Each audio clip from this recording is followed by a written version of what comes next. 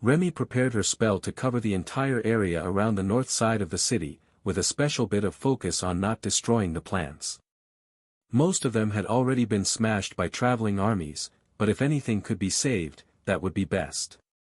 The other sides would hardly notice an ascended rank thunderstorm spell, but with it forming over the whole north side of the city at the same time, it would look more like it was cast from within the walls, where they couldn't easily get at the target. For the mechanics of placing the spell, Remy was relying on Hawk's mental imagery, but she was fairly certain that she knew what to do, and even if it rained on the city, it shouldn't hurt the buildings or the humans. Thunderstorm was also fairly easy to keep active, as it was channeled and didn't have a huge upfront cost. Remy could just keep it going until the giant's shamans dispelled it. The advantage she had was that, while the spell was being used with minimal damage output, the low cost would make it easy for her to keep the sections that weren't being actively dispelled active. Compared to most casters, the Naga Queen had excellent elemental control, and a focused dispel effect wouldn't cause the whole spell to collapse. That would help them sell the idea that it was shamans inside the city that were messing with the weather. If they were in the city, then the storm would be nearly impossible to stop until the battle was over, and the enemy would have to work to deal with it, or send their troops into battle wounded. The second was the more likely case, as the giants didn't actually care at all about their allies. Especially the weaker ones here on the north side, who they would happily sacrifice just to soften up the capital city before the final invasion force arrived. Overhead, the clouds began to shift and darken as the wide area spell took effect. At first, Remy wasn't facing any sort of resistance, and the giants driving the horde forward seemed to think that it was a sign that they were on the right path, as Hawk was reporting that some of them were celebrating. They were in for a rude awakening. When the first bolts of lightning hit, the giants laughed them off, uncaring about a few ascended rank lightning streaks. Even when the rain started, they were mostly unconcerned. The troops could march in the rain, and bad weather would not stop them from toppling the capital today. But when they realized that the rain itself was eating through their gear and supplies, and that the lightning was spreading all through the hills north of the capital region, covering a dozen kilometers of land on this side of the city, they began to worry. "That's impressive. I didn't think that you had that much coverage in you." Carl congratulated. "I'm borrowing energy from everyone, since we're not fighting. Just enough that we can all recover what I'm using." Remy explained. Carl hadn't even known that was an option. He didn't know how to draw energy directly from the team to use abilities. Perhaps it was a Remy-exclusive ability. On the north side of the city, where the giants' weaker allies were attacking, the situation was becoming dire for the incoming monsters. Most of the terrain sloped upwards towards the city from a river valley, meaning that they had to charge up a muddy hill in a thunderstorm to get at the defenders, which was slowing their advance. The rain was burning through their clothing and their hides, leaving welts and blisters that were quickly turning to deep wounds. The best that they had managed was to shelter themselves with cloth. If they weren't touching the cloth itself, the rain wouldn't eat through it. But every time they tried, the lightning had an uncanny way of finding them. In contrast, Carl's hasty move to a command tent with the sides rolled up, so they could see the army as they worked, but still remain dry, had worked out perfectly. Ray had simply made a shelter for her people with earth magic and silk, while Thor had managed to obtain a large parasol, the sort families would use for a beach day. He was sheltering Tessa and the command table with it, while the soldiers worked to raise a tent similar to the one Carl was using. Of them all, Dana had it both the best and the worst. The large branches of Lotus Tree of Life form sheltered them from the rain, but Lotus had to be regularly reminded not to dance in the rain, or everyone under her got soaked. Dana would have to get a tent soon. "Monarch, we have supplies for the line." Someone shouted from behind Carl. "The receiving area is to your left." "Sir, they are specialty equipment sent by the Archbishop." The voice replied, and Carl turned to see a young acolyte of the church, thoroughly soaked from the rain, holding a wooden box for him to inspect. "Ice cleats one size," the box read. "That was a brilliant idea. How many are there?" Carl asked. They were dispatched to all 4 stations in the north. There is a whole truckload of them. The acolyte explained. Get them distributed to the front lines. The second rank can put them on, then rotate forward. Officers, pass the order. Carl insisted. Danny Mackenzie smiled at him. Ice cleats to give them better traction in the mud. It appears that the seers approve of your tactic. Carl nodded. I wish that I had thought of it. That is a brilliant tactic. I wonder if they were available when I was on the Frost Giant front. We were always scouts and never on the lines, so I never really got a chance to check out the supply rooms. Danny shrugged. They were available, but nobody really used them. With the line holding in the same spot for so long, the ground was already torn up, and the traction was good.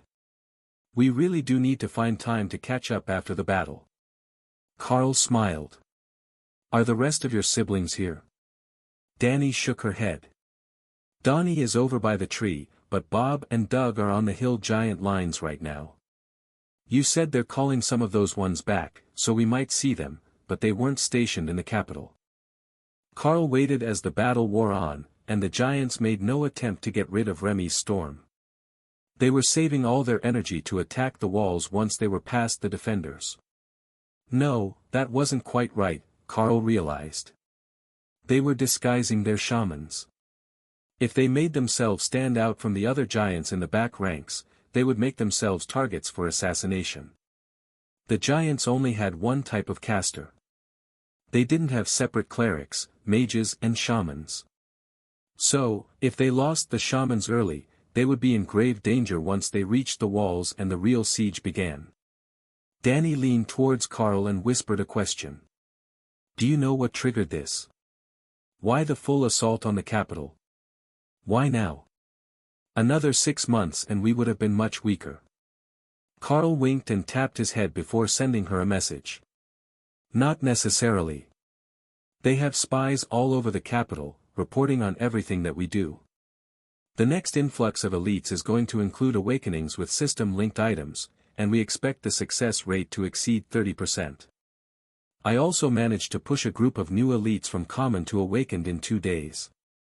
They'll be there for a while as they adjust, but the giants don't know that we can't just keep doing that. Their scouts will have told them that we found a way to force awakenings and advancements, or something close to that. But when we first fought them, they said that they would take the system item from us and crush the church. They think that we have an equivalent to system stones in the city. There was a brief pause as Danny took that all in, then Carl got a message back. Holy wall of text. This feature is wonderful. Mine activated when you sent me a message. So not everyone could use it. That was valuable information. There was a pause, and then the mage sent him another private message. What if the item they're referring to is the trial temple? I heard it changed lately, and new clerics were awakening faster and stronger than ever. If I heard, then whoever is spying surely did. That made a lot of sense. The giants likely didn't know that the temple was only awakening clerics, even if they had success with sending in people for benefits to other classes. But depending on how connected the spies were, the giants might also know that it worked to give commanders advanced classes, which would give them a whole new set of skills to work with. Well, we can let that be the Archbishop's issue. I will include it in my next report to him. Danny laughed out loud, then began to speak as they finished the confidential part of the discussion. You're already thinking of your next report, but we're in the middle of a battle. Such dedication. Are you sure you're not an inquisitor? She teased. Carl chuckled. I'm sure that Sister Ray wouldn't mind. Inquisitor Overlord Neil lets her stab people. Danny shook her head in dismay. To think that our adorable spider friend is now a monarch. How much has she changed? Not much, actually. Her appearance is close to what it was at Commander. She didn't grow too much more, but now she knows a skill to transform into a humanoid. Her skills are obviously improved, but that's a discussion for later. There may be transformed giants among the supply group. I will give details in private. Carl warned. It wouldn't do to have the detailed skills of his team revealed to the enemy in advance. Ray's mental voice interrupted Carl's train of thought. Ooh, I win. They sent someone to challenge me to a duel. An Eton mage monarch. She cheered. Do you have this? Carl asked. There was no response for a few seconds, then Ray began to sing. I've got a lovely bunch of coconuts. There they are hanging in a row. Carl was baffled for a second until he got a message from Ophelia. Can you talk to Ray about terrifying the soldiers? She's arranging the pieces of the Eton on pikes behind the line. Ray, this is not the place for an art exhibition. You're scaring the humans. Just the heads. Fine, you can leave the heads up. But please don't hang dry your food in public. Ophelia messaged a few seconds later. Thanks, that is much better. Then Thor had an update. I get one too. A monarch-ranked ogre lord. This is going to be so much fun. Have you got this? Carl double-checked, the same as he had for Ray.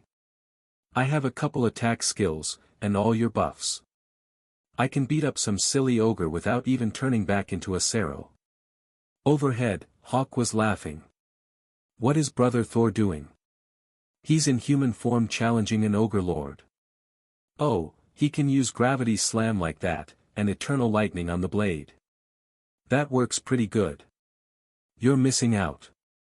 The ogre lord rolled back to his feet, bleeding from one arm after being knocked over by a shield slam from this strange paladin. He was clearly the bigger one, and he should be stronger, but the paladin had tossed him to the ground like he was a child. His pride couldn't handle such an insult. The ogre lord parried Thor's blade, but the real attack was with the edge of the shield that slammed into the lord's ribs. Crushing blows, and shatter, activated, sending vibrations through his body that had the ogre lord spitting blood. None of this made sense. They were both monarchs, how could this stupid paladin be so much stronger than an ogre? Thor activated, brutality, increasing his height from just under 2 meters to 3. That put him eye to eye with the ogre lord, who instinctively backed away a step to put himself at the edge of Thor's reach. A stomp of his foot activated, earthquake, and the ogre lord stumbled, lurching to the left where Thor's blade was incoming. A twist of his arm parried the blow, but Thor was charging with his shield forward. A fully buffed, gravity slam, flattened the ogre lord's body and warped his armor, then sent him flying a dozen meters backwards into his forces. For a few seconds, everything was frozen except the silent torrent of rain, then the ogre lord gave a wheezing gasp and collapsed with blood pooling around the joints of his armor. Thor had won his duel. Playing knight is fun. We should do this more often. While Carl was busy on the northern defense lines, Neil was busy within the city. He had to find as many of the spies as possible before the giants reached the walls. That would be the natural time for them to start causing chaos, giving false orders and starting trouble within the supply lines. With the incident on the trucks, he had discovered the trick to detecting them. He couldn't normally see through their disguises, which appeared to be created by a totem-rank disguise item. But once he had gotten his hands on one of them, he could clearly see the disguised form of the others.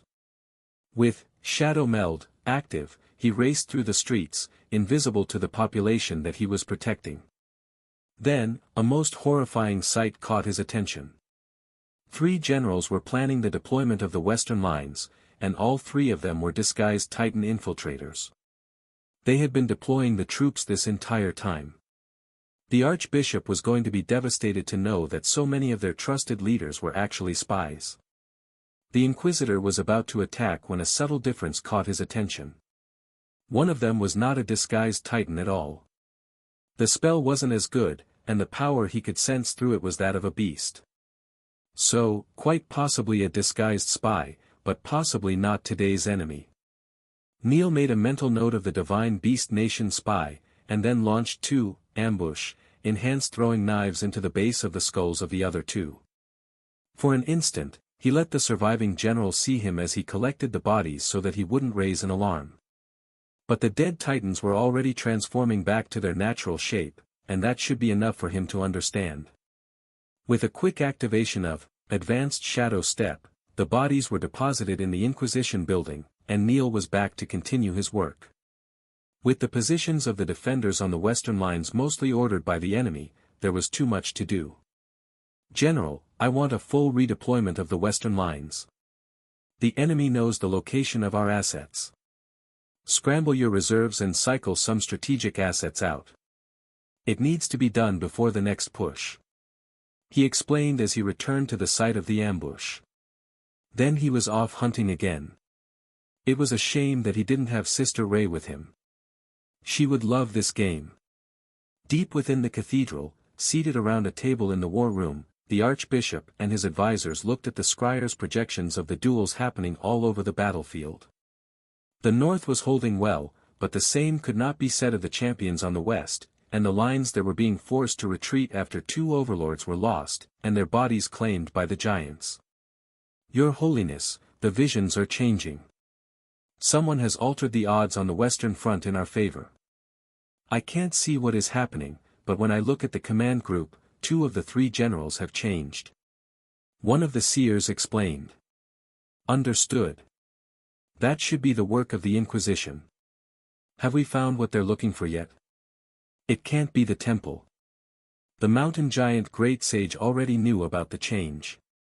So, whoever took over from him after his death should know as well." The archbishop asked his advisors. "No, Your Holiness. We have been searching the city with every skill that we have, but there is no sign of a holy relic that we didn't detect in advance." The old man sighed. "What do the fates say?" An aging cleric on the archbishop's left side. "The fates are a tangled mess. Many heroes will be made, and many names will fall to shame today. But there is one clear tangle above the others, shining bright with the favor of the gods. The closest member of the group is right here with us. Overlord Tabitha, as well as Ahmad, Neil, Othello, and that Beast Master's team are all entwined together. I believe that most of what they were going to do to affect our fate is already done, but their dominance suggests that there will be something else for them to do, either individually or together." Tabitha suspected that her part in the ordeal was finished, as she had been tricked by that bastard of an inquisitor into being the liaison to the northern front. That was the only front that they had reliable communication with. But once she gained access to the system function, Tabitha had sent Othello to the eastern front to do the same as Karl was doing in the north. Ahmad was still recovering, but he should be ready soon, and then he could head to the western wall and relay orders and intelligence from the cathedral. At Karl's station, a proud hill giant was marching through the ranks, with 4 hobgoblins holding up a tarp over his head, keeping him out of the rain. It was clear that his chance at a challenge was coming to him, and Karl had moved out to the front line, where the battle had parted around him as he waited for his opponent. The giant stopped 50 meters from the line, then raised a hand, and a portal opened. Out stepped a 15-meter-tall, 4-armed monstrosity of a titan. There was no doubt that thing was at least a totem-ranked giant, and likely the new leader of the mountain giants. As one, the entire giant army on the northern front knelt facing the new arrival, even the ones who were in combat backed away to kneel. The giant glared down at Karl, who returned his energy with an unblinking stare. This fight might only last half a second, but there was no need for him to embarrass himself before his inevitable death. "You." The titan rumbled, clenching his fists in rage. "Me." Karl agreed, utterly baffled about how this creature might know him. Unless it had been a vision that revealed his identity, Karl was absolutely certain that they hadn't met before. Not even 10,000 years ago. The giant was about to say something, when a portal opened behind Karl, and a small girl with white hair and white scaled ears stepped through. "Bishop Misty." Karl greeted her, then stopped and did a double take as a second figure exited the portal. Karl stared at himself, 5 meters tall and radiating power, with a grizzled version of Kara sitting on his shoulder, her face pulled in a permanent smirk by a scar across her muzzle and gray in her fur. The visor was down on his helmet, and his Kara was smaller than the one on this man's shoulder, but if there was anyone in the world that Karl would recognize just by their aura, it was himself. Nobody was sure what to do as the two powerhouses stared at each other. The size difference was vast, but the power they were radiating was making Remy's thunderstorm churn, and they hadn't even used a skill yet. It's too late. The second Carl announced, staring at the Titan, who spat on the ground, while glaring at him. It's never too late. The giant declared, and began to surge with power, pulling the mana out of the area into himself. The skies went clear, every barrier collapsed, and even the barriers over the city walls fell under his power. The might of the Archbishop was nothing compared to whatever this thing was. But the other Carl and Bishop Misty looked unconcerned as the transformed temporal dragon waved her hand. Let's take this back home. You know better than to meddle with things that must be. The dragon insisted as white fog filled the air. No. The Titan shouted, as a black bolt of lightning raced from his hand toward his nemesis. The second Carl casually swatted away the bolt of power that would obliterate totems with a glancing blow. The power streaked off into the sky, vanishing out of sight. Then the fog closed in on them, and the trio was gone. Carl staggered as the world seemed to shift. All of the mana had been taken, used for that insane skill, and everyone under royal rank was unconscious, unable to defend themselves. The monarch-ranked giant who had come to open the portal simply stared at Carl for a second, then took what might be his one chance, and attacked. From within her space, sheltered from the mana drain, Remy channeled, chain lightning, into him, a steady stream that fried the giant's body even as it twitched, suspended off the ground by the magnetic field of so much electricity flowing through metal armor. The giant's body collapsed, nothing more than a scorched husk, and Remy nodded in satisfaction. That had taken a lot of power, but with no energy to defend himself, and his armor weakened by the powerful one, the attack had been quite satisfying. Hawk picked himself up off the ground and shook the dirt from his feathers. He had been kilometers away from the incident, and the effects had still knocked him from the sky. But from here, he could see the most wonderful sight. There were shiny treasures in the sky. With a streak of fire, he went to claim them before anyone else could get to the good stuff. The attack by the Titan had to have passed right through this spot, and whatever spells had been protecting the treasure had shattered, leaving the shiny thing to fall from the sky.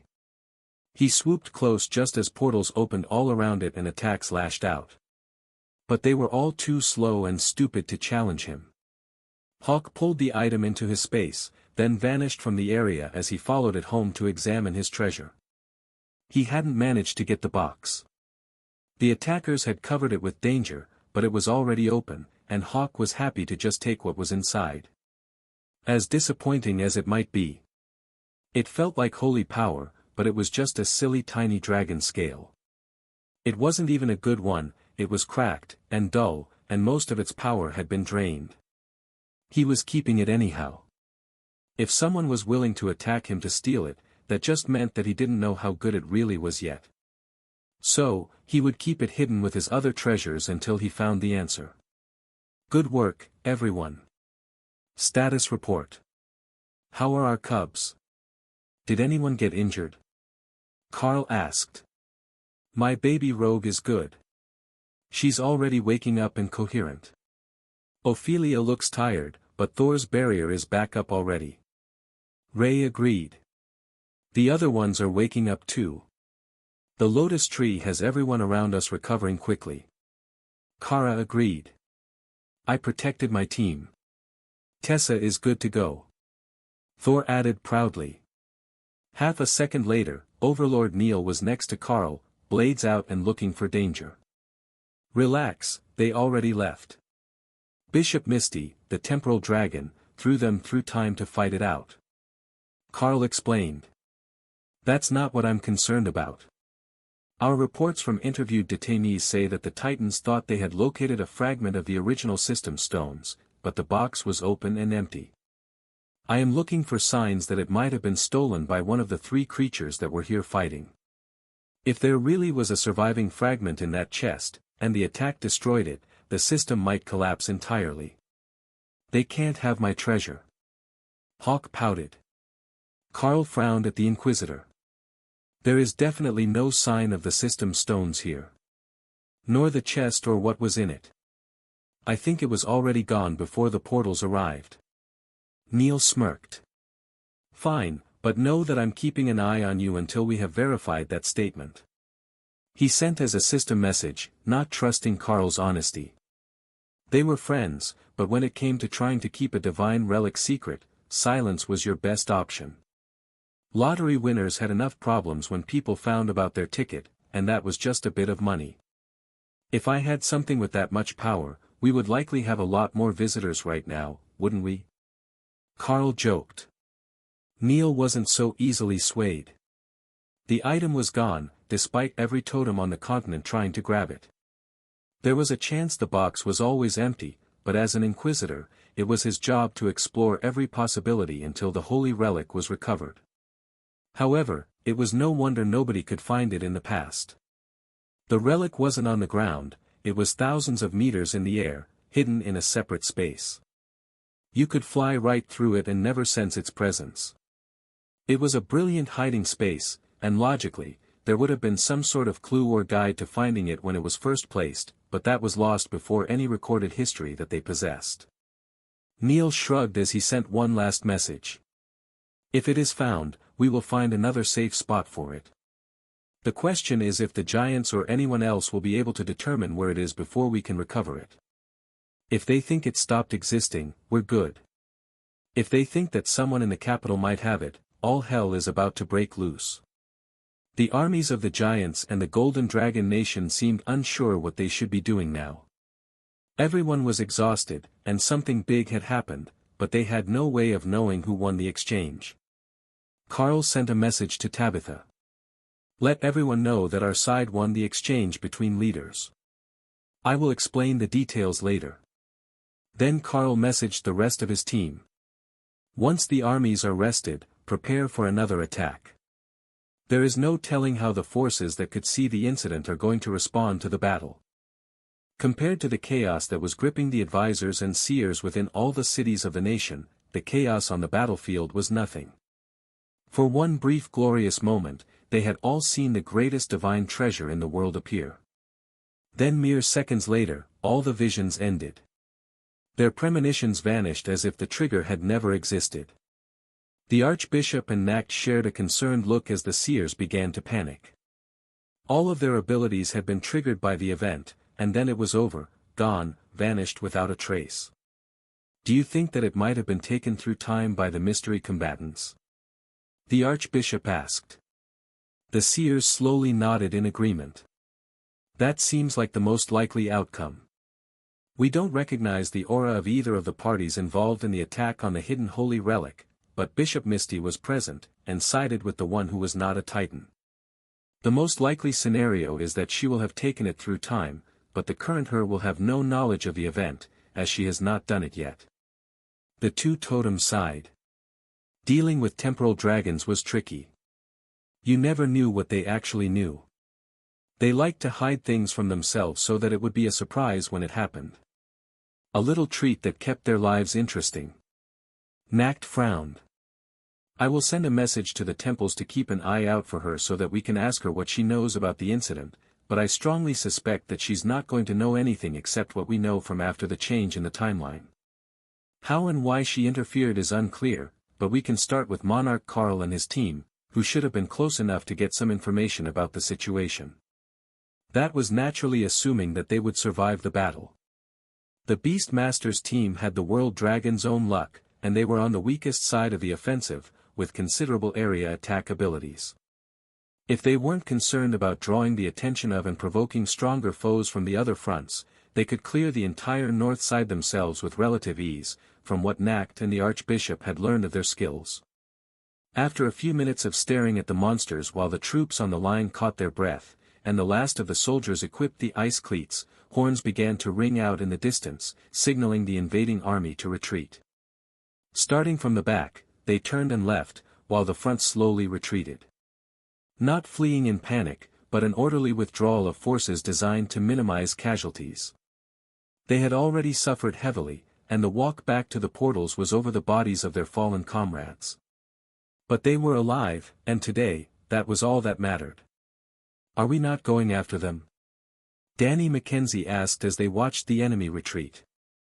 And send our soldiers down that muddy hill, where they will have to face an enemy line with decent footing in the riverbed?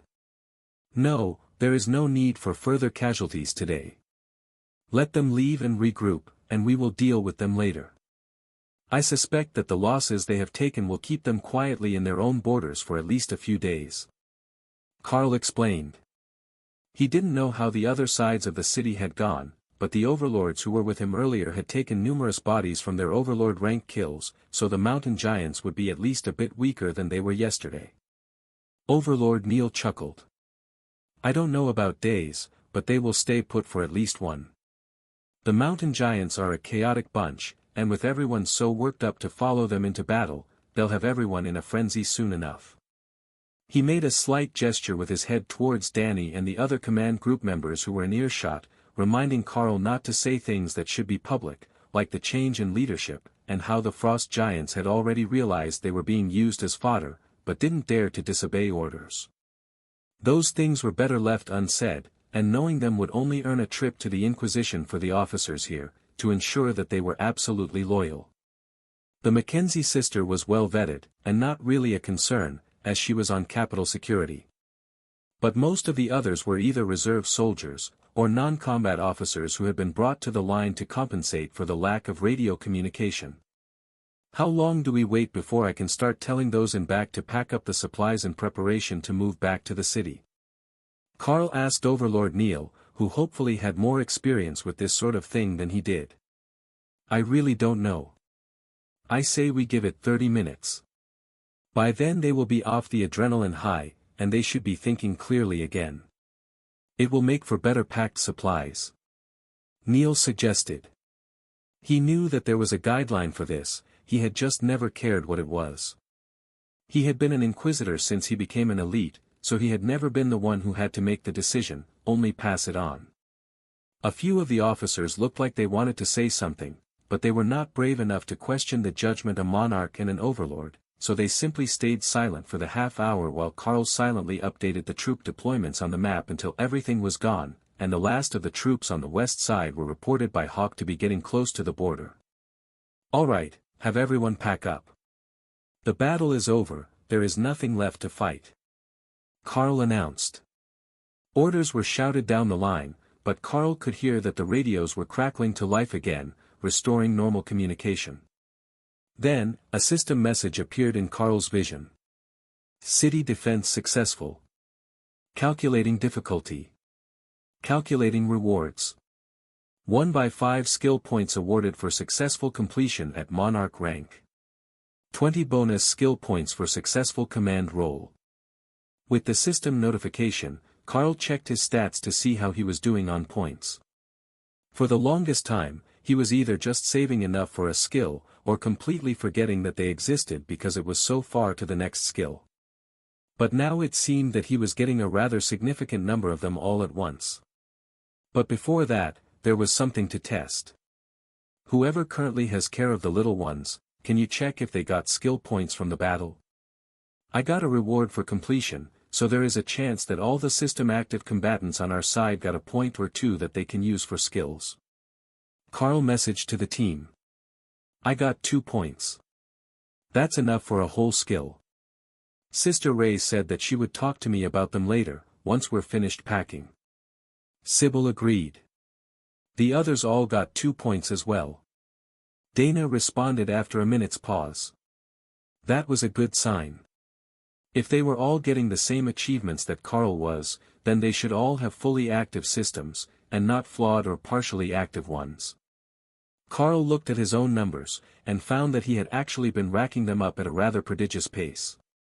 He had received points from the Graska trial, the Cathedral Core upgrade trial, and a few of the fights that they had along the way, totaling 28 points, on top of the 25 that he had just received. He only had 3 skills available, though.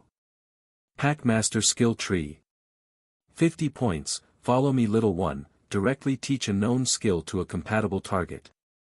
50 points, Pack First, removes the usage and targeting limits on evolution, but adds an increasing materials cost every time it is used on a bonded beast. 50 points, territorial, all attacks by the packmaster have a chance to cause intimidation. Pack first wasn't a priority right now, as he didn't need to evolve any of his beasts, much than once where the skill would supersede the limits on evolution. Territorial was a useful skill, as intimidation would put him at an advantage in nearly every fight. However, in his current situation, the unfortunately named, "Follow me little one," was the skill that he needed the most. That skill felt distinctly like the system was trolling him, but Carl had so many skills that were along the same lines, that it only made sense that he would get something of that sort. Especially with skill merger available, he could create a whole new skill, and then just teach it to someone. It would be brilliant, and he could save an immense amount of time in the training process. But even better, he could teach advanced skills to a beast of a similar or identical species. He already knew that they would be compatible, all he had to do was teach them, and they would gain the prerequisite to pass their next growth bottleneck. Carl looked over at Neil and realized that the real cheat code was not training baby Sero, but helping the older elites who had grown without complete systems.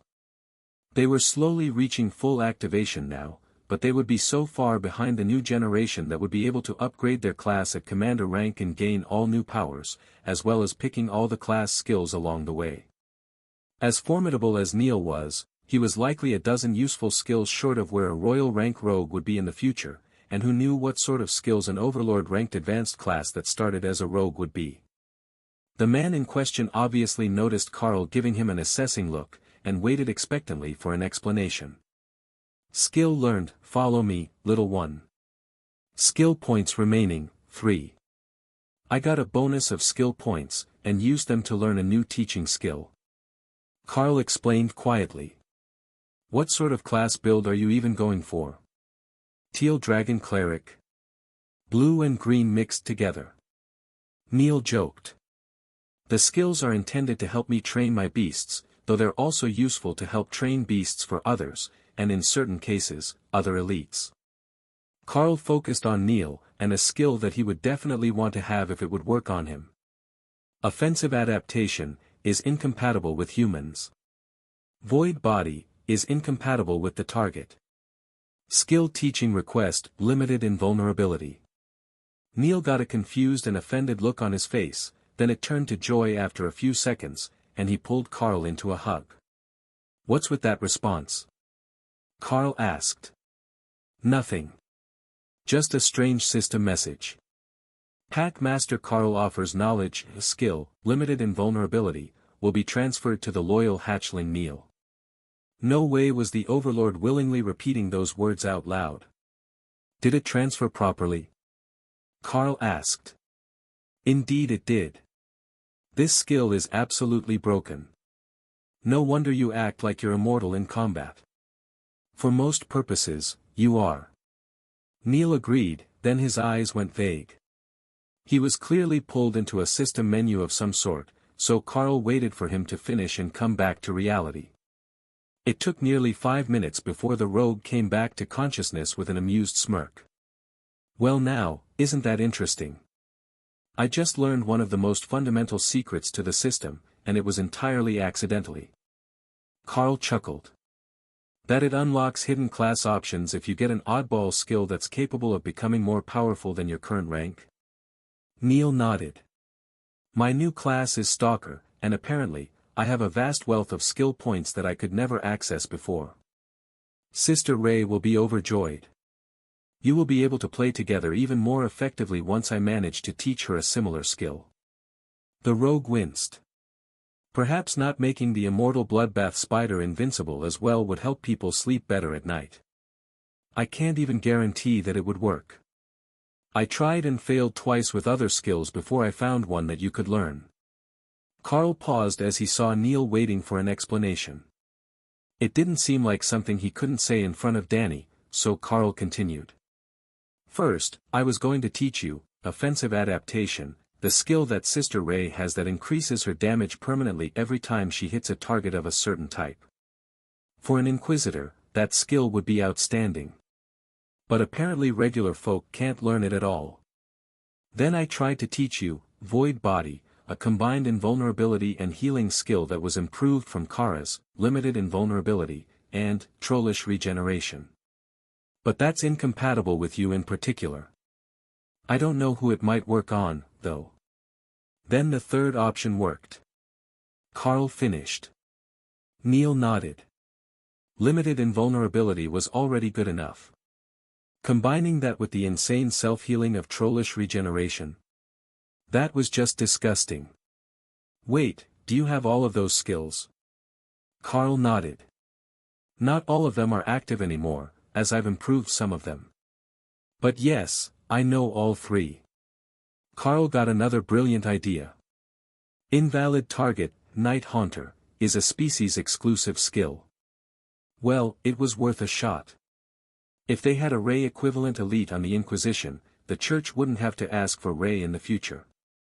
Their presence seemed to be drawing overlords to them, and before the line was ready to move out, Neil had been joined by Tabitha, Overlord Joram the Ranger, and Overlord Drath, who came to them from the Eastern Front, covered in blood and looking rough. Inquisitor, did you find anything? Drath asked as he arrived. Nothing. There is no sign of the relic. No residual energy, no trigger from my tracking skill. It's like it simply vanished. The Archbishop is absolutely certain there was something in the box, but now it's gone without a trace. I'm sure we all have theories, but as far as hard evidence, I haven't found anything yet. Neil explained. Tabitha stared silently at Neil for a few seconds, then pointed at him. Your class changed. She accused. Instantly, Neil realized what that must look like to the others, who didn't know what had happened since he arrived. That's an unrelated issue. Monarch Carl learned a new skill that helped me trigger a class change. He offered. Carl nodded in agreement, and the overlords waited for a more detailed explanation. I got a skill intended to teach my beasts new skills that I already knew. However, it came with a loophole. It's not limited to just my bonded beasts. If I can find a skill that is compatible with others, I can use it to teach them as well. The only real restriction is that I know a limited number of skills, and many of the ones I know are intended for beasts, and not humans. Overlord Joram looked confused, while Drath and Tabitha seemed to understand better, as they had spent a while around Carl. For example, I wanted to teach Neil, trollish regeneration, because what would be funnier than a rogue that self-heals? But it's incompatible. He explained. Ah, that makes sense. You gain all your skills from your beasts or books, right? You don't get the same sort of skill tree that other classes do. Carl shrugged. Well, I do get a skill tree. But it's all utility skills, buffs, and such. I could have picked a different path and learned a load of attack skills, but at the time, this seemed the better path. We need to get you into the library and start teaching you new skills. Well, what ones you can. We have still only managed to turn a few dozen skills into actual skill books. The requirements on knowledge of both the skill and inscription is too limiting for the first book creation. Tabitha sighed. Do you know inscription? Carl asked. Overlord Joram snorted in amusement, and she glared at him. No, I didn't pick inscription as a trade. Carl patted her kindly on the shoulder, and activated, Follow me little one. Skill teaching request, Sharpness. Sharpness, slashing, stabbing and disintegration type abilities increase in damage by 10% per rank of the user. Tabitha's cheeks went bright red as she stared in shock at Carl, and Neil began to laugh. Oh, it must have given you the same message that it gave me. The warrior cleared her throat and put on a stern expression. I don't know what you mean. She replied calmly. He just taught you a skill, didn't he? Which one did he pick? It has to be something that is compatible with your skills as a warrior. I don't know what Carl has that would qualify that you don't already know, though. Neil explained. Sharpness. He taught me a skill that increases the damage of slashing and stabbing attacks. Perfect for a great sword user. Tabitha informed him with a sigh. Then she turned on Carl. What is with that message anyhow? Since when am I an adorable kitten? Carl nearly choked on his tongue, and Neil had tears in his eyes. It called me a loyal hatchling. I think it's system generated, and the skill is intended to be used on new pets. The rogue laughed. Carl looked at the skin-tight latex bodysuit she wore with armor plates over the vital areas and firmly decided that while adorable wasn't quite the word he would have picked, he was going to take a page from Sybil's playbook and not say a single thing. Unfortunately for Tabitha, Overlord Drath was not so restrained. Well, I think that you're adorable. Look how cute you blush when you get mad. He teased, winking at the embarrassed warrior. The soldiers were ready to head back to the city, and Danny was waiting with the command group for Carl or someone to give them an order to move. Carl turned her way, changing the topic from exceptionally curvaceous, adorable kittens, and nodded to the mage. Send out the orders. The north side is secure, all troops can return to the city. Carl instructed. Thank you, Monarch. We will be off. Danny replied, but Carl stopped her before she could go. I'm in the Monarch apartments, if you want to come by with the siblings. My whole group is staying there, and I'm sure they'd love to catch up. Danny smiled. Donnie already sent me an invitation from Dana to come visit you all. I will let you know when we have time. We've both got regular guard shifts this week. The rest of the team was making their way over, along with the acolytes and Donnie Mackenzie. They were all in high spirits, though the young ones looked more than a little traumatized after their first time seeing battle. Carl was fairly certain that they hadn't actually taken part, as awakened rank had little chance of doing anything more useful than the common soldiers on the line, and they were even less trained than the privates in the church army. At best, they might get a bit of experience, but more likely they would just be in the way and get others injured as they tried. Once they arrived, the young cadets all came over to greet Carl, who took the time to listen to their stories and the things that they had noticed about how the senior elites fought during the battle. He wasn't training them, that could wait for later. But it was clear that the little ones were fond of him, and after the next training session, that sentiment was almost guaranteed to increase. Back inside the city, things were even more chaotic than they were on the battlefield, with people panicking about the attack, about how they had just realized that the capital was a target, and that it was far too close to the mountain giant borders. Never mind that they had been there their entire lives, and this was the first time that the giants had dared to threaten the city directly. Now that it had happened, the reality had sunk in for the capital residents who were used to their luxury and safety.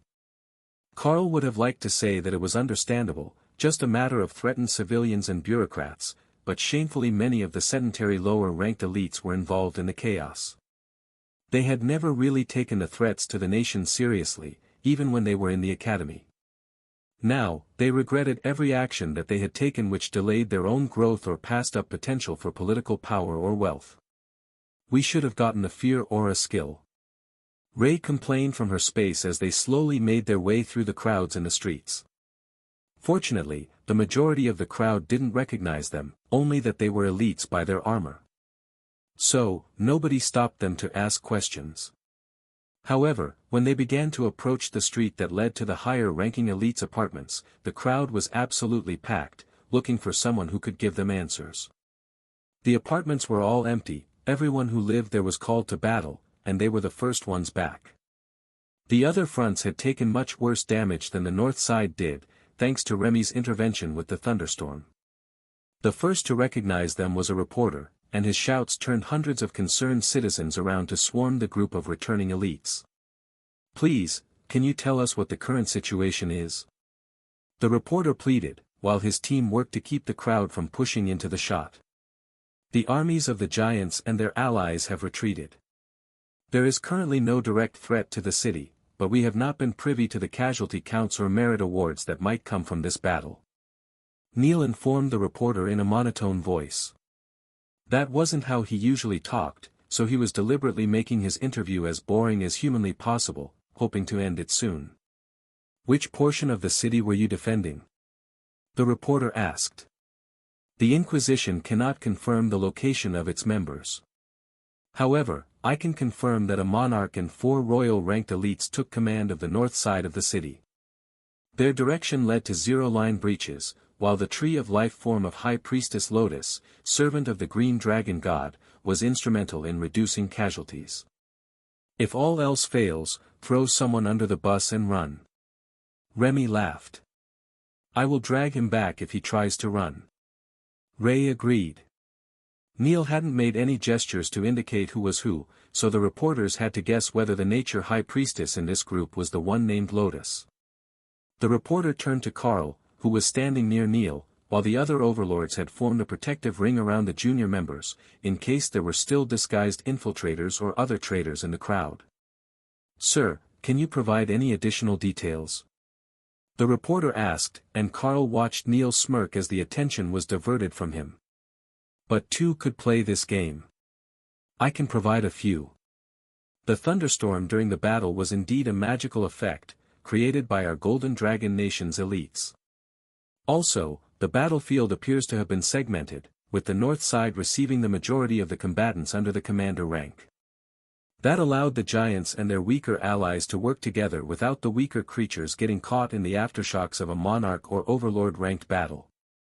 Finally, we have identified a number of traitors and transformed spies from the giant nations inside the city. If you should be caught in the middle of a police action to apprehend them, we cannot guarantee your safety if you are protesting or crowding the streets. Behind him, Drath and Tabitha groaned, and the crowd began to shout in panic. Sir, can you confirm how many spies might have been found? The reporter asked. Obviously not. However, you are live broadcasting this, so there is a chance that they will attempt to go underground or join the cowards fleeing the city for the anonymity of a rural community. A giant wouldn't take the indignity of living like a peasant or common worker, so if the rural population was suspicious of everyone with powers who entered the village, it would help keep the cowards in the capital. At least, that was Carl's logic. The villages didn't want politicians rolling in with their wealth and taking over, they already had enough issues with the large business owners acting like they owned the world. A few words to help discourage the relocation was the least he could do for them. Can you provide any other details? The reporter asked hopefully. This elite was more forthcoming than most, who would make asking questions feel like pulling teeth. Only one that is relevant to the situation. With the help of a new potion breakthrough and an advanced, science-based training regimen, I am pleased to inform you that the old record for time taken to reach awakened rank for an elite has been broken. Research is ongoing, but the early signs are very encouraging, and we can expect a grand announcement of success after the divine injection ceremony in the coming days. What exactly is science-based about the torture routine that you had Sister Ray come up with for me?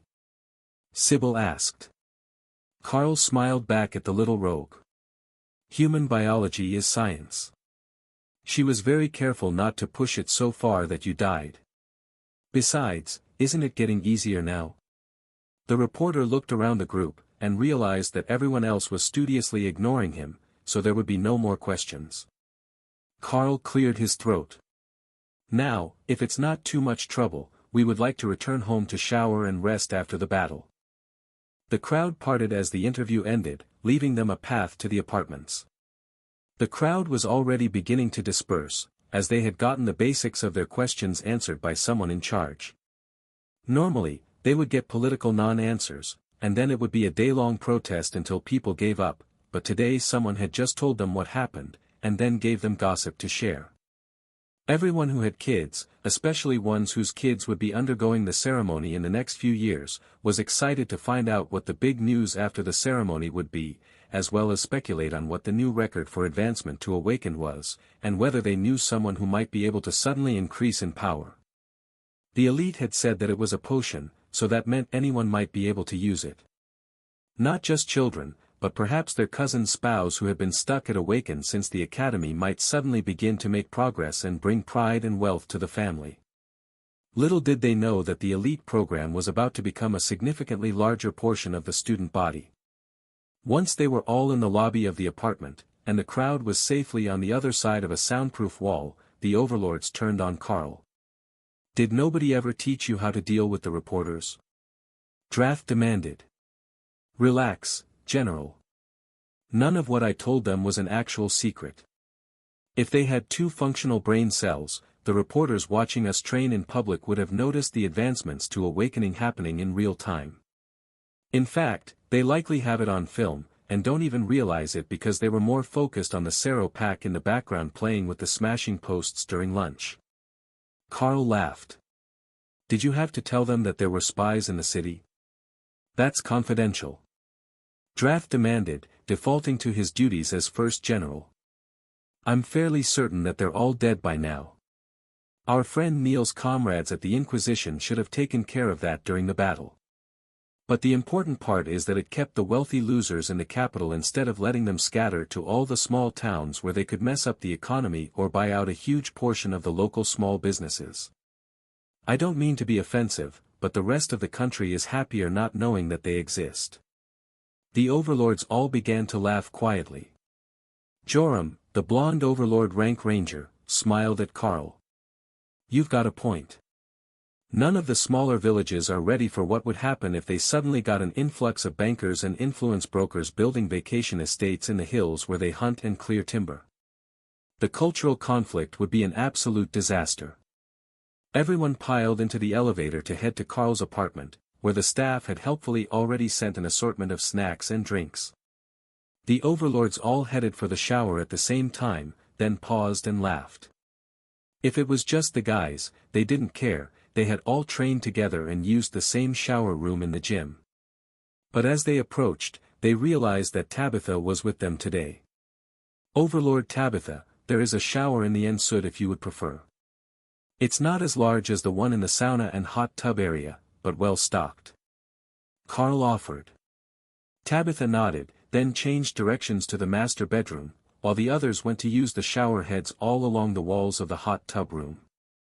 Carl had assumed that they were mostly there for the steamy ambience when you had the sauna going, as one of them pointed straight at the sauna heater. But they did work as actual showers. In his mind, Ray came to the same realization. They had just turned them on to get the air nice and humid before their bath. The showers even had a timer on them for that purpose. But she could use them for so much more. Nobody took long. 3 minutes later, everyone was back out in fresh clothes with wet hair. Overlord Drath took charge of the conversation once they were all seated, with a nervous group of acolytes sitting at the table behind Carl, next to the kitchen. The snacks and drinks were on the coffee table, so they were hoping that they would just be ignored. What was about to be said was likely super secret, and while they knew they shouldn't be hearing it, they couldn't resist. All right, I will start with the obvious parts. Bishop Misty of the Divine Beast Nation arrived with 2 unknown totem rank or higher creatures. What do we know about them? Drath began. Carl considered his answer. One was a 4-armed titan. He arrived through a portal opened by a monarch-ranked giant. He was the first to arrive, and then Bishop Misty arrived with the second totem, who I believe was a human. Possibly, a beastkin. But close to human. Technically not a lie. Thor aloud in Carl's mind. Carl was possibly a human. And possibly a beastkin. Or something that was neither of the above. But they were all still options until they had a definitive answer. And the attack that revealed the treasure? Drath asked. The giant launched it, and the other swatted it away. I think he was just aiming to send it into the sky, but there wasn't time for much after that. Bishop Misty sent them all through time. If I remember right, I believe she said that they were taking it home. That makes me think that they were all transferred through time, and the temporal dragon was working to restore a timeline. Or prevent additional damage to it. I don't really understand how that works. Carl explained. Did they take anything before they left? Overlord Joram asked. I don't think so. But the dragon's time spell creates a thick white mist. I couldn't see the treasure location until after. The overlords nodded in understanding. Great, more mysteries. Joram sighed.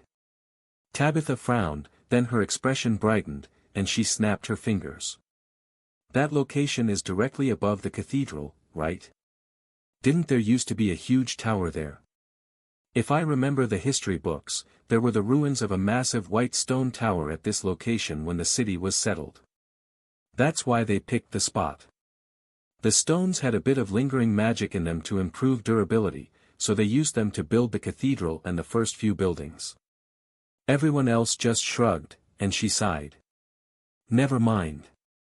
I will ask someone who has actually read a history book. A knock at the door drew their attention, then Sybil opened it to let Lady Othello, Overlord Ahmad and the head librarian from the cathedral enter. Carl smiled at Tabitha. Ask and ye shall receive. If anyone has read a history book, it's the librarian. The blue dragon smiled at Carl. She had questions for him as well. Especially about that runecrafting book that he had apparently made for the Archbishop, and why it didn't give the user knowledge of any of the relevant crafting specialties associated with the trade. It was simultaneously the most useful and dysfunctional learning experience of her life. The overlords nodded to their comrades, then took seats, with Ahmad settling in next to Dana to whisper in her ear. Carl gave him a suspicious look, but the overlord sent him a system message. Magical theory developments. The battlemage will gain from them. That was good enough for Carl, but the fluffy cat ears of the overlord rank mage were entirely too tempting, making the mage a natural ladies' man. Tabitha turned to the librarian. Am I right about that location being somewhere directly over the cathedral that was built on the ruins of an ancient tower? The blue dragon nodded her head. That is right. My theory is that the object was a prize for winners of the tower. We don't know what was supposed to be in it, or if it was claimed and that was why the tower's magic faded. But the location matches, though the tower must have been thousands of meters tall. What isn't common knowledge is that the foundation of the tower was never dismantled. The cathedral wasn't built there simply because there was a lot of stone. There is an active trial in the catacombs under the temple. There are 15 levels below ground, through the actual base of the defunct tower. The magic of the world dragon is strong there, and that is why the cathedral was actually placed on the site.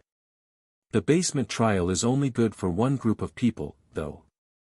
Nobody can enter it except bishops and avatars of their gods. That is the overlords and totems aligned with the church. It is similar to the trial instance in the grounds, but at a much higher level. That trial temple on the cathedral grounds used to rely on the power of the underground temple, but after the incident the other day, it is generating its own power, and the usage is no longer so limited. The last was said while the librarian stared at Carl, who had made the new core for the trial next to the cathedral. But in Carl's opinion, that wasn't really his fault. It wasn't going to let him out until he provided a new core, so one way or another, it was bound to happen. Carl smiled at Tessa and Lotus.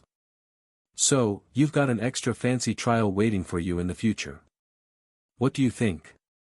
2 more years should do it. Or do you think it will take 3 to reach Overlord? The other overlords laughed, while the dragon rolled her eyes. You say that so casually, as if everyone else in this room didn't use a massive number of resources or enjoy a string of exceptional luck for over a decade to reach their current status.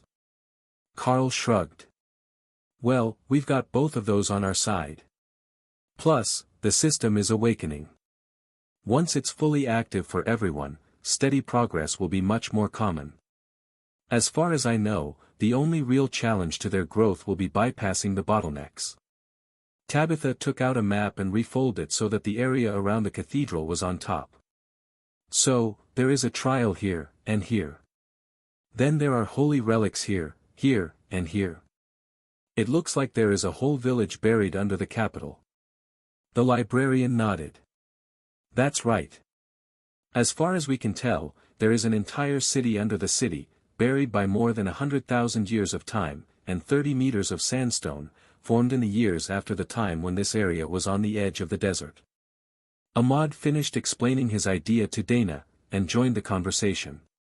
You know, one of the groups of giants that we fought said that they were going to take the system relic that was in the city and crush the church.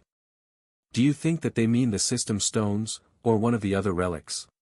He asked. The librarian winced. Well, technically, they could mean any of countless items. We have been stockpiling system relics in the catacombs for centuries. The hope was that the resonance would help activate other system relics. Did it work? Carl asked. That is debatable. But if nothing else, it seriously slowed the decay of the stockpiled items, to the point that some of them were still active during the last annual inspection, thought in a very precarious state. They couldn't be moved, or used for their intended purpose, but when we tested them with holy magic, they still showed signs of the system, even after all that time. It's part of the reason that the church was so confident that they would be able to get the divine injection to work once they found the ruined system stones. They were designed to liquefy holy power with the system integrated, and the study of them allowed the development of the serum. But I'm rambling, we didn't want to talk about that, we were talking about the treasure over the city that might have once been in the tower that was here, and whether that was the item that the giants were after. Well, if that new leader of theirs knew something in advance, perhaps having been informed by the time traveler that Bishop Misty sent away, it is possible that they know much more than we do. In fact, it's possible that we still haven't discovered what they came here to find, and that might be why they're so desperate to force us all out of the city. I get that they hold a grudge against the World Dragon, but they seem much more determined than in the past to stamp out the church. Everyone let her ramble, thinking of the possibilities, as well as the likelihood that the giants would be coming back for whatever they had failed to obtain with this attack. Or, in the case of General Drath, what his troops were going to have to do to actually win the next confrontation, if they did come back and try to force their way into the city. If they made even a small breach, the destruction that the giants could cause to the civilian population with a single overlord was immense. A few minutes loose behind the walls would cost tens of thousands of lives. After a few minutes of letting the librarian ramble about the past and the possible targets of the attack, Overlord Drath decided to change the topic to something a bit more optimistic. This isn't strictly on topic for right now, but we would like you 5 to help with the ceremony here in the capital next week. We know that you all have fully active systems, and the government will be providing system-enhanced items for the testing. That is why we would like you to assist. You see, there is no guarantee that the items will have the same reaction to being handed from a nurse to the student as they would when being passed from one of you to a student. We are hoping to maximize the number of successes in the capital region, and we will have nearby elites help with as many of the other locations as possible. If nothing else, it will at least improve the morale of the new students to have met a few working elites before they reached the academy. Carl chuckled. The guards on the train were the first experience for me, and they were remarkably helpful. The general nodded. They are typically chosen from the elites that are good with kids, but not really good at much else. I have heard that it makes them easier to relate to because they're all common and awakened rank elites, the closest thing we have to just sending other students to pick them up. We did consider that, by the way. As a sort of reward for senior students. Carl chuckled. That could be interesting this year, as so many of the students who are about to become seniors have spent the last year on the hill giant border. At least, I assume they're still there. Drath nodded. They've been moved a few times, and cycled back to the academy for rest, but they've spent at least half the year on the border, and they're stationed there right now. Carl nodded. I don't think that any of my people would have an issue with the plan to attend the ceremonies. How many middle schools are there in the capital? Drath thought about it for a second. There are 16 in the city, but they all do the injection ceremony at the Opera Auditorium so that their parents can attend and see the new elites one last time before they go. I believe that the smaller towns do it at the school, don't they? Carl nodded. Yeah, but not with parents present. We did it in the classroom, as there was only one class in our year. But the lithium mines aren't all that large, so many years we have under 24 kids in a year. Mine was larger than usual, but even then, there were only a few of us at the academy. Possibly, only 2. Unless I missed someone. The librarian frowned as the two talked. How much do you have left to do in the city before then? I seem to recall that we were getting training updates from some students under your supervision. Carl nodded. We have these 5 lovely young elites in our care, and they're making great progress. But we also have 5 beast rangers and a tiger monk from the Special Forces cadets training with us. We are going to try to advance that group in the next few days, as well as imparting some more skills and combat training to prepare these acolytes for their time at the academy. I have been informed that the army will be taking over the training of the beast rangers. General Drath nodded. Yes, they are already cadets assigned to the Special Forces, so we will take on their basic training, as we had already planned to when we thought they had no system access. The other overlords chuckled. It was clearly a power play by the church army, but it wouldn't hurt anything, and they were going to be overloaded with students at the academy anyhow, so letting the Special Forces students have special attention would help them immensely. Plus, it would give them an excuse to foist similar talents on the army for training, in the name of boosting the skills of the elites. They were already short on teachers, and that problem was only going to get worse with the next influx. Anyone who could and would teach students was going to be needed very soon, but the librarian was beginning to suspect that Monarch Karl was going to find a way out of that, somehow. Likely by becoming a vital asset somewhere else, where there were no elites to train. Or at least no freshmen for him to train. Overlord Joram snapped his fingers. I get it now. There is a reason that you didn't have those young elites fighting on the North Front. They're not just under your care, they're still waiting to go to the academy, so they haven't been inducted as proper elites yet, with all the responsibilities. Karl nodded. Exactly. 3 training days and a potion doesn't make a proper soldier, and it definitely doesn't make an independent elite. Untrained fighters on the front lines are a nightmare. The overlords looked like they were ready to retire to their own units for the night, but the Blue Dragon Priestess had more to talk to Karl about before he managed to escape from her. We can all discuss the motivations behind the attack later. Elite Karl, I have a request for you. You have a talent for teaching, and a number of rare skills. I would like to make a formal request for you to transfer those skills to the clergy scribes for distribution. She announced. Karl smiled and placed his hand on hers. Skill teaching request, Lightning Zone. The librarian's eyes opened wide in shock, and she read the system message quietly, but audibly.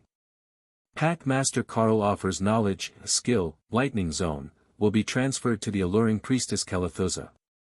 Hey, why does it mess with me, but flatters her? This is clear system favoritism. Tabitha complained.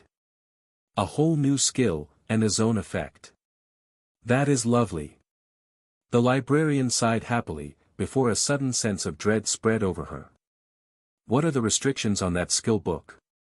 She asked, recalling the debacle of the refreshing lightning barrier. Karl smiled. That's the fun part. I have no idea who can use it. Karl inspected the option with skill book and realized that it was nearly exactly the same as refreshing lightning, except that it included mages with high lightning affinity in the list with lightning element beasts, clerics, and shamans.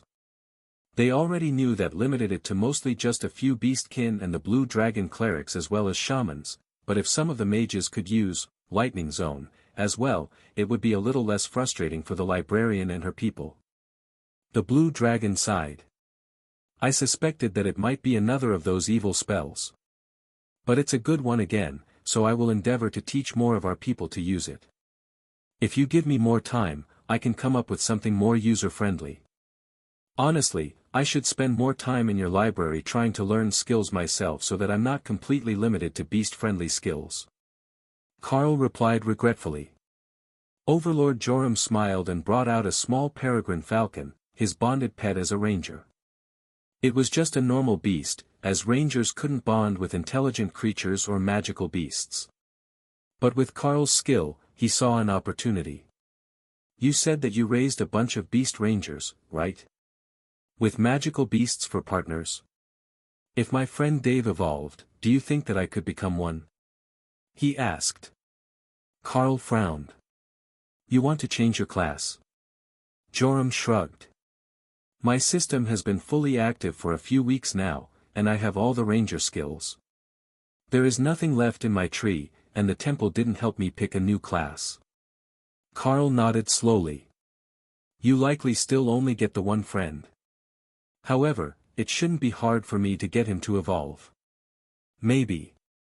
If Carl remembered his book learning properly, many species of magical beasts started as regular animals who ate a magical resource. Surely, Joram would have tried that already, if he was looking to have the bird evolve. But it was best to check. Have you tried giving him resources?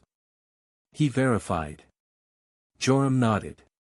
Ever since I was a royal, 6 years ago. Nothing changes him. Make him a baby hawk. It will be funny. Kara suggested. Hawk was intrigued by the idea. A baby me? Yeah, teach him flaming body. Baby Hawk. Kara suggested.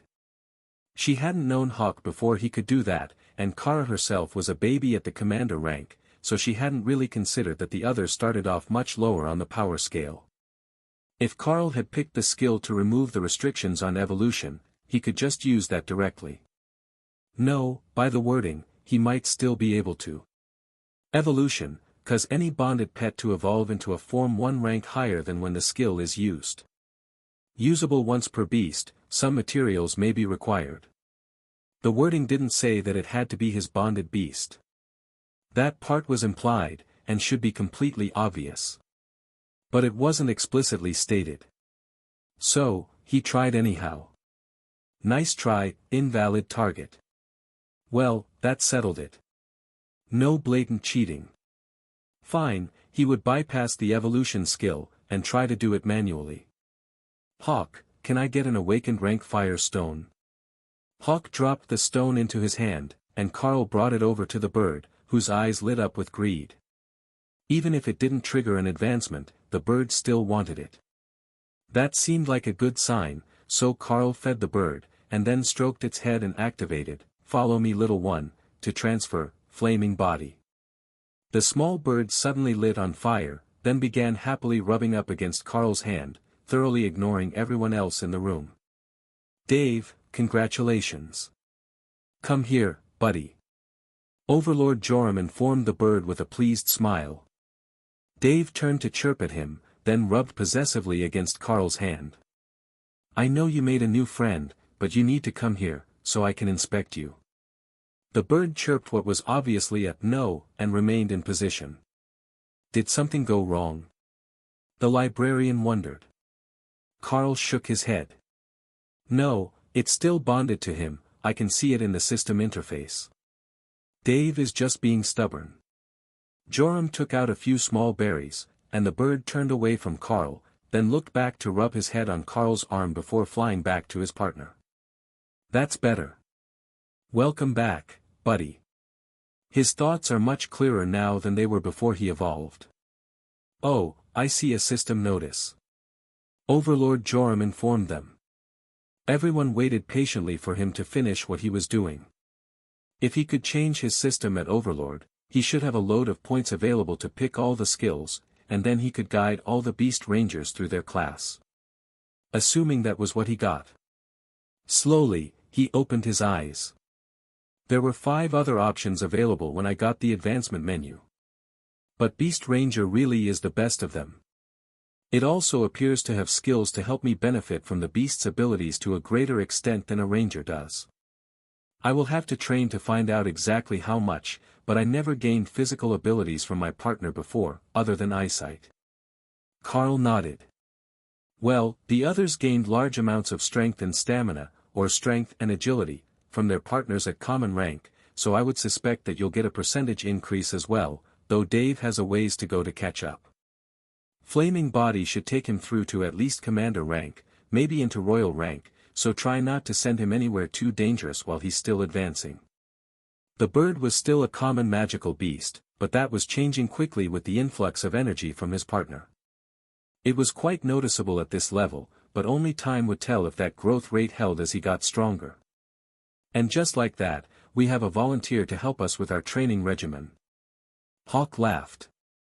And a strong one, with lots of scouting and combat experience. Now that Overlord Joram had a few seconds to adjust to his new class, and to the enhancement of the bond with his Dave, as Hawk called the bird, he was zoning out again, looking at all the skills that he had available to him. You know, starting out with this class might not actually be optimal. There are so many introductory attack abilities, utility skills and hunting buffs with the Ranger class, that simply aren't part of this class. A lot of the skills that Beast Rangers get are for improving the stats of our beast, or our targeting with ranged attacks.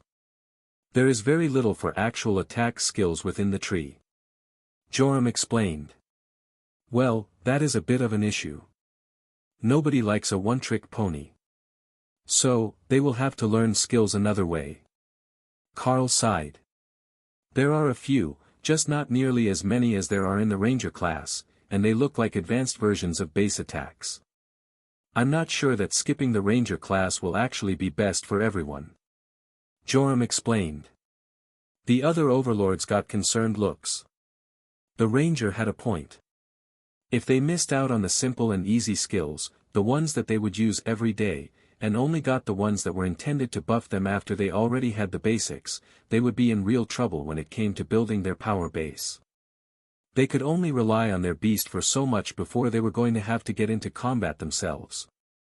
But there were options. Like the Special Forces cadets that had been chosen for the first group, they could continue to train conventionally, and learn the basic skills from the academy. It might lead to an imbalance in their abilities, but it would be better than nothing. But to Tabitha and Neil, the most offensive combat-focused of the group, there was another issue that was becoming apparent. The class was only part of the issue. The real problem was going to come with what beasts they chose. Lightning Sero had a versatile barrier that could also be used for melee offensive attacks. The more cats had stealth on their side, and the bonded partner would have speed to help them. But what if a different beast was chosen? That girl who had gotten the small bird, for example. Or someone who picked a less impressive beast out of fondness for the species. Both would be at a huge disadvantage in their growth.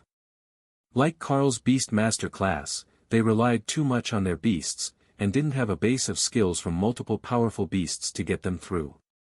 We could just assign a curriculum to them that focuses on learning skills from the start. Ray and the others learned quickly when they were young, and they're still innovating. I think that if we have the right teachers in place, we can help the students master at least 2 or 3 basic skills at the start, and then they can work from there. Speaking of which, how is the skill library coming along? Carl asked.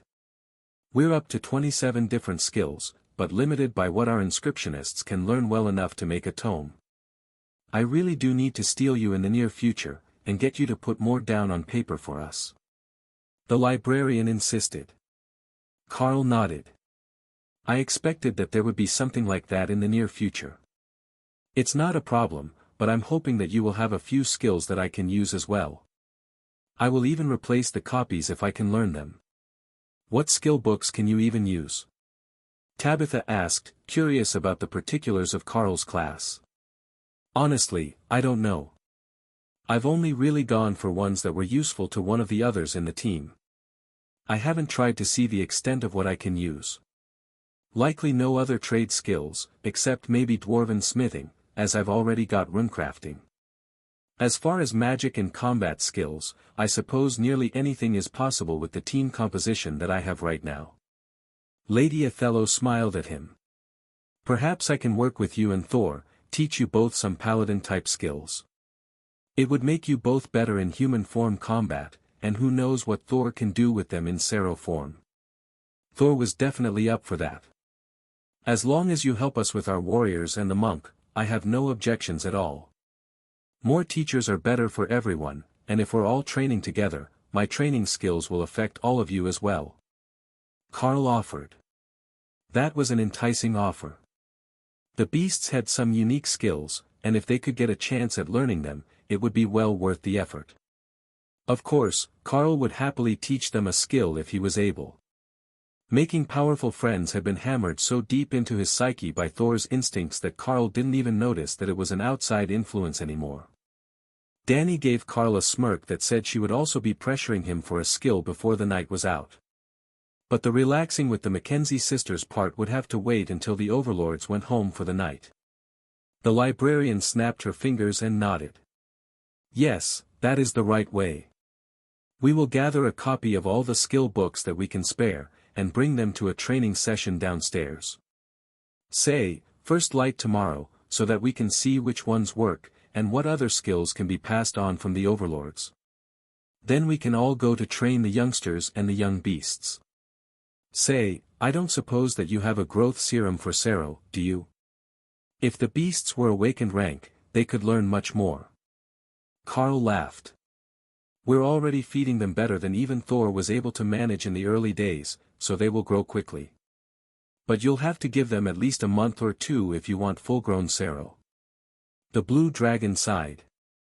That was still a huge improvement, as Sero normally took 2 years to get past the adolescent phase to adult, but she knew that this project would go off the rails the moment that the controlled environment was gone.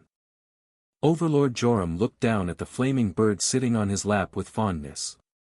I am going to retire for the evening. Dave wants to fly free and explore his new abilities. Carl nodded. Do you want Hawk to look after him? There are many scary things in the world for an awakened rank magical beast.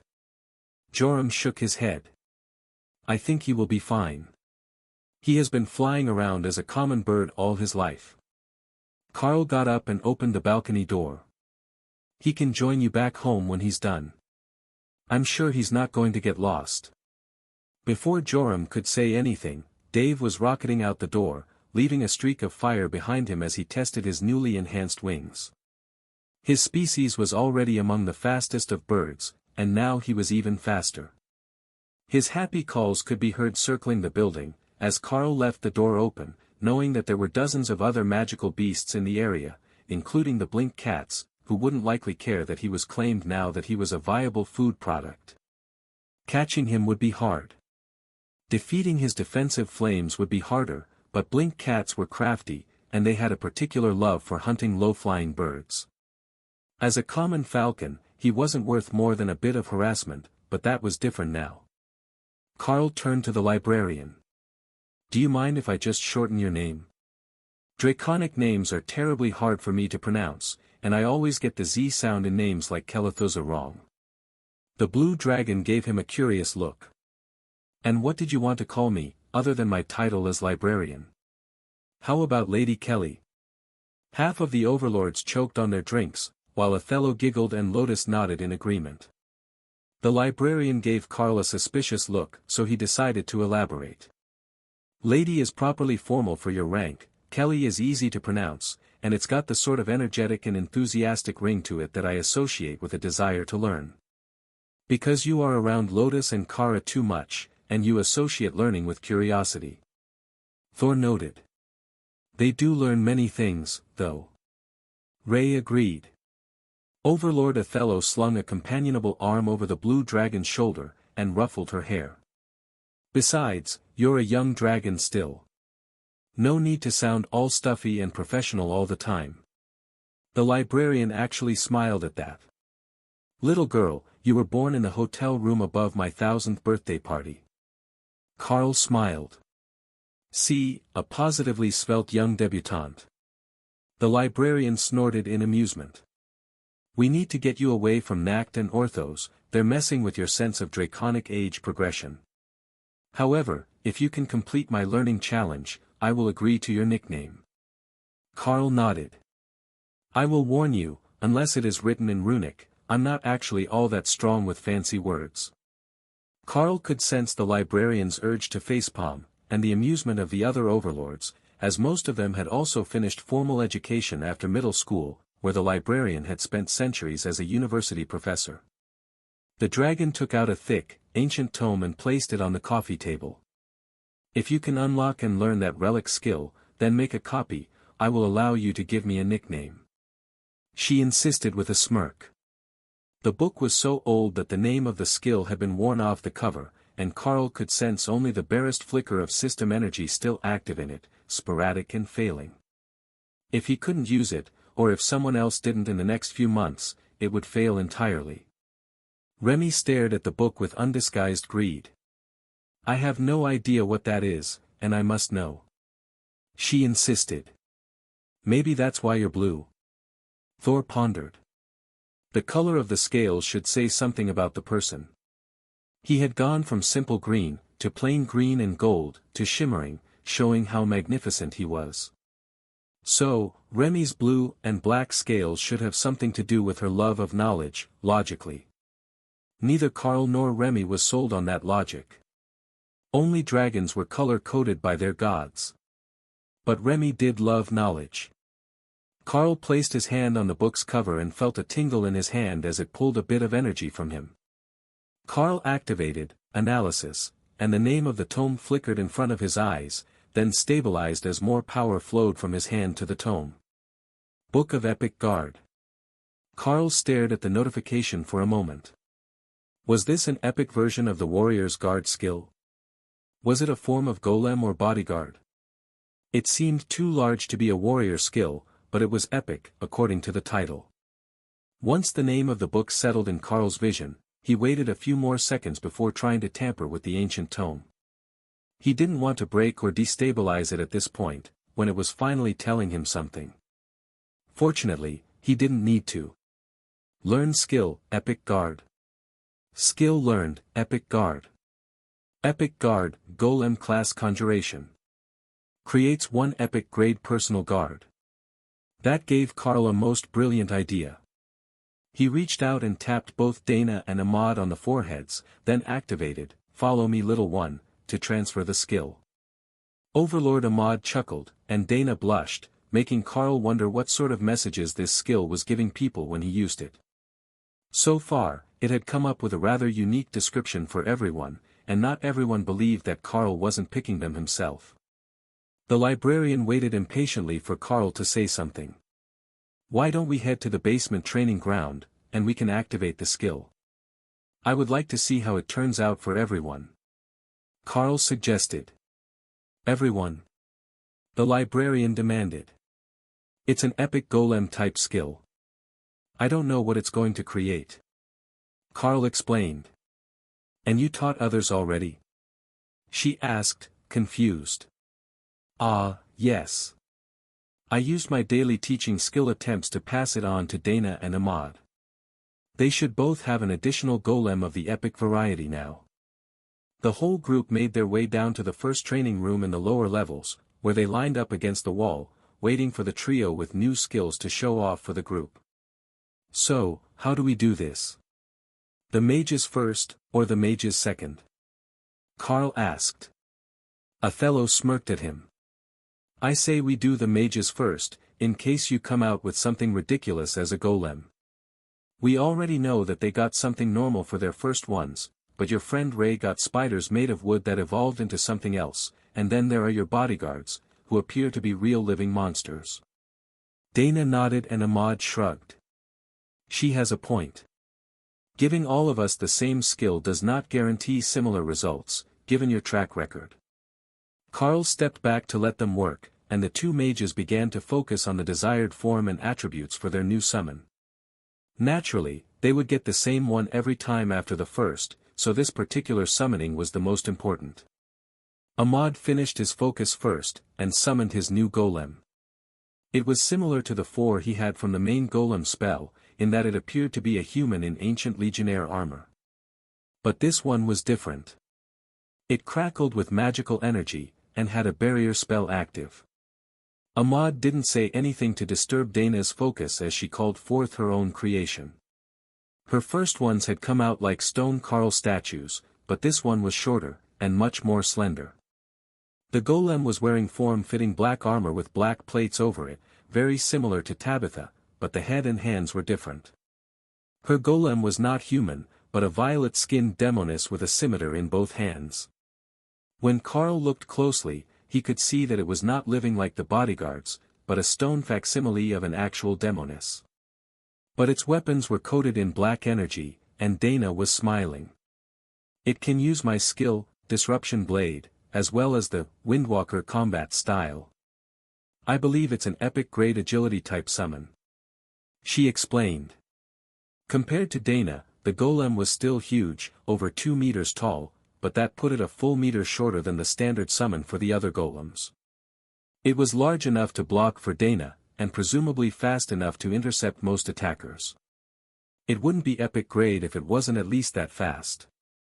Ahmad nodded, and then his golem duplicated itself. Mine can use my duplicate summoning skill, as well as arcane barrier, which serves as both an offensive and defensive skill. The librarian snorted in amusement. Of course, it can duplicate itself. Such a cheat code for the man who already has 4 golems.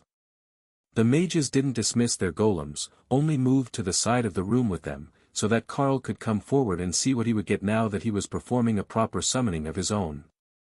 Carl knew that he likely could come up with something great if he really focused. Dana had created a golem that mimicked the basics of her own combat abilities, which was incredibly impressive. Alright, group effort. I have no idea what we're summoning anyhow. So, everyone focus on what they want out of the new golem and let's see what happens. Carl suggested. Oh, this is fun.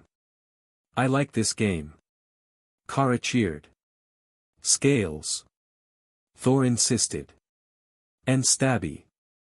Ray agreed. Let's do this. Hawk and Remy insisted at the same time, focusing on their desires for the golem's appearance. At first, the creation didn't make any sense as it formed, surrounded by a black cloud that was making it difficult to see properly. The other golems had formed properly, but this one seemed to be taking its time deciding on what it was going to look like, even as Carl focused on making a functional humanoid golem. For a moment, Carl lost his focus, wondering if he was the problem, as everyone else was focused on entirely different visions of what the spell should create, and they were all linked by their minds. Once he did, the black cloud began to contract, and the new golem formed. It appeared to be a dryad, but mostly black, and shifting in appearance, as if trying to blend with its surroundings. It had long branch-like fingers, flattened into massive talons, scales over the portion of its surface that wasn't covered in bark and long flowing white hair that reminded Carl of the stripe down Kara's back.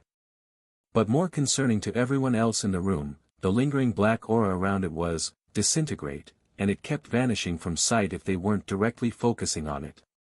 Carl used analysis to get a full overview of the golem, and found that the skill could actually give him a comprehensive description of his new ability. Epic Guard. Type, Shadow Drake Treant. Skills, Perfect Camouflage, Disintegrate, Rake, Life Link, Rake, Improved Rend, causes higher levels of bleeding damage. Life Link, the Shadow Drake Trent's healing, regeneration, and life steal effects apply to all party members. Allows the golem to absorb a percentage of damage done to the summoner. It could be buffed with Void Body, or Trollish Regeneration, which would spread healing to everyone, but if Carl knew some sort of healing spell, or a life steal dedicated ability, he was certain that the golem would gain much more utility. Remy had, Healing Splash, and her rarely used, Healing Totem. That might work if Carl learned it himself. But there should be some other form of healing that he could manage. That's unique. The librarian muttered as the rest of the group stared at the golem. It's a collaborative effort. You see, we've got sharp claws, scales, stealth, disintegrate, and life link. That should cover everything. At least once I manage to learn a healing skill for it to share, it will. Lotus frowned. Now you want to be the healer, too? Life steal on hit would be just as good. Carl allowed. That was a little more reassuring for the cleric. She couldn't have some random summon coming along and stealing her spot on the team. Ophelia got an excited look on her face. You know, if you gave the golem a blade with life leech, wouldn't it heal you pretty well as it fought? The ones I have are kind of low quality at this point, and I was going to pass them on to the newbies, but I'm sure we can find some new ones for you. Carl nodded. That's a great idea. Maybe short blades, given that the golem has stealth and high agility. Othello took out a long blade and handed it to Carl. That has life steal on it. Why not see how the golem can do? Carl nodded in thanks, and handed the blade to the golem, who held it in its hands awkwardly, unable to make a fist to hold the blade with such long finger claws. Othello facepalmed. Alright, I can see how this could be an issue. I'm used to golems that have human hands, but this one and the spider golems are different. The golem carefully handed back the blade, but Carl still had an idea to boost its combat performance. He equipped the haint claw on the golem, which actually looked a little like an all-black and scaly version of Overlord Lifa. Carl smiled as the weapon melded with the golem, which now had ghostly glowing eyes, and leaked ghost fire smoke from its mouth. "What sort of weapon is that?" Neil asked, shocked at the transformation. "It's a haint claw. I obtained it in Newbon. It doesn't have life steal, but it's got a soul leech effect that's particularly nasty, and it adds ghost fire to all attacks, including skills. Normally, it's a weapon that I would use myself, in combination with my bow particularly. But for the moment, I think it works quite well with the epic guard skill. Should we see how it does while sparring against Ahmed's golems? If it's an epic rank skill, it might be able to hold off his regular golems for a while," Neil suggested. Carl shrugged. "No better way to test it. I don't know what sort of combat instincts it inherited, since I don't have an actual combat style skill." Ahmad summoned his 4 standard legionnaire golems on the far side of the training room, and Carl gave instructions to his new summon. "Show us how you would defeat these targets." "They're golems, so go full force," Carl thought. The golems took a combat stance, and the guard vanished. It reappeared in a swirl of ghostfire in front of one golem, then leapt into the air, kicked it in the crotch and stabbed all 10 long claws through the golem's eyes. 100%, it learned to fight from Kara. Ray noted. She would have appeared behind the golem. The guard was already moving, raking at the leg joints of the golems and dodging attacks with an alarming level of agility, then periodically vanishing in a puff of pale blue-green fire. It would reappear behind another golem and try for a new target. First, it tried to rip their throats out, then stabbed through the neck of the armor to their hearts. But the golems weren't living things, and going for the vitals of a golem didn't work. Finally, the golems caught it, and sliced it to bits, causing it to dissipate and return the weapon to Carl's possession. All 4 of the Overlord rank golems had taken significant damage during the battle, and Carl was impressed. Even Ahmad was shaking his head in shocked dismay. "Well, for a golem that didn't come with a trained fighting style, I have to say that one is particularly vicious, and learns fast.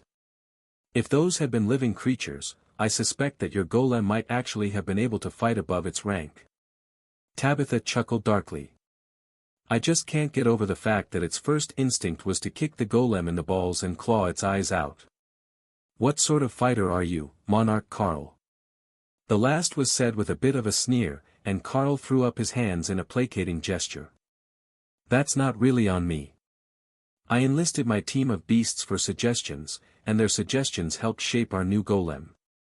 I believe that Kara's fighting style is the dominant one. She would definitely start a fight that way. I'm surprised that the golem didn't lick him as well." Ahmad laughed. "I think it might have. Being so close, the smoke of the guard's breath was surely touching my golem, and your guard doesn't have an actual tongue." Kara smoothed her fur in pride, like she was styling her hair. Carl laughed at her expression, and summoned the guard again, with the haint claw equipped. It flexed a little, as if it remembered being dismembered, or wanted to do a systems check before combat. Then it turned to Carl for instructions. "Just wait here. There are no threats." Ray giggled. "You don't need to be so detailed. Golems get what you want instinctively. If you focus, you should be able to tell where it is, the same as you can with us and the bodyguards." "I got that part." "Well, at least we know the new spell works." Ray considered it. "I need to learn that one later. I could have a 3rd spider golem." Carl used, "Follow me, little one," to transfer the knowledge. Incompatible target. Ray sighed. "Boo this system. I can use golems, but not more golems." "How does that make sense?" Dana nudged Carl. "Mind having your guard spar with mine? I want to see how it does. I thought it was odd that the only skill yours was using was that movement skill. So, they might need time to adapt to using all their abilities." "Sure. Let me remove the weapon overlay. It doesn't need the extra damage to keep up this time. Carl agreed. The haint claw was put away, and the guard went from animated to calm, waiting in a ready position for orders. Dana summoned her guard, in its black leather and plate armor. Then, with a mental command, the two guards were on each other. Dana's demonic-looking guard fired off a flurry of blade energy at its dryad-looking opponent, which dismissively swatted them away with, "Disintegrate." "Is it just me, or did its combat style completely change?" Ophelia asked, as the two guards locked in combat, right before Carl's began to use rake to systematically dismantle its opponent into small pieces. Neil nodded in agreement. "I think it did. Maybe it was the influence of the haint claw. The additional skill. Or perhaps the merger with the weapon grants it a bit more cognitive function. It fights very methodically now, in the most efficient way." Dana sighed. "I have to say, with or without the weapon, that guard is brutal in combat." She called back her guard again, and the violet demoness shook herself out in the same way as Carl's had, as if checking for damage. It had to be a function of the spell, remembering previous fights to improve. "All right, we have our answers. Now, we really can go to sleep. I'm sure there will be far too many questions for us all in the morning. Librarian, you can stay in my spare room if you would like." Lady Othello offered. "I will see you all tomorrow." The librarian agreed, then left with the paladin, headed back upstairs. "Now we have a new sparring partner for the trainees." Ray cheered. "I don't think they would survive that." Thor reminded her. "We could put pool noodles on her claws. That's terrifying in a whole different way." Back in the apartment, the Mackenzie twins were eager to catch up with the ladies, while Kara stretched out across their laps, taunting Thor with her ability to get her head rubbed while indoors. As everyone chatted, Carl got to work turning Epic Guard into a new skill book. The librarian had made him promise her that he would, and he knew that the dragon wouldn't want to wait for him to make good on his word.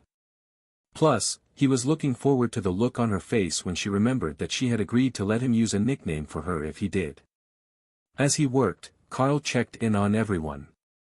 Thor was very pleased that he had managed to give the new summon scales, while Ray and Kara were laughing about the fighting style when it was merged with the haint claw. They had a theory that it was actually Leafa's default fighting style, as the haint claw had come from her, and the thought of the distinguished and ancient overlord clawing someone's eyes out was highly entertaining. They were going to have to ask her about it the next time they met. "So, have you met any cute guys yet? Possibly snagged yourself some hunky boy toy?" Ophelia was asking the twin mages. Donnie scoffed. "Do you have any idea how hard it is for a female elite to find a good man? We already know the true faces of the politicians and the power brokers, so the truly wealthy men are out. Our powers intimidate most of the civilians, though they wouldn't openly admit it. So that cuts out the vast majority of the population. Finally, half of the elites are batshit crazy from too much time alone in the woods. No offense to those present, but you do realize that Ophelia holds Lotus like a teddy bear, and Carl talks to himself." She gestured to where Lotus was sitting on Ophelia's lap, then to Carl. The whole group began to laugh, and Tessa decided to explain. "Ophelia likes to sleep in bear form, with Lotus as a teddy. I will admit, it's odd, but it keeps her from wandering." Carl isn't talking to himself, though. He's talking to the beasts, and forgets that the rest of US can't hear them. Carl nodded. "It's easier when everyone is out, then I can just talk to them normally." "What are you even writing? The complete encyclopedia?" Danny asked, cutting off her sister's answer. "The copy of Epic Guard, for the librarian. If you want to know the skill, I will try to transfer it to you." The looks on their faces said it all. They wanted the skill, and they wanted it now. Carl activated the transfer, and sighed as the message came up. "Minimum requirements not met. Looks like we will have to wait on that. It says that it's not possible yet." Both mages' eyes went to the freshly written skill book, and Carl made a reluctant welcoming gesture. Sure, it took hours. But that skill was so good, that he couldn't bring himself to deny them. Danny went first, as the golem specialist of the pair. No matter what she did, she was unable to get the cover open. It was as if the book were a single block of steel, unyielding and solid. After a minute, she gave up.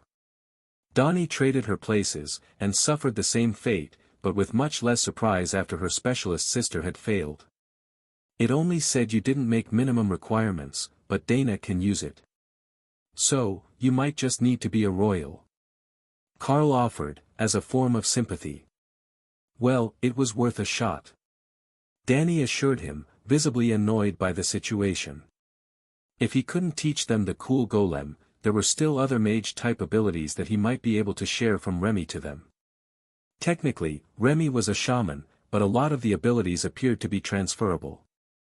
But first, he could start with the simple ones. Skill teaching requests pending, mental fortitude. Both mages gave Carl a raised eyebrow look that was somewhere between intrigued and offended, then relaxed as the skill took effect. Oh, this is a wonderful skill. It actually increased my mana regeneration to nearly double its base. Danny noted. Odd, that's not a listed effect. Could it be a side effect of mental fortitude? Just a second, I will pass it around. Carl offered. Skill teaching requests pending, mental fortitude. One after another, everyone appeared to accept the skill. The beasts carefully watched everyone's expression, wondering what it had called them. The first to break was Lotus, who was in a fit of giggles. How did I become an adorable healing tree? What sort of title is that? I mean, I'm flattered. But does this mean that the system is actually more impressed with my skills as a tree than as a human? I should have spent more time practicing my rain dance. She laughed. Ophelia laughed. It calls me the friendly rage bear. Dana frowned. You all get cool and cute nicknames. It gave me, Pack Master Carl offers knowledge, a skill, mental fortitude, will be transferred to the Dana mage. Hawk nodded in satisfaction. He knew he had her name right. Carl shrugged, then patted her on the back. I don't pick the names, the system does that. Remember that it called Overlord Tabitha a kitten. Danny and Donnie laughed, but Tessa had gained a unique insight. Alright, I don't feel so bad now. I wonder if this is how the world dragon sees us all. Like it just picks some aspect of our personality and assigns us a nickname. I wonder if the best nicknames go to the ones with the most favor. Ophelia drummed her fingers on the coffee table as she thought about it. You know, that is possible. The world dragon is a god, but he's also a dragon. They don't really see humans as equals most of the time, and with that much power, a psychic dragon would probably see the entire world at once. Keeping track of everyone's preferred names and titles would be a lot of trouble. In fact, it might be possible that the entire system interface is just a divine notebook, so the gods can keep track of us all. Carl laughed at the thought, then realized there was a greater than zero chance that she was right. There was no real reason that the system had to record and display names or classes for others. But it did. Joan, the Red Dragon acolyte, tapped the table to get Carl's attention. We should likely head back to the cathedral for the night. Is Ray keeping Sybil for the evening? Nope, she can sleep tonight, we will train in the sun. You can all rest for the evening. We will work on training tomorrow. It will be a little later in the morning, so if you finish everything, you can come here looking for us. Carl informed her, and the young priestess began to herd her teammates toward the door. It was subtle, but she was already taking on the Red Dragon cleric's natural role as caretaker. Once the kids were gone, the ladies called for wine from downstairs, and Carl knew that it was going to be a long night. Carl woke up the next morning to find the other occupants of his bed were Ray, Kara, and a disheveled Lotus, who was wrapped around the void badger making happy sleeping noises. There was snoring coming from the living room, more than seemed likely for just two people, so most of the others must have passed out there after he went to sleep. Only habit had gotten him up this early, but it was a prime opportunity for them to order breakfast and not be the one tortured by the smell of fresh food for once. At first, Carl considered cooking, but after getting spoiled by the building's chefs and the clerics, he couldn't bring himself to have another of the simple meals that were all he actually knew how to cook. Bacon and eggs were a wonderful breakfast. But bacon and eggs with all the fancy sauces and garnishes was even better. Carl dressed in the black pants and white shirt of his official uniform, then reminded himself to have Ray make more clothes for him when she had time. There is a whole stack in my forest. The hut with all the little ghosts hanging from the roof. Ray offered, without moving from her spot in bed. Indeed, there was. Quite an impressive selection, even if it looked like they were all the failed efforts to make something else. Not bad enough for her to destroy, but piled in a storage space out of the way. Carl grabbed a pair of black pants and a light gray polo shirt with a spider embroidered over the pocket, and padded out to the front room. But not everyone was asleep. There was an assortment of breads, meats and cheeses on the table, accompanied by 5 blue-robed clerics. The cleric sitting at the foot of the table turned to smile at him, and spoke softly, in a practiced library whisper. "Monarch. Please join us for breakfast. We were sent over by the head librarian to see if you had time to make a copy of the new skill today, and to ask some questions about runecrafting." She had wanted to ask them herself, but in all the confusion yesterday, she forgot. Today, she is busy with the Archbishop, and won't be able to attend before you are busy with the students. Carl placed the Epic Guard skill book on the table with a soft thump. "That's the new skill. I finished it last night. From what I can tell, you need to be compatible with golems and at least royal rank to use it." The Blue Dragon clerics immediately began to play rock paper scissors, and Carl wondered what they were up to. Then he realized. If they could actually use the skill, then opening the cover to read it in preparation to copy it would just teach them the skill and the book would vanish. Unfortunately for them, they were all royal high priestesses. So, there was some sort of chance that they could use it. The first to lose the match reluctantly reached for the book and caressed the cover as they made notes about the outside.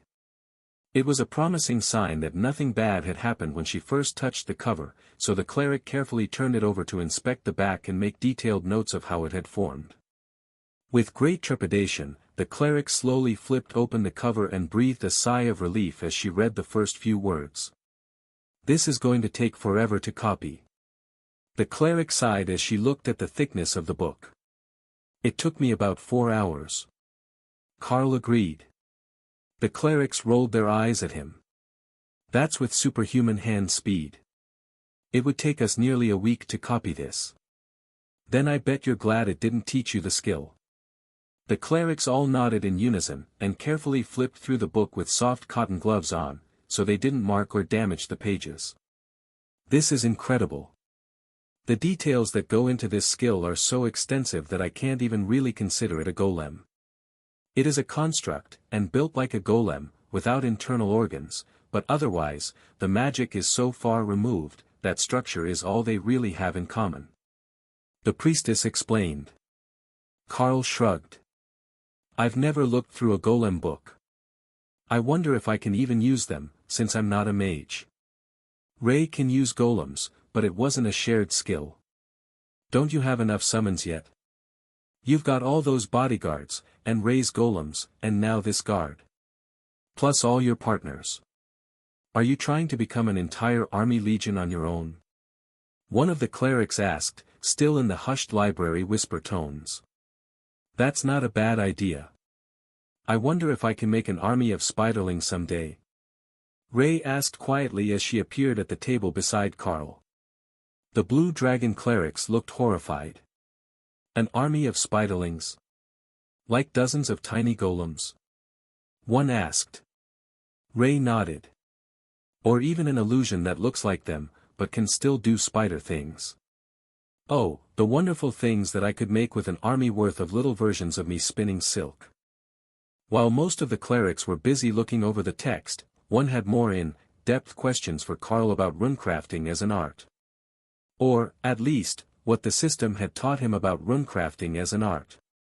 So, did it teach you all the conjunctions to modify the spell outputs for item creation, or the proper character compounding to make the spell phrase all fit on a single piece of paper to make talismans? The cleric asked. I don't know what ones are used for item creation. I do know how to compound the characters, though. In fact, I know how to do that in multiple different ways, depending on the desired meaning of the phrase, and the nature of the item that I am writing it on. Carl agreed. The cleric nodded slowly as she considered her next question. So, the runecrafting skill gives you all the knowledge of the language, but in an entirely theoretical way. You know what the word is, but not how it might be used to create an item, or describe a spell on a talisman. She verified. Carl nodded. That's about right. I mean, I can guess. But that's what it is, a guess. I don't have any clue how those who came before me would have done it, so I can only do my best to try to come up with something workable. The cleric made careful notes, but was beginning to look discouraged, so Carl asked follow-up questions of his own. What is it that you're hoping to uncover? Some sort of lost crafting art? The middle-aged woman's face twisted into a rueful smile. Nothing quite so grand, I am afraid. What we were hoping for was some sort of frame of reference so that we could tell how much has been lost from the various crafts that use runes as part of their art. You see, we've lost huge amounts of smithing knowledge. We've lost almost the entirety of magical weapons creation as an art form, including the majority of the ability to improvise. Though, as runecrafting spreads, we might be able to help them out with some theory. But there are vast quantities of items that are recovered from monster spawns in damaged conditions, sometimes intact but mostly inoperative. If we knew more about the craft that made them, we would be able to more easily repair them. Instead, we need to have a runecrafter that knows what might be missing. Explain the problem to a blacksmith who doesn't know runecrafting because we don't have system access to the subcategory skills that would combine the two. Carl frowned. So, what you're saying is that recovering the runecrafting skill actually just made everyone aware of how much they still have to learn, and created more questions than it answered. The cleric sighed and nodded in agreement. But if we had one of the subset skills but not the entirety of the runecrafting library, would we not still be in the same situation? That caught the attention of one of the others. No, if we had something like Talisman Master, the ancient crafting skill, we would think that it was whole and complete on its own. Nobody would connect that to the missing bits of knowledge that runecrafting supplies. The cleric who had been grilling Carl nodded in agreement. There is a distinct pain in knowing that you are missing knowledge that should be available to you. It's like having all the answers at your fingertips, and having someone remind you that you're too uneducated to even know what to ask. For the Blue Dragon clerics, that was indeed a particularly painful situation. They were servants of the god of knowledge and teaching. Not knowing something was anathema to their goals in life. The had to know. It wasn't an option. Alright, I think that I get where you're coming from. We could likely recover a bit of the lost knowledge from the old dwarven cities, if you sent someone with runecrafting knowledge there. Carl suggested. There were murmurs of agreement with that. But no surprise at all, which suggested that it was an idea the Blue Dragons had already considered, and had likely acted on, or made plans to act on as soon as they had properly trained researchers available. Like the Green Dragon clerics and their penchant for wandering off in the wilderness for indeterminate amounts of time. The Blue Dragon clerics were known to get so immersed in research problems that they would forget about everything else for days and weeks on end.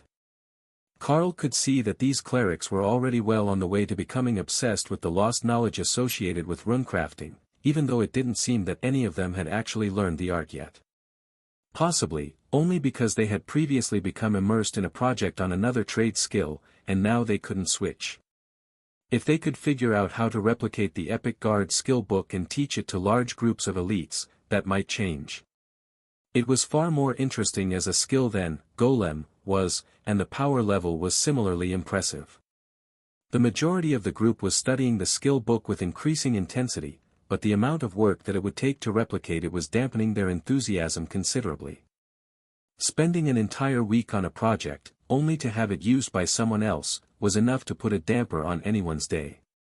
Now, if this was a skill that they could use themselves, and then make copies to teach to the ones who needed it, they might be much more amenable to the concept. At the very least, they would have a cool guardian to look at. They're all a bit odd. They might take it as the perfect friend, just because it's always there and doesn't talk to interrupt their concentration. Remy noted. Thor seemed to agree with her. If nothing else, it would give them someone who doesn't run away when they begin to get too excited about their work. The sun isn't even properly up, and they're already this excited about work. Not even good work because it's for someone else's pack. When have you ever been reluctant to work? But you only ask me to do fun things like pull the wagon. Thor complained, feeling slighted by the comparison between that and making books for strangers. After a few minutes of focus on the epic guard skill's outer layers, the cleric started to really get into the book, with one researcher dedicated to feeding the others breakfast, so that no greasy fingers would be touching the manuscript. It was a well-practiced routine, and Remy thought that it was hilarious. Most species only hand-fed their beloved ones, or the young. But the blue dragon clerics did it so that they could research more efficiently, without even taking meal breaks. Give them a few minutes, and they will realize that they got entirely too comfortable around Carl, and they will be all embarrassed. Remy laughed as they finished eating, and then the designated food holder carefully washed her hands before replacing her white cotton gloves. Is there a reason that the gloves are always white? Is it just so that it is easier to see if you've gotten them dirty? Carl asked as they delicately flipped the pages. The clerics all shook their heads. Cotton is naturally white. We choose white cotton gloves because there are no dyes added to them which might transfer to the pages if they have something on them or our hands are a bit wet. Explore more at Empire. Lotus sat down beside them and began picking her favorite parts off the plate of breakfast snacks. As if a blue cleric would ever let wet hands around a research book. They're so mean when we go to the library, like the books were their beloved children. She complained. The others all rolled their eyes in unison, but didn't respond. Are you sure it's not because they never know where a green cleric has been, and there is a greater than zero chance that you have both tree sap and peanut butter on your hands? Carl asked. That might be part of it. But they're not only mean to us. The middle-aged woman leading the research team shrugged. Well, we did personally write most of the copies that are in the library. But nobody properly respects the books. We have entire teams dedicated to just cleaning and removing stains from our collection. She reminded Lotus. Don't I know it? I had to spend a whole week helping them after my botany textbook had an unfortunate mishap. The clerics all laughed, and even Carl chuckled, knowing that almost anything could have happened to the book. The day that he had met her, Lotus wanted to take Ray to go nap in the trees. For the most part, they worked in silence as the rest of the team woke up and ordered additional breakfast items.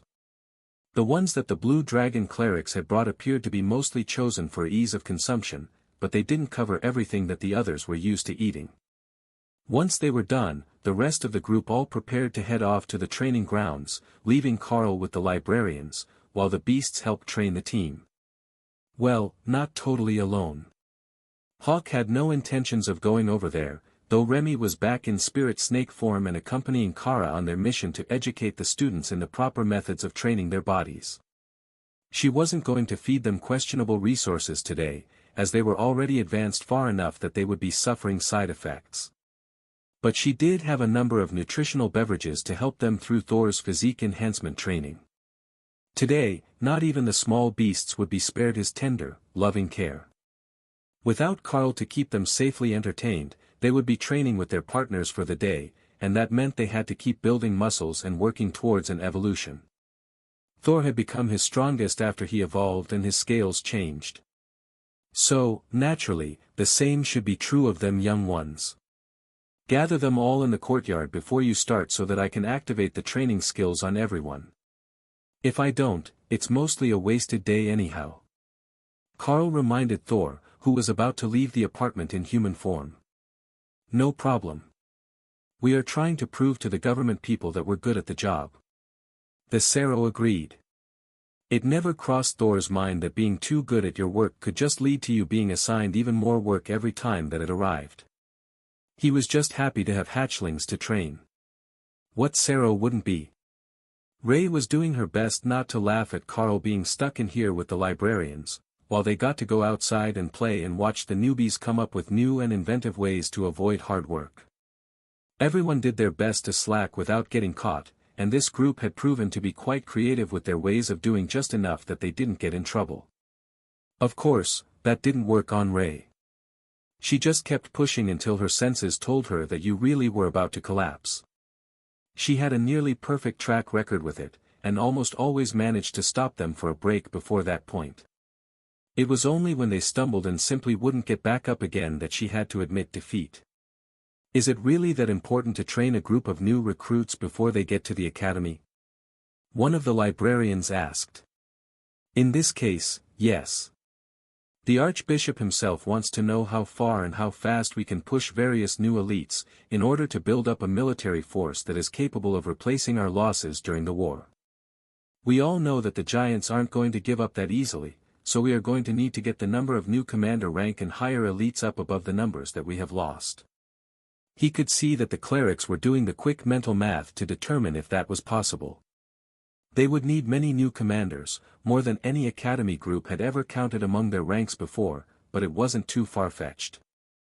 Once the group had gathered outside the building where Carl could see them, he activated Skill Master on the students and their beasts, focused on the teachers that they would have for the day.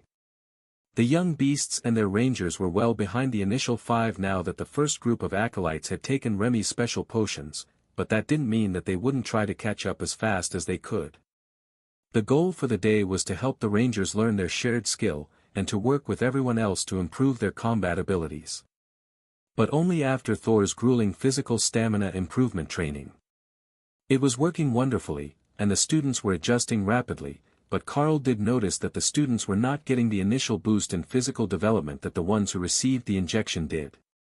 Carl had grown significantly while he was on the train, which was only a few days, and then again after they had reached the academy. But these students, who had all been awakened by system-linked items, were not changing in that sort of way. Instead, they were growing physically at a perfectly normal rate, but their power level was increasing steadily, as expected from the training that they were receiving. Carl turned to the clerics, who were watching the students, in case there was some visible effect from Carl's abilities. I've got a question for you. I awakened 5 of those students with system-linked rings, and 6 of them, the ones with the beasts, with quest items. But they're not getting the sudden burst of growth and physical improvement that the students normally get from the divine injection. It's been over a week, and they look the same. No signs of rapid maturation, even for Sybil, the rogue, who is years younger than the others.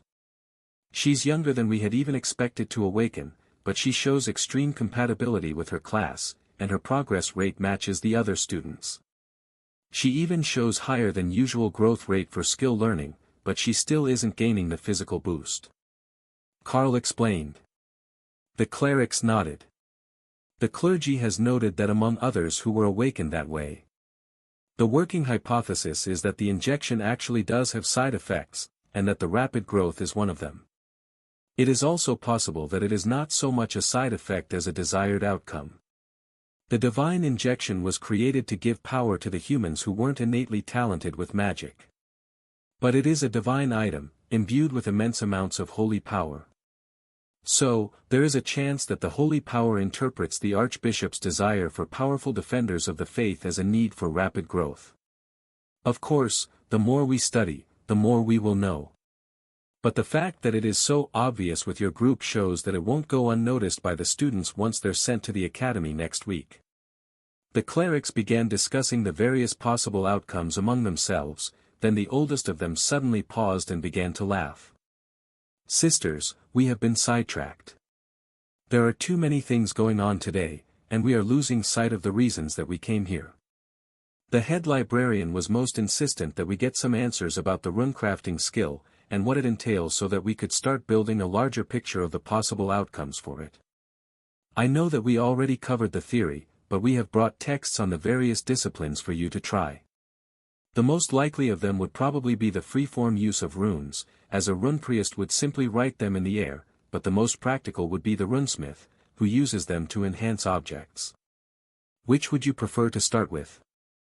Carl considered that for a few seconds, then tapped the table with his knuckles. I think that the ability to enhance items with runecrafting is the most viable route for me. If it does lock me into a specialty, I would prefer if it were one that allows me to enhance the items, armor and living spaces for my team. I saw runes everywhere in the old dwarven village, and some of them remained functional enough that we could light a forge fire with mana to use it as a cooking grill. That sort of utility would be a huge boon to the elites. When you're traveling, the more versatile your items are, the better. I know that we're all getting inventory spaces now, and we don't really need to carry massive backpacks and worry about weight, but there are still restrictions, and the stronger our elites get, the more utility and progression items they are going to want to carry with them. The cleric nodded and swapped the books on the table, replacing it with one that read, A Summation of the Lost Art of Dwarven Runsrafting. Carl smiled. That choice of reading material felt right. The runes that Remy had recorded from over the forge in Graska looked just like the ones that were embossed on the cover, and slightly different from the standard runes, as they were stylized for a purpose. Carl put on the offered white gloves, and gently ran his fingers over the tome. This is incredible craftsmanship for a book that isn't a skill book. The system makes all sorts of beautiful covers when you're making them with a skill, but this looks like it was hand-carved out of alloy. I don't know what sort of alloy this is, but it's much lighter than expected. The clerics nodded. The book was actually made by dwarves, before they left the continent after their battles with the giants. There weren't enough of them to safely hold their homelands here, and at the time we weren't strong enough as an ally to do it for them. There are records in the library if you are interested. It was a fascinating part of our history. Enjoy more content from Empire.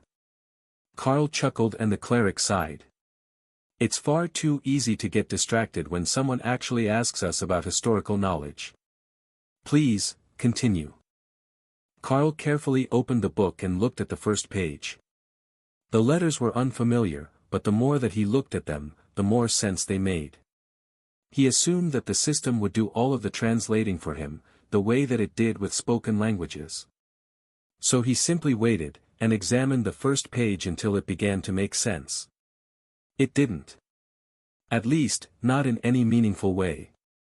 But most of the language was based on runic, so Carl was slowly able to make out 2/3 of what he assumed that it was saying, and then guess at the rest.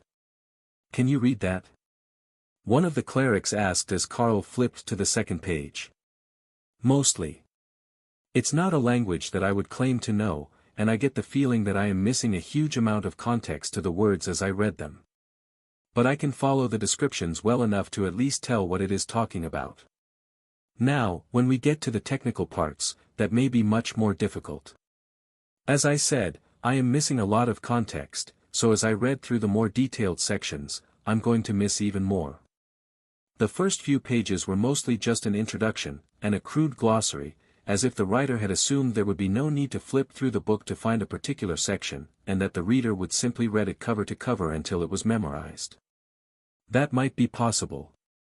That was how the mine bosses wanted them to treat the company handbook. But a professional tradesman wouldn't be quite as arrogant, Carl assumed. For a true dwarven master smith, the quality of their alloys and forging process is the key to everything. But the same cannot be said for a dwarven runemaster. While a runic dwarven weapon will always be a vast improvement on the original, greater relative gains can come from weapons that are further from the peak of perfection. As long as it lasts, the runic inscription will be just as effective on a low-quality blade as a master-crafted one. However, it is worth noting that a poor-quality blade, or an inferior blend of alloy will simply shatter if too much power is directed through it by a runic array. None of that was a shock to Carl. What did shock Carl was the fact that it was immediately followed by a list of alloys by quality for runic weapon making, due to their compatibility with high mana flows. Of all the things that he had expected it to say, he had not expected the author to put pure silver near the top, just under mithril and a few alloys that Carl had never heard of. Obviously, it was a lousy metal for making weapons on its own, as it was soft and wouldn't hold an edge. But with runes, that could be overcome, while the high mana capacity and accessibility made it more viable than any of the complex alloys on the list. Carl made notes as he translated, in hopes that he would be able to go over them later and glean some additional meanings that he had missed the first time that he read through the book. Carl flipped the page, and found that the foreword to the novel was only that one page long. As soon as the introduction of the best metals was over, the author dove straight into the important parts of how to use the craft to improve your work. Now, if you are short of a proper dwarven forge, as may be the case while traveling, you will need to know these basics to make the tools of the less advanced species viable for use. The next page began, before being filled with scrawling and scattered runic symbol clusters in various shapes for different objects. They all appeared to be designed to enhance the strength and durability of metal objects, but the author had not just included the runes for strengthening. That seemed curious, so Carl wrote out the runes, separated into their component parts, and started trying to decipher what they all meant, and what part they played in the overall inscription. It was not going to be an easy task, Carl realized. Instead of using a spell effect as the building blocks of his work, with the strengthening layered over top, the dwarf had used a paragraph-long rant about how humans couldn't tell impurities from rare alloys. Then it went on about how they were too frail to stand next to a forge long enough to heat metal for shaping, and too poor to afford oil for tempering. What does it all say? The cleric asked. It appears that the dwarf who wrote this was not a particular fan of the other race's crafting. It's an entire rant about how the humans can't make a decent blade, with a strengthening effect tacked on top. The cleric looked confused by what he meant, so Carl went and grabbed a pair of knives from the breakfast cart. It took him the better part of 5 minutes to write out the runes on the butter knives with a fine tip marker, but the cleric simply remained silent and waited for him to finish before they asked any more questions. See this? That's the base metal strengthening rune group. This one is what the book recommended to strengthen a human-made blade. I don't know if there is actually any difference in the effects between the two. Carl explained, gesturing between the knife with a simple rune on the handle, and the one that was entirely decorated. The cleric shrugged, then activated the runes with a gentle flow of mana. See what it takes to bend them. The kitchen will forgive us a few damaged butter knives. He suggested. The second one sure is pretty, though. One of the other clerics noted. Yes, gorgeous rune work. I can see why they would have done it that way. Even if it provided a marginal or negligible increase, it is much more pleasing to look at, and the dwarves were known to be vain about their handiwork. Carl picked up the simple strengthening rune-marked blade, and forcibly bent it in his hands. Then he repeated the process as the cleric sighed in regret at the loss.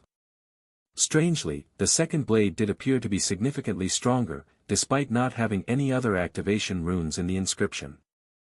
Carl gently straightened the two blades and passed them to the clerics, who looked overjoyed to have such an interesting pair of test samples in their hands.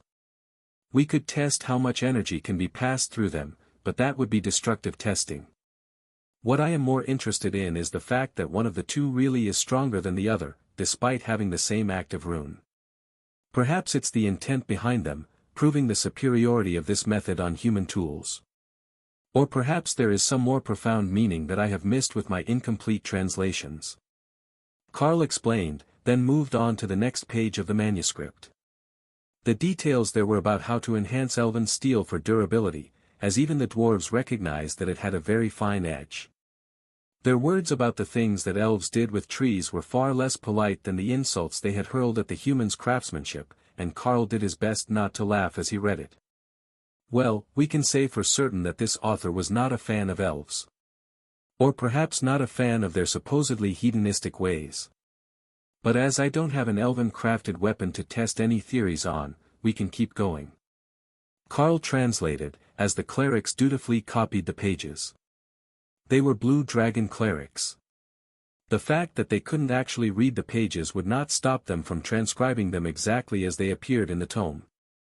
One of them had some skill with runes, but not at the level of having the runecrafting skill, as the librarian had not yet had time to finish a duplicate for the others to copy. The artistry of dwarven runecrafting is not just about appearances, as many of the other races believe. In fact, the matrix of the runes, even irrelevant filler, is integral to the even distribution of the flow of power across the surface of the item. I have no idea why I'm writing this. Perhaps my memoir will be a children's book, full of facts that any small child should know. Or perhaps just so that the basic knowledge is not lost if runecrafting should fall out of favor in the future. Such was the fate of golem masters, whose constructs were so durable that for 10 generations, no more needed to be made, and the basic knowledge was lost, making it nigh impossible to train new apprentices once the old masters had passed and left only their most valued tomes. Yes, that is what I shall do. Forgive the rambling of an old man as I impart to you the basics of the basics. The text went on for 2 more pages, detailing the proper ways to write runes on an item so that the effect applied evenly, the artistry behind how they wrapped a common surface, such as a hammer, vase, or armor plate. To someone of his time, it likely would have been obvious, as they would have seen it every day, and heard the tales from their parents, or their master if they were coming from a different trade. That made Carl wonder what sort of societal setup the dwarves had. Did they have something akin to a trade school, where system users could just learn a trade of their choice? Did they have masters choosing apprentices, or teaching one of their children the arts to take over their business? None of that was included in these early pages, but Carl was learning a huge amount about the functionality of dwarven sculpture, in ways that he had never even considered. In fact, the old man even included a few tidbits about how to activate golems with runes, though it was not his specialty, and he lacked a level of patience suitable for golem work, in his own words. That made Carl wonder if it might be possible for some of the mages to learn golem crafting, as a subset of rune crafting, and make armies of autonomous golems to defend small towns that didn't have much of a guard force. The clerics were thinking the same thing as they made their copies, but they were wondering if it would be possible for their brotherhood. They were the keepers of knowledge, and it would be wonderful if they could use golems, whose hands did not sweat or shake, to handle the precious tomes of their libraries. To them, it would be a dream come true. An assistant whose hands would not harm the books, who never slacked off or forgot directions. One who never needed sleep and didn't get promoted out of their assigned tasks. Then Carl flipped the page once more, moving past the old man's ranting about basic knowledge, and moving into what he called the first day of apprentice training. The diagram of what Carl first thought might be a pickaxe, but with a battle-axe blade on the scoop side, took the entire page, with the description of how to place the runes on the opposite page. The 2 sides were different, as the runes were not duplicated, but wrapped around the head to give even mana flow, and stopped just short of the sharpened edge. They weren't just bare runes, though. Instead, a grid pattern had been stamped into the metal, serving as a guide for the rune work, but also turning the runes into a decorative pattern of line work that hid its true meaning, while keeping an apprentice's work on track. One of the clerics snapped his fingers. We have some of those axes. Not with the runes, but the design survived the years, and there are some in the armory. We've been using the design as a polearm on a long spear's handle. But you could certainly cut it down to hand axe sized. Carl nodded. Should we continue transcribing, or should we call for a delivery, and test the lesson that we are learning? That was one of the great challenges of their lives. Prioritizing knowledge. We have all day, so we should at least try one sample of the art, as a proof of concept to show the others that we have been productive, and that the tome we are transcribing has value. The leader of their team reluctantly agreed. As much as he wanted to see what was on the next page, testing what was on this one was still the priority. As long as the delivery got here quickly. The delivery took nearly 10 minutes, just long enough that Carl could see the stress building on the faces of the clerics as they snacked, then carefully sanitized their hands in preparation for writing. Their dedication to cleanliness was admirable, and Carl was gaining a new respect for what it took to keep a library full of books in readable condition. But as soon as the axes arrived, along with the chisels and small hammer that would be needed to carve the runes, they were as giddy as small children in front of a candy bowl. Carl double-checked the descriptions that were in the book, then referred to the details on how much mana each alloy could transfer. These weapons were stainless steel, which was not even on the list. It was probably counted as the generic human steel alloys that were mentioned near the bottom, so Carl would be careful not to give them too much of a boost. The actual power of activation would depend on the user for this sort of weapon, unless you added something to make it always active, which Carl assumed came later in the book. The total for the weapon was only 30 runes, not more than a few lines of written text. But when you had to precisely carve it into steel, the practice was much more nerve-wracking. The book noted that depth of the carved runes would have different effects on the outcomes, so he couldn't just paint them on and call it a day without sacrificing an unknown amount of the effect. That was unfortunate, as Carl wasn't well known for his skills as a sculptor, and the intent as you were carving the runes mattered, so he couldn't just have Ray or Remy carve them for him. Fortunately, the chisels were enchanted, and given his enhanced strength, they cut through the metal with little resistance. Even without Carl using a skill. If he had coated the chisel in, rend, or disintegrate, he could have written the runes as easily as writing with a pen on paper. But that would come with the risk of messing it up and carving too deep, which would ruin the axe head. Definitely not worth the risk on a piece that could be completed without it. Line by line, the piece came together, and the somewhat plain axe with its dimpled surface began to take shape as a piece of metal art. Even Ray agreed that it was worth the title, and her tastes in artwork were much more particular than any of the others. Carl checked the work to ensure that he had not made any major mistakes with the runes, either in the depth of the carvings or the shapes. But this was intended for beginners such as him, and the symbols were all quite straightforward. I believe that it is done. I will first increase the level of the enchantment to awakened, and make sure that the weapon is holding up. Then I will bring it to an ascended, followed by a commander rank weapon enchantment. It's just a durability carving so that the weapon holds an edge well enough, but it should sharpen the steel to the point where it will actually cut through a commander rank plant. At least, that's how I interpreted the description. Going on half to two-thirds of what the runes might actually mean was a gamble, but if he could make commander rank or better magical weapons with a half hour's worth of work, Carl knew that he was about to become a very wealthy man. Well, wealthier. Remy's space was beginning to regrow all fresh sprouts from what was burnt away during her advancement, and her swamp was all at monarch rank now. With the resources that he had available, Carl could probably never claim poverty and expect anyone to believe him. The first bit of mana made the runes glow in a dull copper tone, and Carl smiled. Is that for the success? Your smile has a nostalgic look. One of the clerics noted. The runes advance similarly to the badges at the academy. Except that the runes are black for common, bronze for awakened, silver for ascended, gold for commander. Carl explained. I see that the runes really did turn bronze when you brought them to the awakened rank. Fascinating. I wonder if that was a hidden meaning in the badges themselves. The Archbishop decreed that they were the colors to be used, but most of us never questioned it, as bronze, silver and gold are the standard progression for awards of all sorts. Do we have something to test on? Carl asked, then realized that he was the one with the test materials. A branch borrowed from Thor's space, from a durable commander rank bush, should be enough to test it. It was flexible, but strong enough that a regular blade wouldn't cut it. Awakened rank might not be enough either, but it would serve as a reliable test sample. I will try with this. First, with a regular blade, if someone has one. Carl informed the group. One of the clerics handed him a dagger, and Carl sliced at the branch, scratching the bark, but not doing any real damage. Then again with the axe, slicing across the same way he had used the dagger. That cut through the bark with moderate force, but only scratched the wood inside. The clerics nodded, and then made entire pages of notes on the test. One of them put a barrier on the countertop, and Carl set the branch down to hack at it with the axe, using what he hoped was a regular human strength. He was basing it off Dana shoving him, so it should be close enough. The axe made chips in the wood, and would eventually cut through the branch, but not efficiently.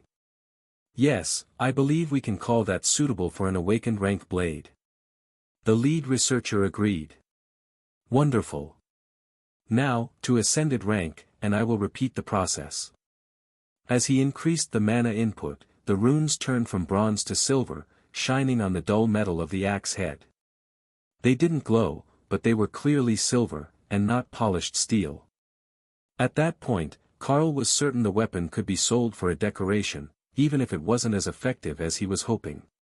Ascended scratched the wood much more easily, and took solid chunks when swung as an axe, but it still took a half-dozen hits to cut through the branch.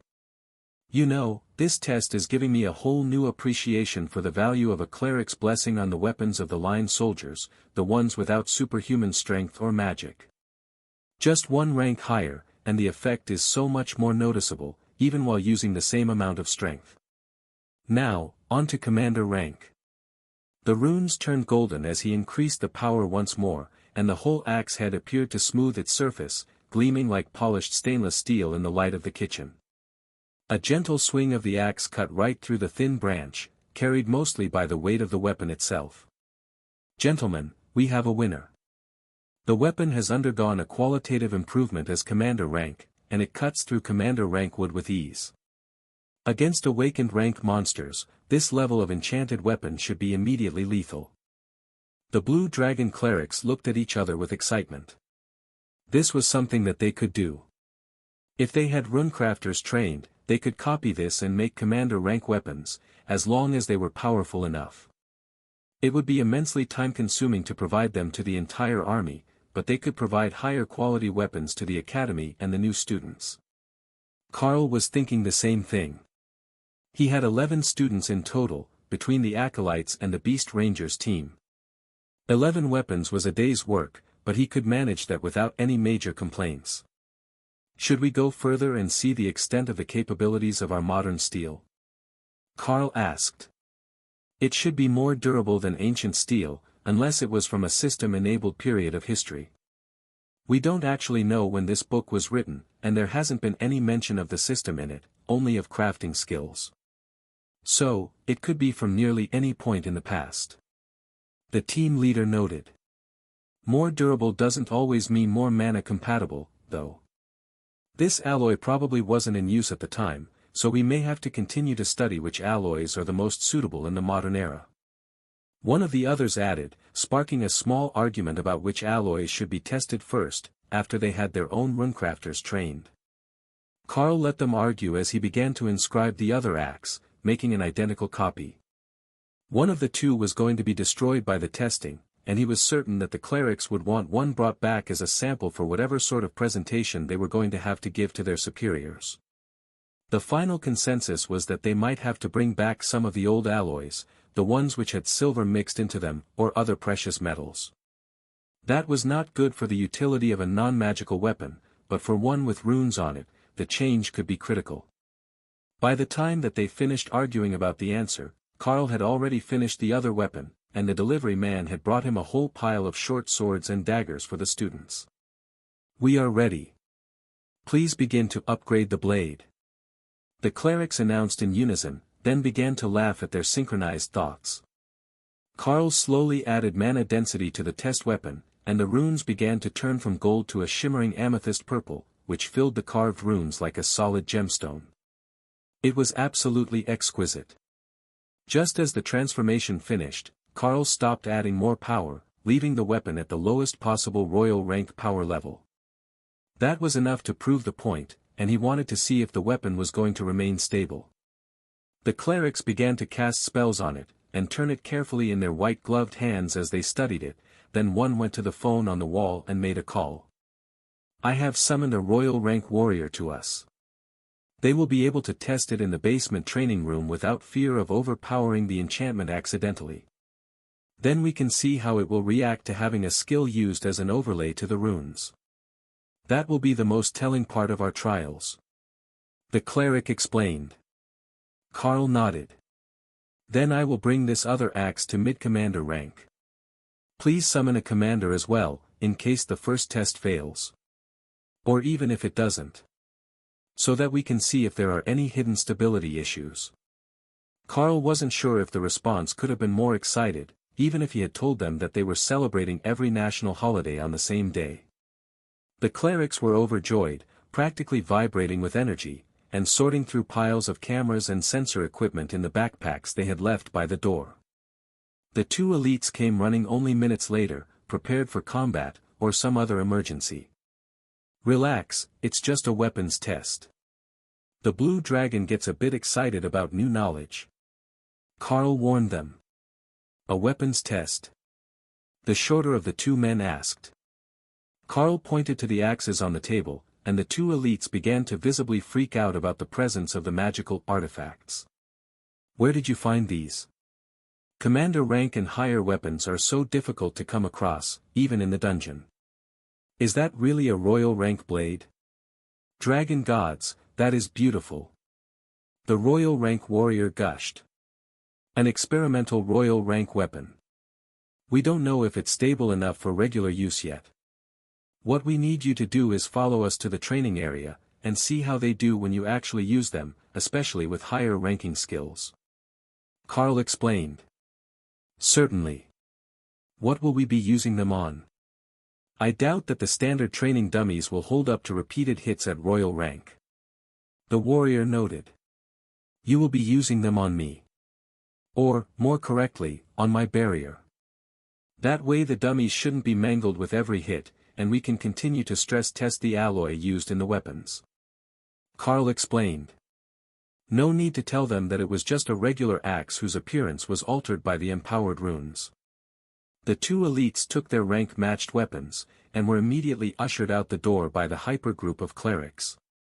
Carl was beginning to think that all clerics were secretly nerds, but they all just had different things that set them off. Red dragon clerics got all mushy and maternal around orphans, green clerics were constantly looking to go interact with nature, and as Carl could clearly see, giving blue dragon clerics new knowledge to test was better than any sugar rush. In fact, they were nearly as worked up as Lotus when she saw that Remy and Kara had advanced. It was far more entertaining to watch than Carl had expected, and he had to jog to keep up to their pace, so he didn't miss the elevator. The two volunteers were dragged out of the elevators before the doors had even opened, then the clerics realized that they needed Carl to let them into the training rooms, which were locked to all but the residents of the building, or those with passes. Carl selected the first room, and had it bring out a pair of dummies, which were charged to his account, in case they were destroyed during training. Then Carl realized that he didn't actually need the dummies, he could have his guardian or one of the Lamia bodyguards do the job instead. But, it felt much more formal and controlled to just put an eternal lightning barrier over the dummies. After all, the bodyguards were intelligent creatures, and asking them to let someone hack at them with an axe was just rude. Let's start with the royal rank weapon. The barrier on the training dummy is monarch ranked, and I will refresh it between hits, so there is no need to hold back on your skills. Carl explained. You seem quite confident that I can't take it down in one strike. The warrior noted. I am. You will understand once you actually hit it. It's much more than a guard skill or an introductory level mage barrier. The warrior didn't look convinced, but the barrier was a challenge to his might as an elite, so he put his all into a sunder attack that sent out a glowing green arc of blade energy toward the dummy. The signs on the wall of the training ground read the maximum energy peak, the same standard that the nation used to judge advancements, though it wasn't really a great indicator of actual damage output. It was a mid-royal rank energy signature, so there was no doubt about the effort. But the real question was whether the weapon would hold up to it. Eternal lightning had briefly flickered at the hit, but nothing close to failing, which made the warrior frown in annoyance. There was a larger gap between his stage of royal and the entry to monarch than he had thought. The clerics rushed over to examine the weapon, and noted that there was a tiny chip in the blade of the axe that they hadn't recorded earlier. Please do that again, repeatedly. Until either the barrier fails or the weapon does. They instructed. Carl focused on keeping the barrier up, and the warrior began to hack at the dummy with all his might.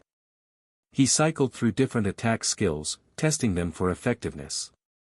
But what he didn't see, but Carl could, was that every strike was chipping and cracking the weapon a bit more until a sunder attack split the axe deep enough that it damaged a rune, and the weapon went dark. Damn it, I almost had the barrier down. The warrior panted, exhausted from the effort. Carl nodded. That was quite the effort. If I didn't have such a large mana reserve, the barrier certainly would have failed first. Unfortunately for our tests, that still means that royal rank is beyond the capability of that alloy. It held up during enchantment, and for a few minutes of use. But a few minutes of use are not going to pass muster for military procurement, or even training use at the academy. Fortunately, we have a commander rank user, and he can go wild as soon as my energy level has recovered. The clerics nodded, while the commander frowned. How long will that be? I can ask for a mage friend of mine to come over and assist. Carl waved off his concern. Give me 2 minutes and I will be good to go again. My barrier recovers stamina. Being 2 ranks above you, the draw on my barrier won't be as bad as it was for the last test. The commander nodded in understanding. 2 ranks was a nearly insurmountable advantage for most elites, especially the warrior class, who didn't often get an overpowered cheat ability that would let them fight significantly stronger opponents one-on-one. Carl nodded and gestured to the dummy once he was sure that he had enough mana again, and the clerics double-checked all their recording equipment, then waited patiently with their pencils in hand for the test to start. The warrior put all his might into a cleave attack on the barrier, and then stepped back so that they could check the weapon for damages. Even to Carl's eyes, there didn't appear to be any stress points, cracks or fractures in the gold-inlaid weapon, and the power appeared undiminished. There are no flaws detected.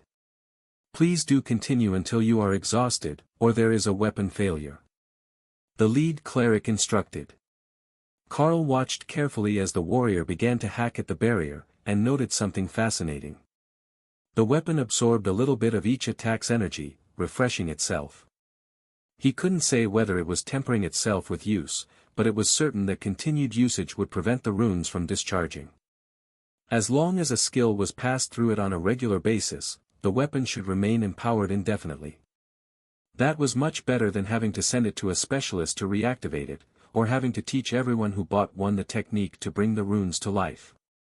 The commander was panting and sweating heavily after 15 minutes of steady attacks, but he didn't give up until the half-hour point, when his knees began to shake with exhaustion. Once the clerics took the weapon away for examination, Carl cast Eternal Lightning on both volunteers, allowing the skill to refresh their stamina so they could at least make it safely home again once the clerics were done with them. Flawless. If anything, the weapon appears to be in even better condition than when we started. There are no signs of wear or damage, and the runes are fully empowered. They are also at a slightly higher standard than when you began using the weapon, so they have adjusted to your own peak power, not just where they were set. Carl frowned. So, it may be possible to overload the weapons if a more powerful user passes an incredibly powerful skill over them. The clerics looked up from their notes. That is a possibility. If we had more samples, we could test that more thoroughly. The difference between where it started and where it is now is less than 3%, so there is a chance that it is a natural process, where the runes are finding equilibrium after use. The commander cast a longing look at the weapon in the hands of the clerics, but everyone knew that he wasn't getting that one back. He had gotten to test it, but they would be taking it back to the temple as part of their research project, where it would be subjected to weeks or months of scrutiny before being filed away in the library as an exhibit or evidence of a theory. They also knew that Carl could make another, as they had gleaned that much information from the ramblings of the clerics, but asking an unknown monarch, who might be one of the nation's hidden assets, to make them a new weapon was an expensive proposition. Neither of them knew Carl, but he was a monarch already, so he was probably older than he looked, and deliberately hidden from the public.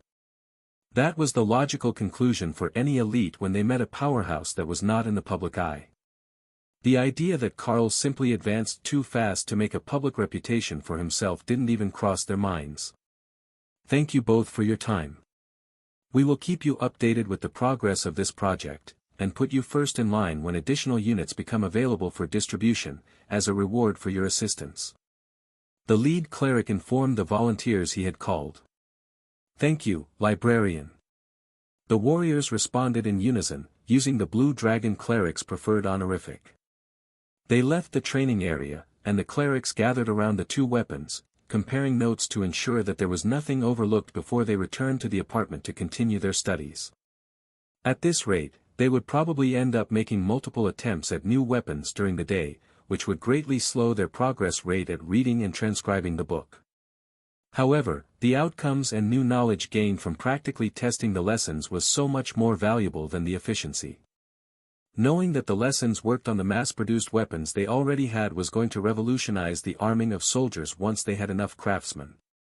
Now, what does it tell us to try next? This was a wonderful success, so there should be a next step up, right? Perhaps we could obtain some real silverware to test the runes on. The lead cleric noted. Carl smiled and tried not to laugh at the thought. A royal-ranked combat butter knife was possibly the most excessive and unnecessary item that he could imagine. Though, he could reshape it into a throwing knife or a dirk with his fingers before enchanting, as the silver was so soft compared to his strength, and a barrier would protect his hands. But the clerics had a better idea. There were ceremonial silver daggers in the cathedral, and they had a large supply of them. The White Dragon's healing clerics carried them at all times, as they were used in wedding rituals and to open holy water during burial rituals. The metal was supposed to be great for the purpose of runecrafting, so they requested that a half-dozen be delivered to the apartment for testing. That naturally brought even more clerics who were wondering what the Blue Dragon adherents were up to, and then they brought acolytes to help them take notes, until Carl's apartment was packed with blue and white-robed researchers. Should we move this to the training center downstairs? Carl suggested as he realized that he would be working on a metal plate placed on the kitchen table, surrounded by clerics. That would be less convenient.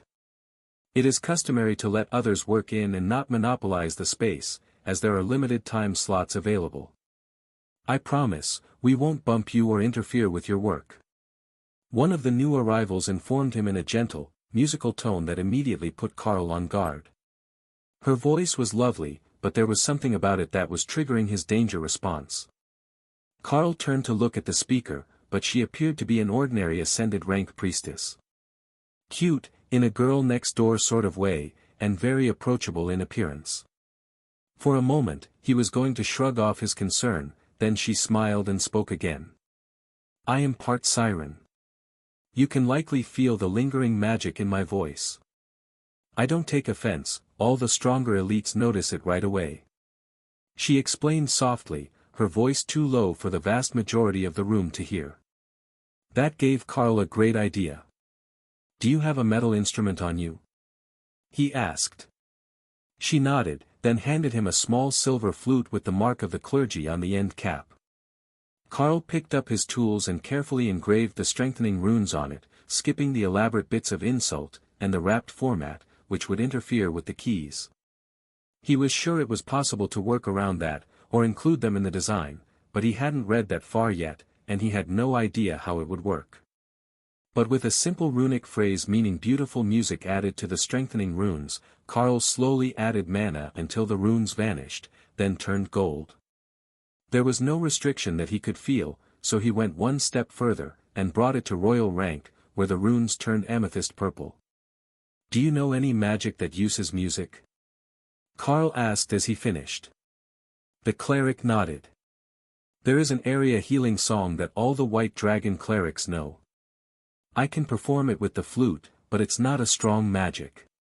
Mostly, the church uses it to have people leave feeling refreshed and a bit less sore after a sermon. Carl nodded slowly, and realized that he knew the song. They played it at the end of every sermon at the church at home. He just hadn't realized that it was magic. Or it might not have been magic in a place as rural as the lithium mines, but it could be magic when the right cleric was doing it. Please, play the song for us, and tell the librarians if there are any differences in the outcome. The happy tune from the flute had all the clerics swaying along and humming the words as the siren played. Carl could feel the healing magic seeping into his bones, and see the weariness of some of the older clerics fading away as the tune progressed. That was real magic, of the sort any bard would be envious of. It wasn't in the book, at least not the parts he had read, but magical instruments for the bard classes might help them regain a bit of respect from the other elites, who mostly viewed them as comedy relief, or a sideshow. The song finished, and the clerics all clapped for the performance. "Thank you for your assistance. I am certain that your blue dragon following kinfolk have many questions for you, and you can negotiate when you will meet with them." The white-robed girl giggled.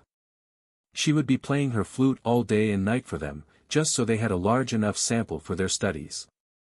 But it was a lot more fun for a cleric who was part siren to play music than to study healing herbs and poultice techniques that saved on mana use. Let's move on to the next page and see what the book has in store for us. We now know that the standard mass-produced weaponry can be enchanted to commander rank with these runes without failing in the short term, and that a silver flute can sustain the royal rank. But there is so much left to learn, as we're only on the second page of this dwarven crafting book, my brothers and sisters. One of the clerics was explaining to the new arrivals. They had originally thought that the trick was a new skill or lost art that Carl was employing, but those closest to the workspace had already realized that they were testing knowledge from a book. Carl flipped the page again, and began to read the runic writing and make notes of the translation as he understood it, while a half-dozen clerics made exact copies of the book, to be able to more effectively spread its wealth of knowledge. I would assume that you have either learned the basics as a child, or tested the earliest pages of my tome, so I will continue in sequence.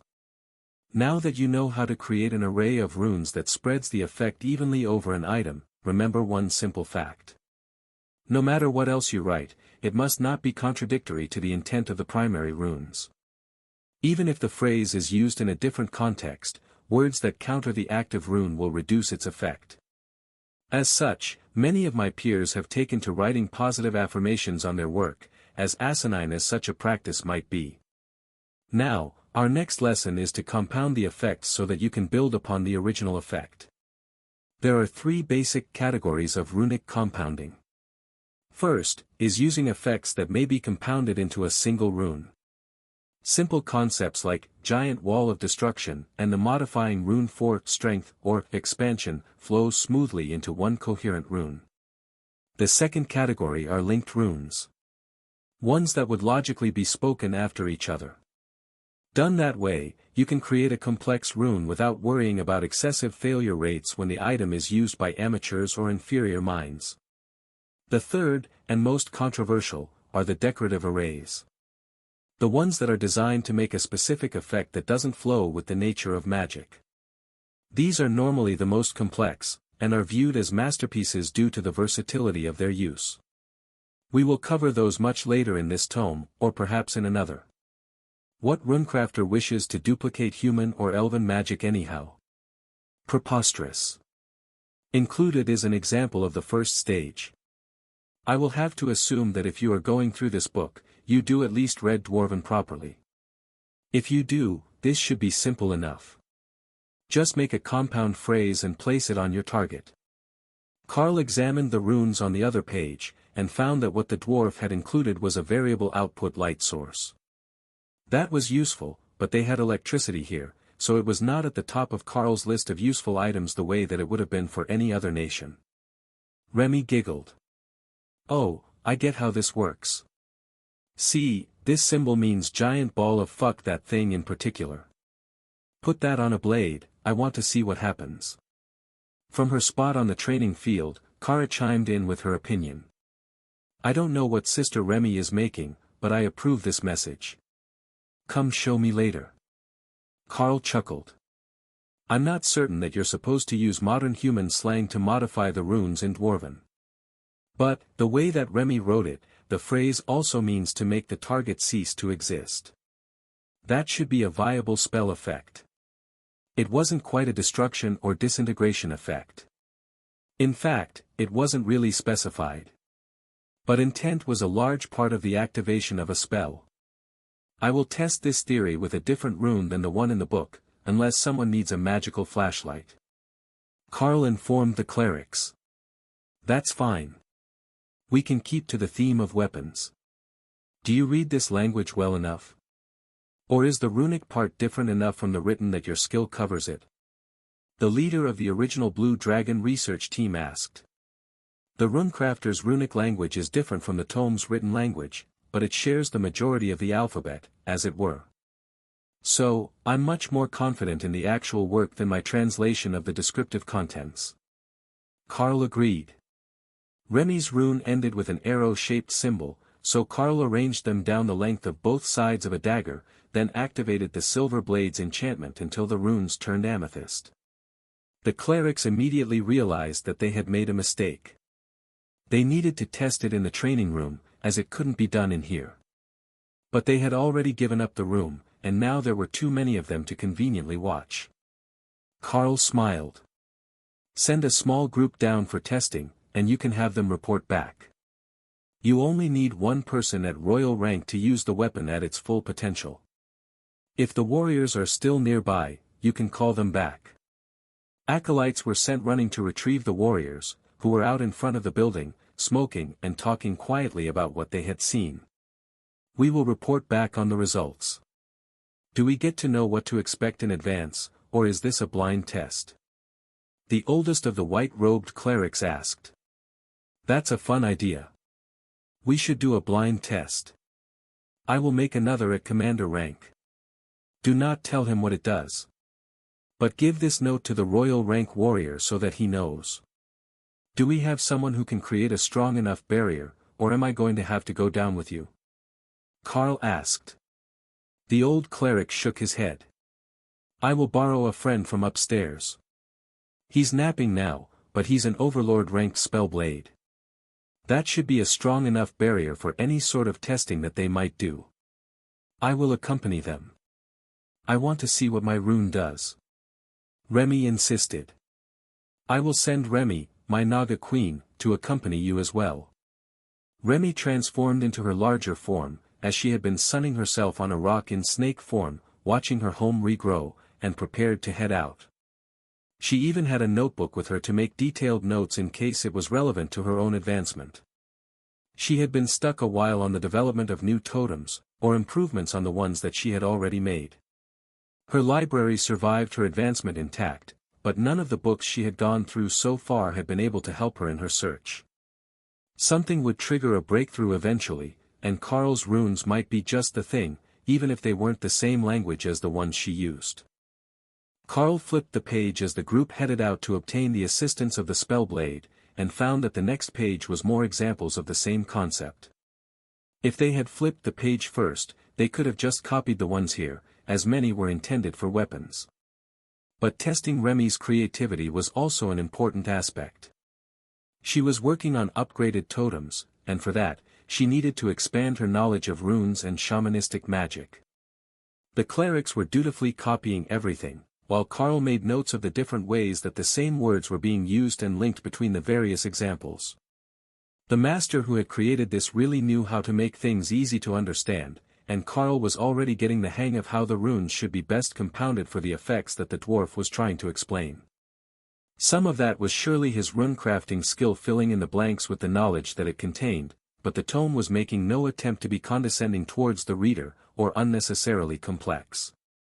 If the author knew that it would be read by humans, he would have certainly been much harsher with his words. The team was down in the basement now, with the same two warriors. Both were overjoyed to get to test more weapons, even if this blind testing was strange. They didn't know if it was intended for newbies to use the weapon without introduction, or if it were to prevent the weapons from being used by their enemies. But the commander, who had been given no instructions except to use the blade to attack the barrier, was ready to start. He lunged forward with a thrust and sent power surging through the commander-ranked dagger. On contact, a 2-meter explosion of magic erupted, throwing him backwards across the room with its force. Remy doused him with a healing splash spell, and the warrior spluttered as cold water was tossed in his face. Thanks, I think. He muttered as he got to his feet. Remy nodded happily, and continued taking notes. The mage that they had recruited was doing his best not to laugh. Well, we can say for certain that it is likely intended to be a ranged ability. My guess is that it's some sort of arcane blast. It felt like, does when a warrior uses it. That same sort of converted energy, not raw mana. But the explosion engulfed the entire target. He noted. Yes, it worked exceptionally well. There was very little wasted. Just enough to cover the whole target. Remy agreed. The mage nodded in agreement, while the clerics turned to him for translation, as Remy was speaking serpent. It's in my notes. The mage shrugged. He was here for the barrier and his curiosity about the new weapons, not to translate for clerics who failed foreign language class. The royal rank warrior treated it as a short-ranged attack, and flicked the dagger out in a thrusting attack to send the attack forward in a piercing motion. The attack didn't have a visual effect between him and the target, but the same explosion occurred, shaking him on his feet. The commander stared at the target in confusion. It really did just look like, had hit the target from all sides at once, then rebounded off the shielding to create the blast. It wasn't innately an explosive effect, that was a side effect of failure. If it worked, the target should be obliterated from all directions. The clerics motioned to the royal rank warrior. Please see if the weapon is damaged by continued usage. We don't detect any signs of flaws or damage from the first strike. The mage held up his hand. First, I would like to see what happens when a cleric uses that dagger. I know it's among the weapons your god approves of. A high priest was tasked with the duty, using the commander-rank dagger with a dismissive flick, as if slashing across the face of the target from a distance. The effect this time was a golden glow that rebounded off the barrier with a glare of holy light, instead of a physical force. Fascinating. The effect isn't defined, only the outcome. So, it appears the way that the user thinks of it. Or perhaps a certain way, depending on the class of the user. We will have to do more study on that later. I don't suppose that you would be able to provide a few of those for my tower to study? He asked. Probably not today. But in the near future, we certainly will be able to include your spell blades in the research process. In fact, we will soon have runecrafting books available, and you might be able to get one of your people included in the test group. The aging cleric agreed. The spellblade nodded. I have a few disciples within the tower who have not yet taken a crafting skill specialty. They're still awakened rank, but that gives them time to grow. Much better than teaching us old folk, I suppose. The old cleric smiled. It's a trade-off. We all want the strongest results right away, but how many of our people make it to commander rank without having picked a specialty? Every new thing that we learn from the system disrupts centuries of practice and the balance of skills that we have accepted as optimal. The spellblade chuckled. I heard from Prince Corbin that the runecrafter who made these daggers is a monster in every sense of the word except his personality. The old cleric shrugged. This is the first I have met him. But he seems quite agreeable. The royal rank warrior frowned. You say that he's a monster, but he also seemed like a friendly sort of person to me. The old mage just shook his head. That's not what I mean. He's barely 16 years old. He made monarch in 2 years after the injection, and I have it on good authority that he managed to knock out a Tortlan monk in a fist fight during the challenge for the new commander rank dungeon. The commander rank warrior laughed. I heard about that as well. I was sent there later in the day, but it was the talk of the camp.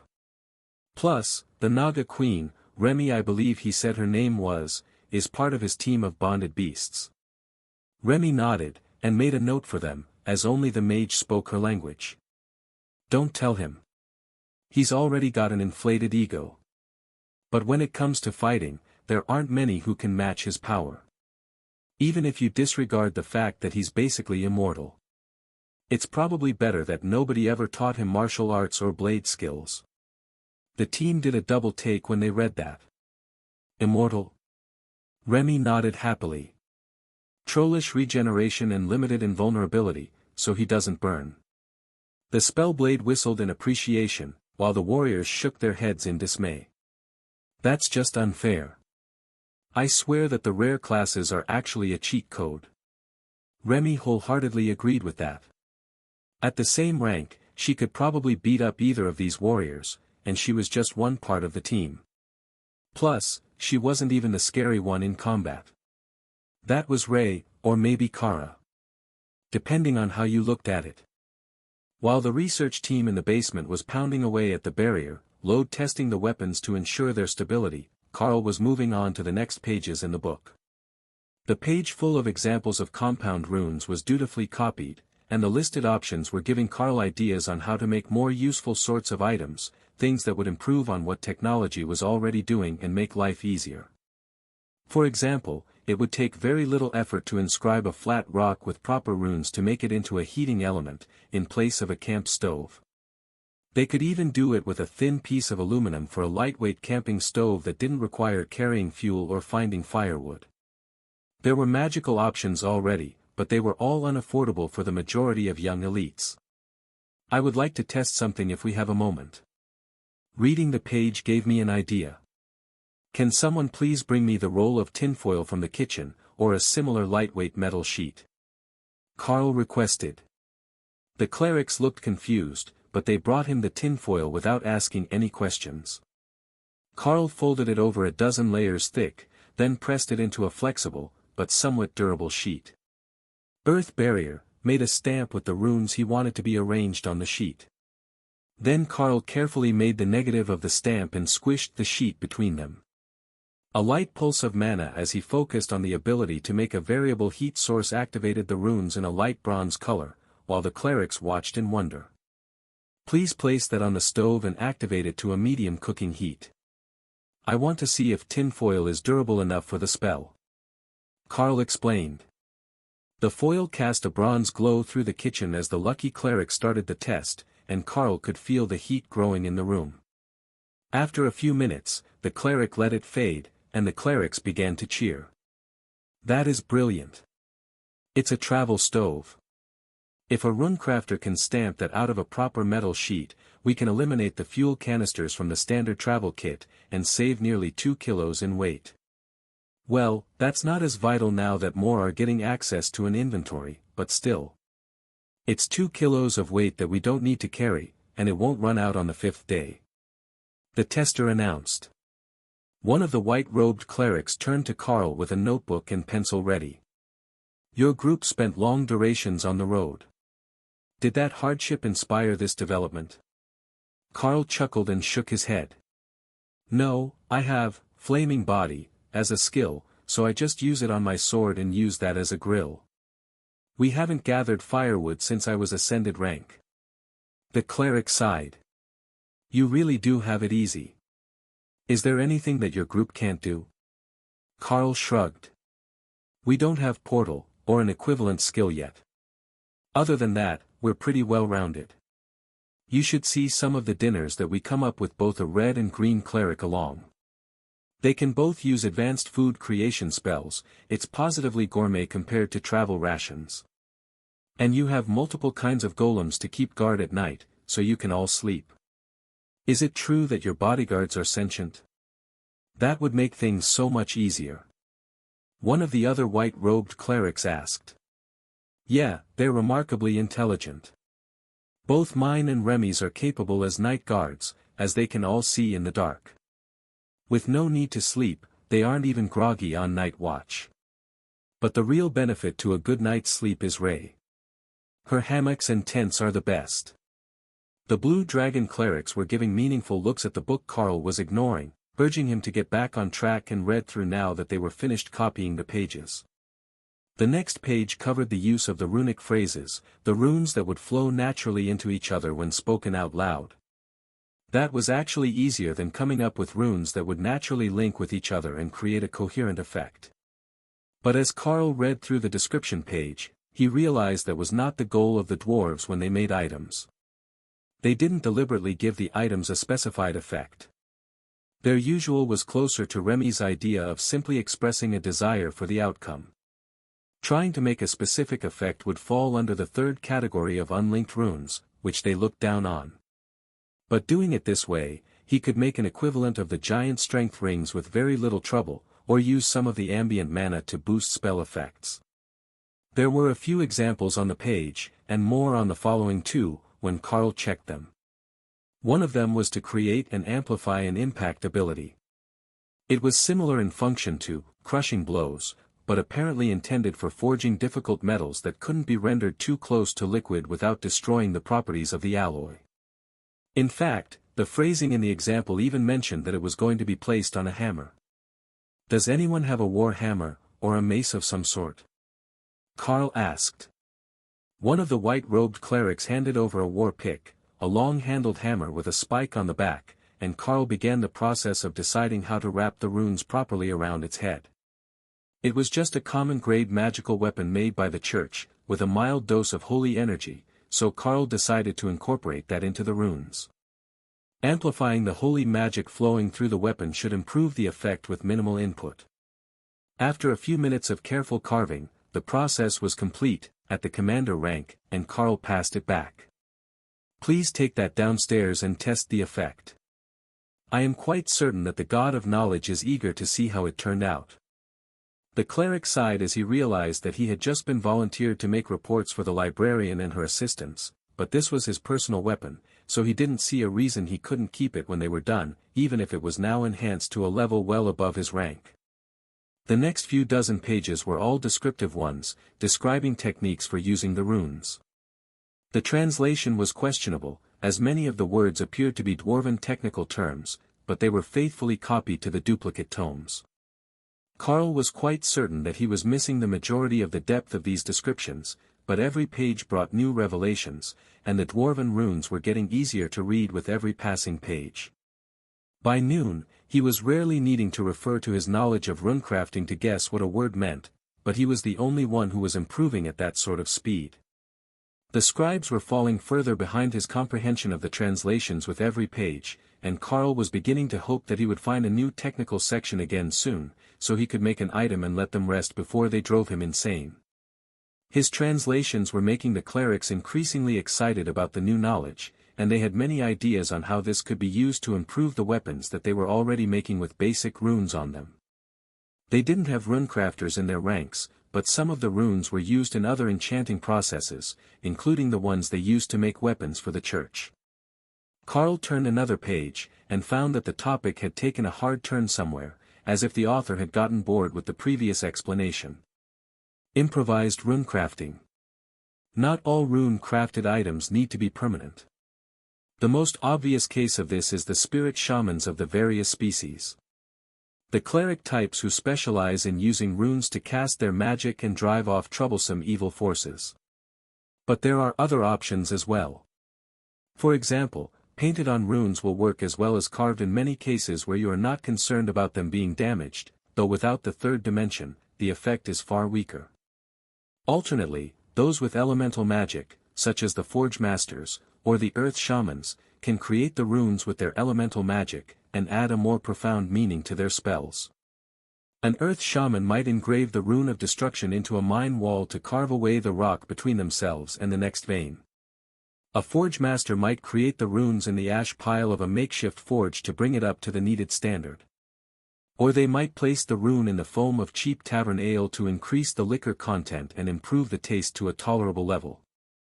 That caught the interest of everyone who read the translation. None of them had considered that was even an option. Would that be a sort of creation spell? Perhaps a transmutation? And what element did that even fall under? Every traveler had suffered nearly inedible local beverages in the past, but the dwarf seemed to mention it in passing, as if it should be common knowledge.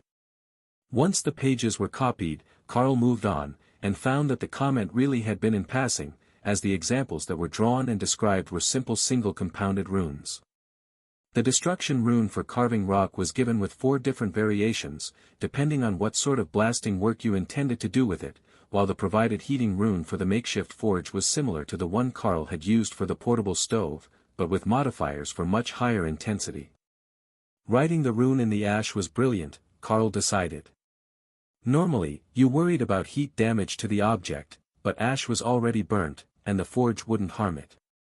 So, you could create intense heat with a seemingly unimpressive pile of ash to the point that the limiting factor was the construction of the forge itself. Presumably, the Forge Masters would have magic for that as well. But it was the versatility of these temporary runes that was getting the clerics all worked up. If you could just write the effect you wanted, wouldn't you be an instant archmage?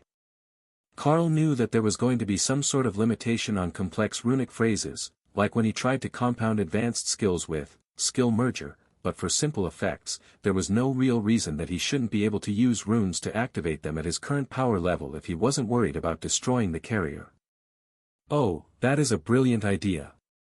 I will try it with an icicle. Remy insisted as she heard Carl's thoughts on the matter. How did the testing go? The warriors are tired. You should have cast a Thor barrier on them. But they will be fine soon, and the weapons are both undamaged. We also tested the higher grade weapon with the weaker warrior, and it makes a difference, but not enough to call it a royal rank effect the way that our advanced skills were when we were commanders. A few seconds later, Remy giggled.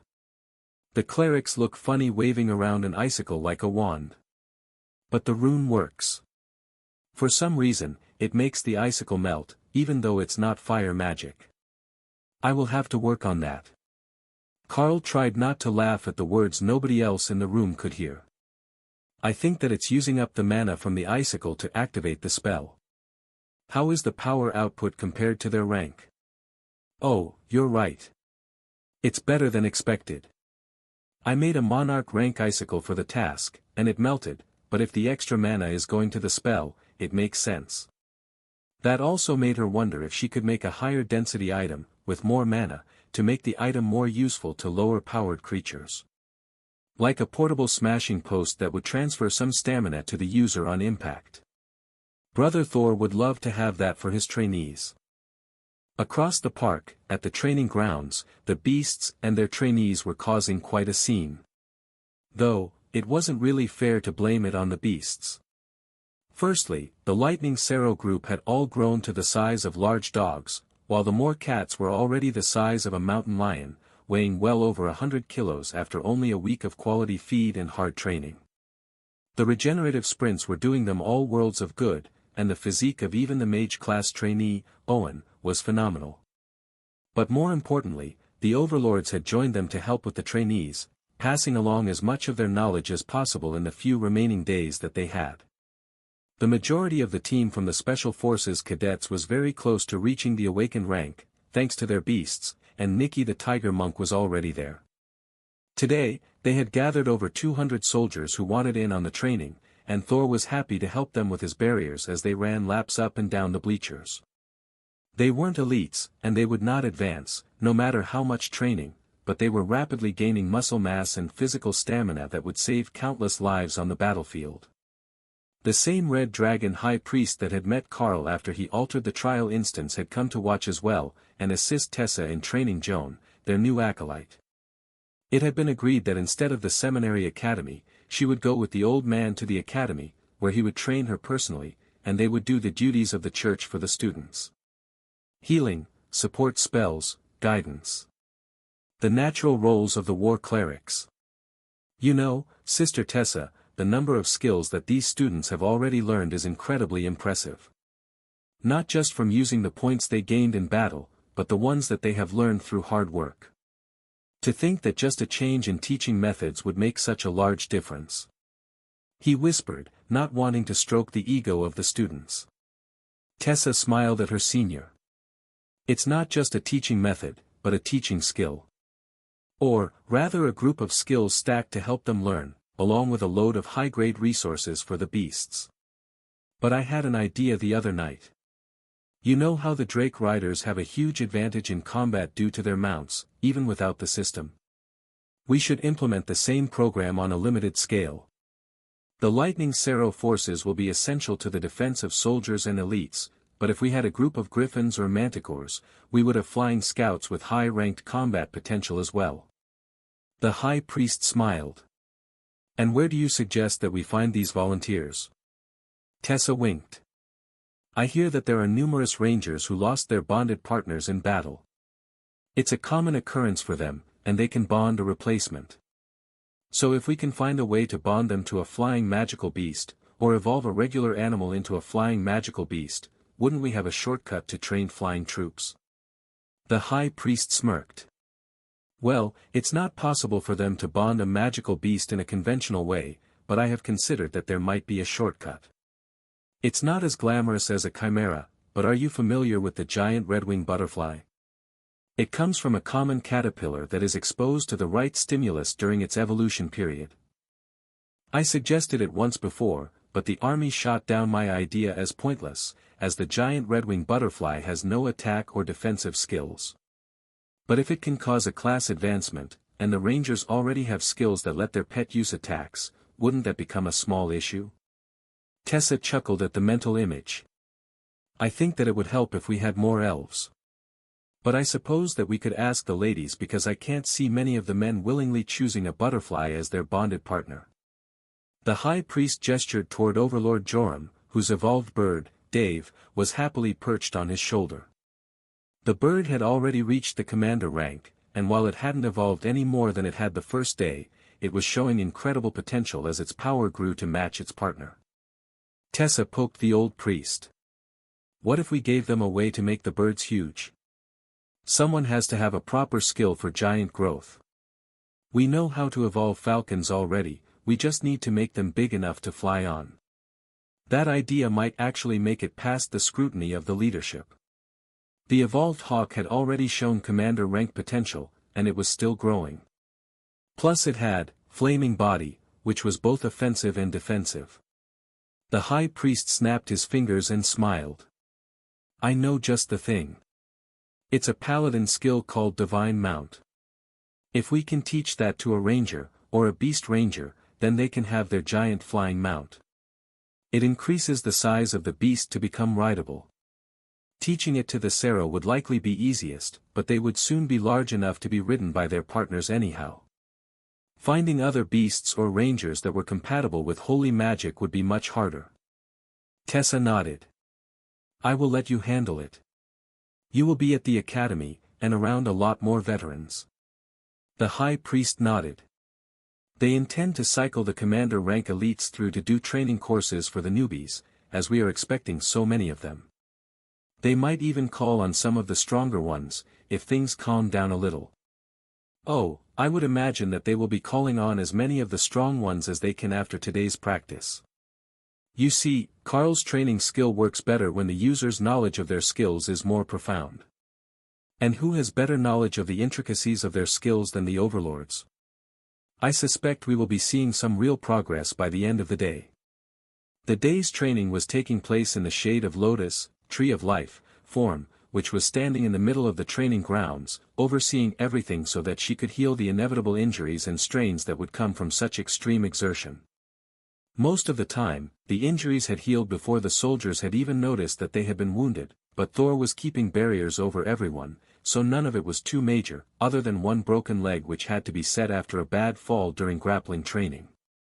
Such accidents were to be expected with hard training, and there were plenty of clerics on hand to take care of the issue, even if they didn't have Lotus in tree form in the middle of the training grounds.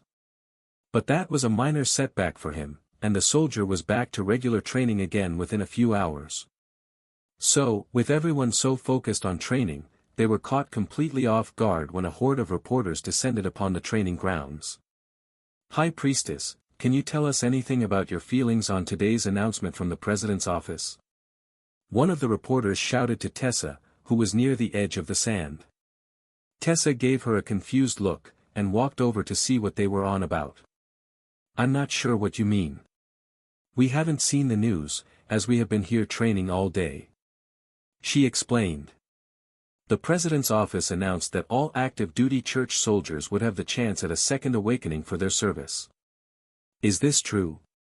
What are the odds for the soldiers to gain elite status? Does the war goddess have any thoughts on the matter? The questions were asked all at once by different reporters, and Tessa put on her best public relations smile.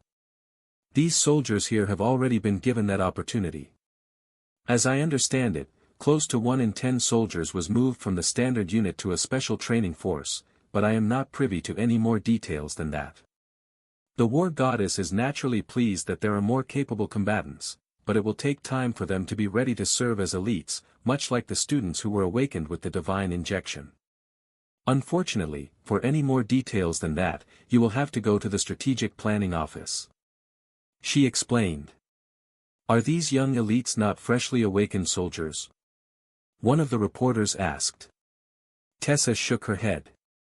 No, these ones were awakened early as part of a separate project.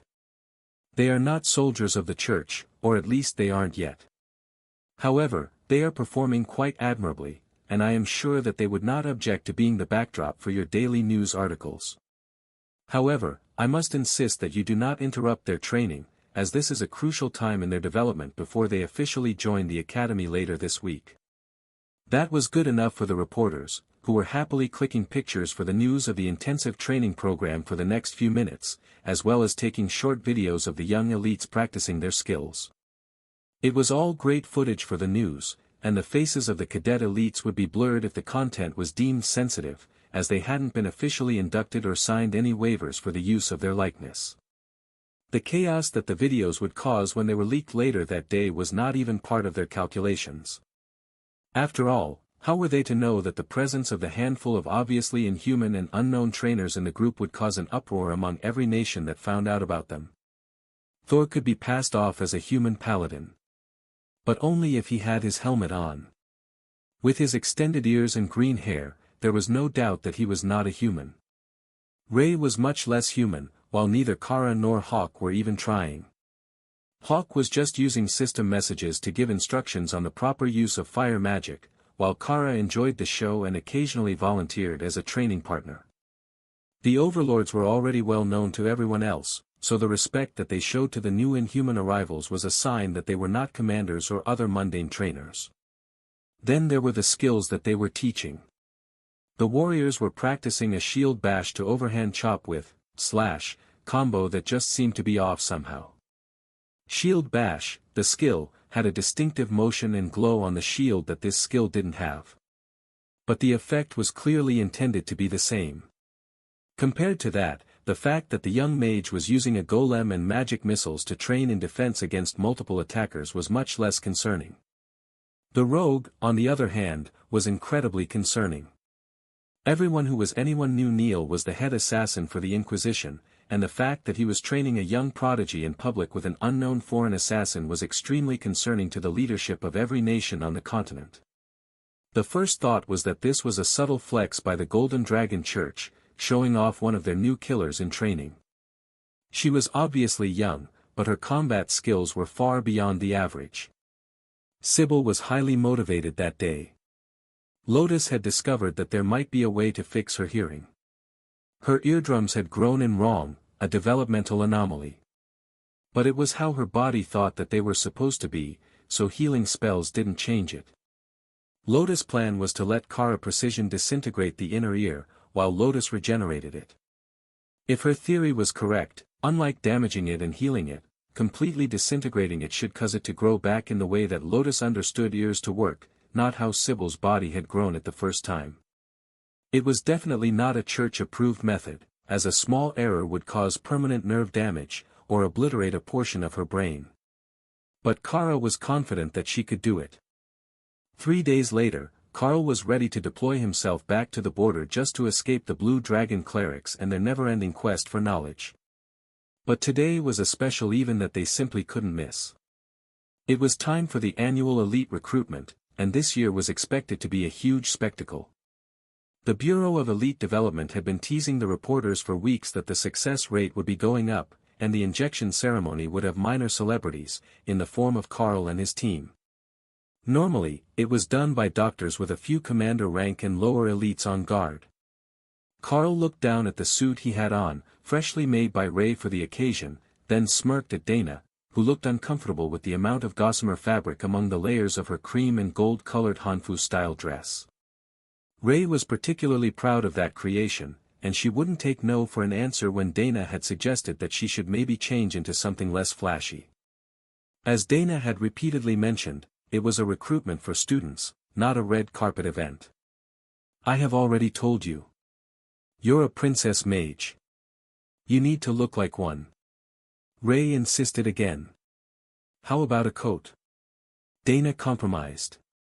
Ray considered that. She had seen mages in long coats that split up the back before. They would hide the majority of her masterpiece dress, but if their Dana really did want to be covered up, she could make her still look like a princess. Hawk, lend me some white fur.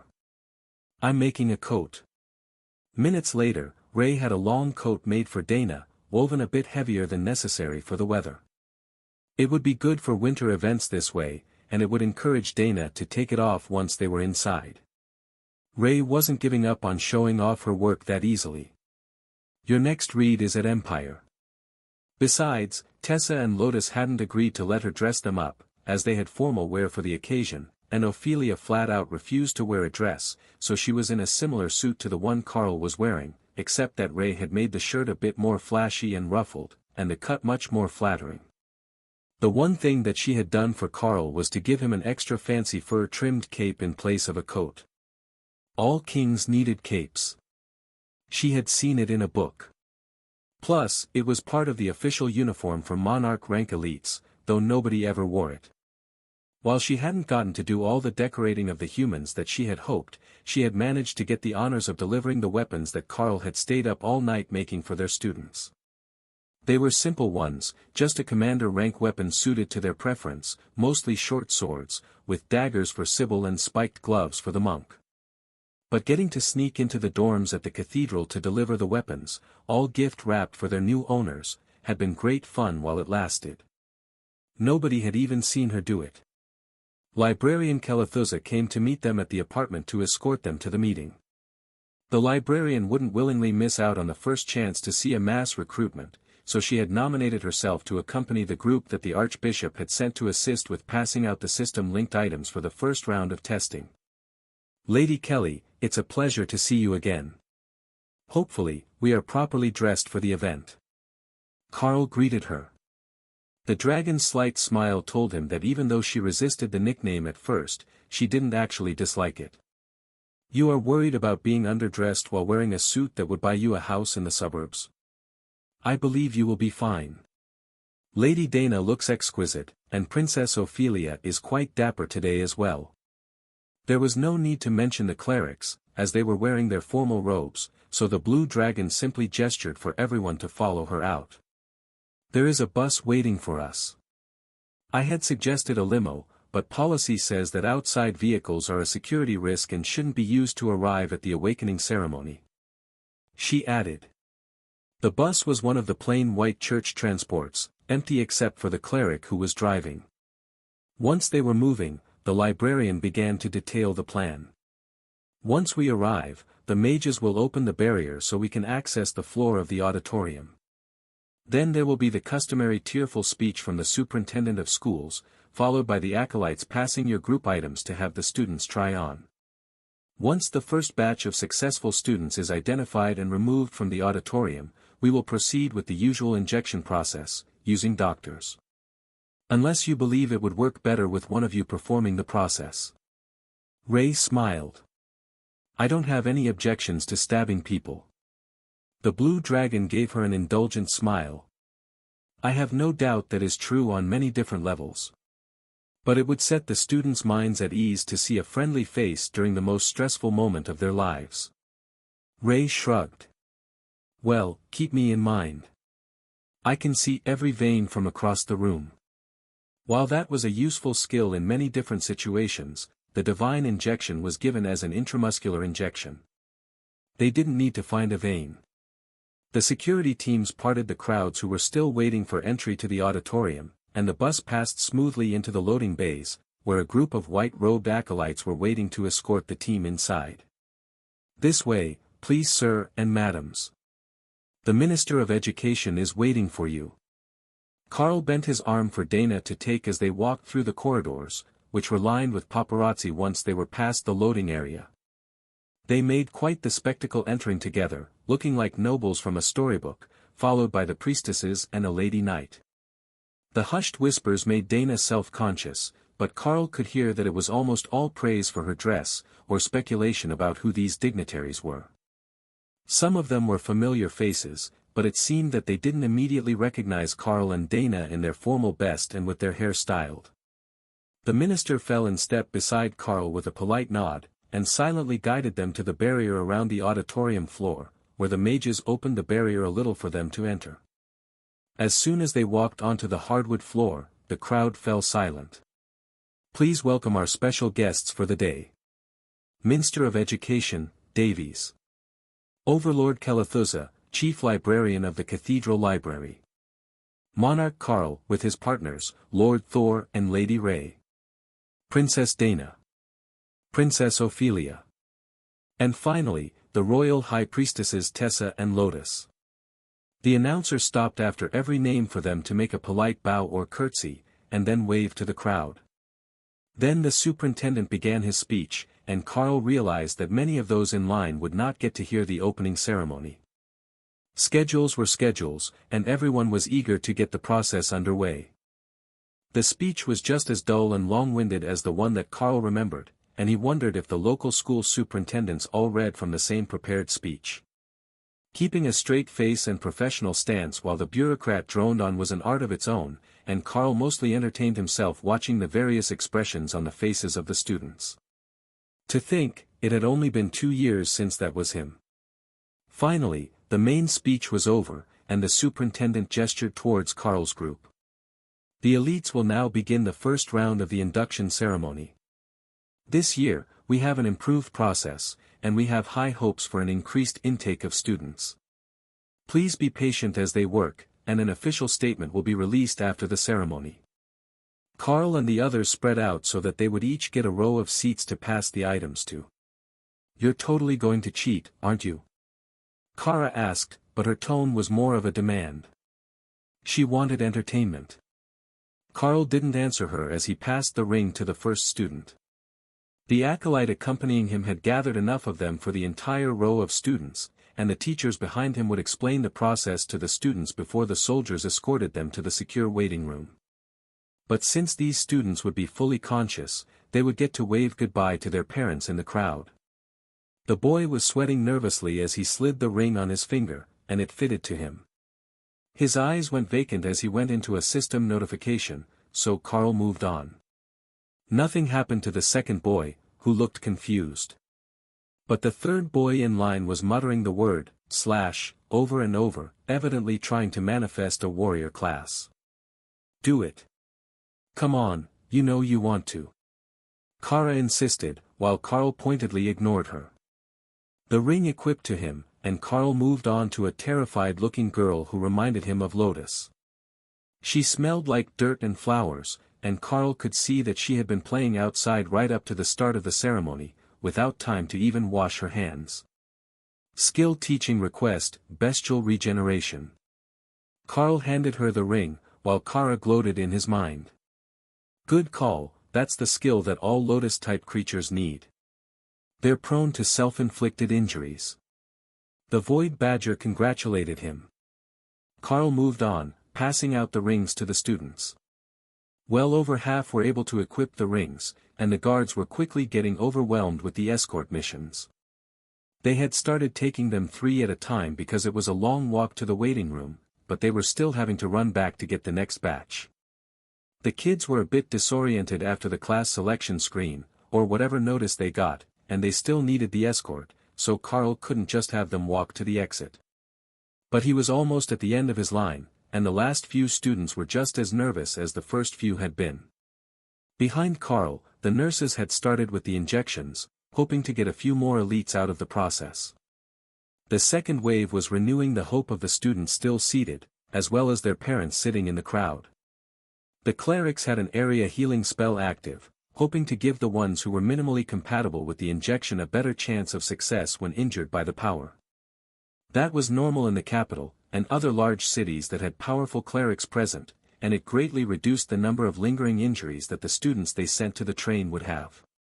It wasn't looking too hopeful for the students, but the success rate was generally not great with the injection to start with, and presumably most of the successes would have awakened with the first method.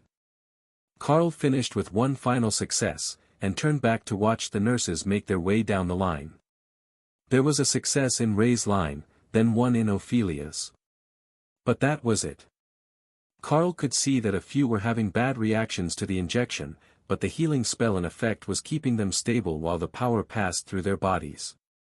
The mood in the crowd was jubilant, with the overjoyed parents outnumbering the defeated ones for the first time in history. Normally, Karl assumed the crowd would be congratulating the lucky few, but now it was a mix between sympathy for the parents of the students still sitting, and congratulations given to the parents of the ones who had been led away. The rest of the ceremony was supposed to be focused on the students who would be going on to further classes, or looking for work, so Carl and his team retreated to the back of the podium, so they wouldn't interfere with the inspirational speeches and songs that were coming. Fortunately for everyone, those would be given by someone other than the superintendent. Carl turned when he heard someone enter, and watched as the crowd followed his gaze. It was an amusing sight, watching thousands of people all turn in unison because he had heard footsteps, but it worked out perfectly as a young elite in an idol's short frilly dress waved to the crowd and strutted up to take the stage. Only, once she got into the open, all her attention was on the gathered guests. Nobody had warned her that things were changing this year, and she had been expecting a few school officials, plus the nurses. Experience new stories on Empire. Not a whole group of royal and monarch-ranked elites, plus the head librarian. The idol was probably someone famous in the capital, but Carl had no idea who the ascended rank girl was. The feeling was mutual, but she was well trained and managed to keep to her routine as she took the stage. Not even the massive number of empty seats on the auditorium floor was enough to throw her off her performance. Good morning everyone. Congratulations to all of our new elites and their families. But for everyone else, today is still a very special day. For today is the Capital Job Fair. Once the sales pitch for the job fair was open, the announcers declared that the students could come up and meet with the elites. There was no need to do that for the others, they were about to become the elites, but for those left in the auditorium seats, this was a big event for them. Carl came down from the stage to meet with the kids, who looked shocked that someone was actually coming down to talk to them, not just answering questions from above. Mr. Monarch, is it true that you led the soldiers to defend the north side of the city? One of the kids asked, eyes sparkling with hero worship. Not just me. My whole team spread out along the north side of the city so that we could coordinate. With so many brave soldiers on the line, we had to do our best. Carl agreed. A group of the kids immediately swarmed him to hug him, reminding Carl that many of these people had family in the army. The rest of the team remained on the stage with the school officials, though Lotus was sitting on the edge to talk to the students. The kids were mostly chattering to each other as they formed another question, then one of the girls pointed at Carl and gasped. I know who you are. You were on the news with the lightning Sero. I think you were still a commander or a royal then, weren't you? Did you just advance? Can we see the Sero? She asked. Carl smiled. Thor is standing up on the stage right now. Green hair and shining armor. It's a transformation spell that lets him look human. He will be glad to hear that you're a fan, though. However, I do have one more friend that could come out to say hello. Kara, would you like to meet the students? Kara came out to stand on the edge of the stage, looking down at the students, then spread her wings to hop over to Carl's shoulder. She leaned down with her paws on his chest to get a closer look at the kids, then nose-bumped the girl and licked her cheek. Kara reveled in the attention as the kids began to praise her, and Carl sensed Thor mentally rolling his eyes. Were the kids not praising him and looking forward to seeing the Sero only seconds ago? That shameless sister was just happily stealing all the attention. But Thor was fine with watching over his pack while they were among so many strangers, and not many things in the world could harm Kara. Not that the kids were trying. They seemed to think that Kara was some sort of domestic pet, and she had no problem basking in the attention for a few minutes. We have a plan. Remy and Lotus and I are going to go find the baby rogue and fix her ears before she leaves. Make sure that the humans don't try to stop us. Kara informed Carl as the attention began to die down. I will get you an escort. Carl gestured for one of the soldiers to come over, and briefly explained the situation. Remy would come out once they were in the back rooms, so they didn't terrify the public with a Naga queen appearing out of nowhere. Ray thought it would be great fun. But she was also considering just turning back into a spider for a bit to make people stop asking her dumb questions. Kara was happy to communicate with system messages, so that Sybil knew they were coming, and Lotus didn't misunderstand what they were up to when they started using destructive magic on the rogue. It took them a few minutes, but after carefully examining the inside of Kara's ear and comparing it to Sibyl's, Lotus was certain that she could shape her healing magic to recreate the destroyed tissue into a properly functional inner ear construct. Sibyl was still quite leery of this whole idea, as it did involve using disintegrate to destroy her entire inner ear, then a healing potion and Lotus regrowth healing spell to rebuild the missing portion of her head. Lotus patted the rogue gently as they finished their preparations. "Relax, and sit perfectly still. We will have you fixed up in no time at all. Remy has done extensive research on the topic, and she made custom potions to help you recover. The odds are excellent that you will be able to hear as well as anyone else in the group before we leave this room." The rest of Sibyl's team was watching in tense anticipation as she reluctantly nodded, and Remy took out 2 small potions before nodding at Kara. The Void Badger focused intensely, then activated disintegrate, a half-second before Remy splashed the potions in both of Sibyl's ears at the same time, and Lotus began her healing spell. For 5 long seconds that felt like hours to those watching, blood trickled from Sibyl's ears, then slowly vanished. When the process was over, her ears had changed shape, getting slightly pointy instead of small and round. But other than that, Lotus was certain she had done the spell properly. It was probably just because she thought pointy ears were cute. That had to be it. For a few more seconds after they finished, there was silence in the room, then a squeak from Sibyl, followed by a wince of pain. "I can hear heartbeats. You did it wrong. Hearing is painful, make it stop." She complained by message. "Oh right, there is no earwax to dampen sounds. Here, put these in." Lotus' voice pained the rogue, but once the earplugs were in place, she breathed a sigh of relief. She shaped her mouth, and let out a series of squeaks before frowning and sending a mass message to her team. "I don't know how to make the mouth noises." Collective facepalms ensued. "I didn't think about that. Do you even understand what people are saying?" Lotus asked quietly, not wanting to hurt her delicate ears. Sibyl nodded and gave them a thumbs up. "I think that the system translates for me like Mr. Carl said it does for orcs because I understand perfectly without even seeing you talk. I've never heard words before, but I believe that you have a beautiful voice." Lotus hugged Sibyl, who was laughing silently at how happy the priestess was to get a compliment. "Is the world supposed to be this loud? Is there a volume control? I can hear people talking in the auditorium, and it's distracting."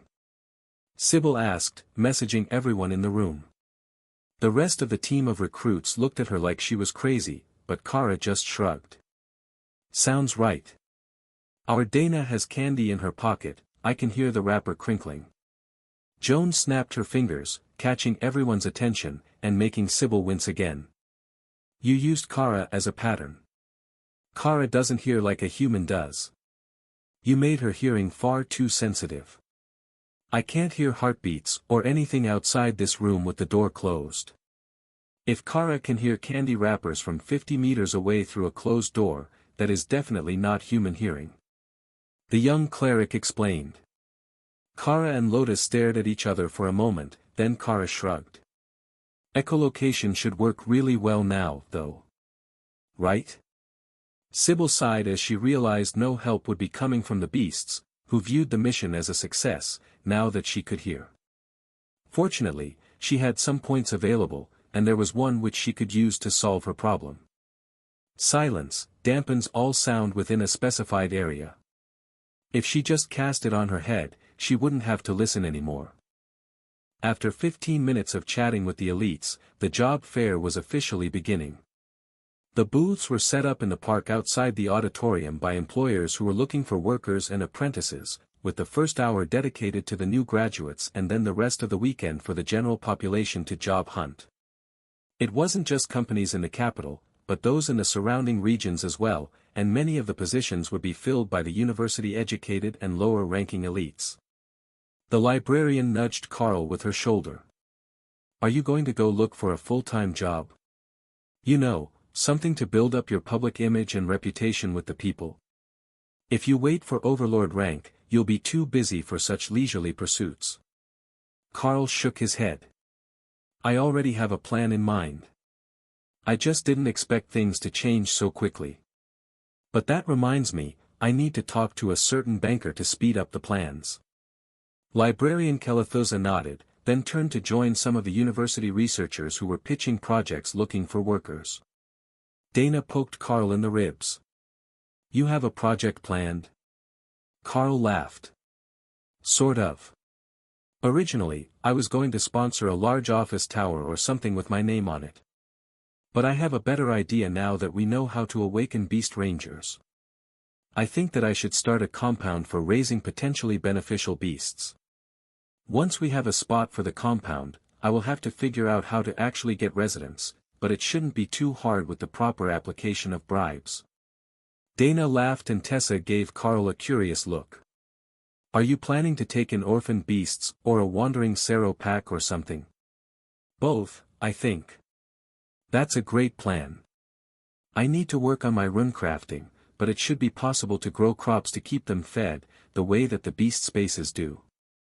Then, we can take a commission when rangers who are advancing come looking for a new partner. There were also a number of other advancement options available that weren't beast ranger, but would allow the rangers to pick a magical beast. And what if they don't come flocking to your farm to find new friends? Tessa asked. Then we advertise it as a petting zoo for green dragon clerics. We will be rich. Tessa and Ophelia burst into laughter, while Dana sighed and leaned against Carl's side. He wrapped his arm over her shoulder and smiled at the mage. See, it's a brilliant plan. Plus, if we bring in Sero, we know that they're not going to object to people coming to give them attention and head pats every day. That sounded good to Thor. In fact, he wondered why nobody had thought of that before. No need to travel to find the good food, and nature cleric head pats. Pure luxury. Ray thought about reminding him that it came with a loss of freedom, and that they would be stuck within a compound, but quickly realized that the lightning Sero wouldn't see that as necessarily a bad thing. They would just become territorial and protect the compound where the food was. The fact that there was a wall around it was a bonus in their minds. Carl kept Dana under his arm as he left the auditorium, leading the group. If he was lucky, he would be able to find someone from the Roth Savings and Loan Group. The banking conglomerates had set up a very professional group of stalls for the hiring fair, but they were staffed by juniors from the Human Resources Department. If he was going to talk to Nathan Roth, he would have to wait or call for him. It was still the early access period for the students, so this whole area was mostly empty. They wouldn't be hiring middle school students for a financial group unless they needed janitors.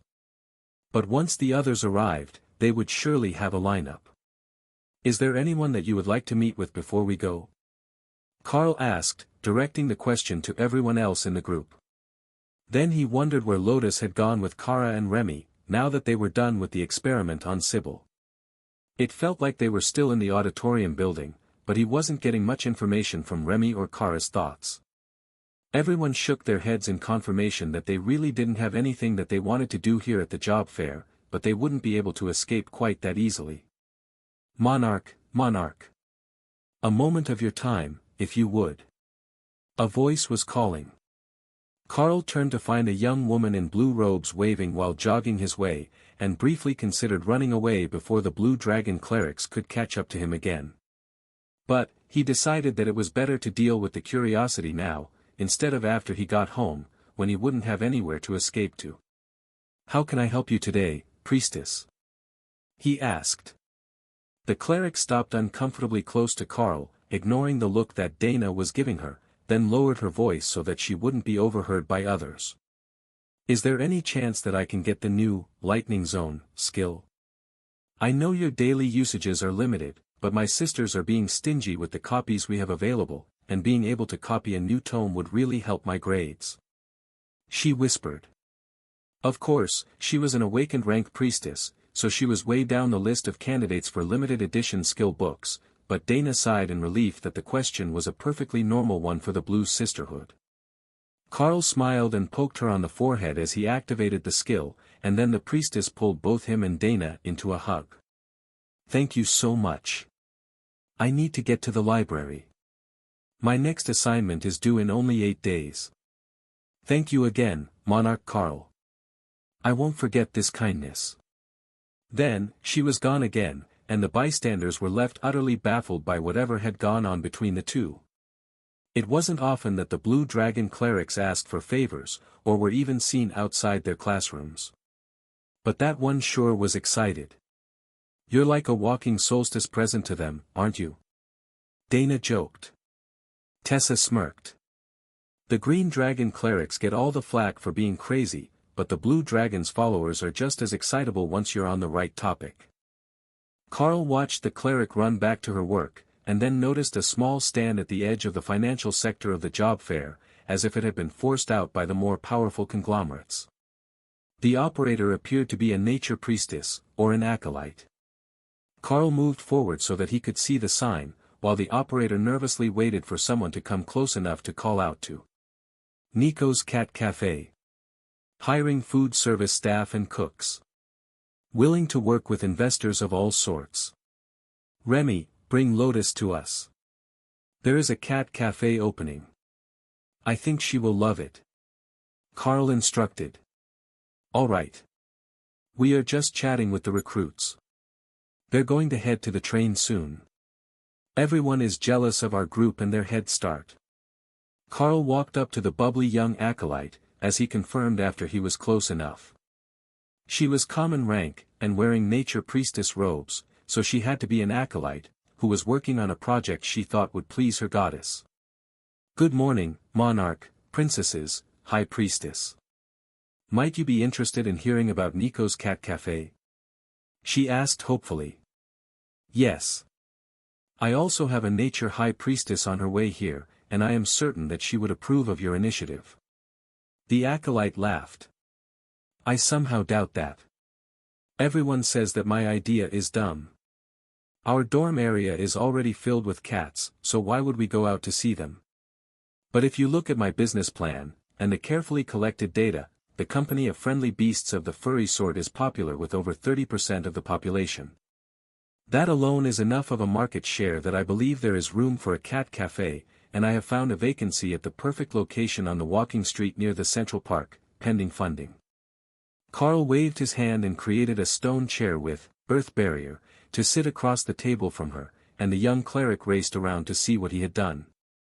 You have a free chair skill. That is wonderful. Does it make other chairs? Can it make more? She gushed. It's an earth barrier defensive spell. It's not intended for making chairs. But yes, I can make multiple styles of chairs, or whole rows of them. Carl laughed, while Dana turned away to hide her laughter. The acolyte slowly calmed down, while the nearby bankers shook their heads in dismay. She was making a pitch for funding by a monarch, but she couldn't even remain serious for 10 seconds. They saw no chance that she would actually succeed at business. Once she was back in her seat, Carl started with the important questions. Do you anticipate any issues getting permits to serve food and drink around animals? Quality products will be essential to the survival of your business. No customer will suffer bad coffee just to be with cats. After all, the priestesses and other cat enthusiasts can chase blink cats all over the city. Nico giggled and nodded in agreement. I have the advanced food creation spell from my goddess, though it's still common grade. Not really up to the standards of the higher elites. But it allows me to make a full range of basic products and spices, and I am an excellent baker. The products that are more difficult, as well as the specific brews of teas, I will have to order in. The predicted costs are in the business plan. She was well prepared, Carl noticed. She had a full menu, with all ingredients and costs listed. Time to make and prep the ones she was creating listed on a weekly basis, staff hours, animal maintenance costs, and all the other line items Carl would expect on an expense sheet at the mines. Tessa was reading over his shoulder, as she was actually educated on the economics of feeding people, and she was making encouraging faces, so Carl assumed the numbers weren't outlandish. The final page detailed what she needed. A total of 150,000 credits in seed money for equipment and renovations, as well as the lease on the location. Carl inwardly sighed as he realized that the annual lease for the location was only 30,000 credits, hardly more than a month's rent at his apartment. He really was living extravagantly. So, my primary concern is whether you will be able to find reliable staff, as well as suitably socialized cats. After all, ones with even a hint of a temper could be a problem in a cat cafe. Carl informed her. Nico nodded in agreement. Fortunately, we have a stable source. It's here on page 7. There is a shelter that is willing to work with me so that the cats can be adopted straight from the cafe, should the customer be interested. It's a win for everyone. At that point, Lotus came running through the crowd, which was parting around her, as the priestess was wearing Remy as a necklace in spirit snake form, with Kara chasing after her. The sight was terrifying to the locals, as spirit snakes were venomous, and a monarch rank 1 thicker than most men's arms was no laughing matter if it was not a bonded beast of some sort. The fact that it was draped around the neck of a nature priestess did not guarantee safety. What did I miss? Lotus asked, puffing for air after carrying Remy so far. This lovely young acolyte is working to set up a cat cafe, and I was considering helping her with an investment. Carl explained. Oh. Do you have interior designs? Lotus asked. Nico smiled and flipped open her binder full of exquisitely detailed drawings. Now, there are a few designs there, as I wasn't sure what facility I will be able to get. The landlords wouldn't hold them without payment, and I don't have any seed money yet. Nico explained. That won't be a problem. Someone here will surely be interested. Lotus dismissed the concern as she flipped through pictures of walls lined with climbing platforms and scratching posts for the cats, with tables covered in white lace cloths. Are you really going to fund a random cafe by a green dragon acolyte? One of the nearby financial service booth operators asked Carl as he watched the two discuss design. Carl nodded. The plans are for a quality bakery and a cafe specializing in desserts and exotic teas. The design even includes a pickup window, for those not interested in sitting with the cats. The banker looked at him like he was crazy, then shook his head and turned away. If the elite wanted to waste money on charity, so be it. The gathering of powerful elites attracted the attention of a few of the students, which caused Kara and Remy to retreat to their spaces. They didn't want to terrify the young job seekers, and especially not if Carl was going to be investing in this shop. Just the presence of the group who had been chosen to present the first opportunity to become elites was enough to draw the young job seekers to the booth, much to the dismay of other companies looking to hire them, and the delight of the nearby stalls that needed entry-level workers. Princess, what sort of business is this? One of the girls whispered to Dana. At first, she was startled, not used to being called princess so reverently, and Carl made a mental note to do it more often. It's a cat cafe. Nature priestesses and beast masters seem immediately drawn to it. She whispered back. Like, a cafe with cats just running around to pet. That is great. Are they hiring? I would apply for that. Lotus came over and hugged the girl from behind. Yes, she will be hiring as soon as the talks are done. They have openings for 10 servers and 4 bakery staff. One of the boys who had come over mostly to just get a better look at the elites turned to look at her in shock. They're going to bake everything in-house. Most places order in their pastries. He commented. They will specialize in desserts and snacks, not full meals, so the acolyte wants to hire staff to help her do all the baking. Lotus informed him happily. I will go get my friends. Their parents are bakers. Then he ran off, leaving Lotus extremely pleased with herself. It wouldn't take them long to get the acolyte's goals filled this way. But even better, it looked like she wouldn't even have to plead to get someone to cover the funding. As a high priestess, her earnings were for the good of the church, and she lived off a stipend. Well, in theory. Mostly, she lived off hawk's meat pile and Ray's design talents. Even the royal priestess robes she was wearing were made by Ray and not the church. These ones were much more comfortable, and they smelled like Ray's silk, the same as Lotus' favorite hammock. Finding applicants to become servers was far too easy, and Tessa had a list of over 30 within the next 5 minutes, before the boy came back with his friends. "Are we too late?" he asked Lotus after seeing the line gathered around Tessa. "Not at all. There will be some interviews, but skilled bakers were expected to come later, so I don't know if there are any on the list yet." That caught the attention of one of the bankers, who had scoffed at Carl's interest earlier. It really looked like this business was going to get started, and he happened to know a master pâtissier who was out of work after her employer had shut down to sell the business to a real estate investor. As crazy as the idea was, if they had a real master baker working with a nature cleric, there was no reason that they couldn't succeed, and his friend might be able to take over when the acolyte inevitably flaked out in a few months. He sent a runner to bring her over early. The event wasn't open to the public yet, but he sent the boy with a vendor pass to get her in. A little head start could make all the difference in the world when they were dealing with a monarch's whimsy and wealth. Carl vaguely noticed when Ophelia and Ray vanished, most likely with the use of shadow step. But he was busy finalizing the deals and signing the funding documents for the shop. The master baker was there only minutes later, as she had been intending to attend anyhow, in search of an executive chef position. She approached on her own, but still wearing the vendor badge for the financial group. "Acolyte Nico?" she asked politely. "Yes. I am Master Baker Genevieve. I would like to apply to become the head baker in your shop. I have decades of experience making exclusively baked goods, succulents and desserts. If you have time, could we talk?" That made Nico extremely nervous. She hadn't been prepared for such a capable applicant, and now that there was one, she wasn't sure that her offer would even be close to enough to keep her interested. Yes. This is an excellent time, as we have a pair of baker apprentices present, and more coming. I suppose that we can start with the offer. Where is it? Here we go."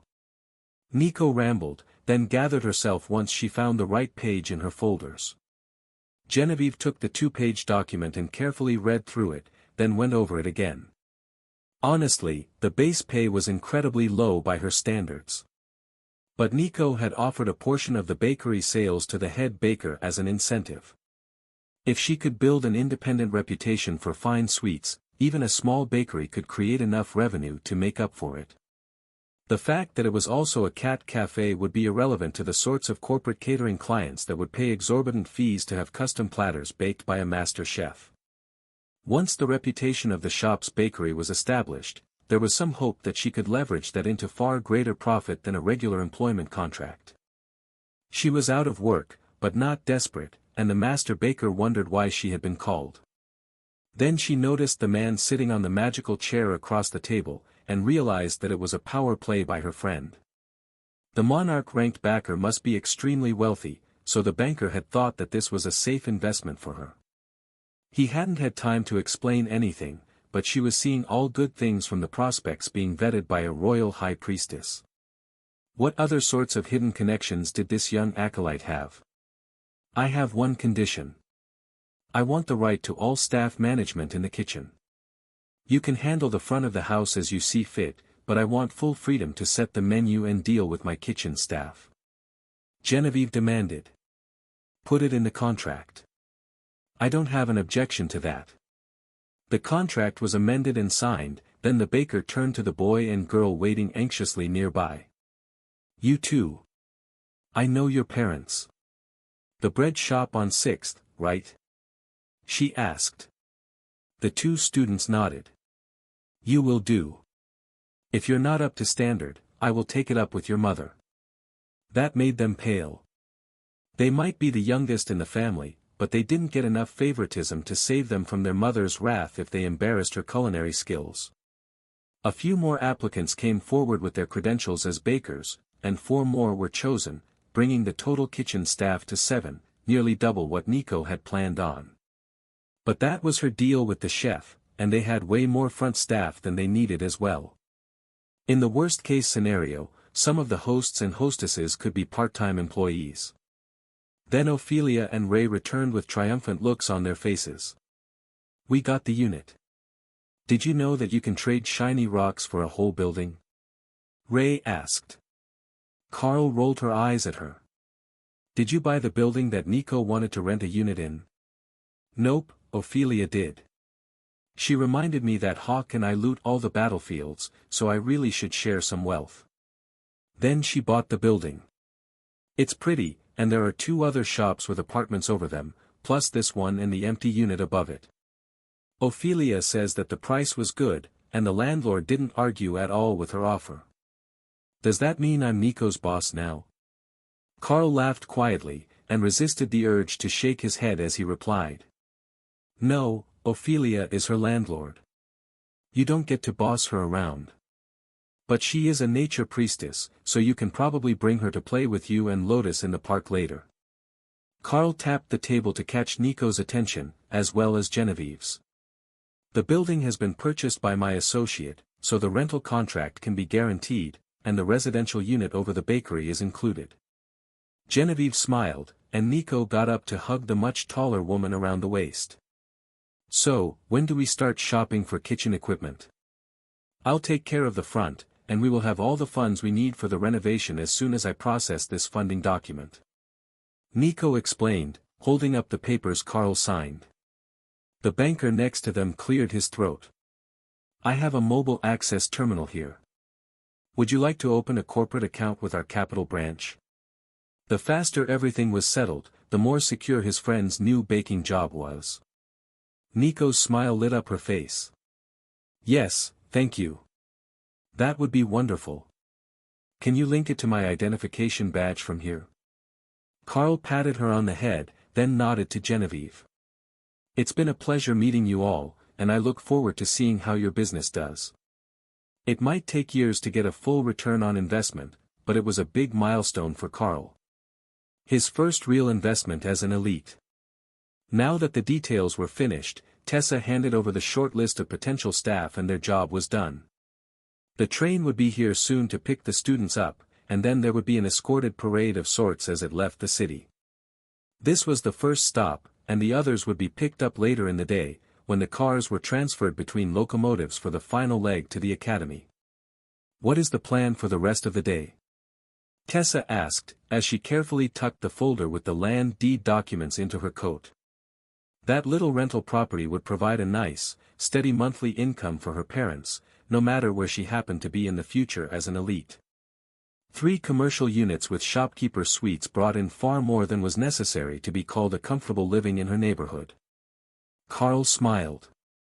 "Well, I should send a little something to my parents.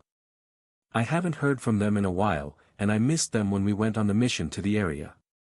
I know my dad got promoted, and they're making good money now, but I'm sure I can do better than that for them." Dana smiled. "Planning to bring them to the capital?" Ophelia nodded, while Carl shook his head. "Do you think I could convince my dad to leave now that he's one of the big bosses, setting company policy for his old friends down in the mines?" "No, he would rather stay there. But that doesn't mean I can't have them living a life of luxury while he works. That would only take a few minutes at the station in the cathedral, or any bank branch. His father made nearly 50,000 credits a year after his raise, when he made 9,000 a year before it.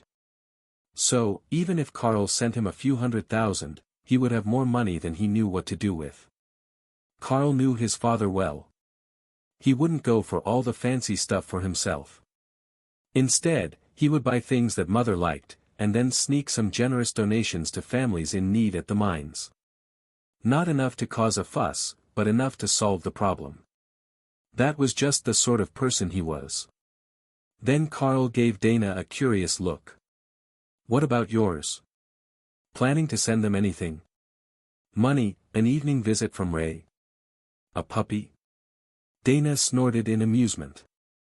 "Depending on the day, all 3 of those feel like valid options. My father is allergic to dogs. But I set up a trust for my mother, so she has monthly money sent to her.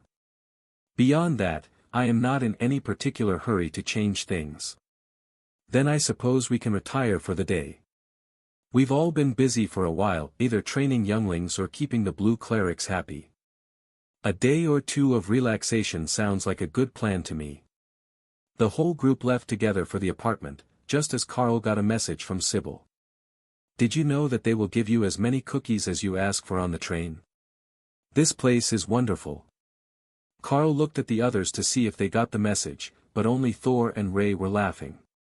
So, the message was likely meant for Ray, but passed through him on the way. Ray answered first. As long as you don't eat so many that you get fat and slow. Don't forget, I will be doing unannounced readiness tests until you graduate. Got it, big sister. I will keep myself ready. As soon as I adjust to these new ears. I swear they're broken. Even with earplugs in, it's still loud. In her space, Kara was laughing. Sybil's new ears sounded as if they weren't desensitizing as fast as the rogue would have liked, and Kara hadn't even considered that Lotus magic might duplicate her own so well that they wouldn't grow back in a proper human pattern.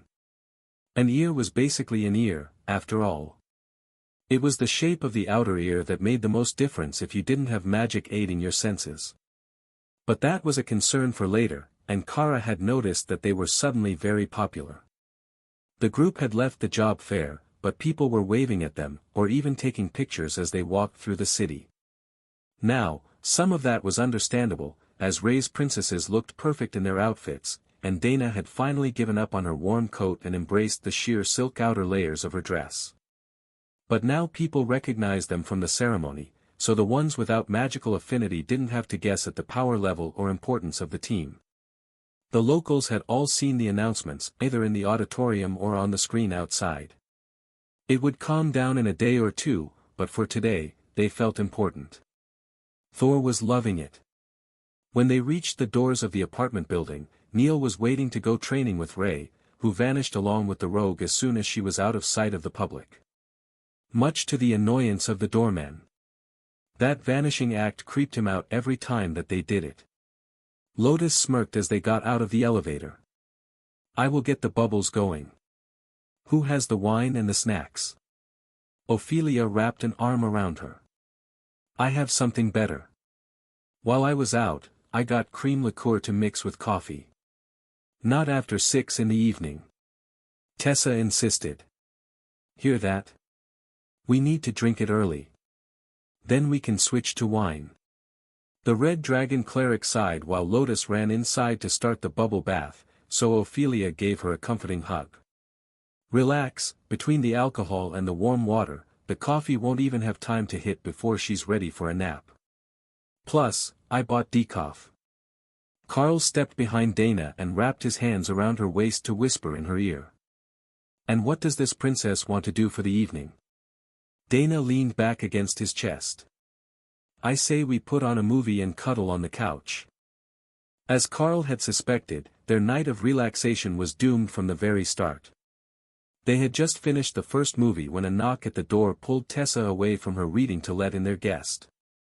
General, to what do we owe the pleasure of your visit? Tessa asked as she looked up at the unfamiliar man. High Priestess. I have come looking for Monarch Carl. There is an urgent matter that we require his assistance with. The general replied. Carl sighed, realizing that his night was definitely not going to involve enough cuddling on the couch. But he stood up anyhow and headed for the door. General. It's a pleasure to make your acquaintance. Is this a confidential matter, or can you speak in front of the other elites and high priestesses here? Carl asked. The general shrugged. It's not secret enough to keep it from the other elites, as long as you don't mind them knowing your personal business.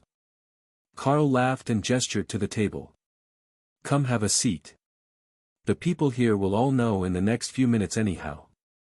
The general took a seat across from Carl, then cast a strange look towards the bath, where Carl could hear Lotus laughing at one of Ophelia's jokes and splashing in the tub. I will get right to it, as I can tell that everyone has better things to do. The royal family has requested your presence at One Mouth Castle. They have received the news from the Blue Dragon clerics about the new advancements in runecrafting that you have made, and as such you have been officially reassigned to Onmouth University.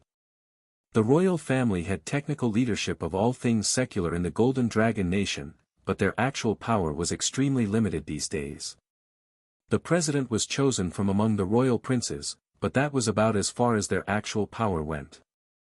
Karl strongly suspected that they hadn't had control of the military in generations, and most of the nation turned to the church to get things done before the elites existed.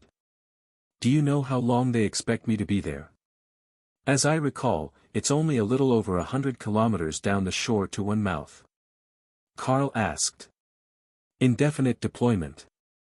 I believe that they want you to work with the weapons teams after you speak with the king. Your ability to use runecrafting has been deemed essential to the Overlord rank Special Forces teams. The general explained. Oh, if that's the case, they could have just brought me stuff. The general shook his head. The university is trying to develop better equipment for them.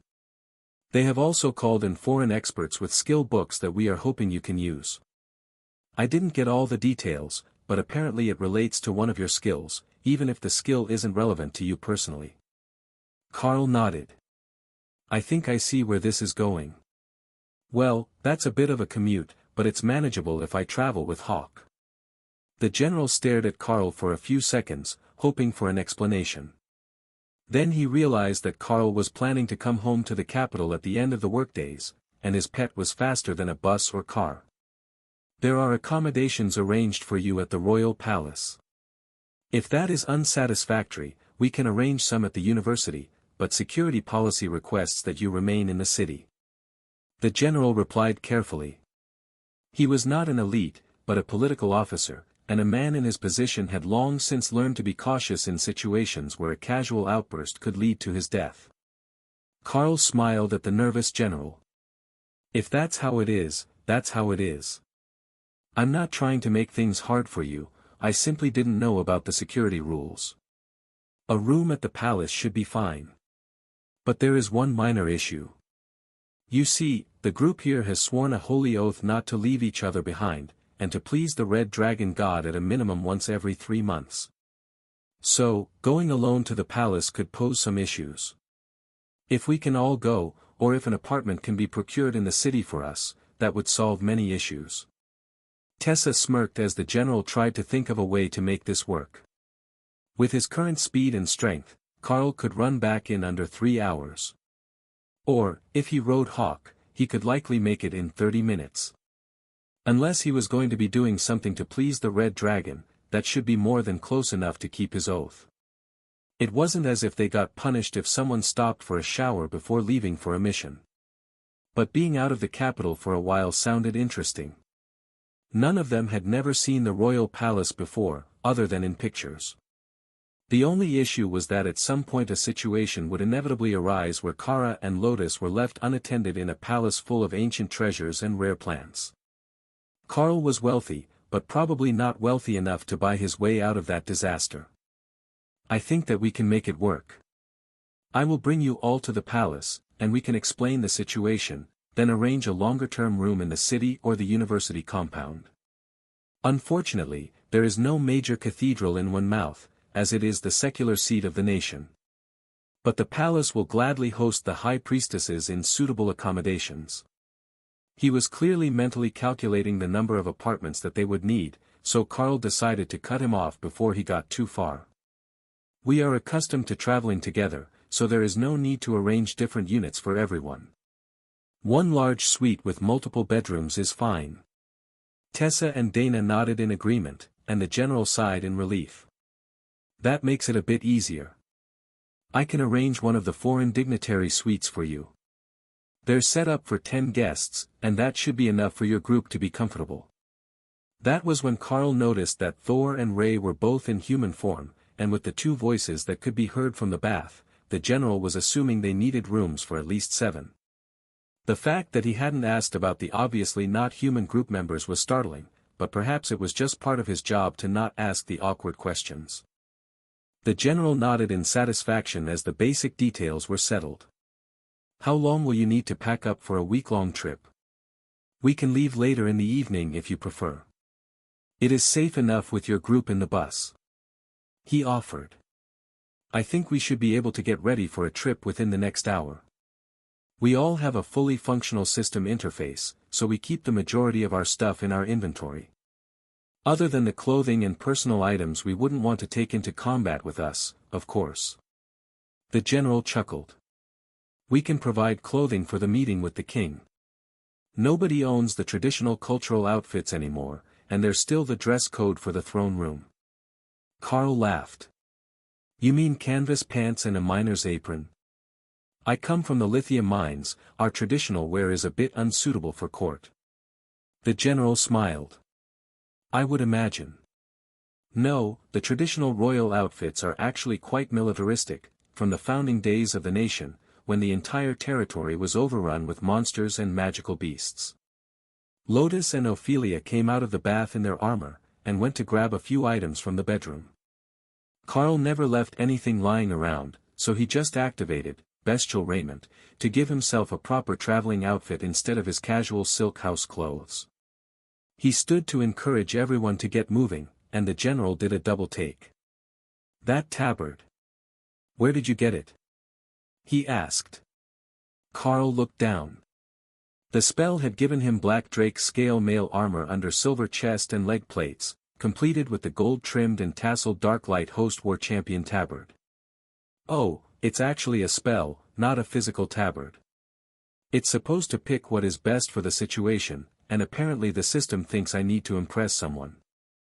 I got it during a little trip to the past when I fought a duel as champion for the Darklight Host. Carl explained.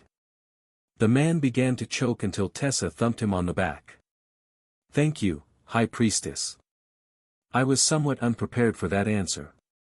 You see, we might have a small issue. The king himself wears a silver-trimmed Darklight Host War Champion tabard. I don't know what the policy is for wearing a golden one, it's never come up in the past. Carl shrugged. If it helps, I earned it. For a brief time, I was the Bunga City champion, until I passed the title to the Bronze Dragon Orthos so I could continue on my mission. Tessa thumped Carl on the head. You can't just casually say things like that. Look, now you've broken him. She wasn't lying. The man was simply staring straight ahead as he tried and failed to process the news. After a few seconds, he slowly blinked, sighed, grumbled to himself, then shook his head and straightened his back.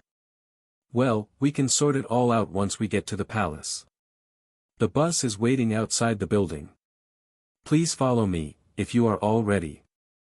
Ray and Thor both returned to their spaces to rest because riding on a bus was boring and bouncy, which left only the humans to suffer. The general didn't even seem to notice that they had vanished, and simply got everyone seated in the plush seats of the transport, which was set up like a tour bus, or possibly a high-end RV. Carl had seen videos where some of the elite idols lived and toured in vehicles like that while their shows were on tour, and that was what this interior reminded him of. The bus began to trundle down the street and the general finally relaxed a little. His primary objective was nearly complete, and the requested elite was on his way to the palace. The rest was someone else's problem after they arrived. A noise to his left caused Carl to turn, and in front of him was every young man and housewife's fantasy. A maid.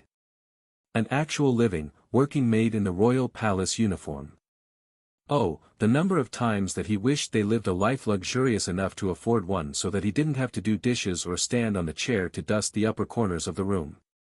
Once they reached the edge of town, Hawk pushed the restrictions of his space to the limit to appear 500 meters in the air.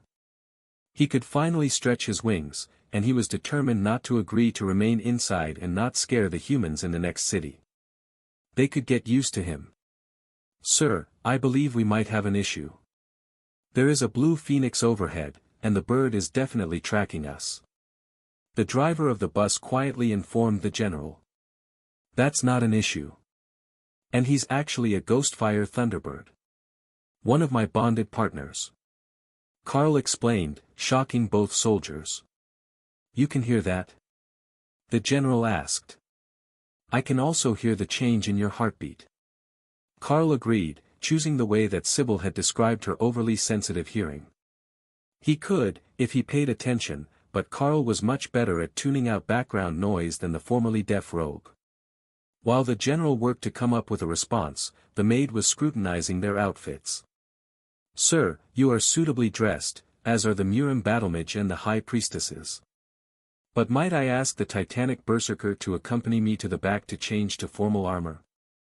Carl nodded and gestured to Ophelia, right before Ray dropped a pile of silk in her arms, pure smugness radiating through her thoughts. They're going to make her wear a dress under her armor. This will be hilarious. The bloodbath spider chuckled. "And that's exactly what you gave her, isn't it?" "Yep. It's pretty, and it will go well with whatever shiny bits of armor she has."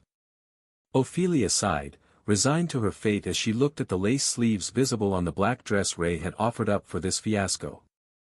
Dana leaned against Carl's side and smiled. "I wonder how many people fall for the maid bit. Well, I'm sure she's actually doing the job. But even I can see through her power shielding." She giggled. Carl shrugged. "Well, she's a commander rank mage, which isn't too shocking. Aren't ladies' maids supposed to be like guards in cute uniforms, when soldiers or male bodyguards would be inappropriate?" The general chuckled and shook his head. "How much do you know about the royal family that didn't come from a palace drama novel or movie?" Carl thought about it for a second. Add the 4, carry the 1. That would be precisely 0. That didn't shock him. The royal family had been quiet for a long time. The current king is an overlord rank mage, classically trained. The palace itself is more akin to a mage tower in function than the palaces in storybooks. You won't see any imperial harem, no gathering of useless fluff nobles. Instead, ranking is strictly power-based. While you are there, you will be accorded courtesy due your ranks as royal and monarch-ranked elites, second only to the elders and the royal family themselves. Despite all our efforts, the royal family has proven to be incompatible with the system, with few exceptions. I believe you met Prince Axel, who is now an overlord after advancing during the defense of Berlobeg. Carl almost didn't recognize the town name. Nobody used the actual name of the capital. Honestly, they really should just change it at this point. The general continued. There are a few minor princes who have system compatibility, but none of them have managed to make it past Ascended, which seems a waste at their age. So, without system links, it could be difficult to judge relative power rankings. Many struggle, so we are used to it. Very few will take offense if you get noble rankings a little wrong as an outsider. If someone does take extreme offense for some reason, standard international rules apply. You can request a champion to represent you in a duel to first blood. It would be unthinkable for the men to challenge one of the ladies, but attempting to flirt or pressure a pretty woman into a marriage contract does lead to the occasional fight. It might seem uncivilized, but it is a time-honored tradition to show off for their peers. Dana laughed. Oh, that could end badly. Are you privy to the events surrounding the first commander rank anomaly in New Bonn? The general shook his head. I have the clearance, but I am afraid I was never given a briefing. Dana nodded in understanding. It wasn't that he wasn't allowed to know, it simply wasn't relevant to his job. Suffice it to say that challenging Monarch Carl to a duel will only lead them to crying bloody tears of rage. Now both the general and the driver looked intrigued. Carl winked at the general and shrugged. The current strongest ability I have is, Nullify, and I have the physical strength to open-handed slap a royal rank hill giant to death in a single unarmed strike. The driver began to laugh. I can see it now. The mages would fail to do anything at all before they were slapped unconscious. Utterly humiliating, and it would crush their chances to impress the ladies. Lotus giggled. That's assuming that he gives them enough time. Compared to the rest of us, he is insanely fast. Not even my cuddle bear can keep up. I heard that. Ophelia shouted from the back of the bus, presumably the bedroom where she was changing. She came out a moment later with a golden chest plate over the black dress that Ray had given her, and golden vambraces visible under the sleeves. Carl could see the outline of leg armor under the skirt, so there was a full suit of armor, not just the decorative bits, and her boots were similarly gold armored with a low heel, though still taller than most riding or military boots.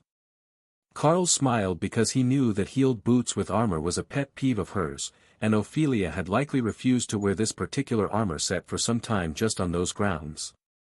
The maid bowed to the general. "Sir, all guests have brought appropriate attire of their own. No distribution of assets was necessary." Then she turned to Carl. "Sir, your party is ready for the meeting in the throne room once you arrive. Please maintain these outfits with weapons in your inventory or in their scabbards. Exposed weapon scabbards will be sealed at the gates with a ribbon, and checked on your way out. That would make it obvious who drew their weapons, without actually stopping anyone. A sensible precaution, should there be some issue. Logic said that it would be prohibited to draw weapons under most circumstances in the palace." Carl smiled at the maid. "What might your specialty be? I am curious about the training you have had to qualify for such a position." The phrasing was awkward, but the maid didn't take offense. "I graduated from the academy 3 years ago. Since then, I have served at the palace. My specialty spell is invisibility." "That is true of all the maids, and a requirement for the job." Carl nodded and activated, "Follow me little one," at once to offer the mage, silent movement.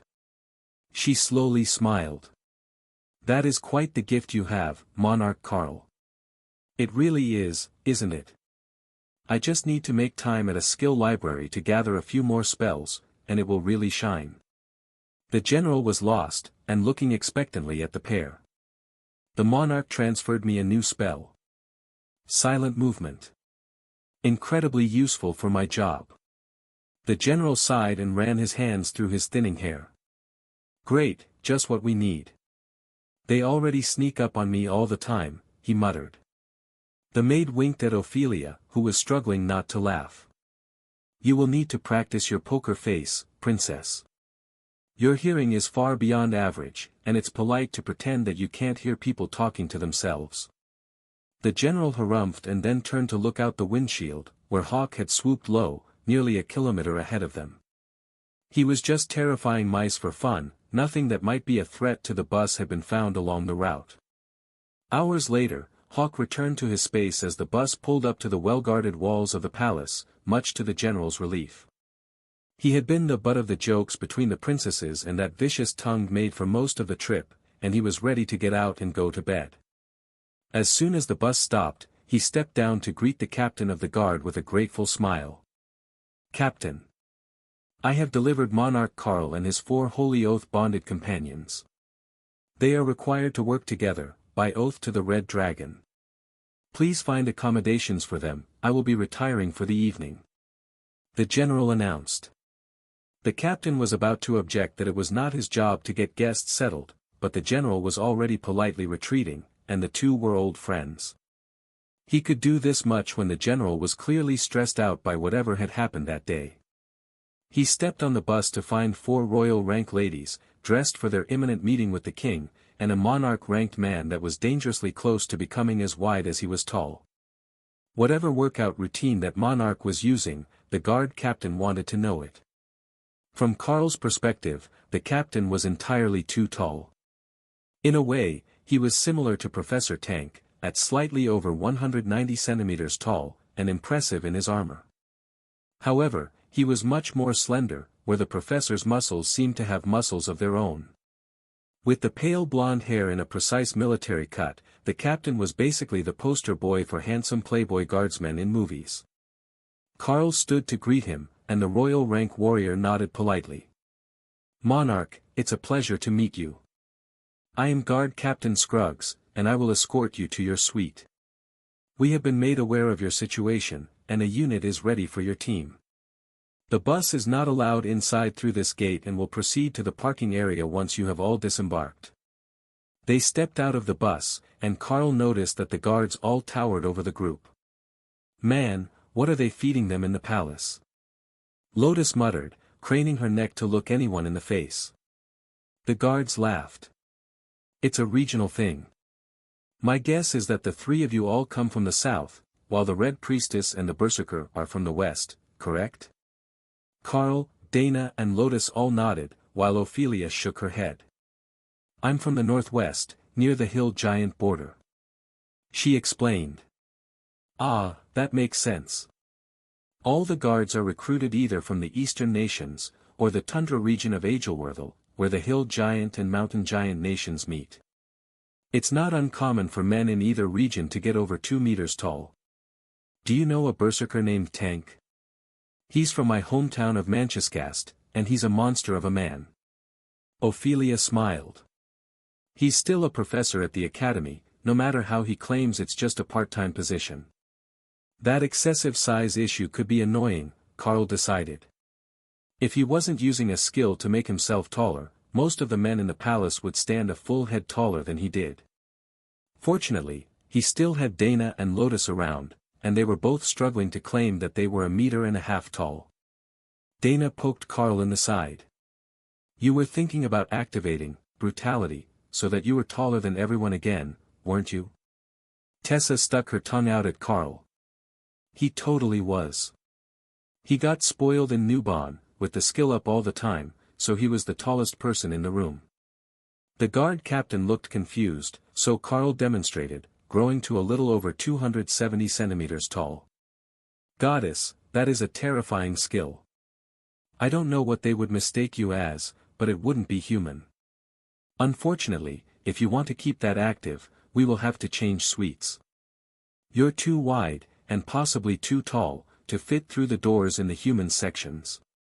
Guard Captain Scruggs laughed.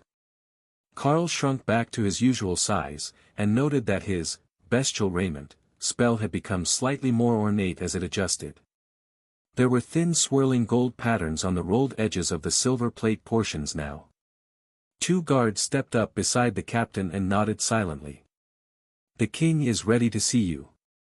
Please follow me, we will go directly to the throne room and then the maids will escort you to your suite after. Captain Scruggs informed them. They were led through the winding corridors of the palace, which Carl noted were deliberately curved, though they were intended to look straight. Strategically placed curtains and drapery hid the effect from casual inspection, but he could feel the difference as they moved. They had also gone down at least 1 level, though they hadn't crossed any stairs. A pair of massive golden doors with a scene of dragons working to build a city barred their way after 10 minutes of walking and dozens of turns. It was an absolute masterpiece, and 6 meters tall. When you reach the entry, please place a bare hand on the door, and the magic will announce you automatically. It is a security measure.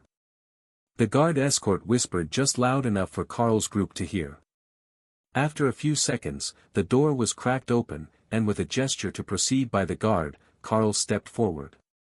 Former Lord of Bunga City, Grand War Champion of the Dark Light Host, Packmaster Monarch Carl, Bane of the Giant Nations, Hero of the Beast Gods and Orcs, has arrived.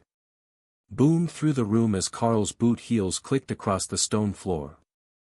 Everyone was staring at him, and Carl could smell the fear in the air as he made his way to the mark on the floor. There, he stopped to kneel before the king, mimicking the gestures of thousands of previous visitors over the centuries-long history of the nation. For the nobles and powerful residents, greeting the king had become a well-practiced routine, to the point where the stone was worn with a single knee print and a boot mark at exactly the right spot. Carl repeated the gesture as the general had explained, with a military salute, placing his fist to his chest. Your Majesty, I have come to your call. For a few seconds, the king just stared at Carl, wondering what this young man had done in his life to get a list of titles like that. The presence of the Dark Light Host Grand War Champion tabard unsettled him, but the other titles were no less fearsome. Rise, Monarch Carl. The crown recognizes your contributions to the nation. Then the king made a gesture, calling the others forward. Royal High Priestess of the Red Dragon, Tessa, Hero of the Piltash Satyrs, has entered. Royal High Priestess of the Green Dragon, Grand Healer Lotus, has entered. Murim Battlemage Princess Dana, Epic Summoner of the Golden Dragon Nation, Defender of the Borderlands, has entered. Titanic Berserker Princess Ophelia, champion of the dire bears, has entered. While everyone got a title, most of them weren't quite so grand as the ones that Carl had gotten. Well, grand sounding, anyhow. Most of the others directly related to recent events, while the majority of how it had introduced Carl had to do with his accomplishments in the distant past. The ladies stopped one pace behind Carl, as they hadn't been personally summoned, but had accompanied him here, and politely curtsied for a moment before the king motioned for them to rise. Rise, princesses and high priestesses. Welcome to the royal palace. We appreciate your prompt reply to our summons, as this is a matter of most urgent national security. As you may have been made aware, the level of our conventional weaponry has been falling behind, due to the resurgence of the system, which has so far proven incompatible with most technological weapons. Theoretically, there is no reason that the spells should not work, but in practice, there are many limitations, and the results have been less than favorable. As such, we have summoned the monarch Carl here to develop the practical applications of his runecrafting skill, in order to produce a batch of weapons for our nation's most powerful elites. None of that was anything that they hadn't heard before, but to the other people in the room it was new information, and they all began to give Carl greedy looks, hoping to get something from him while he was here. If he could make weapons suitable for an overlord, then they could all benefit, as well as the factions that they represented. The king continued. Beginning tomorrow morning, you will be working with the forge masters and the artificers to develop their project. But fear not, the crown will reimburse you handsomely for your skills. The maids will show you to your suite, and we shall be looking forward to the reports of your success. That appeared to be a dismissal of sorts, and Carl saw the guards behind the king subtly gesture that he no longer needed to remain at formal attention. A group of 10 maids came to escort Carl and his team to their suite, which seemed a little excessive. But if that was the way that they did things here, Carl wasn't going to complain. Half of the maids were commanders, he noticed. However, the other half were not mages or system users at all. There was a clear distinction between the two, but not as if the less powerful ones were trainees. More like, the commanders were hostesses in maid uniforms. Monarch, princesses. This is your suite. Please allow us to show you around. The commander-ranked maid standing closest to Carl informed them. The suite was on an upper level of the palace, and Carl could see out the window that they had a great view of the courtyard. There were 10 bedrooms down hallways off either side of the large main room. 3 large ones on one side, 7 smaller ones on the other. The maids briefly hesitated, as if wondering how exactly this group should be split, then began to lead the ladies to the left, and Carl to the right, putting him in the furthest of the larger rooms. It made sense, both with their ranks and the gender split, but Carl waited to see what the others' reaction would be to their rooms as he was led to the end of the hall.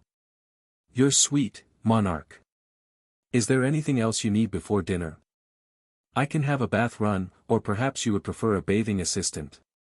We also have trained massage therapists available any time. Bathing assistant. Kara mocked in his mind, leaving no doubt that she hadn't given up on her quest to make sure Thor was the next to find a partner. Carl winked at the maid. I think that someone might object if I chose a bathing assistant, but I will have a bath run. What is the dress code for dinner?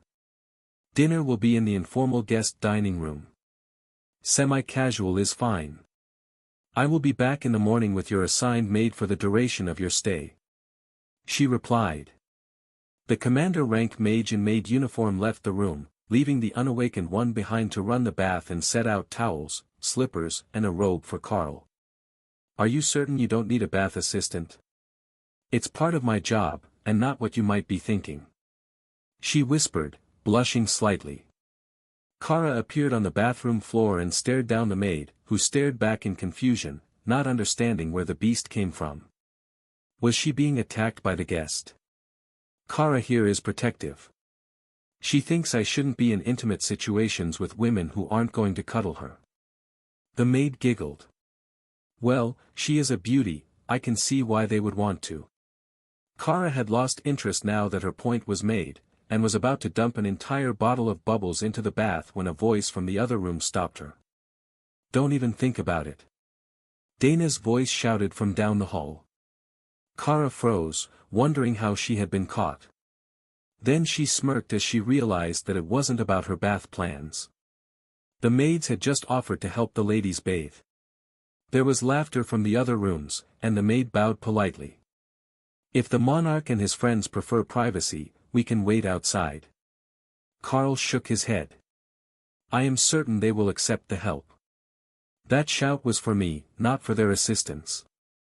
The tribulations of a married man.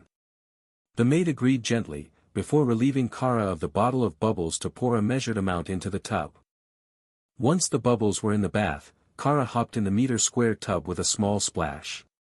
That was Carl's signal that it was safe to enter, and he settled in slowly, enjoying the scented bubbles. Oh, I forgot the washcloth. He muttered, annoyed. Here you go, sir. Thank you. Carl turned left and saw that Kara was floating belly up, splashing water on her belly fur and making happy noises that were making the maid laugh quietly. She really does love the bubbles. I almost feel bad about limiting the amount that I put in now. The maid commented. Kara waved her front paw dismissively. She wasn't going to be in the bath long enough to run out of these ones, she just wanted to smell like the soap. I'm sure she will be fine. If the scent fades, I'll just have another bath run for her. Pure luxury. Kara agreed. Of course, the tub in their apartment was a one-touch operation, and it would fill with the preset temperature of water and selected bath products just by turning the tap on, but somehow it was more luxurious to order someone to press the button for you. Before they got out, Carl scrubbed Kara down, and gently lathered her wings, soaking the smell of bubble bath into the void badger, who then ran off to the main room the moment that a towel touched her fur. Carl accepted the bath robe from the maid with a bit of confusion, then realized that it was intended to be used as a towel, and they would pat you dry through it. Very wholesome. Not at all likely to get him strangled in his sleep by Dana. Once he was dry, he changed to one of Ray's branded polo shirts and silk house pants with slippers. The maid stared at him in shock. You have a set of system-linked and bonded casual wear. How does that even happen? She muttered, mostly to herself. They're made by a bloodbath spider with her own silk. They naturally equip when they're worn for the first time. Tell me, have you been tested for system compatibility? Carl replied. The maid nodded. Just last week they came around with system-linked rings, to ensure that none of us would advance and become an internal security threat. Which implied that those who did gain a class were sent somewhere else. Probably not fired, as they wouldn't want hard feelings or potential elites running loose. But they were likely in the academy or with the army instead. There was a soft knock at the door, which was opened by one of the other maids to reveal a palace guard in full armor with his visor down. Monarch, you have a personal guest. The guard announced. He was clearly unhappy about the situation, but there was resignation in his voice that said he had already tried and failed to stop it from happening. Please send them in. An unassuming older man walked in behind the guard, and Carl instantly noticed the hint of blue scales on his pointed ears. Transformed dragons and stronger dragon priests always had some sign of their nature. Come to think of it, he wondered what had changed on Tessa and Lotus.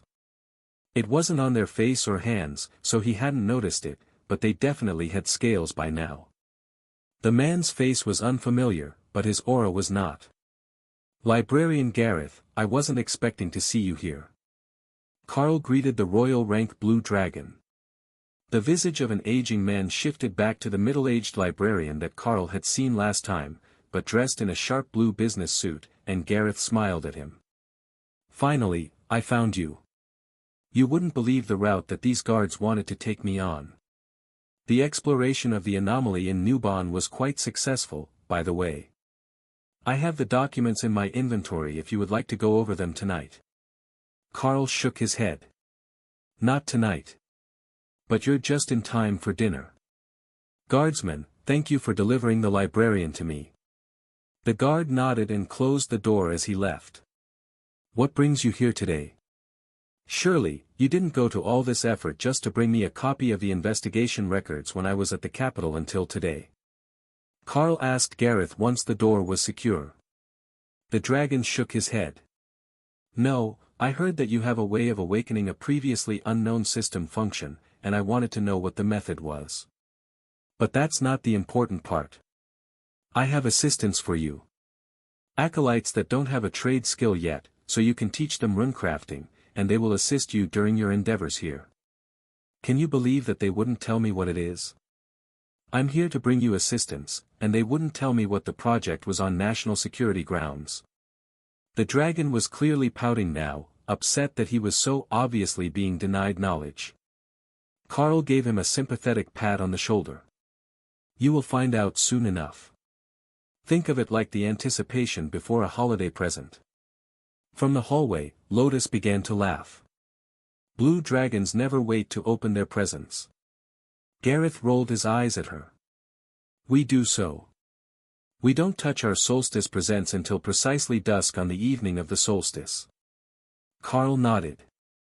That sounded about right. The tradition was dawn the morning after. You said you have acolytes. I don't suppose you know where they might be right now? He asked. Gareth shrugged. They were left at the university dorms. The building closest to the library. That's where we came into the city.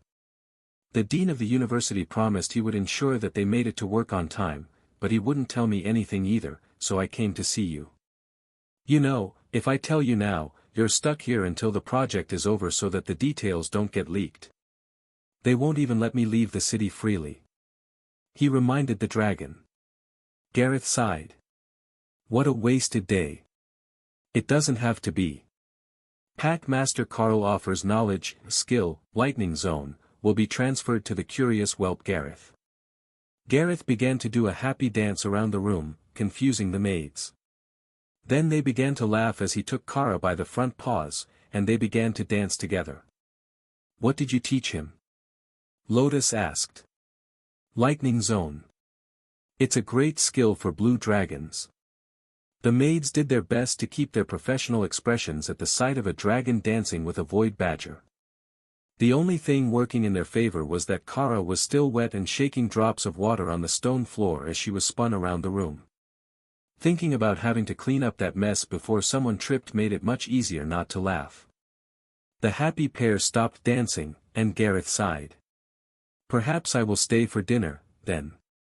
If I can't know what you will be doing here, then at the very least, I can get a meal for my trouble delivering the acolytes. The overlords will tell you when it's not a secret anymore. Carl sent as a system message. That had been part of Gareth's original purpose here, to awaken the messaging function. That was the only system function that the dragon wouldn't have had operational yet. Oh, a new way to communicate. And it comes with a log. This really is much more convenient for research than talking. Carl was afraid to find out what the chat logs of the librarians would look like after even a single day of group discussions. They spent all day discussing the research subject, and without the need to wait for each other, they could just bombard the group with their thoughts in text form. Tessa and Dana came out together, both in casual wear. For the priestess that was a simple red robe, for Dana it was cargo pants and a hoodie. Carl turned to Gareth, who was wearing a blue business suit in this form. I have wondered, what are the rules on cleric outfits? Tessa and Lotus always wear robes, but you seem comfortable in a suit. He asked the dragon. Gareth smiled at the two priestesses. There actually aren't any rules unless we're doing official work, or inside a cathedral. It's just a tradition that we always wear our god's color. Nature priestesses usually change outfits under the robes for different situations, since they've got so many pockets sewn into their robes. But for the red dragon, the robes are official uniform in battle and at the orphanages. So, they would normally be worn while traveling, in case there was a fight. Tessa nodded. And dragons tend to underestimate humans, so I would guess that bright blue suit was intended to be camouflage for himself while he was in the city, to appear more like one of the common people. Gareth nodded happily. Yes, it was quite effective. They even thought that I was a petitioner when I arrived at the gates. Carl strongly suspected that they were humoring him, as guard Captain Scruggs would have noticed instantly that it was a dragon in front of him, and not a human. But how could he say anything when the librarian was so pleased with himself? Lotus made her way over to the main room before flopping down on a plush chair. "Did you at least bring us cute acolytes? We were going to go to the Witten Temple at the end of our last trip, but it got cut short by the Archbishop and his friend."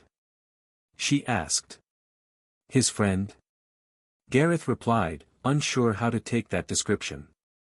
The Archbishop had subordinates, assistants, faithful followers. But he wasn't aware of any actual friends. Carl smiled at the confused dragon. "She means Nacht, the totem-rank black dragon." Gareth snapped his fingers and waved his hand vaguely at Carl. "I knew it. I just knew it. They pretend like they just happen to be in the same city, but I knew that they were actually friends." Carl chuckled at the dragon's overstimulated antics. They'd been traveling together and having daily meetings for over a month now. Ever since they were in Newbon. "I believe you met them there as well." "I seem to recall that Nack said something about being given directions to find us, and only you would have remembered where we were going." Lotus made whispered something to her, and the petite cleric moved towards the door. "Dinner time. You know, we really should have gotten those acolytes from the temple and brought them with us. They could have done all the alarm clock work for us. This is very convenient," she declared, while her maid tried very hard not to laugh. The stone corridors of the palace were designed to be deliberately deceiving, and the entire complex was carved out of a mountain, giving many dozens of kilometers of tunnels for visitors to get lost in. But the maids knew the directions very well, and Carl quickly realized that the portions where they were intended to stay were close together, so that even if they wandered, they wouldn't actually get lost. The informal dining hall looked more like the Capitol Cathedral mess hall than Carl had expected, given the opulent furnishings of the rest of the visitors section of the palace. It was simple, with banners of past leaders and generals on the walls, giving a sense of history to the room otherwise filled with long wooden tables. Each could seat close to 100, but there were only a few dozen people in the room so far, all gathered in small groups and widely spaced. That was fine by Carl. He had an early day tomorrow, and there would be plenty of time for socializing before he had to leave again. Their dinner was served as soon as they sat, and Carl couldn't help but compare it to what he had gotten used to. It was similar to what was served at the apartment tower, but the chef had a distinct style here, with a preference for bold and spicy flavors. It was definitely different, but Carl could see that Lotus was making mental notes, and there would certainly be some sort of spicy lentil dish in his near future. The next morning came entirely too early, with Kara's cold nose poking Carl's cheek to wake him up. "There are people waiting in the other room for us to wake up. I recommend no pants," the Void Badger informed him in a playful tone. Carl smirked at her. "Why no pants? It should make them go away so I can sleep." Carl sighed at the impeccable logic. It would indeed make most guests go away if he went outside with no pants on. But Kara didn't have to get out of bed just because he did. "Of course I do. I can only freely enter and exit the space from a few hundred meters away. Who knows where they're going to take you? What if I want to go back later and get stuck somewhere boring?" Carl got dressed in the same casual wear as last night, as he would likely need a barrier of some sort if he was going to be near a forge, and he might as well be comfortable if he was going to be sitting at a desk in a library. As he stepped out of his bedroom, the 6 overdressed academics, ranging in age from late 50s to surprisingly not dead yet, snapped to attention. They were standing stiff, with fake and forced smiles on their faces, waiting for the formal greetings to end. The oldest of them spoke with a slow drawl. "Good morning, Monarch. We were sent to accompany you to breakfast this morning, and then to your workspace." The same maid who was with Carl last night was standing to the side, whispering details under her breath without moving her lips. "That is International Relations Advisor Chen. On his left and right are his sons, who serve as his personal assistants. The 2 on the outside are professors from the university. Their names don't matter, you likely won't see them again. Staff will bring breakfast here for the rest of your group. she whispered. Carl nodded to the elderly man, Advisor Chen. It would be a pleasure to have breakfast with you and the professors. Please lead the way so that we don't disturb my team. Ray's voice whispered in Carl's mind. Take Kara and Remy with you. I will remain here to watch the ladies. The bloodbath spider was on the balcony outside their room, hidden by curtains. The others were already in their spaces, except Thor, who would stay with the pack. And Kara, who was still on the bed, deciding if she really did need to get up. Carl shifted her into the blanket nest in her space, and led the group of visitors to the door. The maid was with them, standing a half step behind Carl's shoulder where he could still see her as she guided them to the informal dining room. This morning, there was a buffet set at the entry for guests to make requests to be brought to their seat. Carrying your own plate appeared to be taboo for some reason, or perhaps beneath the dignity of the people who usually dined in the palace. As they took their seats, Carl let his gaze roam the room, using soul sight to inspect auras for possible traitors or disguised spies. Most of the guests appeared normal, though a few had a level of corruption to their energy that suggested they were horrible people in a general sense. It was the same thing he had seen on the rejected candidates for the Lightning Sarrow hatchlings. One maid was actually a demon, but Carl noticed she wasn't wearing a disguise. She just looked human enough in her uniform that nobody noticed. No, that wasn't quite right. She was wearing colored contacts, to make her eyes appear all black. Not a big deal to Carl, as she was only an awakened rank demon. That might mean she was a spy for Newbon, but it might just mean she was one of the small group of non-humans that actually lived openly in the Golden Dragon Nation. There were many more, but they preferred to keep to themselves, as hybrids were generally treated as outsiders and had a hard time finding good jobs, while demons were viewed with suspicion just based on their species. Unless she did something questionable, there was no need to make life hard for her. Tell me, Monarch. What is it that you see with those enhanced eyes of yours? Advisor Chen asked. I see that ranking elites are rare here in the palace's dining hall. That there are 4 people in the room that the others are habitually sucking up to. That there are 4 more with personalities so vile that they would instinctively repulse animals, and 1 maid that prefers crotchless pantyhose to stockings with garters. The last comment made everyone do a double take, then begin to surreptitiously look around to see if they could determine which maid it was. The one assigned to Carl was smirking slightly, as she already knew the answer, even if she couldn't see the difference. Standing still, it wasn't obvious, but when they moved, Carl could hear the difference. There is no way that you can know that by sight. The maid whispered to Carl after she thought about his statement. Carl tapped his ear in response, and she smiled. Being able to communicate from her spot along the wall without being overheard made her day so much more interesting. Once they finished eating, the maid escorted Carl and the team of academics downstairs, to the underground transit tunnel that led to the university's research center. There was an electric train that ran back and forth on demand, moving workers from the city to the palace without leaving the secured areas.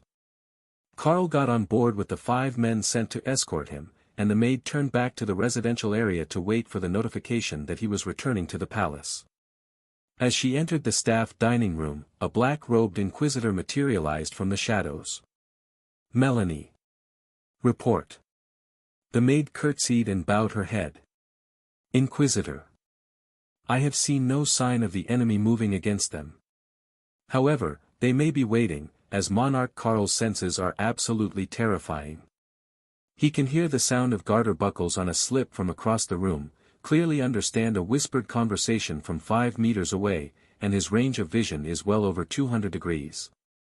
Walking to the dining hall, he could track my movement a full step behind him without moving his head.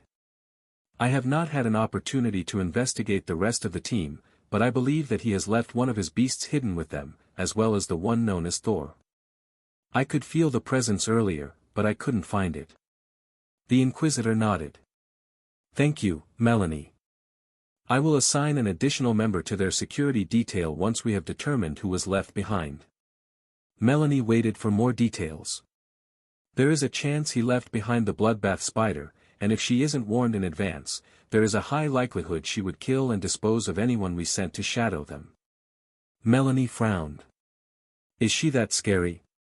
The Inquisitor patted her on the head.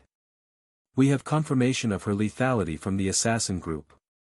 There is zero doubt that she is a peak monarch rank threat, with stealth abilities and ambush skills. That was enough of a description for Melanie to understand. The Inquisitor simply vanished after their conversation, but he was surely still here somewhere. Waiting and watching. He was lethal to enemies of the nation, but the status of assassin went to people much more terrifying than he was. The train stopped at the university, and the advisor motioned for Carl to follow him. This is our stop, and then we have a short walk to the labs. They will have a security card for you once you are signed in so that you can open the doors yourself from tomorrow onward. Please keep it secure, as they are a pain to have replaced. The advisor led them through a series of magically reinforced double doors, then down an elevator and down a long hallway to another elevator going down. The sign on the wall when they exited the second elevator said, Armory, and there was a whole team of commanders in security uniforms standing at the ready. The advisor and professor stepped out of the elevator and turned left, following the instructions of the guards towards a scanner. Then Carl stepped out of the lift, and red lights began to flash, while an alarm blared. The guards drew their weapons and Carl began to laugh. Relax, it's probably just because I'm a monarch. My name is Carl, I was invited to perform a number of runecrafting experiments. He explained over the blaring noise. A dart flew out of the wall in his direction, and Carl lifted a hand to catch it, wondering what sort of security system was shooting at him before anyone even investigated. There was shouting from down the hall, and the sound of pounding boots. Then Carl felt the shift of someone appearing behind him with, shadow step. A slight shift of his body put his back to the wall instead of to the elevator, and Carl waited for the verdict. A young royal holding an Inquisition badge in his hand stepped out of the elevator, as he had appeared behind Carl an instant too late. Monarch Carl. My apologies for the noise. Someone forgot to inform us you were on the way down so that we could deactivate the alarms until you were in the system. Give us a moment, and it will be. There it is. As he paused, the lights went back to normal, and the alarm stopped. Carl looked left and saw that the 5 men he had arrived with were all on the ground and secured with zip ties around their wrists. Carl handed the rogue the dart that he had caught, and the man stared at it for a second. I had assumed that you were immune to the effect. He noted cautiously. I probably am. But I prefer not to find out. Some effects can have odd interactions. Carl agreed. Please follow me into the registration office, sir. The Inquisitor led him to a scanner with directions to stand inside with your arms spread. A bar spun around in circles as Carl waited, and then an angry beeping reset the machine to its standby position. Sir, do you have any magical alloys on your outfit? The operator asked, confused. I have a special constitution. The void iron body. I literally am a magical alloy. Carl explained. The operator sighed, and the machine turned on again. After a few seconds, it beeped again, and the operator motioned for Carl and the Inquisitor to come look at the screen, a masterpiece of magical engineering that displayed the results of the scan like a TV screen. It appears to be true. The entire skeletal structure and vascular system is metallic. I don't see any other metal on our guest, but the outfit is triggering the scanner as well. I believe it's monster silk. Carl nodded. Monarch rank, to be precise. All the clothes I have are. Unless you would prefer that I use an armor skill. Please don't. The alarms for skill activation in the common areas are particularly obnoxious. That's what you triggered when you entered. I would assume that you have passive skills active that can't be turned off. The Inquisitor asked. That is correct. It's not doing anything at the moment, but there is no real option to turn passive skills off. Carl agreed. Well, other than echolocation, soul sense, and thermal vision. They were all passive skills that went into a dormant state when he wasn't paying attention to them. But that wasn't truly off, just not in use. Are there any other skills that you would normally have active when you enter? The Inquisitor asked. Normally, I have an eternal lightning barrier active at all times. I turned it off in the palace so that I didn't panic the guards. Please leave that off inside the facility. Do you have any skills that might interfere with scanning equipment if traces of them remain after your work? The Inquisitor verified. Well, I have nullify. If that was activated in here, we would be having this conversation in the dark. Carl joked. In the dark? The scanner operator asked. The power source for this floor is just over there, and it's a magical circuit. The lights are all magical, not conventional. The Inquisitor looked impressed. I didn't think that you would be able to locate the core device. You have great mana sense. Carl nodded in acceptance, and the Inquisitor continued making notes in a large binder. Other skills that might be dangerous beyond your range of sight? Carl shrugged. There were too many to list. How did he explain the danger of a curious void badger or a bored Naga queen? Well, if the epic guard used gravity slam, that could be a bit of a mess in an underground complex. But I don't expect to be doing any fighting, and especially not enough to summon backup. The Inquisitor sighed as he finished the entries. That should be enough details. I don't know why they asked. Every monarch-ranked elite will be an S-rank existential threat to the facility. But your pass is updated, and I have attuned it to the energy you are emitting right now, so as long as you don't change your passive skills, you shouldn't set off the alarms tomorrow. Carl hung the pass around his neck, secure in the knowledge that he would no longer set off the alarms just by showing up at work. Alright, where do I go now? They were quite sparse with the details. The Inquisitor led Carl down a hallway opposite the direction of the scanners that the others were going to take him through, then down a set of spiral stairs, which led to another long hallway. That ended in a massive circular blast door with an entire team of palace guards standing at it. Interesting. The actual labs are not under the university facility at all, but to the west. This isn't under a residential area, is it? Carl asked. How can you tell that? The Inquisitor demanded, visually scanning Carl for a compass or other tracking device. I'm from the mines. Never once in my life have I been lost underground. Now, can you tell me what is a kilometer west of the university? I haven't had a chance to see the surface of the city. Carl explained. Woodland Hills Cycling and Recreation Park. It's a former gravel pit that was replanted and shaped into a public park when the city expanded past it. We're currently beneath the park. That would leave some risk of civilian injuries, but minimal, and if there was a blast from the battle, it could be explained away as the gravel pit settling, should anyone notice from the surface. 500 meters below it. 485, if my guess is right. Even with the air circulation, I can feel the depth. Carl added. It sounds cozy there. Ray agreed from her hiding spot in the palace suite. Well, not exactly a hiding spot, as she was incorporeal and sitting on the sofa watching nature documentaries with Lotus. But technically hidden. The massive underground facility was basically one huge burrow, and if she killed the lights, it would be a perfect nest, already fully stocked and everything. The Inquisitor was giving Carl a strange look, but he kept walking to the guards. Carl held up his pass, which they pressed a small stone to, waiting for it to turn green. Once it did and the spells on the pass were verified along with the picture and Carl's face, they opened the door to let him into the laboratory. The doors slid into the stone, reducing the chance they could be pried open. They also extended a half-dozen meters past the hallway, from the sound of the machinery moving them. Truly a formidable barrier, even without the magical enhancement. A gust of heat hit Carl's face, smelling of coal, hot iron and magic.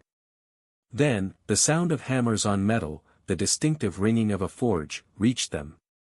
Carl smiled and stepped through the blast doors, which slid shut behind him.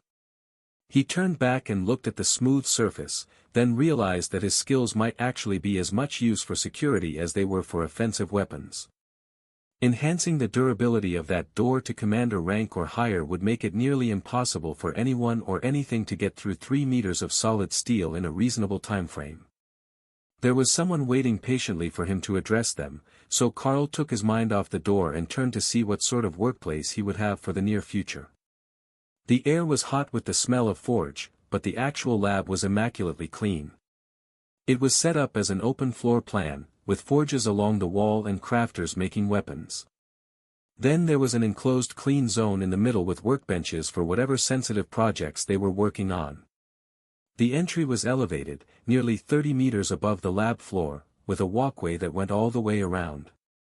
Access to the main level was through any of a half-dozen staircases, plus 4 visible elevator platforms that only operated within the lab. The girl who had been waiting for Carl cleared her throat, making him look way down to find a ridiculously short woman with pink hair, a bulbous nose and big ears. No way was that a human. Good morning, Monarch. I am Chief Engineer Fizzspark, head of the engineering facility. You should be the new runecrafter, correct? Please follow me to the floor and we can get started. She announced in a squeaky voice. Before Carl could even respond, Kara was out of her space, and she had tossed the small woman into the air with her nose. Ha!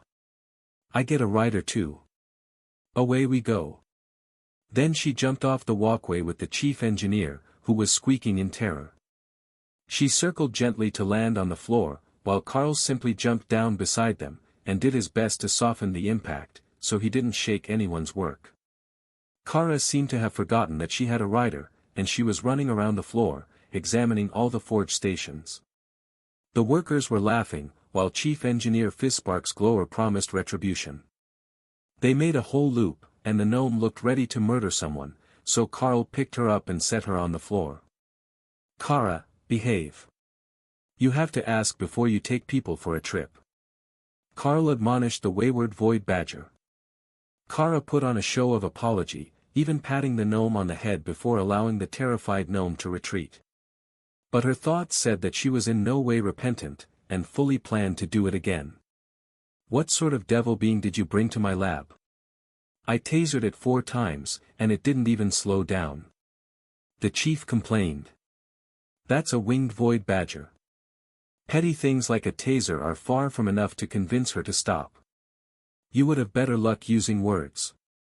She's intelligent enough to understand where you want to go, and anything else you say. She just doesn't care if you want to stop.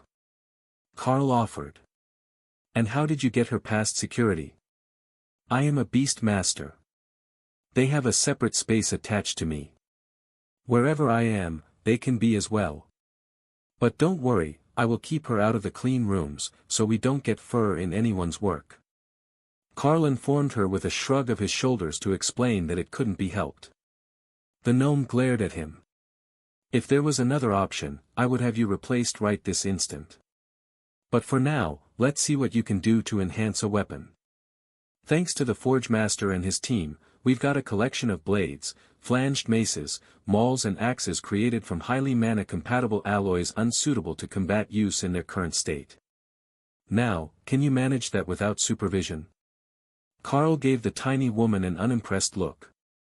Did you know that Kara is currently looking for a hug pillow to enhance her nap time experience? He threatened. The two glared at each other for half a minute, not saying anything, before one of the researchers, a blue dragon cleric with his head shaved bald, revealing scattered blue scales, came over to break up the standoff. Chief Engineer. Please forgive him. The monarch certainly didn't mean to insult you with his partner's antics. The runecrafting skill is invaluable to our work here, and I will assign someone to ensure that he doesn't trouble you further. The cleric pleaded. Chief Engineer Fizzspark began to relax a little, until a nasal voice came from behind her. What, someone has been picking on the failure again? Hardly shocking.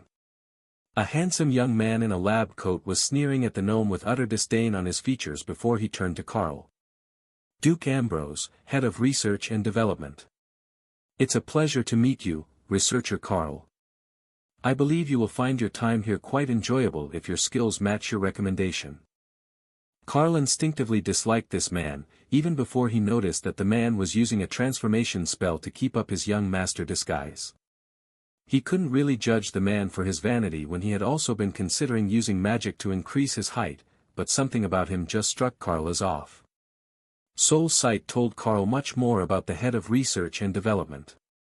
He was definitely human, but his soul looked slimy. Like food scraps left outside to rot in a bucket of water, the outer layer of his soul seemed to have a greasy, rotten sheen. The man swung a lazy kick at Fizzspark, only to pull up short when Kara appeared between them, baring her teeth. "Put your beast away, researcher. Such a creature doesn't belong in the lab." Carl sighed, but he didn't reprimand Kara. "I would recommend that you refrain from kicking coworkers. We enforce a zero tolerance for bullying policy." Carl insisted instead. "Since when?" Ambrose scoffed. "Since about 4 minutes ago." "Now, it was a pleasure to meet you, Researcher Ambrose. But I have an orientation to finish with Engineer Fizzspark. Can we ask for new people? These ones are defective." Remy asked. "Probably not. But I think we can sort them out easily enough without killing anyone and ending up in a royal prison cell." A third person came over to their argument, and Carl smiled as he saw a familiar facial structure for the first time in ages. Duke Ambrose was 190 centimeters tall and whip-thin, while Fizzspark was half a meter tall. Not at all like home. The other researchers had also been gathered from across the nation, with a dozen different regional appearances. However, this man stood a solid 140 centimeters, no matter what direction you measured him in, rippling with muscles, and a beard that he tucked into the apron at his waist. He kind of reminded Carl of a shorter commander rank version of his dad. "Will you two idiots cut it out? You're already on thin ice as it is, and picking fights with each other to lay claim to the newbie is only going to cause an incident that will get you both reassigned. The monarch isn't just a researcher, he's a war hero, and he's here with the blessing of the Archbishop himself. You don't want that kind of trouble. My apologies, young Beast Master. I am Forge Master Granite, head of production here in the lab. As you can see, things here have been tense for some time. Unlike you, most of us don't have the luxury of leaving here daily, and they are going stir-crazy without the sun." Carl chuckled.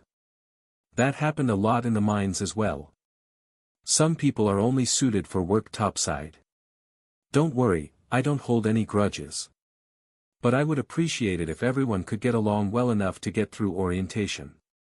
Duke Ambrose looked like he was going to start screaming, but Carl raised a hand to stop him.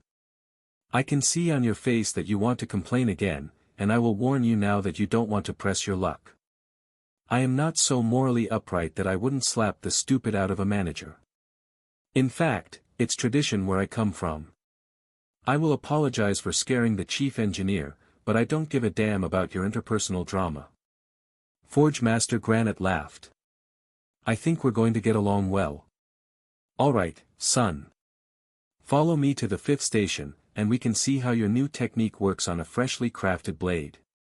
That calmed the other two, and Carl resisted the urge to smile at the way that you could see how upset the short man really was with every stomping step that he took. Carl strongly suspected that Forge Master Granite was an actual full-blooded dwarf. He didn't have any proof of that, but all the evidence was pointing in that direction. Especially with the clearly gnomish Fizzspark working here as well. The blade on the cooling rack was exquisite. Forged of an unknown alloy, but the tiny details worked into the handle, as well as the perfect angles of the blade, without any signs of tool marks, even before being polished, couldn't be the work of anyone but a true master. "How hard is this alloy right now? Can I etch with a chisel, or should I use a skill?" Carl asked. Granite shook his head. "At this point, I could bend it in my fingers. It's nearly as soft as pure silver. It was made for mana compatibility, not actual use." Carl nodded, then mentally began to calculate the design before Remy held up a sheet in her space. "I think this is what you need. Stronger, more durable, sharp edges, and an amplifying effect for skills that pass through the blade. she offered. It was nearly 200 runes in total, but Remy had done her homework, and she had included depths for all of them as well as spacing between the portions that weren't linked. All Carl would need to do was arrange them for use on the blade's particular shape. Thank you, Remy. You're a lifesaver. Kara was still standing between the human and the gnome, until Fizbark climbed on Kara's back to get a better view, as the void badger was taller than she was. The gnome's fear levels had fallen faster than expected, and Carl just wondered how long it would be before she realized she was now Kara's friend. Whether she liked it or not.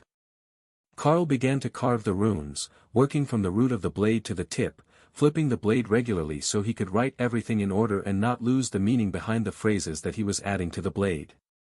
When he finished the runic inscription, it was time to test the blade's actual quality. The runes went from bronze to silver, then to gold. The 3 team leaders all breathed a sigh of relief, then Carl continued, bringing the runes to a rich amethyst as the inscription reached royal rank. Now for the moment of truth. Carl informed them. All 3 looked confused, but Carl continued, and the deep purple runes slowly turned to the glowing red of deep earth rubies. The blade pulsated with power as Carl's work reached monarch rank, then it settled to a gleaming surface so smooth it could be used as a quality mirror. That, ladies and gentlemen, is a monarch rank runic blade in the dwarven runecrafter's style. Now, how about we test it to see how well the intended attributes merged? That would be my department. Please come this way, and we will go to the skill testing rooms. Fear not, they are enchanted to the same level as the training rooms used by the royal rank elites in the capital. Duke Ambrose bragged. Carl nodded. Then, should we call an overlord down here? I wouldn't want to break them.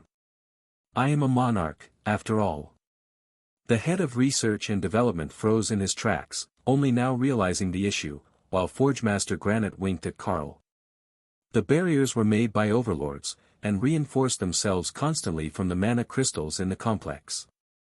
As long as you're not landing constant strikes, there is no danger in letting you go all out to test the weapon. In fact, that's part of why you were chosen. If this project is to arm the special forces at overlord rank, we need to test them as well as possible. But it's simply not realistic to take an overlord for our team without their absence being noted by other nations.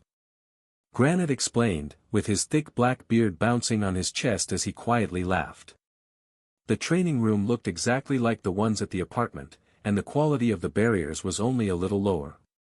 It would definitely hold up to a single strike, no matter what Carl did to it. Ambrose activated the training dummies, and the barriers in the room sprang to life. Both Carl and Kara took a moment to add some power to the reserves, anticipating that they would be eliminating that much and more in the near future. It was standard procedure in the training grounds at home, but the 3 team leaders looked at them strangely. Standard procedure at home. Replace what you're likely to use as a courtesy to others. Now, how would we like to do this? In theory, the blade should enhance a skill passed through it, as well as being more durable. Carl explained. We will start with the skill you want to use. Then again through the blade, to measure any difference. Then we will try direct impact testing on the blade before sending it to the production testing labs to check for flaws and perform quality control. Granite insisted. Carl nodded, then prepared, disintegrate. The attack flew across the room to hit the dummy, which made the lights flicker. Everyone turned to look up at the number on the wall display. That's impressive. Nearly peak monarch rank energy output. Is that a skill boosting your output, or are you close to advancement? Granite asked. It's a skill. I'm still in the early stages of monarch rank. But when it comes to combat ability, I have no trouble standing on even footing with most new overlords. Part of that was the fact he used Nullify as a barrier in combat, reducing the damage done by incoming attacks before they even got to Void Body, but they didn't need those details. Now with the blade, if you would. Ambrose insisted. Carl repeated the attack with a casual swing of the blade, but the same minimal set of buffs active, and full output, the same as before. This time, the lights really did flicker off for an instant. A 28% increase in energy output. That is beyond impressive. Fizzspark gasped. Ambrose nodded absently as he considered the implications of such an effective boost to combat power. Such outstanding equipment would turn the tides of battles down the entire length of the borders. Now, to test the durability. The dummy has an impact sensor in it. Hit it as hard as you can, and we will test the yield strength of the weapon after your enhancement to see if it is suitable for combat use or if we should focus on ranged weapons. Ambrose began. Carl smiled. This part would be the fun one. With the blade back, he crouched, tensing his muscles for a charge. The trio stared at him in confusion, as Carl was 10 meters from the target. Far outside melee range. But then Carl cast a barrier over them and leapt forward with an shattering crack of supersonic movement. The barriers on the room vibrated with the impact, sending ripples of light and dark sections through the room's perimeter. Both the blade and the target dummy were intact, but the researchers weren't sure that would still be true if Carl hit the barrier again. Carl checked the edge of the blade, and found no visible flaws. Well, I didn't coat it with any skills or barriers, so that was a direct impact with the barrier at high monarch rank. For pure physical force, that's pretty impressive. In combat, there would normally be a barrier or skill over the blade to protect it. Normal weapons don't hold up to that sort of abuse, after all. Carl reminded them. I thought you weren't supposed to use any skills for this test. Ambrose asked in a shaking voice, rattled by the unexpectedly violent attack. That wasn't a skill. That is the physical strength and speed that you can expect any of the elites who will be using these weapons to possess. Monsters. The thin man muttered, then looked at Kara, before returning his gaze to Carl. He's trying to decide which of us is scarier. Kara laughed. Probably you if he keeps trying to mess with your new gnome. Carl joked. Remy giggled softly as she looked outwards from a study project on the altar in her swamp. I don't think that he's going to do that again. At least not while you two are here at work. He looks terrified, like he has never actually seen a powerful elite up close before. Hawk squawked in amusement. Researchers are like earth mice. They hide underground and never go out to see the dangers of the world up above. It's only natural that he is terrified the first time that he meets a predator. Kara thought that was sage-tier advice. You could only hide in the burrow so long before you had to go out. But that creepy human had his food delivered, so he had never gotten to experience the real world before. Carl and Kara both put a bit more energy into the storage for the barriers, as they had done more damage than expected, and the array was likely to suffer for it until the draw was replenished. There we go, that should make up for the usage of the room. Now, I suppose that we should send this blade off to be tested for any production issues. Was there anything else we needed to do before repeating the process with different combinations to test for viable alternate effects? Carl asked. Do you have more variations prepared? Forge Master Granite asked. I have a few. The viability of them hasn't been tested. But theoretically, they should work. Duke Ambrose frowned as he realized that he had been entirely cut out of the process. He was the head of research and development, but they had sent someone here with a skill that he didn't know. Someone who had already prepared designs for the testing phase, which was what research and development was supposed to be doing. But how could they do their jobs when they couldn't provide any actual input into his design process? Carl's entire presence here was an insult to his authority within the facility, and a challenge to his position. For years, Ambrose had been here, toiling thanklessly to create new weapons for the nation. Now, some upstart young runecrafter just showed up and crushed the performance records of everything that they had produced in the last 2 years. What Ambrose couldn't know was that in order to make powerful runes, the creator had to be at an equal level. So, they wouldn't be able to mass-produce them for distribution at monarch rank. However, what they could do was distribute weapons that could eventually withstand monarch rank usage, and then distribute them and let them grow with their users.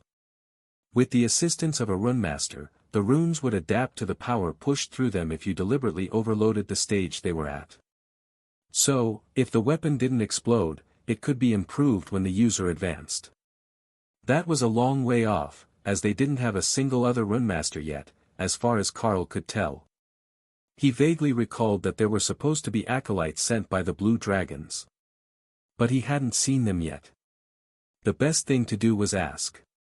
So, when will the acolytes arrive? The sooner we can get working, the better. Granite shrugged. They're in security somewhere. They arrived before you, but with 10 of them sent at the last minute, none of their passes were ready. That was one problem down. But there was something off with the chain of command here. Who was supposed to be arranging for their arrival anyhow? Carl addressed the group. Well, until they come down, we can continue on this project path. Should we start with the most or least likely to succeed? Forge Master Granite smirked. I say that we start with the least likely. Doing things that you know will work is how we ended up so far behind the power curve to begin with. That was clearly a direct jab at Ambrose, the head of research and development. But Carl ignored the bickering and motion for someone to bring him another weapon. This one was much different than the last one. Not only was the material different, the quality of the workmanship was far inferior. Carl turned it over in his hands, then sighed and began to plan the runes. The dwarves didn't believe in specific effects, they wanted grand concepts in their runecrafting, to the point that even the language supported working that way. So, Carl thought for a few minutes and came up with the most absolutely ridiculous compound rune that he could fit on the blade. In a literal translation, it meant, a divine sundering blow that splits the earth, shakes the skies and instills fear into the hearts of men, dragons and gods. But the supporting runes to shape the concept without breaking the single rune, as well as the addendums for power, an earthquake that would split the earth, and inspiring reverent awe of the wielder added quite a bit to the sigil. The dwarf stared at the rune as Carl finished writing the draft, then began to laugh out loud, his whole body shaking with mirth. Do you not have any fear of divine retribution? I am not certain I would dare to think that one, much less dare to actually inscribe it on a blade. Granite laughed. Well, I have limited invulnerability. At worst, I should only be 90% dead. But if the rest of you want to stand outside the room, I totally understand. Carl joked. The rest of the group was baffled, as they couldn't even attempt to read what Carl had written. Carl decided to tempt fate, and used, disintegrate, to carve the runes as he envisioned them on first one side of the blade, then the other. The runes appeared down the blade, as if drawn by an invisible finger, while Granite held his breath. He was waiting to see if they would be hit with divine wrath for hubris, but when the inscription was carved, nothing had happened. Now, to see what happens when we empower it. Carl began to add mana to the inscribed blade, and felt the air around him begin to tremble. He had probably overdone it with the runes to enhance the power of the blade, and even when he pushed the power level to commander, they still weren't lighting up. Royal rank brought a faint purple flicker to them, so Carl pushed it to monarch rank. Now they were glowing faintly red, as if beginning to activate. Then the blade exploded in a shower of blackened shards that rapidly dissolved into ash as the freshly imbued mana dissipated. Well, that was unexpected. I guess that blade wasn't up to the inscription. Carl sighed. Forge Master Granite cleared his throat, and pointed at the table in front of Carl. There was a black scorch mark on it where the blade used to be, and the protective enchantments were shattered. Minor technical difficulty. Do we have someone on hand to fix the tables? Forge Master Granite shook his head. Those tables weren't intended to be consumable items. First off, how did you shatter an Overlord rank barrier with a Monarch ranked crafting failure? Carl shrugged. It likely pulled the mana out of the enchantment when I didn't have enough to feed it. What none of them could have known was that a single bolt of black lightning had hit the park overhead at the moment that the blade disintegrated. Carl began to draw another inscription. This one is a bit less overblown. Can you get me a blunt weapon? A maul or a war pick of some sort, preferably. I will try to enchant this one to add both durability and large amounts of impact damage to strikes. It was a much less obnoxious enchantment than the other, and it would fit easily on the head of a hammer. An assistant came in with a cart holding a freshly crafted maul, still warm from the forge. Carl grabbed it to set it on the table, then froze halfway as everyone screamed in terror. "I haven't even started yet," he complained. "No. That maul, how are you all right?" Ambrose asked. Carl looked at the hammer for a moment, then realized that the warmth on his hand was actually flesh-melting heat to most people. "Oh, that. It's fine, that won't hurt my hand, it's just hot. But that makes it easier to carve, if I can find the chisels." They seem to have been obliterated by the aftermath of the last failure, so Carl used Earth Barrier to make himself a new one and set about carving the runes. This time, when he was almost done, Carl decided to add a bit more flair, and added a small side note about melting armor on impact. A small homage to Hawk's love of fire, and the heat held in the hammer. Extra impact force and armor damage, or possibly armor ignore, depending on how the weapon interpreted it when used, should make for a suitable level of enhancement. Carl began to add mana to the hammer, and watched in awe as the head of the weapon slowly turned a deep crimson, while the runes went from bronze through silver to gold. "What is the mana compatibility of this weapon?" he asked as the weapon approached the royal rank. "It should be close to that of the first weapon, higher than pure silver," Forge Master Granite insisted. "Alright, then we go all out." Carl pushed the weapon to the royal rank, and the coloration changed.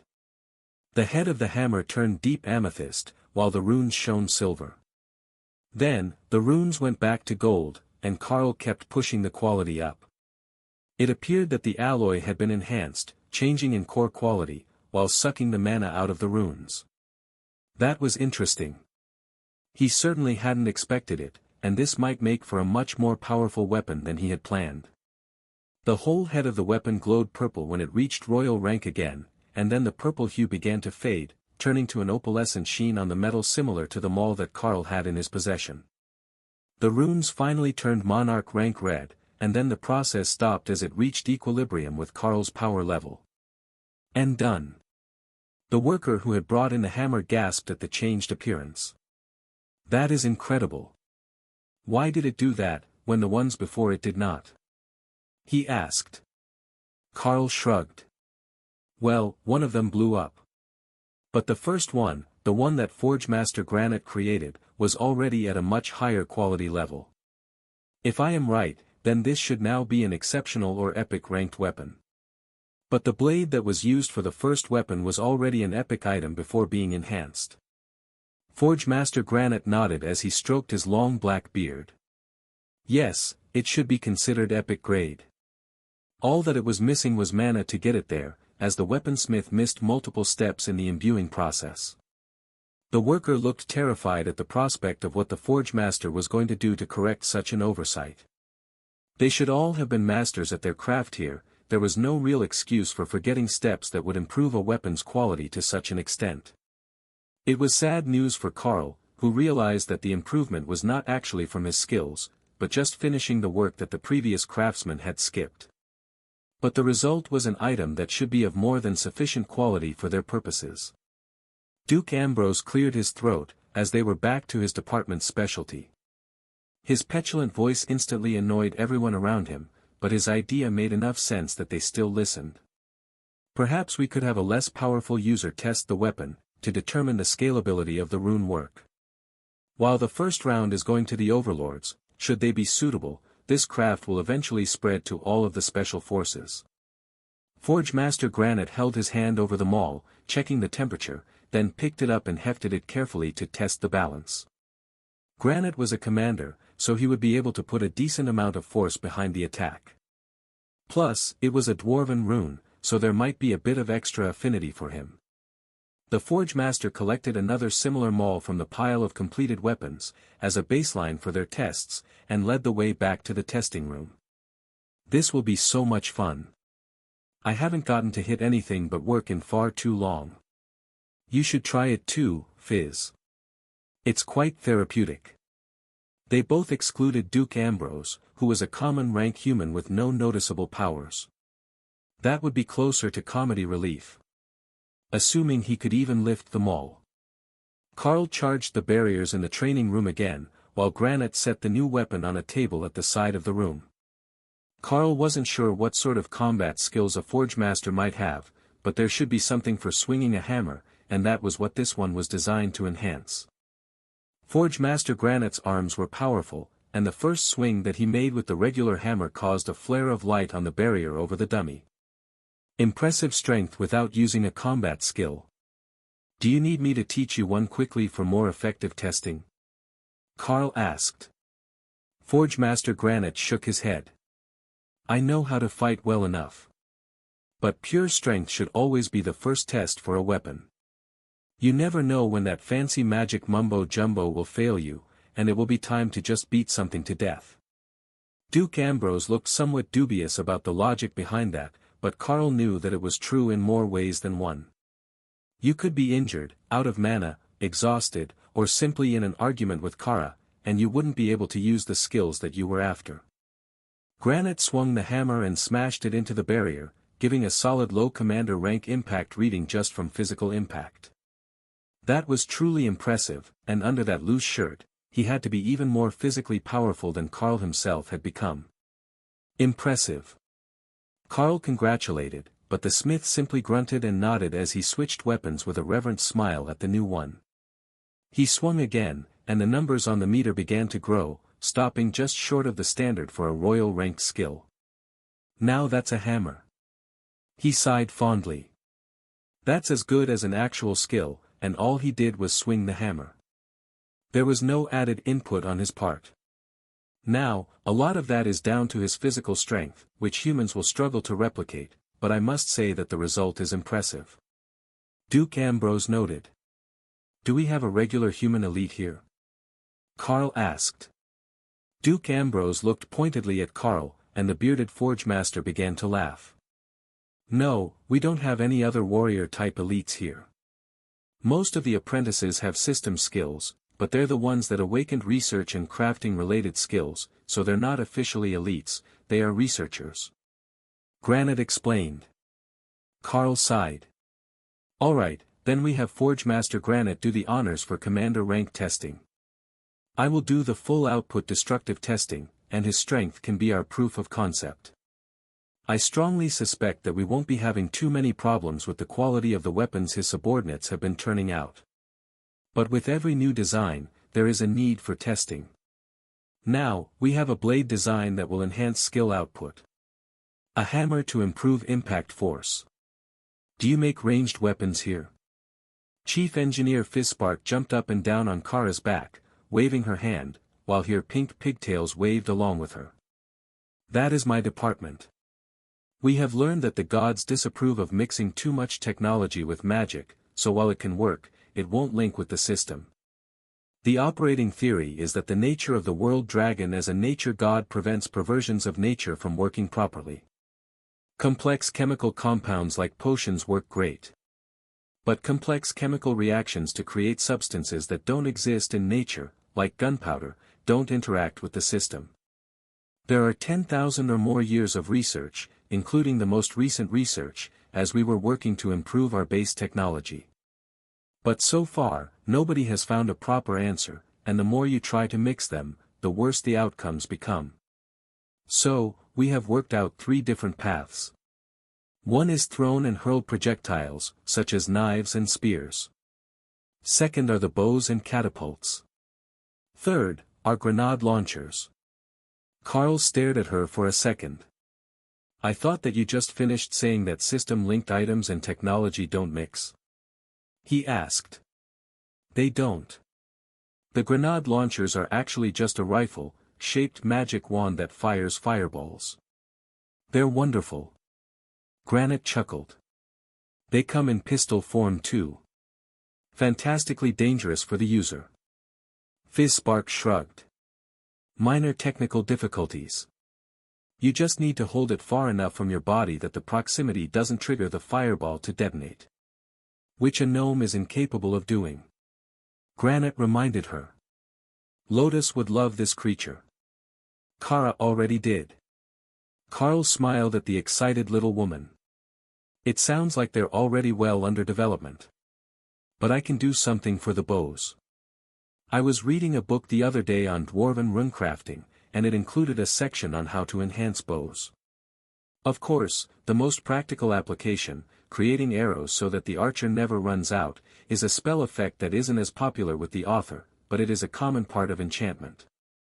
I also have a bow of that nature, and from there, I think that I can make something functional. Fizzspark gestured toward a hallway behind Carl. Then, onward. We will inspect the bows. I'm trusting you to know how to operate them. My arms are too short.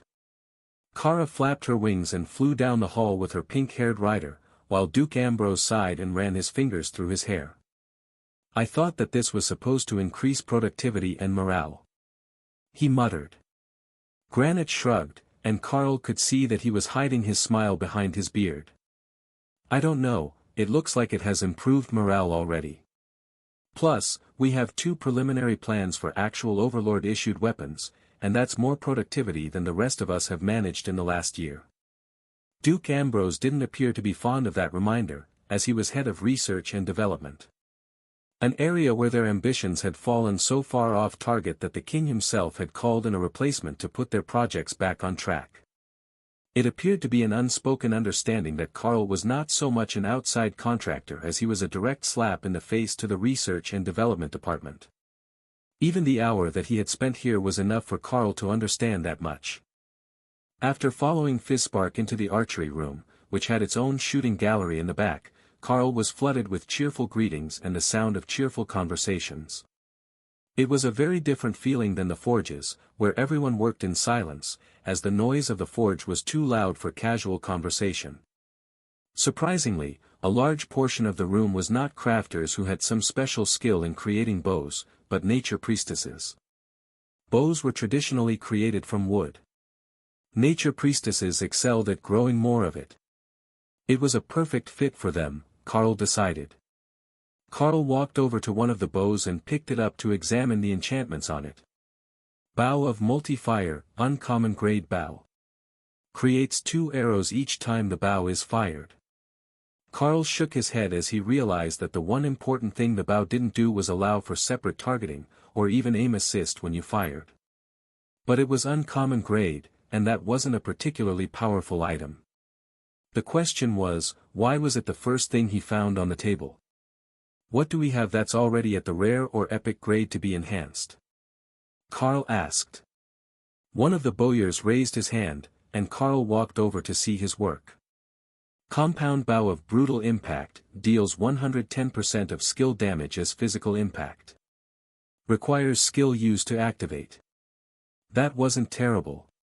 It would be hard on the mana levels, but it would double your damage output, or allow you to use a much lower output that didn't deplete the elite nearly as quickly. The problem that he could see was that the actual bow was not particularly high-quality wood. Ascended rank ash, if his botany knowledge was right. It would have helped to have Lotus here.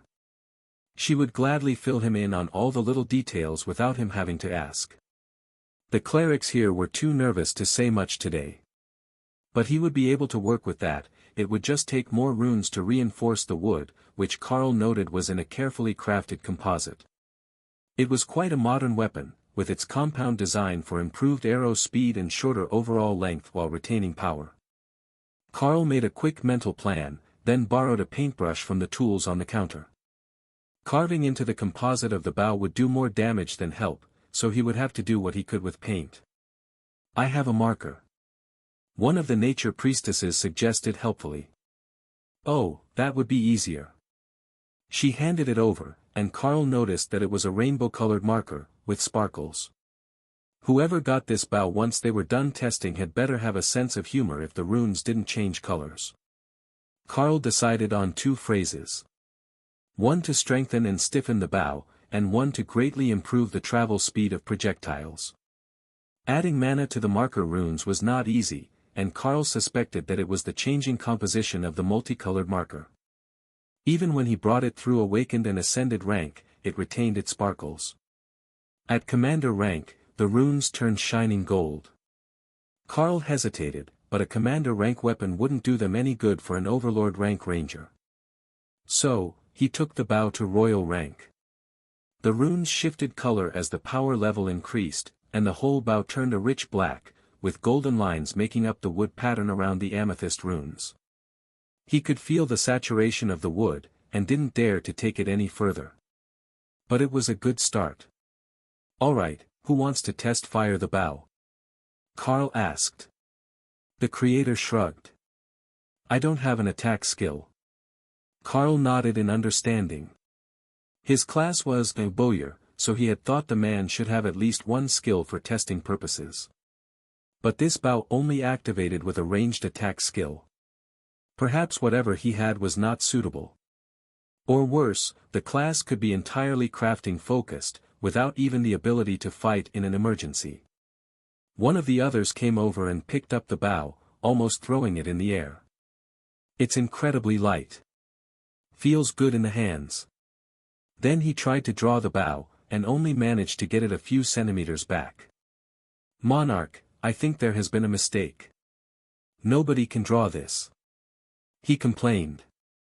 Carl frowned, then took the bow and stepped to the archery range. He activated Rend at commander rank and drew the bow string back, creating a vicious red metallic arrow.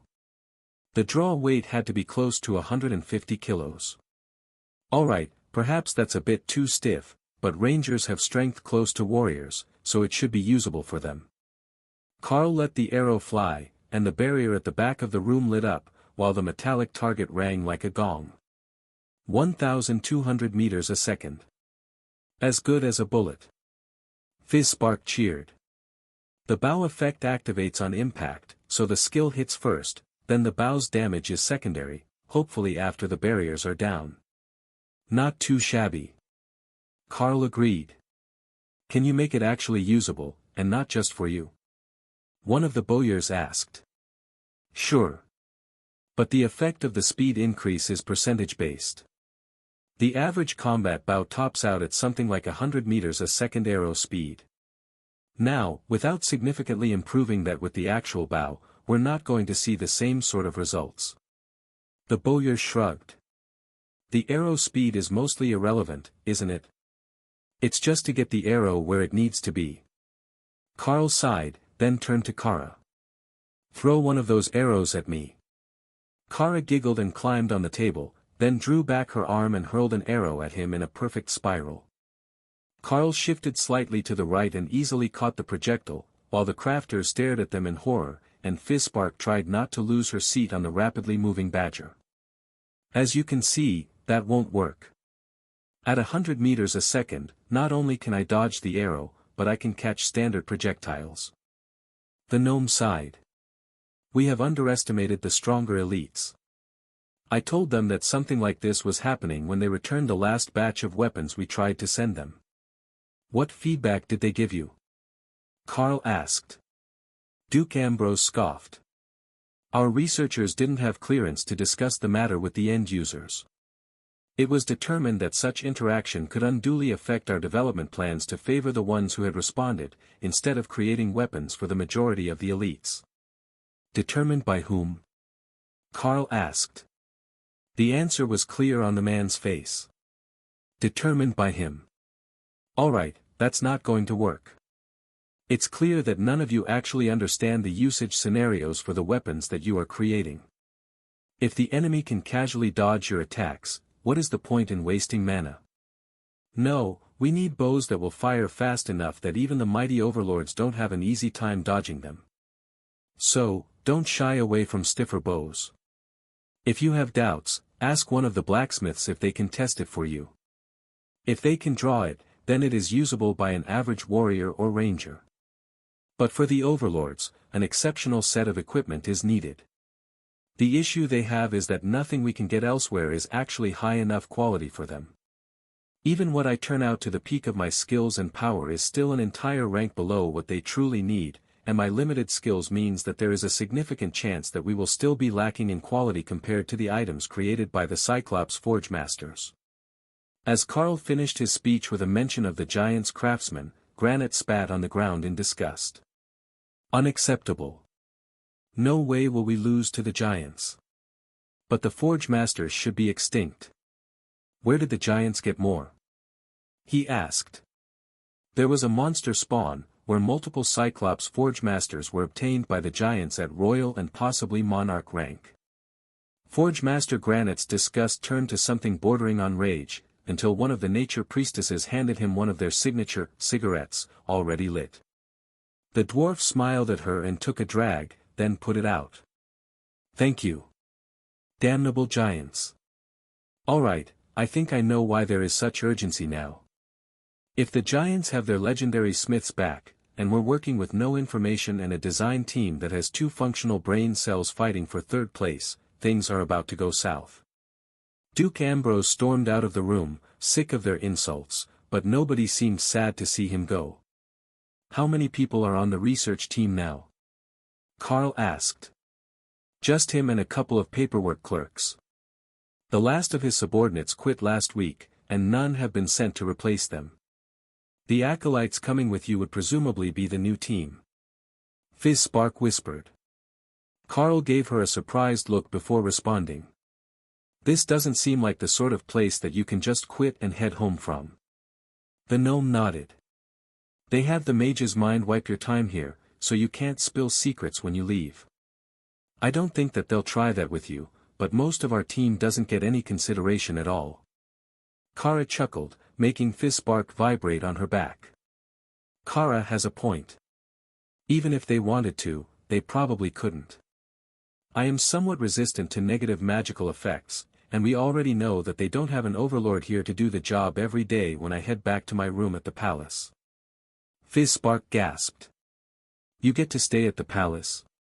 Lucky. I heard that it's really nice. What does the city look like? Carl shrugged. I went underground from the palace here. I haven't seen the city at all. Security reasons, they say. But there is a train that goes from the palace complex to the university, then it's all indoors from there to the entrance. Rather dull, really. Their conversation was interrupted by the sound of the main doors opening. That was unusual enough that everyone in the main room turned to see what was going on. There were no scheduled deliveries today, and they had already gotten a new person who made the head of research and development cry. More excitement seemed like too much for one day. 5 young acolytes, all in their 1st and 2nd years at the seminary academy, were led in by a security guard. Carl and most of the occupants of the archery room came out to see what the commotion was about, and Kara flew Fizzspark up to the landing. Then she poked the chief engineer with her nose and made a "get on with it" gesture for the gnome to begin her welcoming speech. Acolytes for the runecrafting project. Welcome to the development lab. Please do come in. Monarch Carl will be taking charge of your training from this point forward. They wouldn't actually be able to learn the runecrafting skill, Carl feared. Nacht had said that it had incredibly high standards as a skill. But there was some hope that they could learn some subset of it as a trade skill. If nothing else, they could help Carl with his preparations while he worked out a way to alter the skills he had to the point he could train them properly. What would you even blend it with? Don't you need more useful skills before you can start mixing things for others? Remy reminded him. Good point. They keep promising me more skill books, but they never do make good on their promise before I'm sent somewhere else. Well, now we have captive blue dragon clerics. They should have some connections who would love to get more books for us. Maybe they brought books, I hope they brought books. I've already read almost all of mine. That was impressive. She had entire shelves full of them arranged around her altar, hundreds in total. But Remy didn't really sleep unless she was bored or full, so she had lots of time to research. It made her a lousy night watch, but a great researcher. Carl leapt up from the ground level to stand on the catwalk and inspect the new arrivals, who all waved happily at him. I thought that there were 10 of you coming. He asked.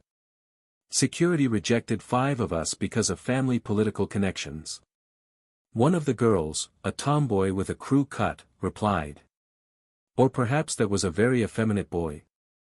Carl checked the system interface for the truth. Name, Marissa, prefers Mark. Well, that was easy enough. He should start just keeping the name overlays up over everyone. Oh, yes, that made his life so much easier. So, Mark. You're saying that they picked the 5 of you because nobody would miss you if you were stuck here for an indeterminate amount of time. The acolytes looked panicked for a moment, then shook their head. No, the other 5 had high-ranking ministers for parents. The royal security team was concerned that they might pass information back to their families that could be leveraged in Parliament. One of the other girls, Janet the system said her name was, held out a tome as a peace offering. We rescued the books they brought. All the acolytes sent back had a few with them. We were supposed to give them to you as a goodwill gesture. She explained. Other than Mark, everyone was short, dark-skinned and had long black hair.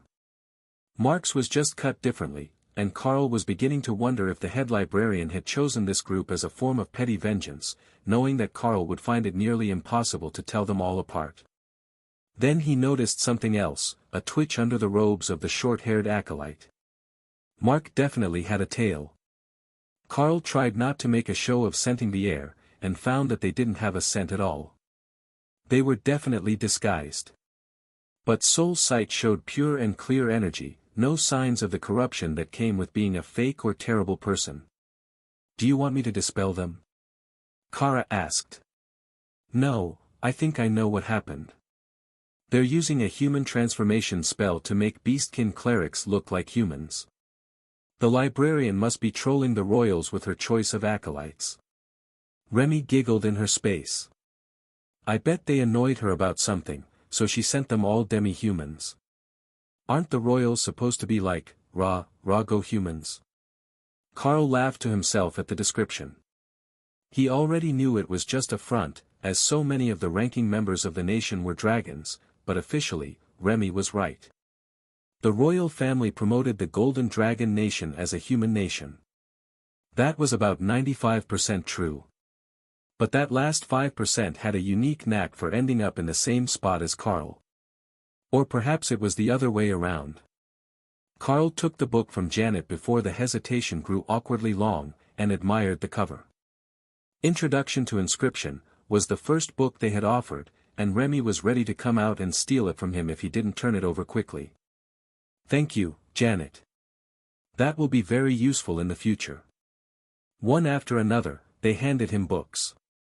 They were all crafting based, but Carl noticed that Janet had another one out, likely the book that one of the others was supposed to present to him as their welcoming gift. He returned to the start of the group and picked up the book from her hands. Learn skill, Smite. Skill learned. Carl patted her on the head, and smiled as the acolyte's cheeks turned bright red. Thank you very much. He accepted the next book in the line, Poison Arrow, from the acolyte named Mabel and repeated the process. Only Mabel didn't have as much self-control, and when he patted her head, the disguise broke and her ears broke free, twitching happily. Unfair. You knew, didn't you? She pouted. They must have been wagering on who would be the first to fail. That you're all beastkin? Yeah. You forget that I am a monarch-ranked beastmaster. Carl agreed, before moving on to Renee, who handed him a book of Life Leech. Now this will come in useful. Imbuing this on a weapon will improve the survivability of our elites by a large margin. Carl thanked her. The acolyte known as Renee freed her ears before Carl even took the book, revealing fluffy black cat ears and the twitching of a tail under her robes. She passed him a book of Talisman, a shaman spell that was essentially a devolved form of runecrafting. But the knowledge that he gained from learning the skill added an incredible amount of useful practical information to his knowledge base. Finally, Mark handed him a book of Blessed Item, the skill that the clerics use to create holy weapons. Seriously? Carl asked. Mark nodded. The chief librarian herself wrote you that copy at the archbishop's request. Handing that skill to someone outside the high priesthood was unheard of. It was not an epic ranked skill, but it was the exclusive skill of the clergy, and it would never do to have someone passing out fake holy weapons that weren't aligned to one of their gods. I will use it well. And so will most of you. Carl replied with a smile. Sir, we don't know the skill. Mark reminded him. I will fix that later. First, say hello to Chief Engineer Fizzspark, who is responsible for ranged weapons, and Forge Master Granite, in charge of melee weapons. The acolytes instinctively curtsied, before Mark caught himself and bowed. Granite didn't miss the slip-up, but he didn't want them to be doing either on his behalf in the first place. His gruff tone startled them all when he began to speak. Right, good to meet you acolytes. Now, we have a lot of work to get done, so what are you all standing about for? Head down to the central clean room and get scrubbed in for your lessons. The acolytes ran off, used to being given orders, and the dwarf smirked at Carl. You're going to have your hands full with those ones, monarch. They worship you like an idol, and you haven't even started showing off yet. Carl smiled. I'm sure the novelty will wear off. But I should start teaching them the skills they'll need. There are only so many members of the Special Forces teams, and I will have to make their weapons personally. But these young ones will need to know the ways to make more flavors of weapons at lower ranks. Carl joined the acolytes in the central room and motioned for them to sit around one of the round tables. First up, you need 2 basic skills to be able to help with the job. Life Leech, and Holy Weapon. He announced, then used, follow me, little one, to transfer the skills. He didn't have high hopes for Life Leech, but it transferred without issues. Blue Dragon clerics had an affinity for knowledge, and even if it wasn't something that they would use, they had an easy time learning most skills. Even when they didn't have Carl to just imprint it in their brain. That skill is spectacular. No wonder the librarian likes you when she hates people in general. Janet whispered to herself, too low for the others to hear. You all can drop the disguise spells now. Keeping them active will use up energy that you're going to need by the time that we're done training you on these techniques. Carl insisted. But before that, he had to try Skill Merger, and see if he could come up with something. If he combined runecrafting with Holy Weapon, what would happen? It took an immense amount of focus to bring up 2 such technical skills at once, especially when he couldn't activate them in his mind to see the effect. Sir. One of the acolytes asked carefully.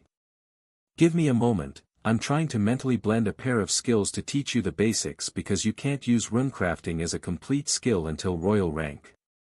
I don't know any of the subset skills that come before it, so I need to isolate a portion that will let you learn now, and not hinder your advancement. Carl's answer had tails wagging furiously, and Kara was laughing so hard at the sight that Fizzspark nearly fell off her back. Carl lost track of the time, but eventually, he had something workable. He had to eliminate 90% of the knowledge in runecrafting, but with the knowledge from Holy Weapon, he had a new skill. A skill he couldn't use. Trade skill already known, the system informed him. But he could visualize it in his mind, so he started with Mark.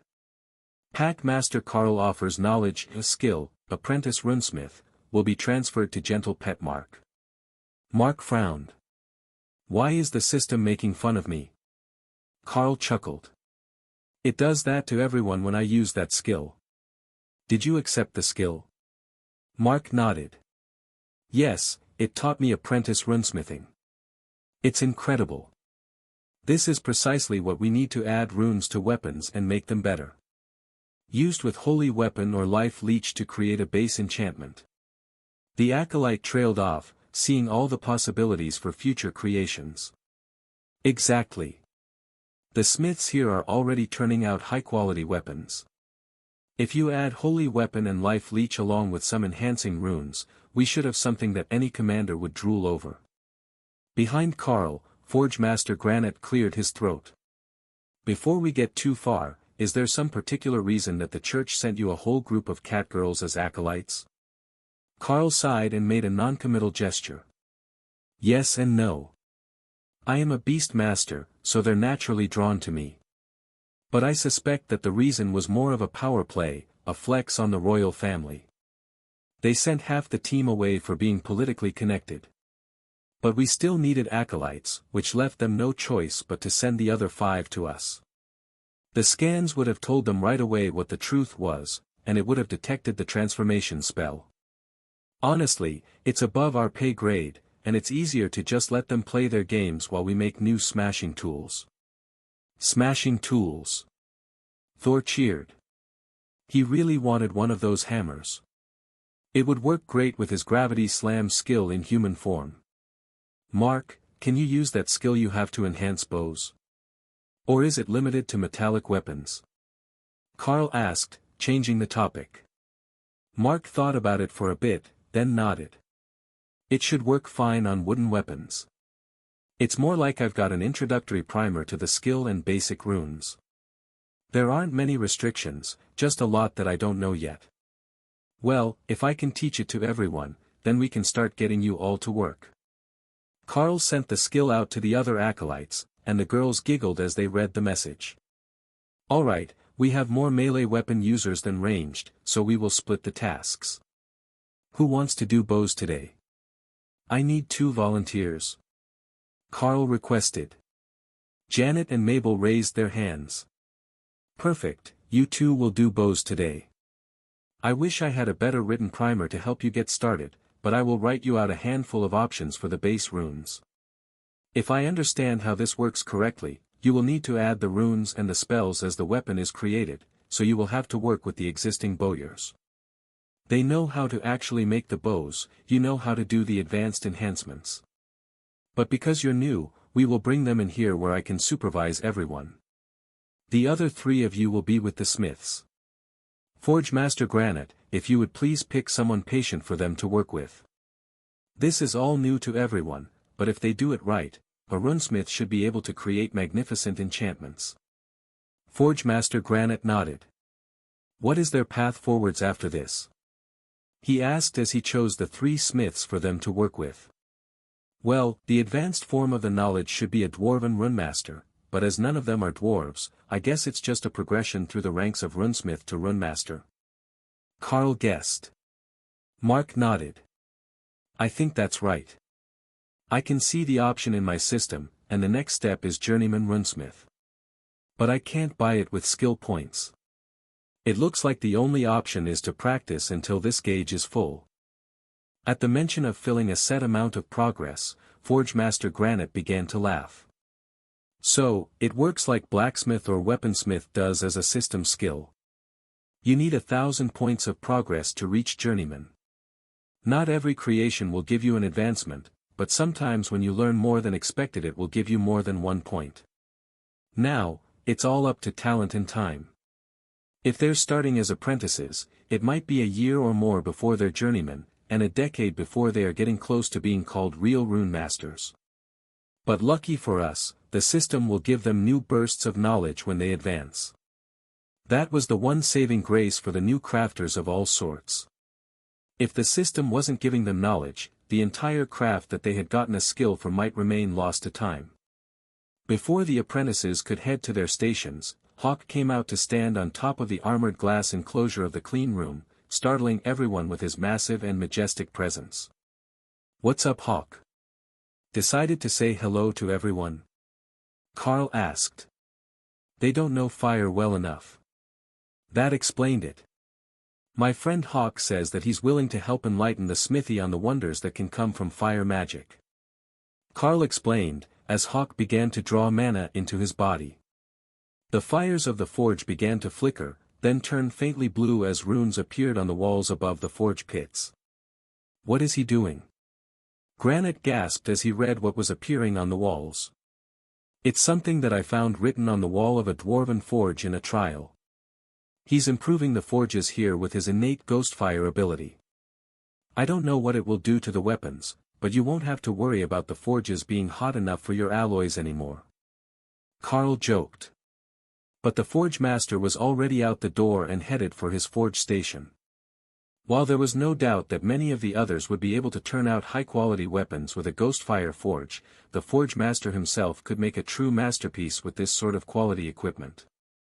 It was almost painful for a dwarf to work with a human forge, no matter how much they insisted that technology made it just as good. So, he happily tossed a handful of coal in the forge, not for fuel, but for the carbon that the steel would pick up as it was stuck in the ash bed to warm.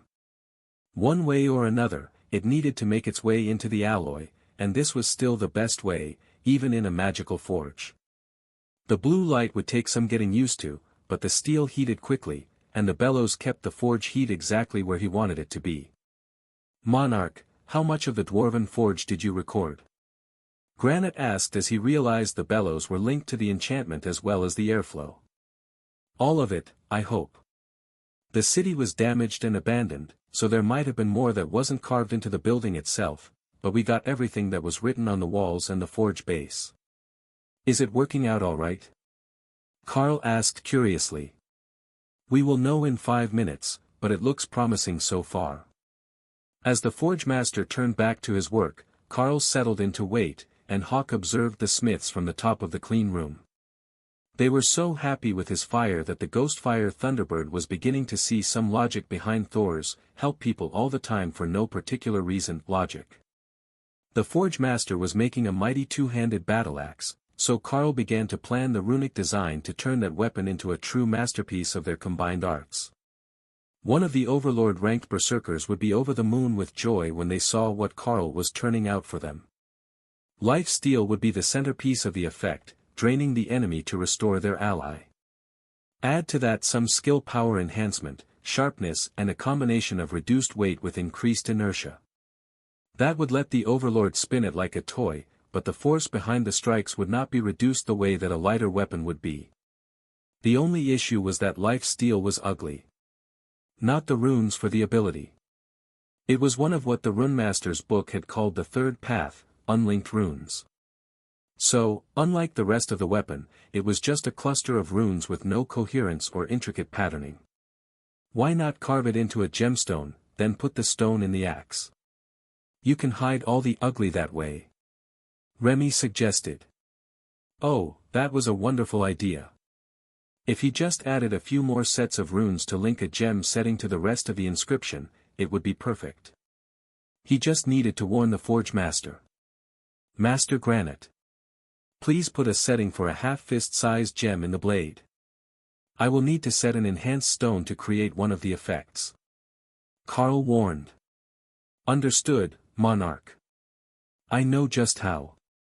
Carl thought about his pattern for a second. Make that 2 gemstones, if possible. If he put Life Leech on one side and Brutality on the other side, it would balance out the design, and an Overlord would get a 70% strength and size increase from the second buff. Utterly terrifying. Hawk dropped a few stones out of his space, and Carl showed them to Granite before he started the carving. That part only took a few minutes a stone, as he wasn't trying to recreate the whole spell, only described the effect well enough that it would merge with the rest of the runes on the weapon. "Runemaster, the axe is ready," Granite declared, half an hour after he had started to forge the axe. It glowed faintly blue, the same color as Hawk's flames, and there was a stone setting on either side, where he had embedded the 2 stones, ready for Carl's handiwork.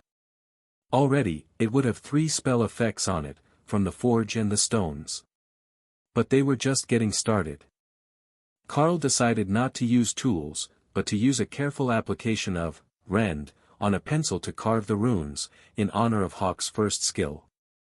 Somehow, it just felt right for Rend to make the first weapon that was imbued with Hawk's fire. Hawk had chosen deep red fire element stones for the 2 spells, which should go well with the runes when Carl was finished. The amount he wanted to add would stretch his skills to focus on all the effects at once. But with the gems completed separately, at least it lightened his load somewhat. This might actually be why so many ancient weapons had enchanted gems. Purely practical reasons for the enchanters. With one long stroke, Carl wrote the runes across the entirety of the axe head, never once lifting the pencil, while continuously imbuing power and intent into them. Then, with the last rune carved, he began to increase the energy level until he felt the 2 gems link at commander rank. After that, it was smooth progress as the runes turned purple, before becoming a deep and rich ruby red. The weapon gave off a sense of foreboding, as if simply looking at it threatened the life of the viewer.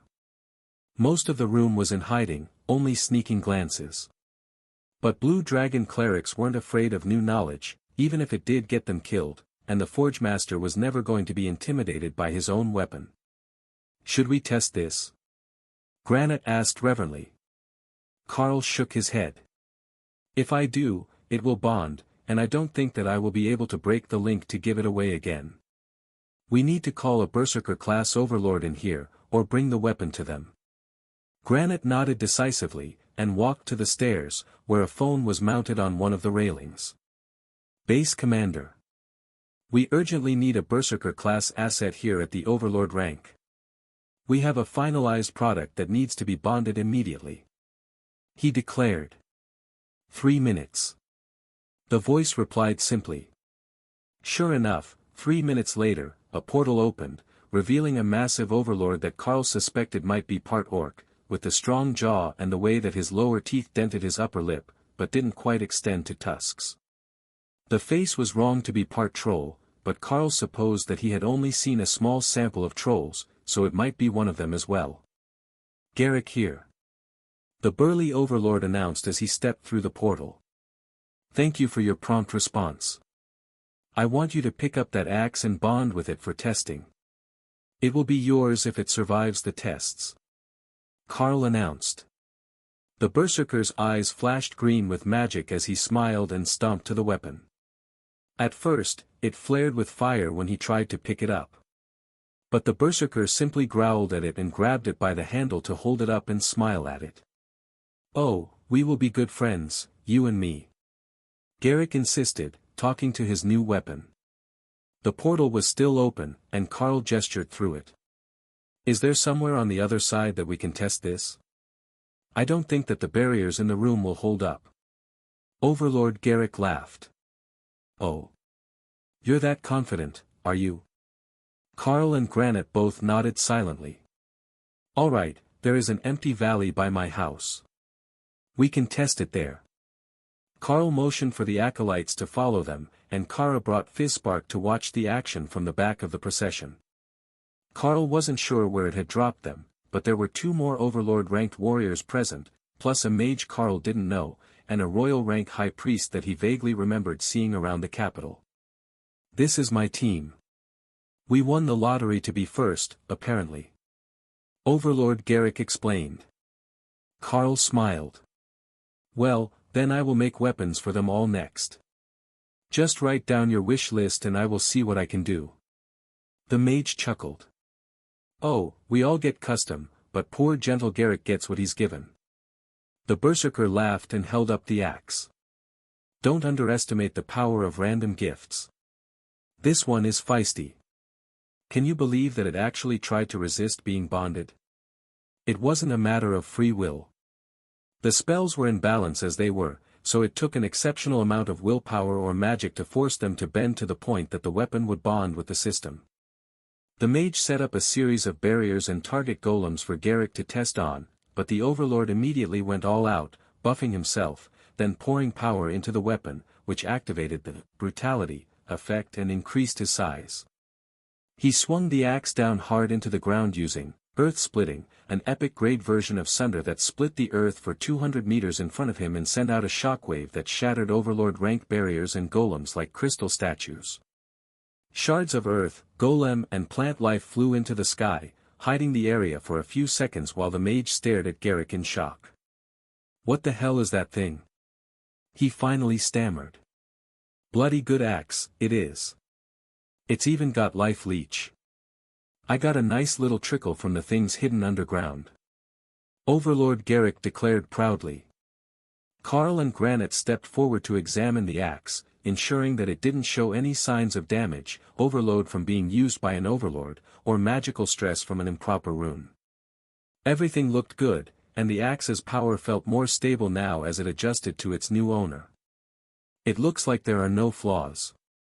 You will have to test it in battle to be certain, so don't discard your old weapon. But I would say congratulations on your new weapon," Carl insisted. Garrick smiled as he returned to normal size, then tweaked his power a little and grew again, then shrunk. He had already learned to use the gems separately from the rest of the effects, and he was a very happy berserker. Who could grow into a nearly 4-meter tall, very, very happy berserker? Forge Master Granite handed out notepads and pencils to the other team members, then went to survey the damage from the strike. Don't forget to write your direct phone number so I can contact you when all your weapons are ready. They might be similar to this one, unstable until bonded. The dwarf reminded the group. Gladly.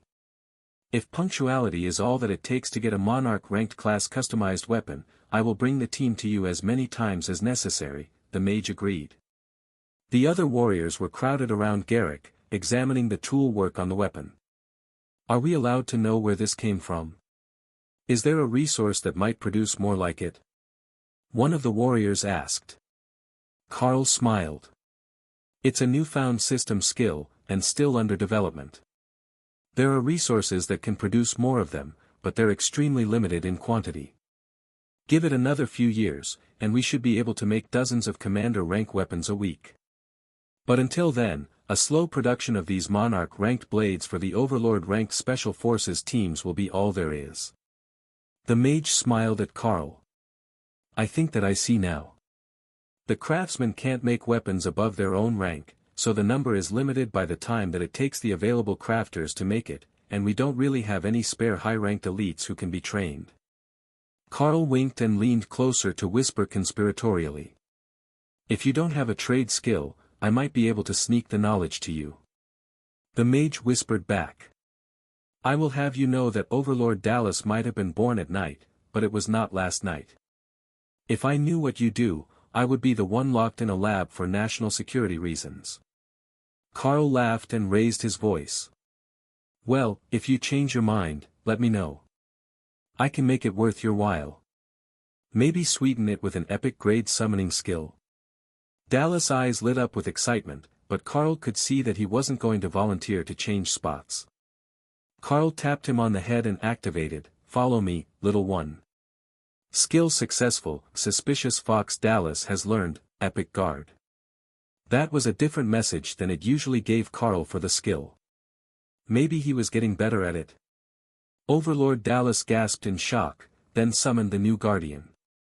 His Epic Guard appeared as a wind elemental with armor on.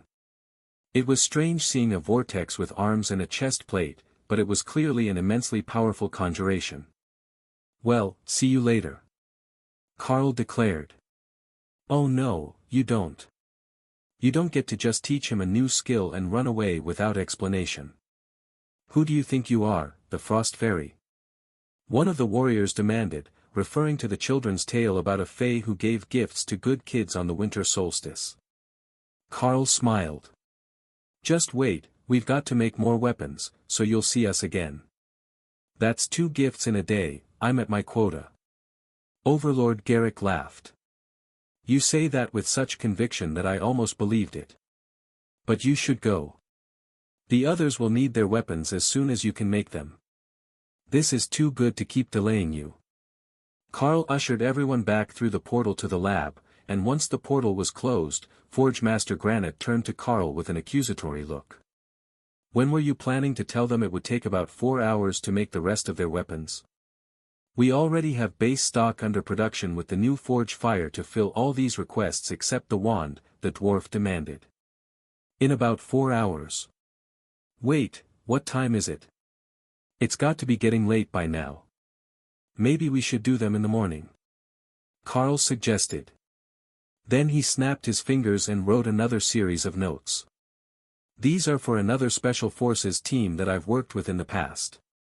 We will add their gear to the list and pass them all out tomorrow when the batches are done. Ladies and gentlemen of the archery team, Overlord Joram is an archer, and he will need the best bow that you can produce. According to Carl's watch, it was getting later in the afternoon, but not quite late enough to be headed back to the palace yet, no matter how productive the day was. The other smiths were making great progress on their weapons with the new forges, though it was taking some adjustment for them.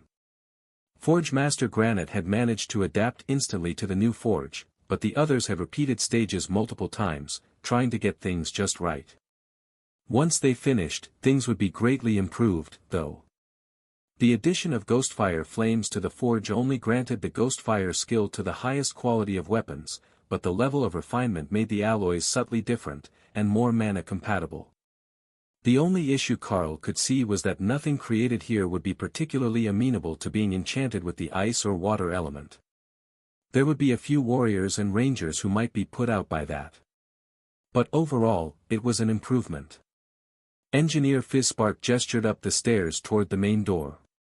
Go, head home for the evening and come back early.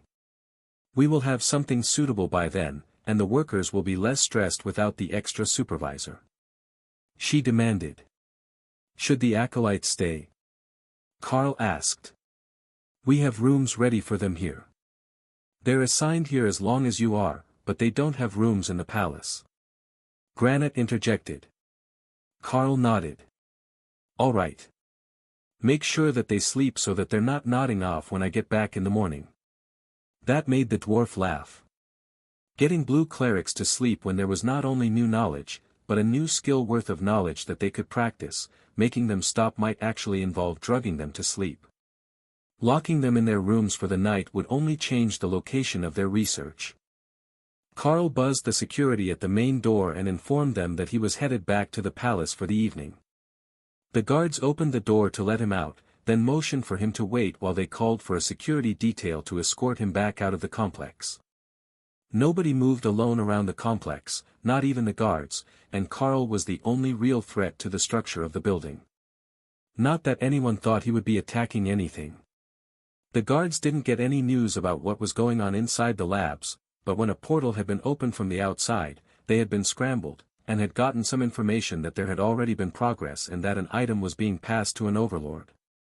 There were no security checks on the way out, only an escort until Carl was back in the main hallways and past the first security guard at the elevator that took them down from the standard levels of the university's underground labs.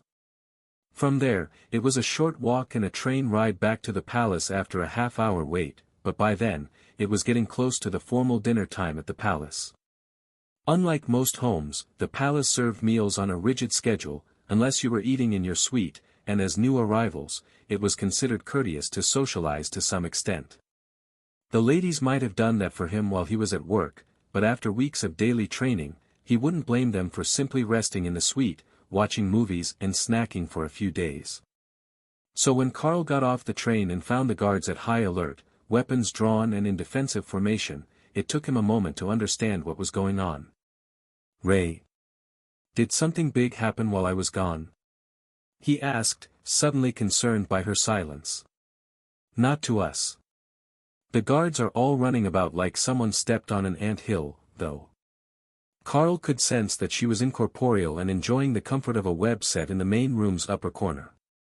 The guard captain on duty nodded to Carl as he entered the palace from the underground train station.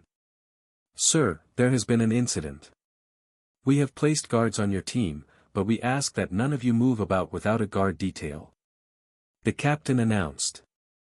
That bad? Can you give me details? I am quite capable of dealing with most threats. Carl asked. There were 2 attempts today to infiltrate the palace with modified portal skills. We don't know who the target is, but the rest of the guests have been relocated out of the palace, and the second attempt occurred after that time. Carl nodded in understanding. So, it's either us, or the royal family.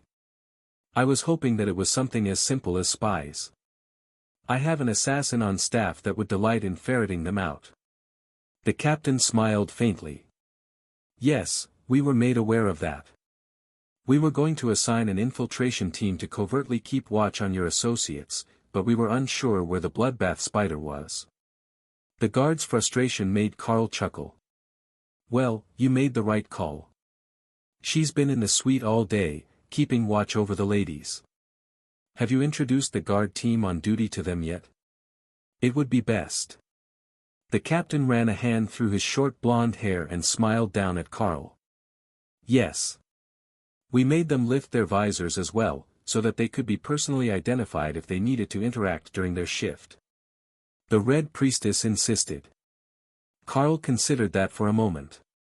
Well, we could relocate outside the palace as well, so that we're not interfering with the workings of the palace guard, or reducing the number of available assets if there should be an attack. The guard captain sighed. We did consider that. But if your team is the target, which is possible given your recent visibility, especially in defense of the capital, then it would put you all at excessive risk. It might be your skills that brought your entire team here, but if something should happen to any of you while under our care, it would be a public relations disaster. Carl sighed. You have a point. I was going to say that I could leave more of my beasts with them, but if they went on a rampage against attackers, there wouldn't be a city left. The guard general laughed. I don't think that it would be that bad. But I get where you're going. You have less to worry about than most. We're in a tough spot, but we can't afford not to have you at the research facility. Or so I'm told. How did things go today? Are they close to making anything? Carl patted him on the shoulder. I passed out the first of the new weapons to the overlords today. They had a good enough base that I could just add to it to make functional monarch rank weapons. It will be a long time before the supply is more than a trickle. But we should be able to get a few dozen out to the overlords in the next few weeks. The guard captain smiled. Well, once they're done with the overlords, us monarchs are next on the list, I would assume. Plus whatever the trainees can contribute to the mix. Carl sighed. Yeah, that could be a bit. The trainees they gave me are all acolytes. Awakened rank acolytes. They're going to be a while before they can even turn out the commander rank mass-produced items we're hoping for. But give it a year or two, and we will get enough of them trained. The guard captain chuckled. Well, I hear that the dungeon is giving a steady trickle of commander rank items as well, so we have a little something for the elites until then. Getting good equipment is always the hardest part of preparing a force, even here at the palace. Lotus stared expectantly at Carl as he entered the room. So, where are the acolytes? Did they send cute ones? Why aren't they here? Carl patted her on the head and gave the little cleric a pitiful frown. I'm afraid that they sent all blue dragon acolytes, and they couldn't be pulled away from new knowledge so easily. They're still at work, and they will be staying at the lab tonight. However, they are all beastkin clerics. I suspect that it was a little prank played on the lab, as half of them were sent home, leaving only 5 acolytes. But they have all learned the basic skills that they are going to need, and from there, we can start building their skills. Lotus frowned. So, am I going to have to go there? No, I will bring them back in a day or two, once they sort out the dangerous situation here. But one day I will have to bring everyone from the lab out to meet you. There is a gnomish woman named Fizzspark there that you would get along very well with. She even rides Kara around the lab like a Sero. Carl realized when he finished speaking that the logical word would have been horse, but none of them had ever owned a horse as far as Carl knew. Once he was in the suite, the rest of the team came back out, even Hawk, who had decided to use the transformation token to look humanoid again. This time he had a bird head and 4 wings, with long clawed toes on his feet. But his hands were very nearly human. He flapped his wings and rotated his head halfway around to get a better look at them, which freaked out the maids. But he was satisfied with his transformation skills. 4 wings might actually be better than 2. You decided to come out twice in a day. Aren't you feeling adventurous? Carl joked. Hawk squawked in amusement. Then, he actually answered. Someone dared to target our new nest. I can't let Sister Ray have all the fun. His voice was raspy, and a few times, Carl was certain that he heard a keening cry in the undertones of the voice, which made him wonder if the system was translating for him. But the maids were smiling, and they didn't have system access. So, Hawk had finally made a head that could speak common. Or he had learned to speak in everyone's minds at once. Both were possibilities with Hawk's transformational limitations. Should we prepare separate rooms for the newly arrived guests? One of the maids asked. That would be appreciated. Until they are certain that everyone is safe, I suspect that they will prefer to remain active in the outside world. Remy, stop teasing Lotus, she just wants to pet the bird. Remy had the little cleric wrapped right to her armpits, stopping her from running to Hawk.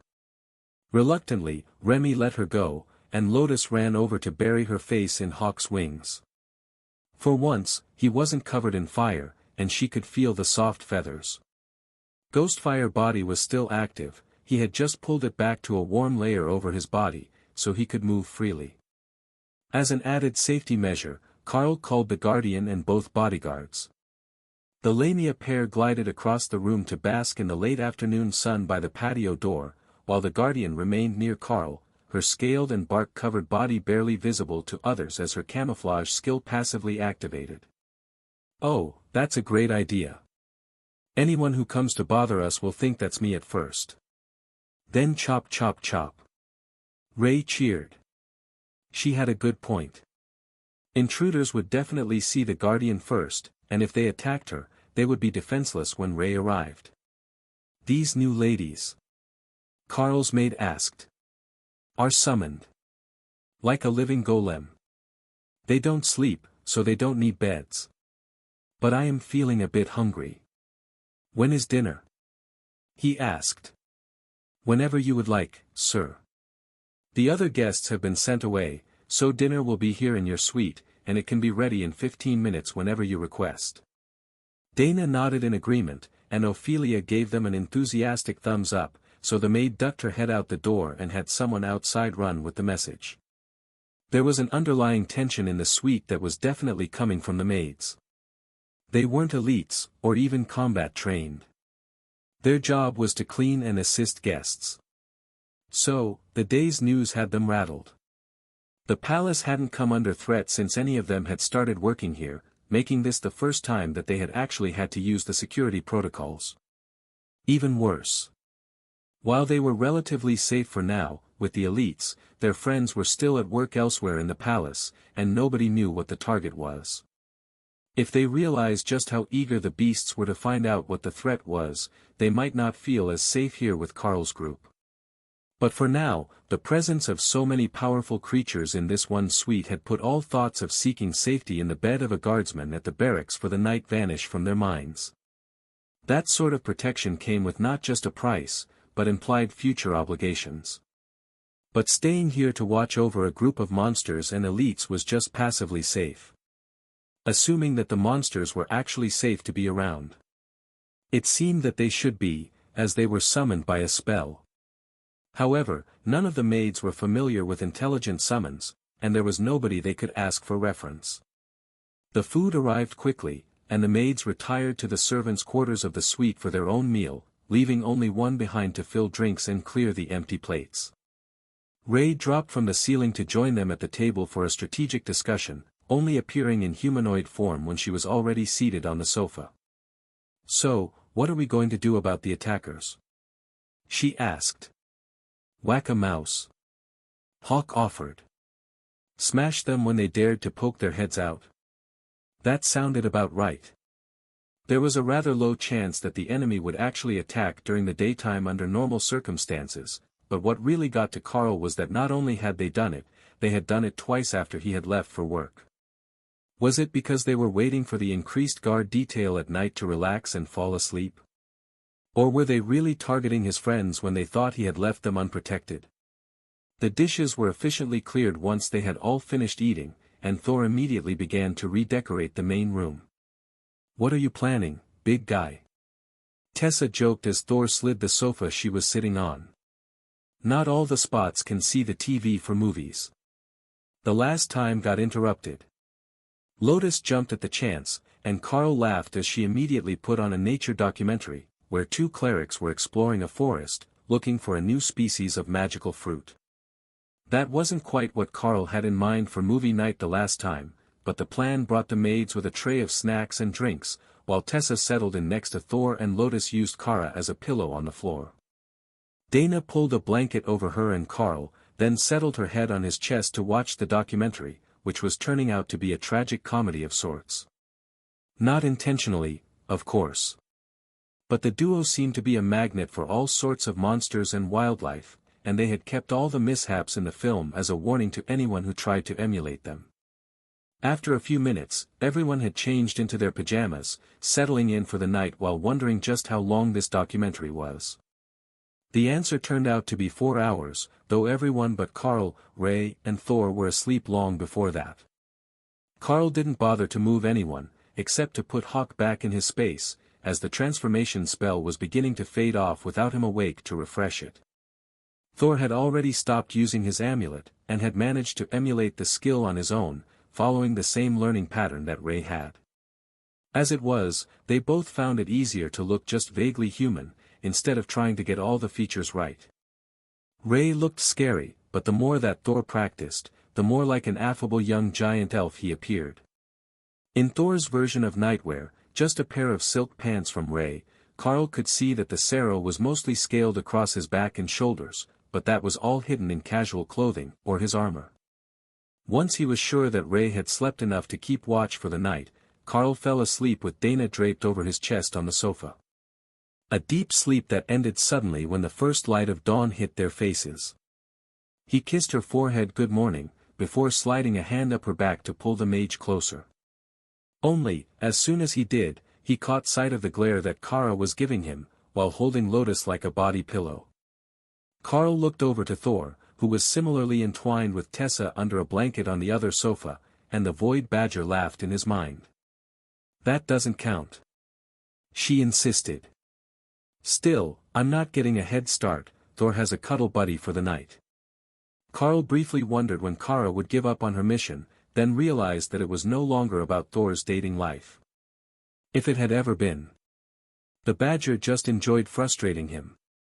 "Any action during the night?" he asked Ray, while doing his best to avoid having to get up and give up the warmth of Dana's body against his own. "A whole lot of nothing.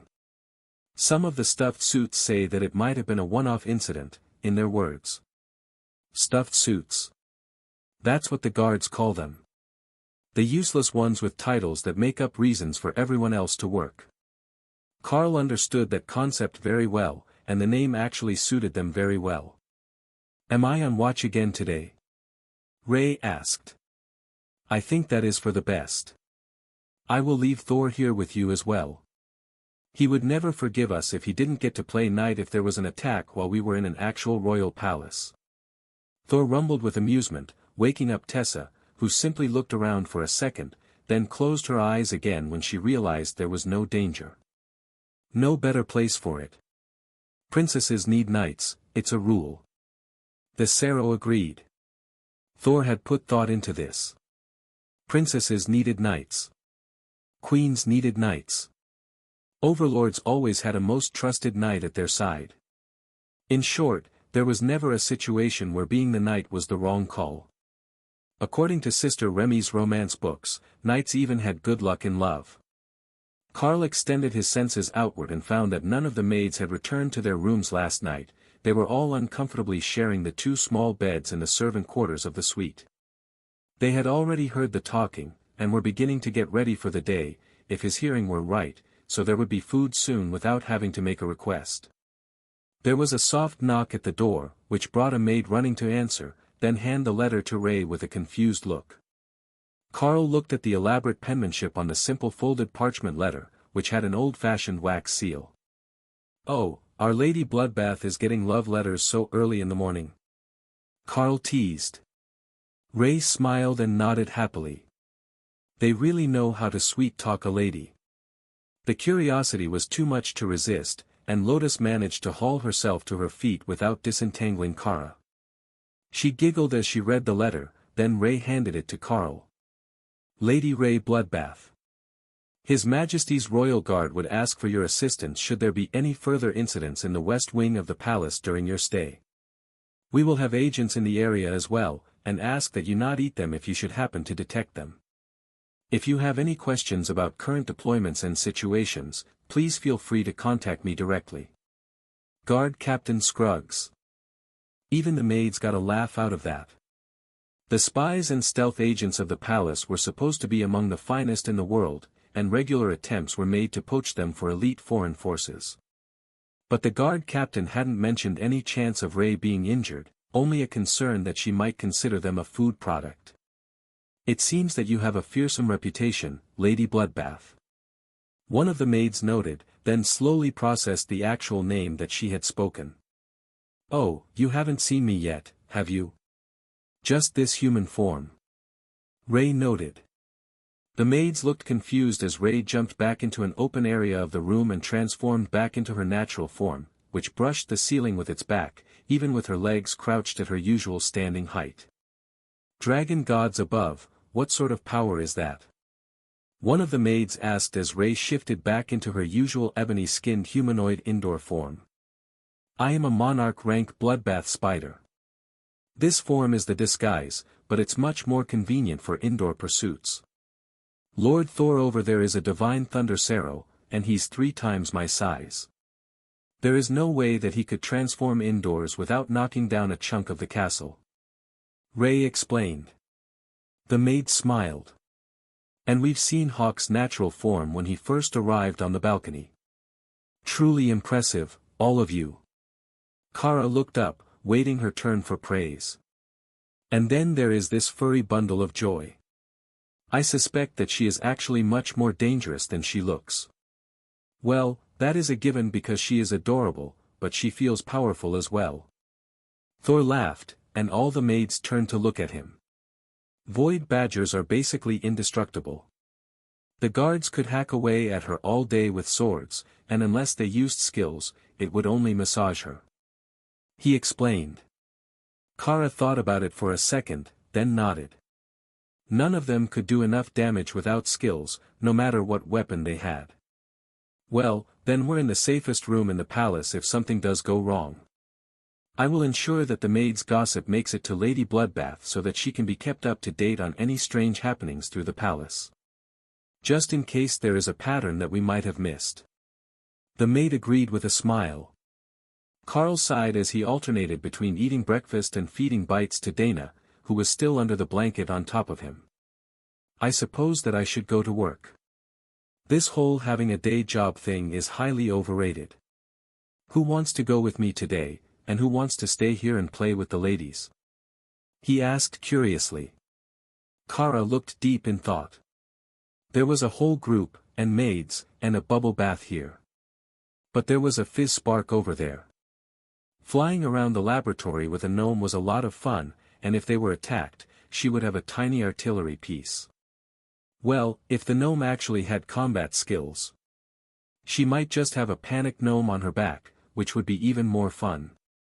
In the end, the higher chances of fighting if she remained here with the others seemed like the better option. Now, where was that bottle of bubble soap? Remy returned to her space, more interested in the research of runes. She was learning a lot in the lab, and she didn't want to miss the second day of lessons. So, it was only the 2 of them that went, along with the epic guard, who just silently followed Carl once it realized he was leaving. Nobody else even seemed to realize that it was with him, other than the guards, who did a double take when they noticed it silently trailing him. Carl got on the train, trying to ignore the eerie feeling that the abandoned station was giving him. It was morning, and there should have been workers on shift change coming and going. But there was absolutely nobody. Even the guard on duty gave Carl a confused look. There should have been workers for the day's shift arriving, but he hadn't seen anyone. The train station is empty. I think that things are about to get spicy. Carl's warning made Ray do a little dance in the living room of their suite, much to the confusion of the maids. Has anyone arrived? Carl asked. The guard shook his head. The train was exactly on time, but empty. The driver is as confused as I am. There was nobody at either station waiting for the train. Carl nodded and got on board, waiting until the driver gave him a nervous thumbs up through the small window in the door to his compartment in the transit train. The train glided out of the station toward the university, but didn't pick up its usual speed. The driver was becoming nervous that something might have blocked the tracks, or that there might be an ambush waiting for them. But there was nothing moving under the city except them. Absolutely nothing, Carl noted, and that was not right. There should be flowing water, rats and other vermin, insects in the stagnant water that gathered near the surface ventilation holes, or even maintenance workers. But none of them was present today. Carl focused on the area around him and cast, Nullify, at full output as an area effect. He had fully expected to see something extreme, like a train full of corpses and a demon driving. However, what he found was that everything looked exactly as it had before, only there was now sound. Far too much sound. Ray, Thor, inform the others that there is a battle in the city. I can hear it through the ventilation shafts. Kara, remember to rinse the bubbles from your fur when you're finished your bath, or you will get itchy. Hawk laughed at the warning. He was also transformed in the bath, preening his feathers. But he didn't use soap, and he had fire to dry himself. Driver, there is a battle in the city overhead. I have enhanced hearing. Carl warned the only other occupant of the train. I will take you to the university, then I will wait for more instructions. I don't know what to do in this situation. All my instructions just say to wait for passengers unless I have a scheduled pickup. The driver replied nervously. They pulled up to the train station at the university, and Carl reached out with, Nullify, again, using it to sense for magic in effect. He didn't want to mass dispel the whole area, as there were labs above and below him that would be using magical barriers. But he didn't sense anything on the platform, and Soul Sight didn't find anyone waiting for him. Carl quickly moved down the hallway, wondering where the guards had gone. There should have been some on the platform, some at the first corner, and more at the elevator. Carl cast, Nullify, again, targeting the hallway. There was definitely a spell on it, but Carl didn't see any changes until he got around the corner and saw the next guard station. All 6 were dead, hacked apart with dozens of blade strikes. Whatever had attacked them had to be close to or at the commander rank, as the guards had put up a vicious fight before they had fallen, and there was blood everywhere. But there were no signs of the enemy, and all the blood smelled human to him. Some species had very distinctive blood, but there were no strange colors here, and no distinct scents like orc or ogre blood had.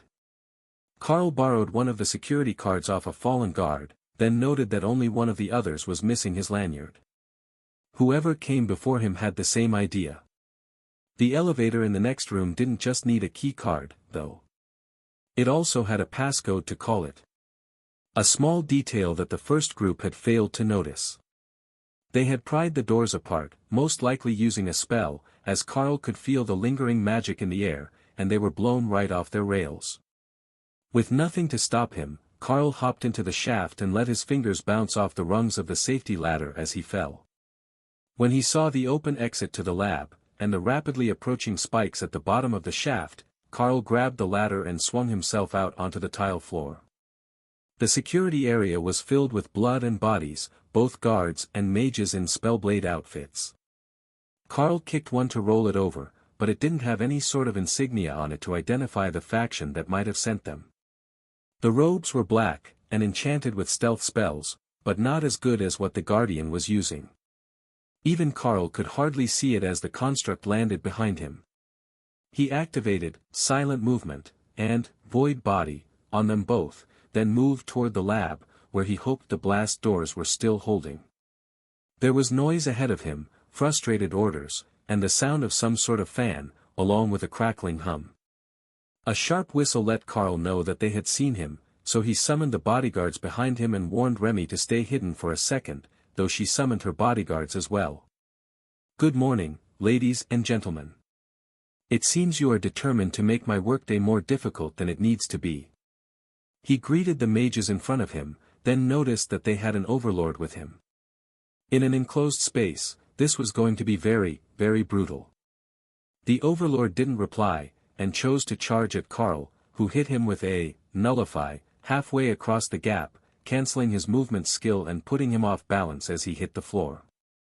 The maul came to Carl's hands, stacked with Disintegrate. The hallway rang with the displaced air as he swung, and the head of the weapon hit the mage's barriers. The overlord was flung 2 meters to the right, into the wall, which crumbled on impact, along with the barrier that he had nearly instantly replaced. A flurry of blade skills flew in both directions as the bodyguards engaged with the spellblades, and the epic guard launched herself into combat.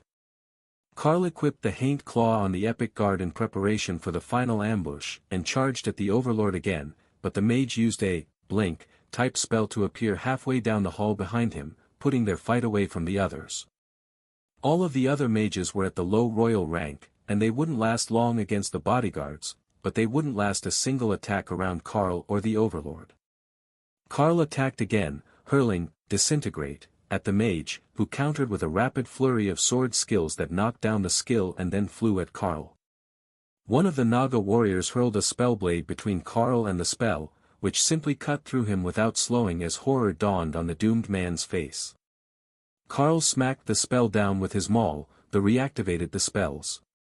He was burning through a load of energy, but the Haint Claw that the Guardian was wearing was pulling energy from all around the room as the spellblades died, and her innate skill shared it.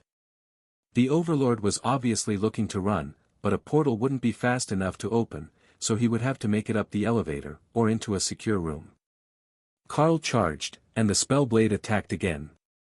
He was slower than Karl, in a purely physical sense, but his spell activations were nearly instant, and he had more stored energy. But Karl had one advantage that the spellblade didn't. The mage's attack tore through the Karl's barriers and his armor, leaving him bleeding from a dozen slices that crossed his entire body. But it didn't slow his swing, and the Overlord's barriers fell under the mass onslaught for a split second.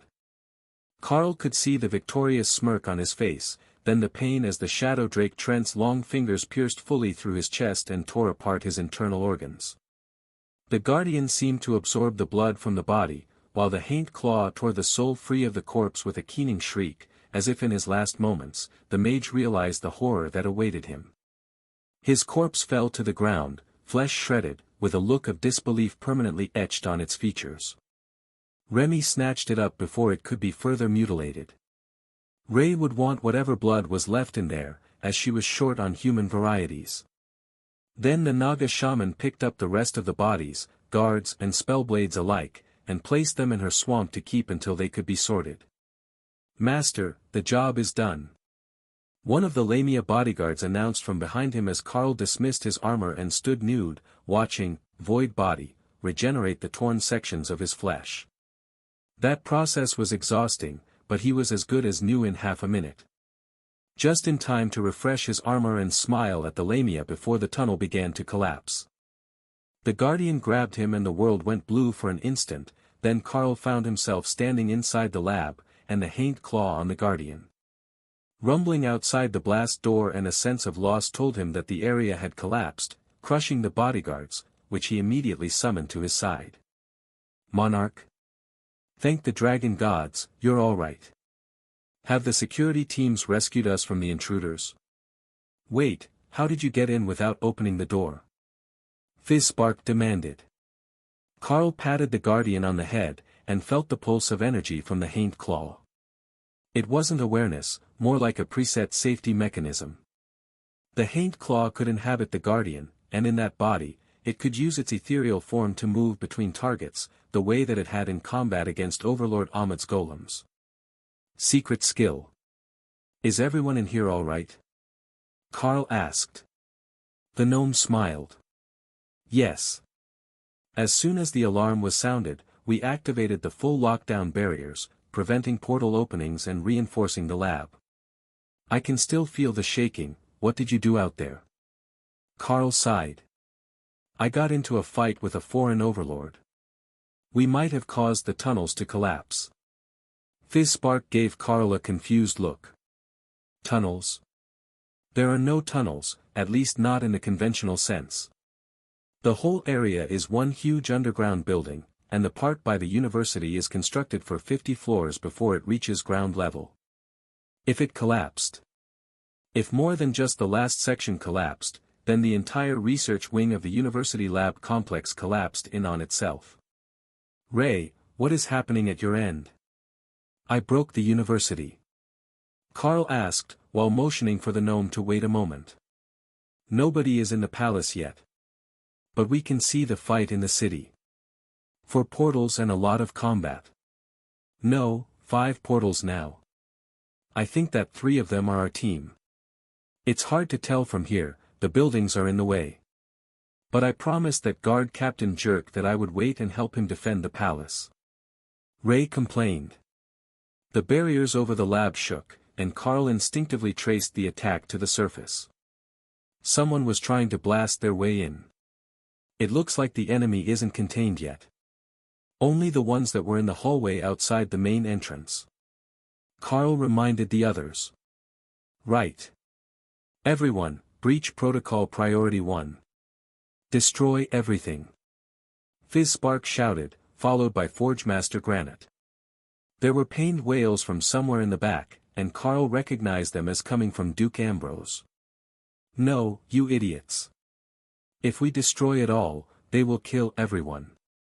You have to stop, don't you understand? I've already. The human researcher stopped, but everyone was staring at him. You've already what? Forgemaster Granite asked in a deadly tone. It's just, they're going to get in, and if we can't give them what they want. Ambrose stammered. Lie. The guardian standing beside Carl muttered. Granite was thinking the same thing, and in a split second, he had his smithy hammer in his hand, and Duke Ambrose's brains were on the wall. Well, that's one traitor down. Anyone else? It will hurt less if I find out now. The dwarf insisted. Dwarves really hate traitors. Fizzspark whispered. Carl saw a couple of others panic and try to run before the other researchers turned on them. But even with that issue solved, it didn't stop the pounding on the barriers, and their energy storage wouldn't last forever. I'm going to the energy storage crystals. It will buy us some time for them to solve the issues overhead. He explained as he jumped over the railing and down to the main floor. Between him and Remy, they should be able to greatly slow the process of entry, and buy the researchers enough time to destroy everything that they had already produced. The smiths were already slagging down the weapons that they had in stock, with pain etched on their faces at the loss of hundreds or thousands of hours of work. The archery specialists soon joined them, dumping armloads of wooden weapons in unused forges, letting everything burn to ash. For 15 minutes, Carl poured energy into the process of reinforcing the barriers while they worked.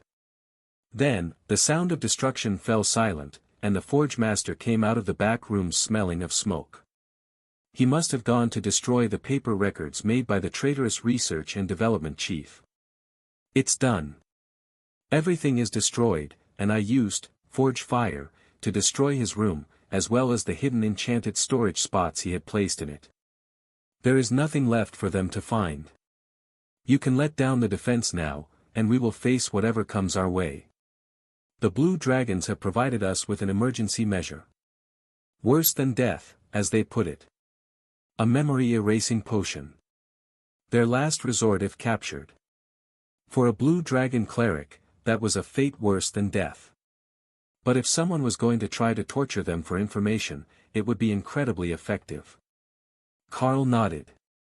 I am only putting in mana at the rate I can regenerate it.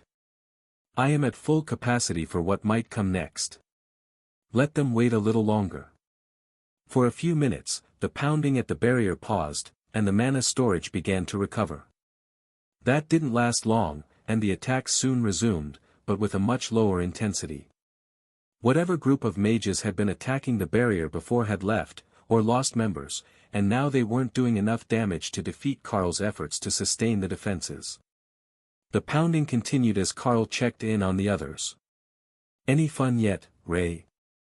Ray's mental voice was amused. We're playing hide and seek. There are invisible mages all over the palace. They sent Neil here to help me play. Are you winning? Carl asked. I don't know yet, we took different wings. Thor has a whole herd of maids and a guard team in the suite to help him and the others. But they haven't been attacked yet. A message came in from Inquisitor Neil, filling Carl in on the details, as far as he had managed to decipher them. Monarch, there are spellblades from 3 different nations attacking today. A bounty has been put on the heads of a number of ranking elites, as well as the king.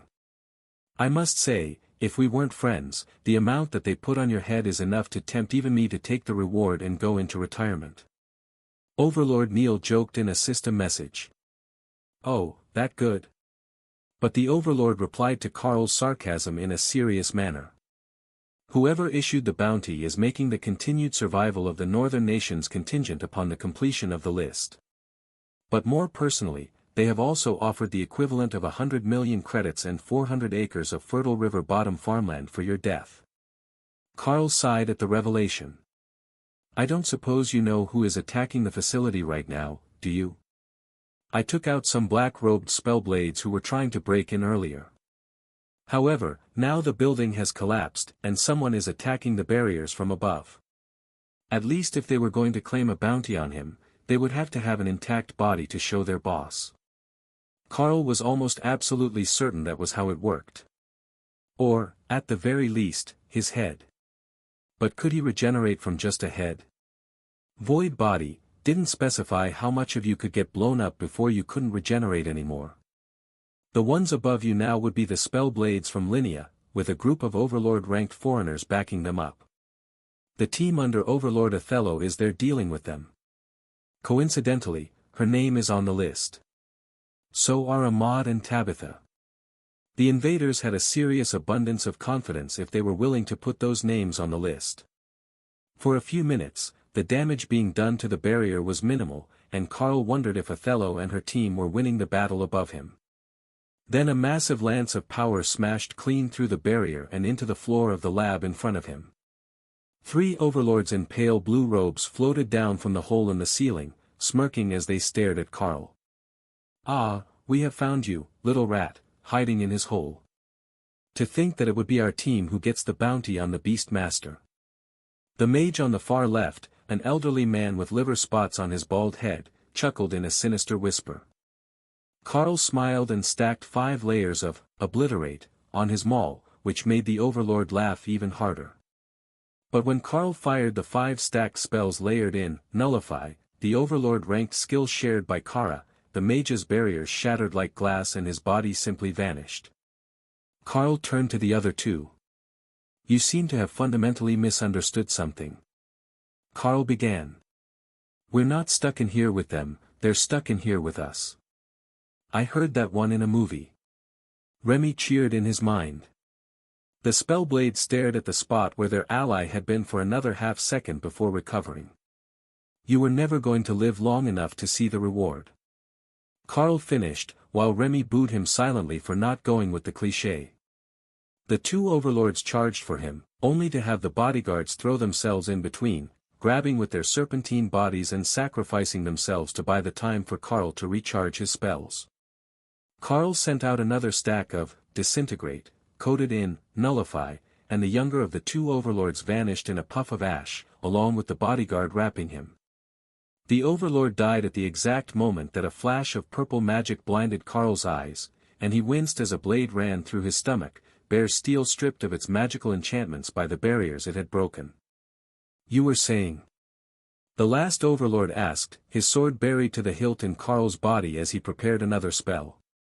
Karl grabbed the sides of the mage's skull, shattering his barrier with nullify, before physically removing the man's head from his body. Karl slumped to the ground, and Remy left her space to douse him in healing splash, while activating both of her healing totems. "Oh, that's not good. It destroyed most of your insides. Are you sure that the Kara healing can fix that before you die?" she asked. Karl didn't have the energy to even make a mental response, but his body was surrounded with black smoke as he regenerated. Forge Master Granite ran up the steps and dumped a potion in Karl's mouth. Stamina and mana potion. It helps with regeneration-type spells. He explained to the confused Naga Queen.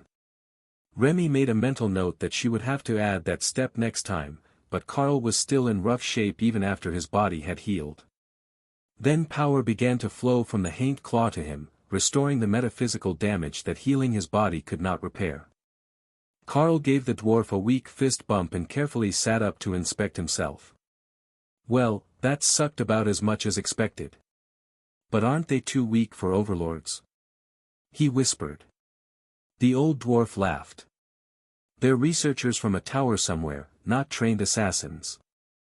They've likely never cast a spell with intent to kill in their lives. See the talisman that was on this one's neck? It's a translation amulet.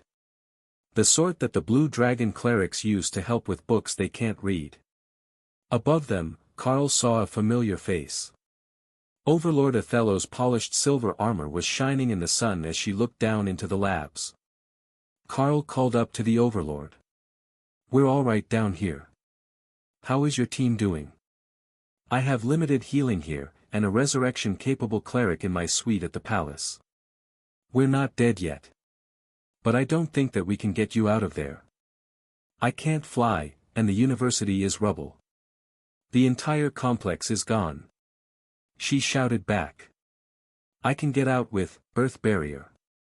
Do you want to retreat and rest?" The paladin nodded, and gestured to someone near her on the surface. Carl began building a stone stairwell to the surface, a narrow spike of stone with thin runners in a circle around it, made using the stone that had tumbled down as the barrier was breached.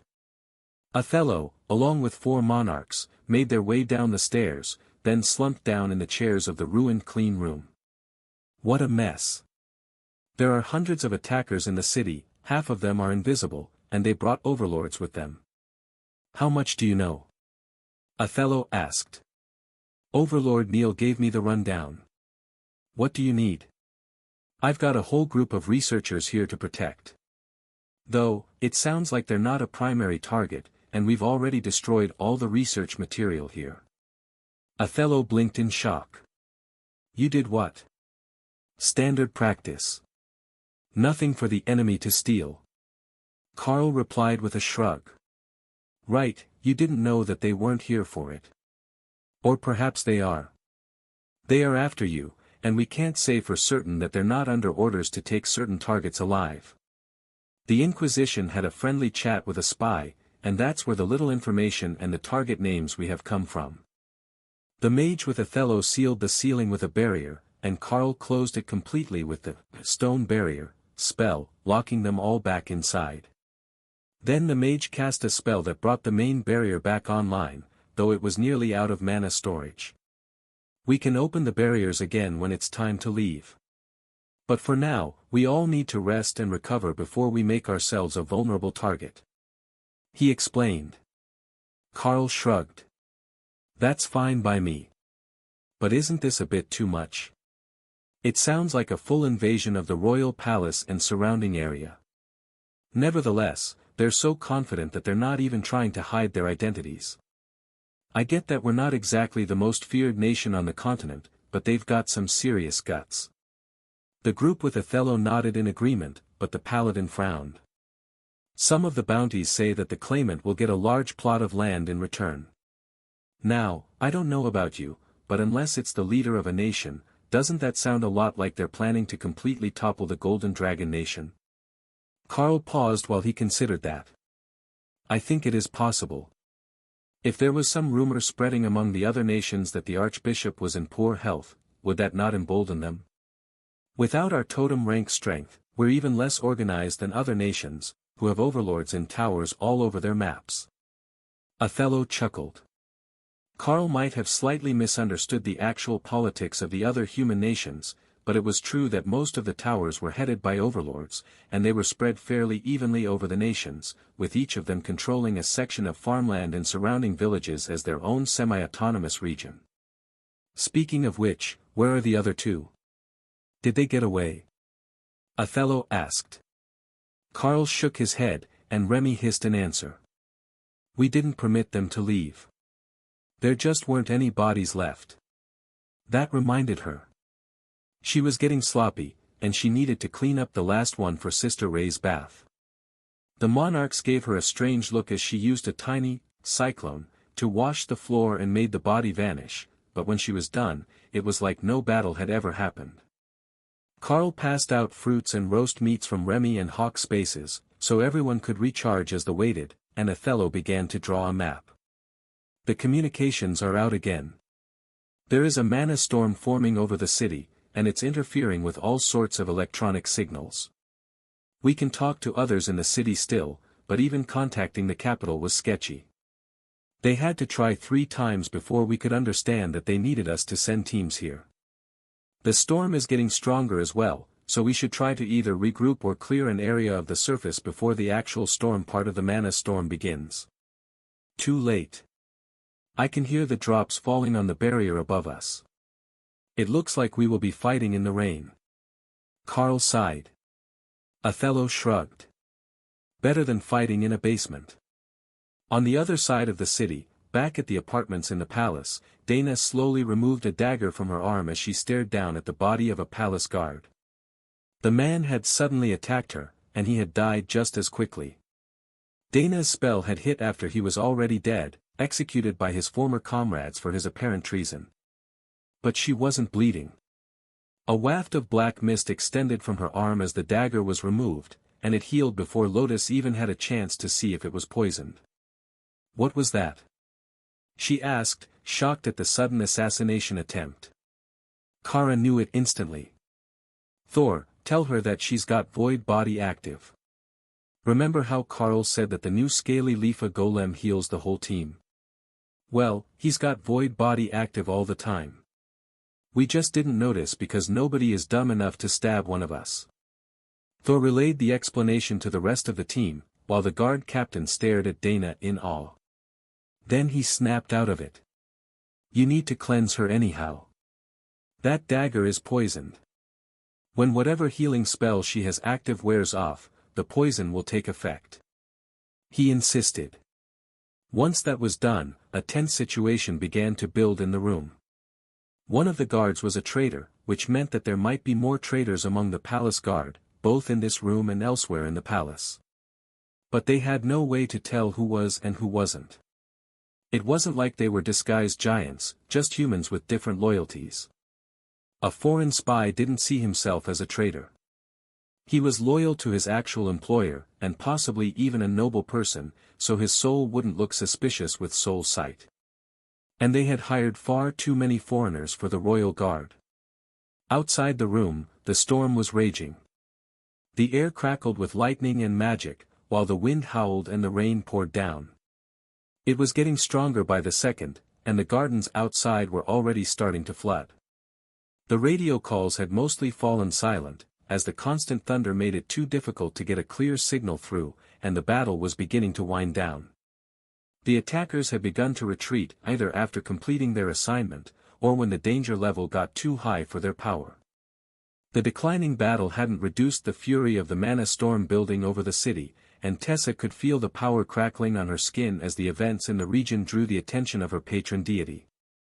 In contrast, Lotus was nervous, as the storm was not a natural phenomenon. Something was happening, and all of her training as a priestess hadn't covered anything like this. Especially when the power in the clouds began to rotate, creating mana tornadoes in the upper atmosphere. That was the signal for the last of the attackers to flee the city before it was no longer possible. The storm would interfere with any sort of spell casting, and soon it would be nearly impossible for a mage or magic-type class to even defend themselves. In the lab beneath the ruins of the university complex, there was not much that Carl could do about the storm other than wait for it to pass. There were no more sounds of nearby battle, and Othello's entire team was exhausted after battling the allies who had arrived with the overlords that Carl had defeated. The fact that she had held the foreign overlords off 4-on-1 before they had separated and broken in to attack Carl was truly impressive, but it had taken a toll on her team's stamina levels, even with Eternal Lightning, now active on the 5 of them. High above the city, the final battle of the day still raged. But not as an assassination attempt, or for control of the city. Overlord Ahmad stood on the shoulders of a wind elemental conjuration, facing off with Overlord Kenichi, whose black drake mount was lazily flapping its wings, hovering in place. But both of them were wary of the third arrival to their party. Gentlemen, you might as well go home. This opportunity is mine. The arrogant young overlord sneered. Ah, Reginald. So good to see you again. Did you know that your entire family was just killed by a Naga queen who didn't even understand what they wanted? Overlord Kenichi taunted. The young overlord did his best not to rise to the provocation. You won't get me to leave the eye of the storm on a fool's errand. Reginald replied in a tone much more calm than the seething hatred on his face. Overlord Ahmad smiled. Actually, he's not lying. Well, probably not lying. I felt all three of their souls vanish only seconds apart, and they were nowhere near a portal. There was a pause as all three of them looked at the massive floating mana crystal between their positions. The battle in the city had formed it, bonded with the souls of the deceased, and it represented one of the greatest opportunities that any mage could ever hope to see. Each of them would willingly fight to the death to get their hands on it, and from what they could tell, there was nobody else willing and able of challenging them for it.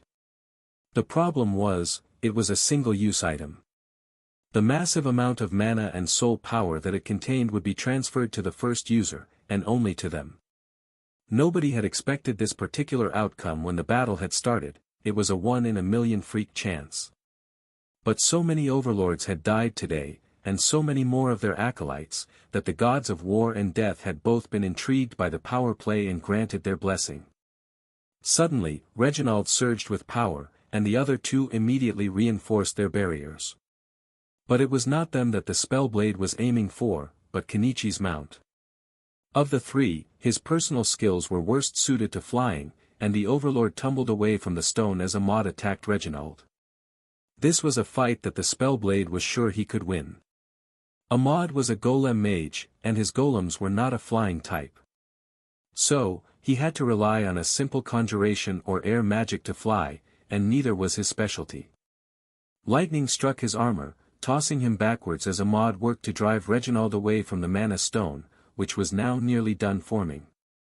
A barrage of magic missiles formed in return, met by an identical spell from the Catman. The two peak overlord area suppression spells shook the ground far beneath them as they collided, sounding like thousands of concurrent peals of thunder. But the match was not even. When it was over, Reginald gave a victorious laugh, while Ahmad spat blood and held a large wound on his right shoulder to staunch the bleeding. Sorry about your luck. Maybe next time, beastkin.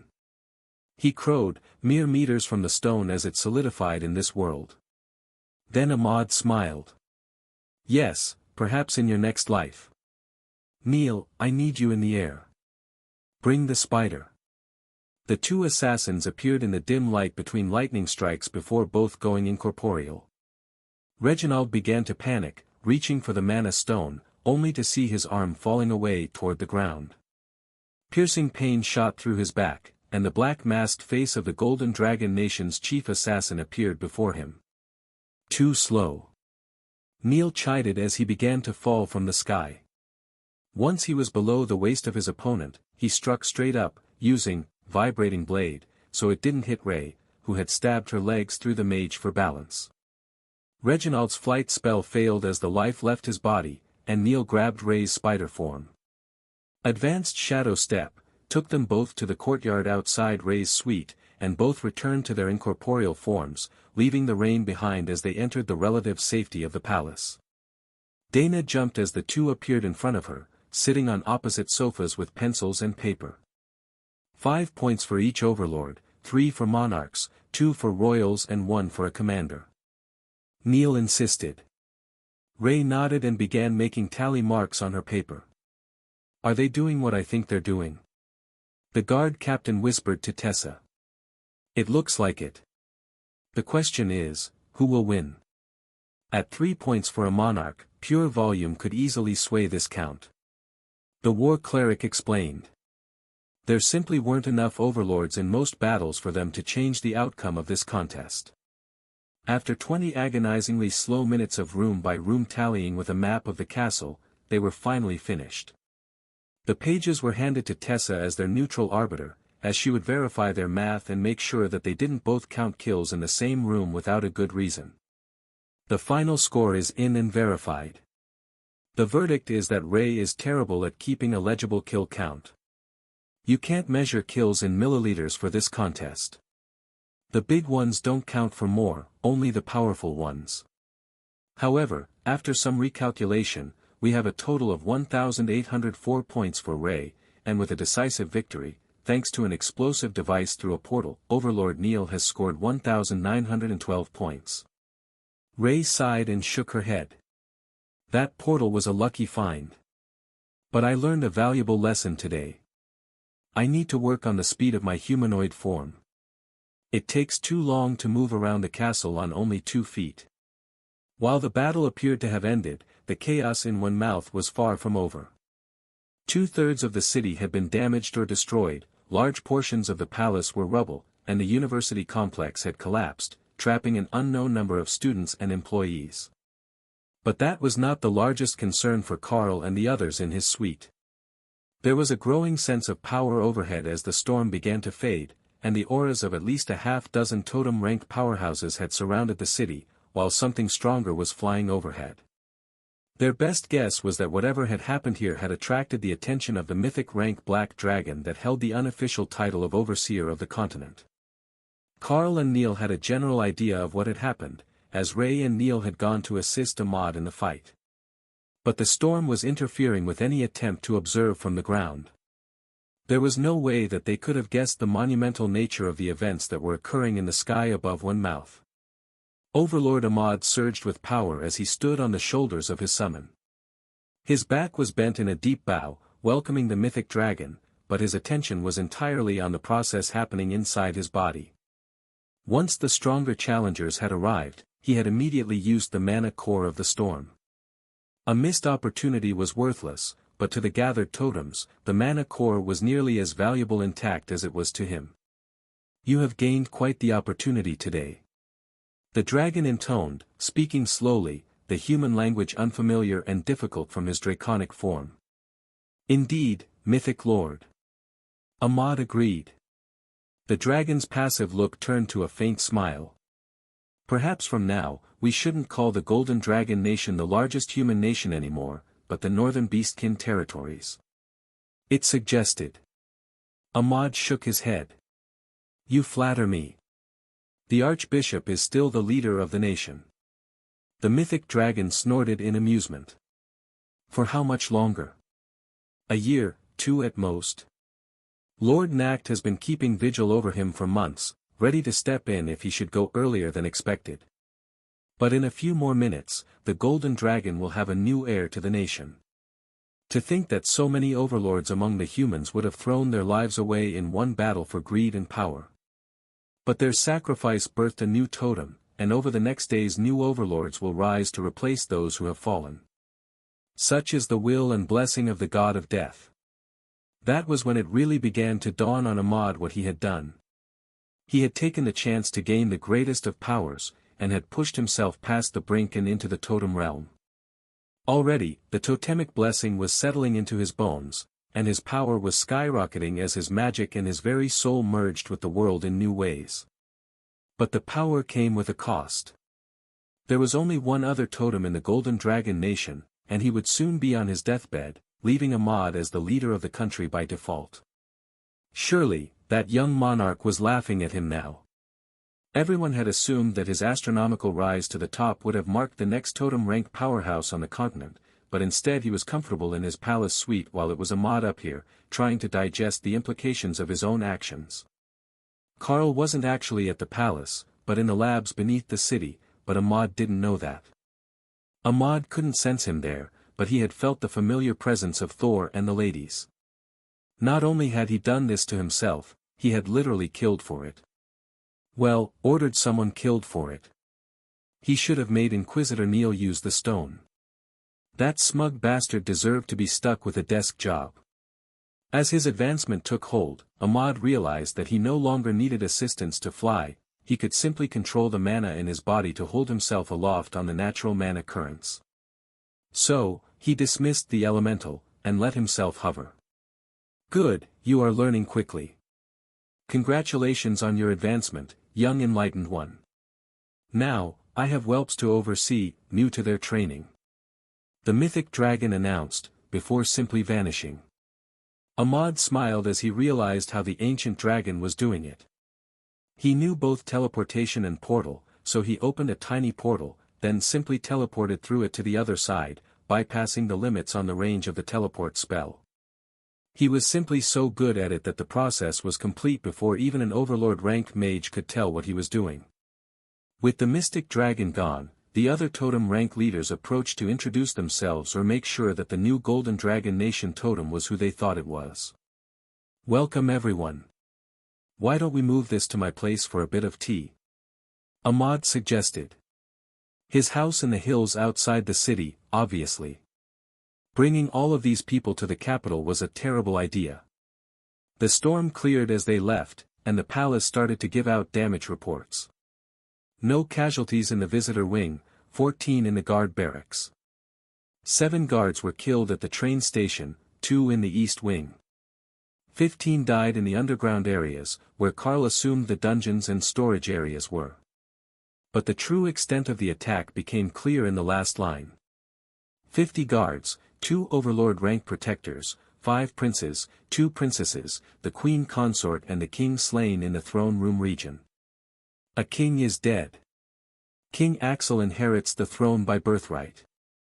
Long live the king. Neil and Ray stared at the message that had been handed to the maid. That shouldn't be right. We cleared that area. Ray insisted. Neil nodded in agreement. And I killed 4 other overlords with their retinue just over here, only one turned down the hall. They were on their way in, not out. Ray vanished and started counting bodies in her space. She had collected all the overlords once they met up, and nobody had tried to steal any of them before she got to them. There are still 17. We didn't lose any of them. She explained when she returned. Neil sighed. It looks like my work is not over yet. The church will want answers to this. In the labs, Karl and the others were fully recovered and ready to face the chaos of the city. Overlord Othello was on her feet already, motivating the rest of her people to move. Is the train station collapsed? Most of these people are not combatants. And we destroyed all the spare weapons anyhow. Karl asked. Forge Master Granite took the first blade they had made, and the War Maul, out of a hidden storage spot under his forge with a conspiratorial wink. If they never find them, it's as good as destroyed. These were too good to give up. The other smiths laughed and one of them pointed to his forge. We all saved the raw materials. Give it a few days, and we will have a fresh batch ready for upgrading. Or give us 6 hours, and we will make enough for the Overlord and her team. One of them suggested. I think we should stay and make at least one more weapon. The fight is over, and Ray says that Cat Mage is likely going to be a totem now. He got a good thing that didn't look tasty. Remy suggested in Karl's mind. Remy says that the fight is over. We can wait here and make a round of weapons, which was our assigned task to begin with. Others will search for survivors and clear rubble, they won't miss us for a single night. He explained to Othello and her team. You prioritize weapons at a time like this? The paladin asked. I know, it's a strange response. But we're on a project to make Monarch-ranked weapons for the Overlord Special Forces members.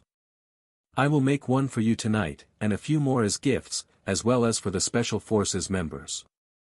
My source says we might have a new totem and a new king. Both of them will need gifts. Othello had a good idea who his source was, as only the Naga Queen was here with him today. Forge Master Thorin smiled. Well, you heard the man. Forget the scrap of the past. We need a fresh batch of the most mana-compatible weapons we can get. Does the lady have a preference? I will make the weapon for you and the VIP gifts. Othello silently held up her current broadsword, and Granite looked at the one that was currently in his possession. It was a most excellent blade, and monarch rank, but they could do better, he was sure. Plus, it could be precisely designed for a paladin. Surely, the lady would want a more elegant blade. Othello turned to Karl. Are you sure that you can turn out a weapon suitable for royalty with this team? Normally, you would need multiple monarch-ranked craftsmen for that sort of work. Karl patted her on the shoulder. You will see. What really matters is the alloy and the craftsmanship. I have runecrafting as a trade skill, and it is designed to upgrade compatible weapons to my level. These 5 lovely young acolytes are learning the ways, and they have gained the runesmith trade skill. Have some faith, they're blue dragon clerics, they learn fast. The clerics looked dubious about his assertion, but with Carl here, they only needed to get the job 90% done, then he could take over the end to activate their perfectly carved runes. It wasn't a perfect system, but even with the transfer in intent between creators, Carl was fairly certain that he could still get the weapons up to a decent standard. If nothing else, it would be a good training lesson. All the crafters scattered, getting to work so that there would be a weapon of every type available. But it was a very smug nature cleric that finished first. I left a spot for an elemental gem. I think that any mage would be proud to have that gnarled black ironwood walking staff. It's incredibly mana compliant and as hard as steel even without upgrading. He declared proudly. Remy reached into her space and handed Carl a large stone. Not a gemstone, a rounded chunk of meteoric iron rock that she had extensively carved with runes. Carl turned the rock until he found the start of the inscription and read it as it wound around the rock. She had inscribed the meteor storm spell effects description on the practice piece a few days ago, and it seemed ironically perfect for this purpose. Thank you, Remy. Now, let's see what we can do with this lovely staff. It would be a nightmare trying to get the runes placed properly for such an oddly shaped weapon, but that was part of the appeal of a true work of functional art. Carl made plans to increase the spell power, but split the effect into 8 times as many smaller stones, with increased coverage area.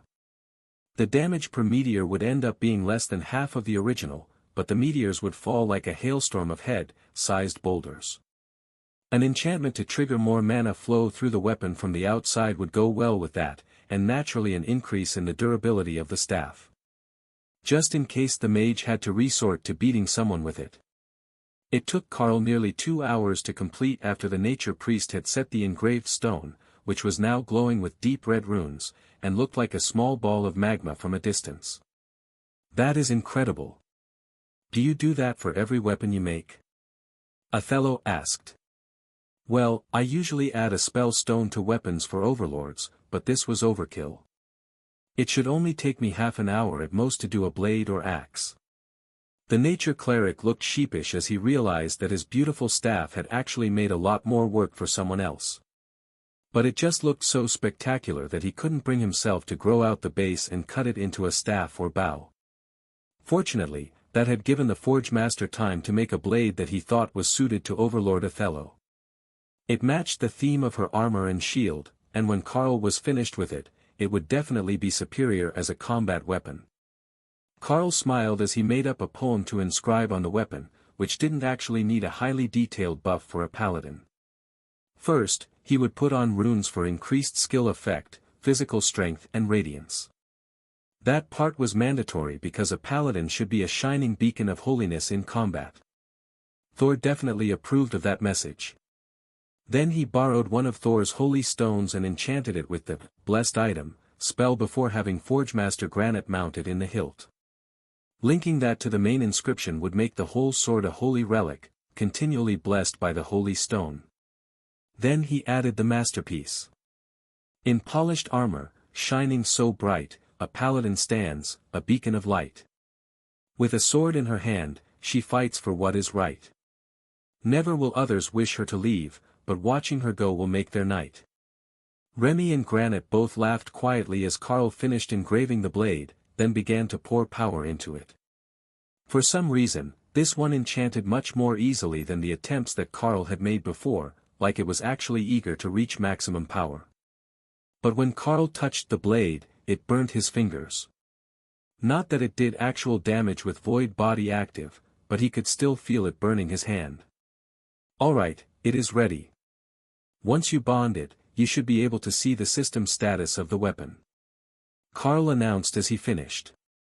Othello stared down at the glimmering silver blade, with its blood-red runes and golden hilt. It was beautiful, and the runic inscription scrolled down the blade like a Gordian knot of power. The moment her hand touched the blade, Carl could see it bond with her, and a smile slowly spread across her face. Blade of the Avenging Angel, adds 20% skill damage. Adds 40% physical strength. Deals 150% additional weapon damage as holy damage. Deals double damage to targets with impure intentions toward the wielder. Not usable by unholy or a male wielders.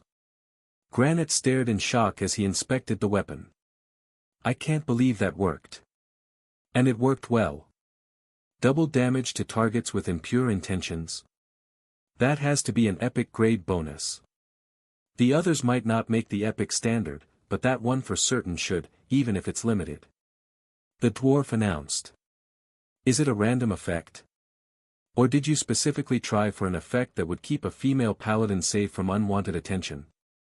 Othello asked Carl, who put on his best innocent expression while Granite sat down on the floor, holding his belly as he laughed and tears rolled into his beard. Lass. A very specific inscription. The bottom half of the inscription is a poem about how nice your arse is. The dwarf crowed. You didn't, Othello gasped. Carl shrugged. It is the outcomes that matter, right? Besides, there are fewer than 10 people in the country who can read those runes, and even fewer who will have the chance. The holy damage should stack on all of your attacks, the same as Ghostfire does when I use the Haint Claw. So, that's a significant damage increase, or the equivalent of a moderate-powered Overlord ranked skill without expending any of your own energy. When it is endurance that matters, that much extra damage will make a real difference in your expenditure. Mabel, one of the Blue Dragon acolytes, raised her hand. Overlord, might we ask for a favor? She inquired politely. Othello nodded, and the cleric smiled. Can you turn around? It would seem that the shape of your posterior is relevant to our notes on the effectiveness of targeted poetry in inscriptions. Othello turned to face Carl, inadvertently doing what the cleric asked. See what you have started. You have a whole team of ladies at the palace, are you so affection-starved that you need to be fantasizing about other women? She demanded. Carl held up his hands defensively. It's not like that. You see, if you put a rant about how bad human craftsmanship is on a human-made weapon, with the rune to strengthen it, the effect is amplified. So my logic was that if I put a cheeky poem about the virtues of a female paladin on a weapon specifically for you, it should increase the other effects. I didn't know that it was going to add a whole other spell effect. The intent was to increase the other 3 effects. Then Carl gestured at her shield. Can you hand me that for a moment? I can see that it's just a commander rank holy item, but I think that it can be improved if you're fond of it. I promise, no weird inscriptions on this one. Overlord Othello's trust in Carl's runecrafting, not in his skill but in his intentions, was evidently low. But she handed over the shield, and Carl quickly sketched a set of runes on the back, not going for a full coverage runic inscription. There you go. More durable and better at channeling skills like Shield Bash. Othello smiled as she picked up the shield, then giggled when she saw that Carl had added, property of Othello, in at the top. It was all in runic, but the translation for the name tag appeared before her eyes, thanks to the system.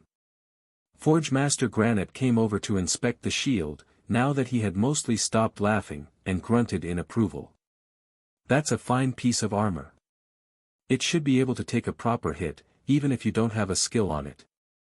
That will save you some energy in battle. I don't recommend that you just let the shield take everything, but if you can't get a skill up in time, one hit shouldn't destroy it. The dwarf decided. Unfortunately for Carl, he didn't know a rune combination that would actually lead to a self-repairing piece of armor, which would limit the value and longevity of defensive items much more than a magical weapon was limited.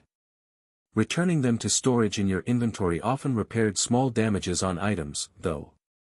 So, there was some hope that stronger magical items would be able to ignore small amounts of wear and tear without needing to go to a forge regularly. The rest of Ophelia's group stared at the weapon in envy. If she gets something that excessive, I can only imagine what the consolation prizes are going to look like. One of the warriors joked. Carl chuckled and gestured to the weapons that the other smiths had been making. Pick your favorite style and I will enchant it for you. Those blades will all handle royal rank power, and with a standard inscription on them, they will be quick to upgrade. It might not be as glamorous as what the overlords get, but I can do the work for all 4 of you in under an hour. The mage looked concerned for a moment, but the nature cleric had him covered, and there were freshly made compound bows assembled from spare parts that the ranged weapons team was now working to upgrade. The ranger in the team looked torn. His class often needed both, but asking for 2 weapons to everyone else's single gift seemed like it would be pushing his luck. His blade was a strong commander rank 1 with life steal on it, so he kept that one, and went for a new bow. He had no idea what Carl could do for archers, but a royal rank bow could be enough to swing many battles. Carl looked at the bow that was brought to him, and the simple staff that the mage had chosen. "All right, I know what to put on both of these. Give me a few minutes, then I will do the blades for the warriors," he explained. He would have to do a few for his own team as well. They had yet to reap the benefits of having a craftsman in their group. Carl kept the staff simple, with skill enhancement percentage increase, blessed item for bonus damage and strengthening abilities for the staff itself. At royal rank, that was already enough to make it an exceptional weapon, and it had the advantage of only taking 10 minutes to write the runes and cast the blessed item spell.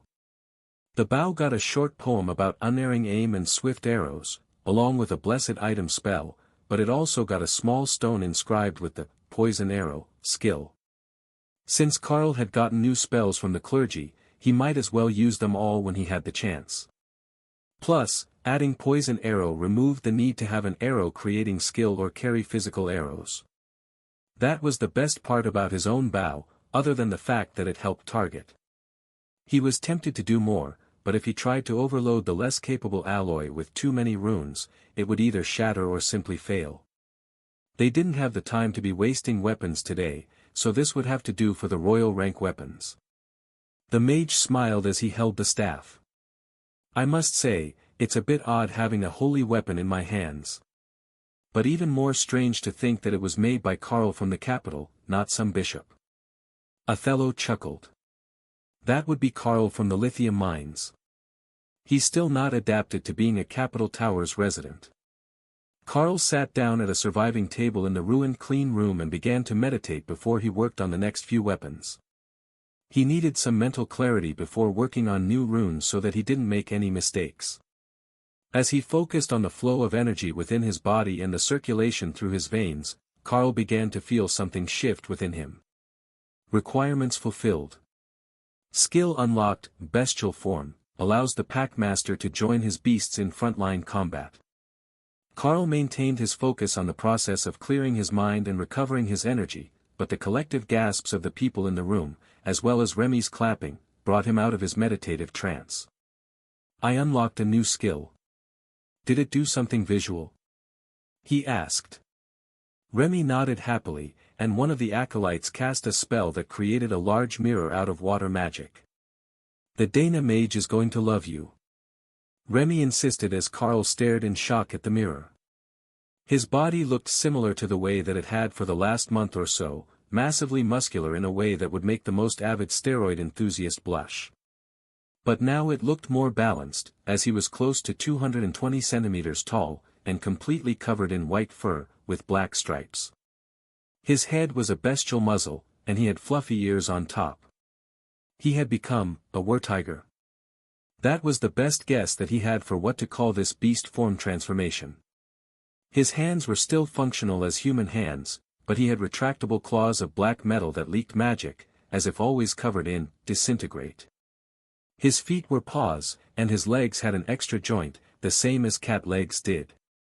It made standing a strange experience, but he instinctively understood how to move in this form, and the sense of power from the increased strength was addictive. Carl chuckled, a deep rumbling feline sound in this form, and then deactivated the skill. "Hey, you shrunk." Fizzspark gasped. Carl looked at himself. He was still a bit bulky and muscular, but he was definitely smaller than he had been this morning. Hopefully, not shorter. He was already short enough. Fizzspark held out her arms, and Remy picked her up in both of her right arms, so the gnome could inspect Carl more closely. She had a small magical device in her hands as she happily poked Carl with a finger. "I don't think that it was a backlash. I suspect that the skill didn't activate properly the first time, so he has just been slowly expanding until it became fully active, and now he's back to normal-sized. Well, I think that he's normal-sized. He's still kind of muscly. Gnome men are sort of pudgy and squishy, much more pleasant. Ray's voice filled Carl's mind with enthusiasm. Kara and Dana both approve of this change. They say that you were taking up too much bed. Tell Kara that Remy can carry her gnome like a baby in just her 2 right arms, and it's adorable. If they were going to joke about his size, he could at least taunt the badger back. Ray laughed at Kara's response to Carl's words, but the badger had an idea. If we're both furry, we can turn the heat all the way down in the room, and Dana will never want to get out of bed. So we can just sleep all day. It was brilliant, in a way. Nobody wanted to get out of a warm bed into a freezing room. But they might need Remy to use ice magic to make the room that cold until next winter. Carl sighed and waved Remy back a step so that he could get started on the blades. 2 more for the team that was here, then weapons for his own team, and finally, he could make something for the new king. The fancy staff for Ahmad might not be as cool as some of the other things he would get, but it was as good as Carl could do. Unless runes didn't have to go on weapons to be useful. He could make the new totem some jewelry. Surely, Forge Master Granite knew how to make more than weapons. That would be an exceptional gift for him, as Monarch-ranked accessories were even more rare than Monarch-ranked weapons. Especially ones that were tailored to the user. Carl quickly finished the blades for the Monarchs in Othello's team, and turned to Forge Master Granite. I have an idea if you're up for it. Weapons are fairly common, and everyone looks for one, so our new leaders will already have something. But what they might not have is some quality jewelry. How are your skills as an artist? He asked. The Forge Master smirked and looked at his forge, which was currently glowing bright with Hawk's Ghostfire. Oh, I think that I can come up with something. I didn't get the title of Forge Master for nothing, and dwarves are well known for their artistry. Granite nodded to himself and went to his forge, where he pulled out a sheet of alloy from a side storage cabinet while Carl got to work on the weapons for the warriors in Othello's team, plus a pair of axes for Ophelia, which would get life-steal stones in them, though they were only royal rank-capable materials. Fizzspark laughed as Remy turned her to watch Granite's work. Oh, he's serious this time. He's using the rare materials. There are some very suitable materials for mana transfer, but they're so rare and expensive that we don't have much to work with and can't use it to make weapons. How much room do you need for runes? Granite asked as he heated the metal. That depends on the material. But my eyesight is good, and my hands are steady. If the material is up to it, I could make a proper enchanted item out of a hoop earring. Carl's joke made the dwarf laugh, but inwardly he was sighing in relief. He only had the 1 small sheet of this material, and if he was going to make 2 masterpiece quality items from it, he would have to conserve. But if he could just make a pair of small bracelets, he would have enough for a dozen or more additional items. So, that was what he did. Wide dwarven bangles, with a flat rear surface to give Carl more room to work without interruption. It would also give him more than enough spare material to replace mistakes, and an excuse to add a decent-sized gem for a spell ability. Remy handed Carl a deep green stone, nearly the same shade as Ahmed's eyes, and Carl frowned as he tried to determine what sort of spell would go well with a nature element stone. He didn't really have a lot of nature spells at his disposal. But Life Link was close, in a way. It was blood magic, but Carl could make it with his own blood as a medium to get the stone to work with the spell. Carl borrowed a magnifying glass from the ruins of the work area, and began to carefully carve everything that he would need for the spell. Then, he pricked his finger and focused on letting a drop of blood fall, then another, so that the gem was coated with the black metallic sheen. A flood of mana activated the stone, and the blood seemed to be absorbed into the stone, leaving shimmering black runes behind. No matter how much Carl advanced the stone, and he was certain it should be at monarch rank now, the runes remained black on the polished oval emerald. Forge Master. I have the spell stone for the first item. Granite mounted the stone, and then used a system skill to finish his carving, creating what looked like the skyline of the eastern border mountains around the outside of the bracelet. Carl couldn't be sure, but it certainly looked similar to the view southeast of where he was stationed along the frost giant border. Carving the inside of a bracelet was a real pain, but Carl had meticulously planned the layout, and all that he really wanted to add to this item was an increase in skill damage, and the life link skill from the stone, modified to specify that it would link to all of the wearer's constructs. Ahmad was a golem mage, and the golems were much more durable than he was. But Carl was also careful to specify that the link only went one way. From the golems to him, never from him to the golems. It seemed a bit simple, but as far as jewelry went, he didn't think that there was likely to be a better replacement. The second one that Granite created was a city skyline of the royal palace from the university, or so Fizzspark insisted. That should be a proper heirloom item for the royal family. Does anyone remember what class Prince Axel was? He asked the others. Warrior. Granite replied with a shrug. Well, then that is easy. Warriors are easy to please. Carl smiled and the Forgemaster chuckled. Remy handed Carl another green stone, deliberately choosing ones that only one person would want in their team, and not elements that were more versatile. Carl began to inscribe, Trollish Regeneration, on the stone, and Remy suddenly realized that green stones were actually quite useful. They needed to give one to the bear, and the lotus, and maybe even Tessa. Carl put the same basic inscription for skill damage increase, but Trollish Regeneration was easier to link, so Carl used some extra space to add a physical strength buff before boosting the power level. The material appeared to be somewhat translucent, and when Carl inscribed it, the whole bracelet glowed with red light in the background, highlighting the outline of the royal palace like early morning dawn. Excellent work. Now those are proper gifts. Even if they never wear them, we don't have to be ashamed of our present. Forgemaster Granite insisted. Carl nodded in agreement. What do you say we all go to the palace now? The guest area is nearly empty, so we can find spots for everyone before the other visitors start to show up. There will be all sorts of chaos with a new king's coronation and with whatever advancement party that they're going to have for Totem Lord Ahmad. Othello looked up at the ceiling.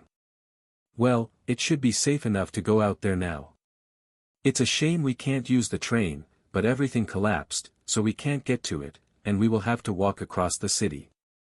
Once they had everyone to the surface, Carl realized that making it all the way across the city was going to be easier said than done. Everything was destroyed, and while they were in the middle of a park, Carl could already smell the death mixed with the fresh rain. Most of the city was leveled, and the civilian casualty rates must have been horrific. Othello noticed his unease and patted his shoulder. There was an emergency alarm at the start of the fight. Casualties won't be too bad, I don't see any smoke signals from breached civilian emergency shelters. Carl didn't even know that was a thing. But in a city that expected disasters or attacks, it did make sense to get everyone who couldn't take a hit out of the way. The buildings could, eventually, be replaced. Well, most of them. Rebuilding the university and its labs was not going to be an easy feat, even after they had dug through all of the hazardous materials and damaged experiments to remove the rubble. Fortunately for them, there were no major injuries, and everyone was in good shape for a long walk. Well, Remy was carrying Fizzspark, as the gnome's legs were very short. But the others were capable of a brisk walk. The bodyguards surrounded the convoy of researchers, with Othello and her team in the lead, followed by Remy, and Carl in the rear with the Guardian. The dust had mostly settled after the rainfall, and an eerie silence had fallen over the city after the enemy had retreated. Carl could sense, and sometimes see, elites in the distance. But with Othello leading their group, the others recognized them as friendly right away. Even with a decent walking pace, and minimal damage to the road they were walking down, it still took them 3/4 of an hour to walk from the lab to the palace's servants' entrance. The palace itself was on a hill, and the servants entered from the bottom levels after passing through the gates in the outer walls. The entrance was heavily guarded, and Carl waved as he recognized Guard Captain Scruggs among the soldiers on duty. Guard Captain, this is Overlord Othello and her team, as well as the researchers from my lab at the university. It appears that our facility was one of the targets today, and the university has been destroyed. Would it be possible to get suites for everyone? Carl asked, raising his voice from the rear of the group. The captain sighed. We're already being flooded with requests, thanks to the damage in the city. But if you're willing to share space with the Overlord and her friends, we can find room for the others in the lower visitor quarters. Othello nodded. That works well enough for me. We will sort out sleeping quarters when we arrive. Carl, bring the whole team with us until we can get rooms sorted out for everyone. They will need to be kept abreast of developments. Guard Captain Scruggs, if possible, do not put the others too far away. If you do, the acolytes will drive you crazy trying to get to the leaders. The guards brought out a haggard-looking maid, and gave her some quiet instructions. She nodded, then gestured for Carl and the others to follow her. I will deliver Monarch Carl and the Overlord's team to their suite first, then we will find quarters for everyone else nearby. Unfortunately, all of the noble suites are booked, but we have some other quarters available that are nicer than bunking you all in a room in the servants' quarters. She explained in a dry tone. One of the Blue Dragon acolytes laughed at the thought. The servants' quarters in the palace were likely more luxurious than their rooms in the cathedral library's residences. Not only were the rooms simple in nature, there were usually so many books and random items packed into them that you could hardly move from the door to the bed. There were only 12 researchers in total, not an excessive number, excluding the 5 acolytes and the Green Dragon cleric. If they could find decent rooms, then this would practically be a vacation for them, as there was neither a forge nor a woodworking shop here in the palace. Halfway to the suite, they were joined by Melanie, Carl's assigned maid here in the palace. She silently stepped up beside him, then produced a wine skin and a stack of plastic cups. Beverage? I heard that there is heavy damage to the city after the attack, so your mouth might be dry. She whispered. Carl nodded, and the maid began to pour drinks for the group, starting with him. The scent from the large soft bag was not wine, but fruit juice. Better for refreshment, but stored in a soft bag slung over her shoulder, with a push button on the cap for easy pouring. The closer that they got to the suite, the more guards they were seeing, and Carl could hear a lot of chatter from the area ahead. Did something happen in the suite? Carl quietly asked the maid. One minor issue involving a traitor. No injuries that I'm aware of, but the entire guest wing guard contingent is gathered nearby, except those on patrol and on courtyard duty. She explained. They arrived at the suite a few minutes later, and Othello whistled in appreciation. All this room for the 5 of you? That's not even half full without shared bedrooms, and I know that most of you probably are bedfellows. She joked. Carl shrugged. While that is true, and it's much more space than we need, I believe your team is much less cuddly than mine. Othello's teammates snorted in amusement. Can we trade? We will share rooms with your team. One of the warriors joked.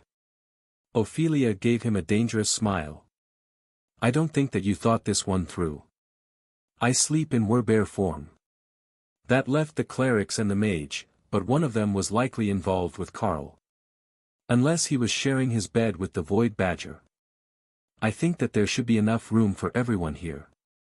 I believe the servant quarters are taken by the maids, but if the researchers aren't too particular, I believe that we can make just one suite work. Melanie cleared her throat. Actually, there is an entire personal guard dorm at the end of the hall. We've just been using it because the beds are more comfortable than the standby room. She swung a painting on one wall and revealed a small room with 2 triple-rack cots and no window, but a small magical light on the ceiling. Carl frowned. I think we can still make this work. What are the other rooms like? The ones on the ladies' side. 2 large beds, 2 dressers and vanity stations with an ensuite privy with a shower. Very much like a standard hotel room. If we put your sleeping group in one of the large rooms and Lady Othello in another, that leaves 5 of the 7 double rooms open, and one of the larger. Or did you want to change rooms and keep the segregated wings? Carl shook his head. Free for all is fine. That was a signal for the others, and the maids quickly moved to block the 2 rooms that the ladies had been using. I'm at the end of that hall. Carl informed Othello, who looked in the first room and nodded with satisfaction. That works for me. Why don't we put the forge master and chief engineer in the room between us? Or do they have someone they prefer to share with? Fizzspark shrugged. I'm fine with that. Granite doesn't snore. The researchers had gone all the way down the hall, and Carl could hear them laughing in the far room, where the maids had been sleeping. There are bunks for like 24 people here. We're not even close to short on beds. Plus, it has a divider. Someone shouted from the dorm. Carl shrugged. Well, if they are happy, it's good. The maids can share one of the other bedrooms if they're not returning to their own beds. I won't blame them if they don't want to be alone for a few days after all this chaos. The maids silently cheered at the upgrade, as the standby rooms were awful. Even if the 4 sleeping shared double beds, they had more space in a real room. It took a few minutes of shuffling, but eventually all the rooms were filled, with the male researchers taking the dorm and the ladies of the research team sharing a pair of rooms. It took a few minutes for the changes to sink in, but once Dana finally got a good look at Carl, she was stuck staring at him in shock. You changed. Did something weird happen? Not that I mind, this is a much better look than super muscled. But it's a rapid change. She asked. Thor and Ray already knew, but they hadn't warned anyone. Or, at the very least, they hadn't warned Dana. The extra bulk was from a new skill that hadn't properly activated. Bestial form, is that same sort of massively muscled. Carl explained. Dana smiled, and Lotus ran over with an expectant look. She was not missing the grand reveal. Carl activated the skill, and Dana gave him a secret smile while Lotus clapped and cheered. Now we have a tiger and a bear. Nap time will be spectacular. The nature priestess cheered. The others had more subdued reactions, but some of the guards had conflicted expressions. Built so wide that your shoulders brushed both sides of a door frame was a life goal for a few of the more muscular ones. Nobody got past you in a hallway if you took up the whole hallway. Being massive was the ultimate passive defensive build. Carl was going to settle in and watch a movie, but the excitement level in the suites was too high, and even Overlord Othello was eager to see him keep working on the project that had been disrupted with the destruction of the labs. But that reminded Granite of one important oversight. Should we have destroyed the Ghostfire forges before we left? He asked. Carl shook his head. No, I think that they will make a new entrance to the lab soon, and then you will want to have your forges intact.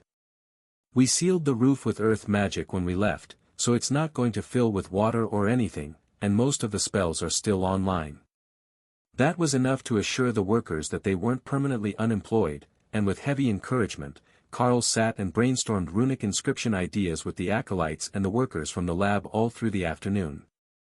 They only stopped long enough for dinner, and then called it a night when it got dark outside. The acolytes had all been taught the talisman spell, which would let them create a paper version of a spell that they knew. But it could also be used for more creative magical effects, such as a custom rune string. They had quickly mastered the basics, such as locking a door shut with the talisman when it had no lock, and creating a barrier of silence to prevent eavesdropping. But a talisman didn't have to be paper. They could also create a single-use wooden or other type of talisman. It was only the temporary nature of the spell that made paper the best idea. For the acolytes, it only lasted a few hours after activation. For Carl, the spell had lasted half the day. However, that meant neither was suitable for engraving on a permanent object, and none of them had mastered the art of simplifying runes to make runecrafting as easy as creating a talisman. Carl suspected that the simplified nature and reliance on the caster's will was the reason they were temporary, and that it wouldn't be possible to make them permanent. But they had already been able to get a good grasp of the spell's possibilities, and using the runic language was much more compact than writing in common. Just after dark, a messenger came from the royal family. Elites, nobles and gathered employees of the crown. The coronation ceremony has been moved up. King Axel will be crowned by the Queen Dowager tomorrow at noon.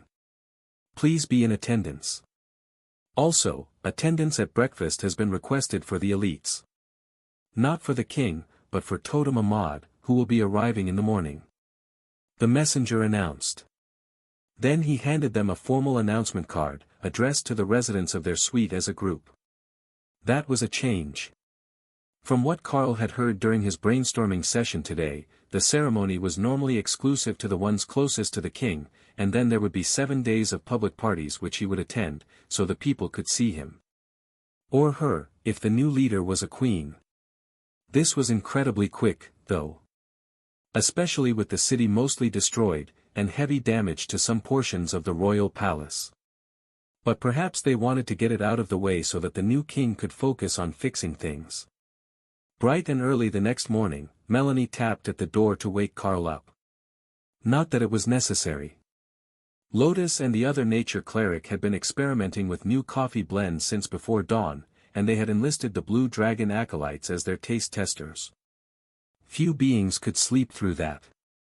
Carl put on a casual outfit of slacks and polo shirt made by Ray, then gathered both teams of elites and headed for the dining room, where Ahmad was waiting for them. Being a new totem rank mage, it wouldn't do to keep him waiting. Plus, Carl had a gift for him. The Catman's ears perked up when they entered, and Carl smiled at his excitement. Lord Ahmad, it's an honor to get a breakfast invite. Othello greeted him with a slight bow, which Carl copied with a wink that made the mage laugh. I've known the two of you for how long now? No need to stand on ceremony. Welcome everyone. I wanted to see you all before the ceremony, and I have some news for you after. He explained. Carl nodded and patted him on the shoulder to transfer Meteor Swarm, the combination spell that he had modified for the staff originally intended to be his gift. Then he held out the bracelet with the Life Link gem on it. A combined effort between myself and the research team. Congratulations on your advancement. Ahmad slid a magical bracelet off one wrist and put the new one on with a surprised smile as it bonded, allowing him to see the stats on it. This is amazing. Life link to my golems. All of them, it seems.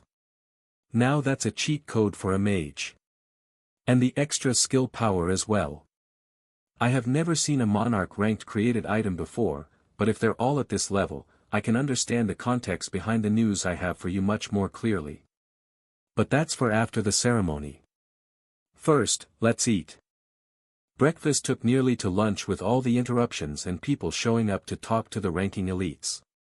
After the first hour, everyone but Carl, Othello and Ahmad managed to excuse themselves. The monarchs with Othello's team didn't make it far before they were caught by someone with propositions or a history with them. But at least they got to try. The coronation was exactly at noon, so Ahmad ended up leading them directly to a VIP box in the throne room, above floor level. The rest of the teams would be in the crowd below, and Carl spared a moment of sympathy for the guards who had to maintain security with so many active skills in one room. After the recent events, nobody who had the power would agree to go without defensive spells. Especially not here in the throne room, where the resident members of the royal family were killed. The cause hadn't been officially announced, but both Ray and Neil were certain nobody went in or out. Even the guards outside the door survived the battle. Neil had questioned them, but the door remained barred from the inside, and they hadn't heard anything thanks to the silencing spells on the throne room. Ahmad smiled as Carl extended, Eternal Lightning, over him. A totem was nearly impervious to the attacks of those below his rank, but activating a totem-ranked barrier would be an incredibly oppressive force for the unawakened humans in attendance, as well as most of the elites. Trumpets began to play a marching tune, and the room fell silent. King Axel looked exhausted, but his back was straight, and his expression was grim as he entered the room with a pair of familiar overlords walking behind him. One was Overlord Drake, who had been traveling with him when Carl first met them, and the other was a female bishop from the church that Carl had seen multiple times before, but never officially met. The king stepped up in front of the throne, and his grandmother came out with the crown on a pillow. Then, the silence of the room was shattered when King Axel extended his hand and led the bishop to the throne on his left. The Queen's throne. Ahmad whistled softly. Oh, things are going to get spicy now. The king has always been a secular force in the nation, but it appears the rumors about King Axel's love life were true. He has taken a bishop as his queen. Karl didn't even pretend to understand the politics, but they made a cute couple. Both were in their late 20s, so they both would be considered prodigies of the elite program, assuming they were both awakened that way. While Karl was distracted, the speech by the elder royal had begun, and Karl snapped back to attention partway through. My dear grandson, it is with great pride and admiration that I address you on this momentous occasion. You have shown extraordinary courage, wisdom, and compassion in your ascension to the throne. Your father would be proud of the man you have become, a leader who understands the importance of serving others, a monarch who recognizes the weight of his responsibilities. As we bid farewell to an era and usher in a new one, let us remember that our kingdom has faced trials before, and each time, we have emerged stronger. The loss of your father was a devastating blow, but it is now up to you, King Axel, to lead us through these dark times and into a brighter future. You King Axel, beloved of the gods. With the admiration of the entire nation, from every region, every caste of society and every rank of elites who defend our sovereignty. It is that unwavering spirit that makes you the most suited to stand here in this hallowed chamber today. Karl wondered if there were some form of contest for the throne that he wasn't aware of. But then realized he really should be paying attention to the old royal's speech.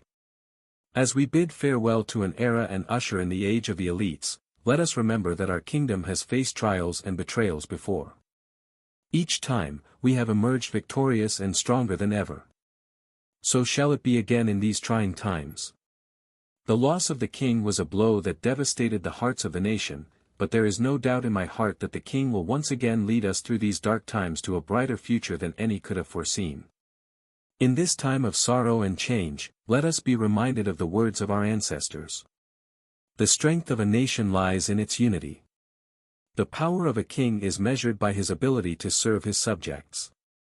May you, King Axel, embody these principles as you lead us forward. As we move forward toward vengeance and retribution, the nation stands behind the king and supports him with all our might. The path will not be easy, but with faith and determination, the Golden Dragon Nation will overcome any challenge put in our path.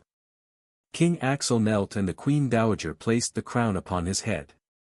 From beside him, the new queen raised her voice. To King Axel, may he reign forever. The room burst into shouts and cheers, accompanied by a stomping that shook the stone of the throne room. The entire coronation ceremony had taken less than 15 minutes, there was nearly no pageantry, and while the throne room was decorated, it was no more than would have been done for a royal banquet. There simply hadn't been time. But to the new king and the elites in attendance, it didn't matter. The old queen had been right.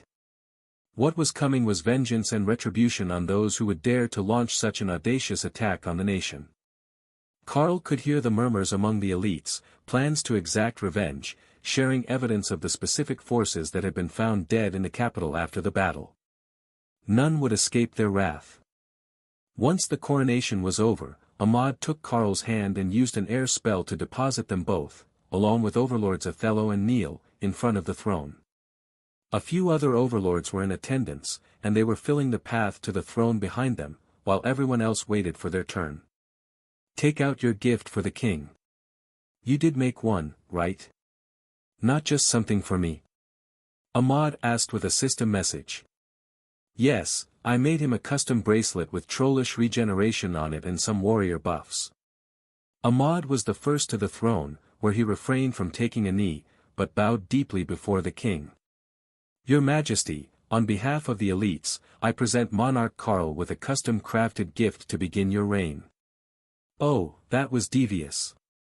It saved the rest of the elites from needing to turn over a particularly valuable gift of their own. They could rely on the one given on behalf of the elites as a group. Karl moved forward at the totem's direction and bowed in the military manner, left knee down so that he could easily get at his blade if necessary. Not that he was openly wearing a weapon. There was no need with an inventory.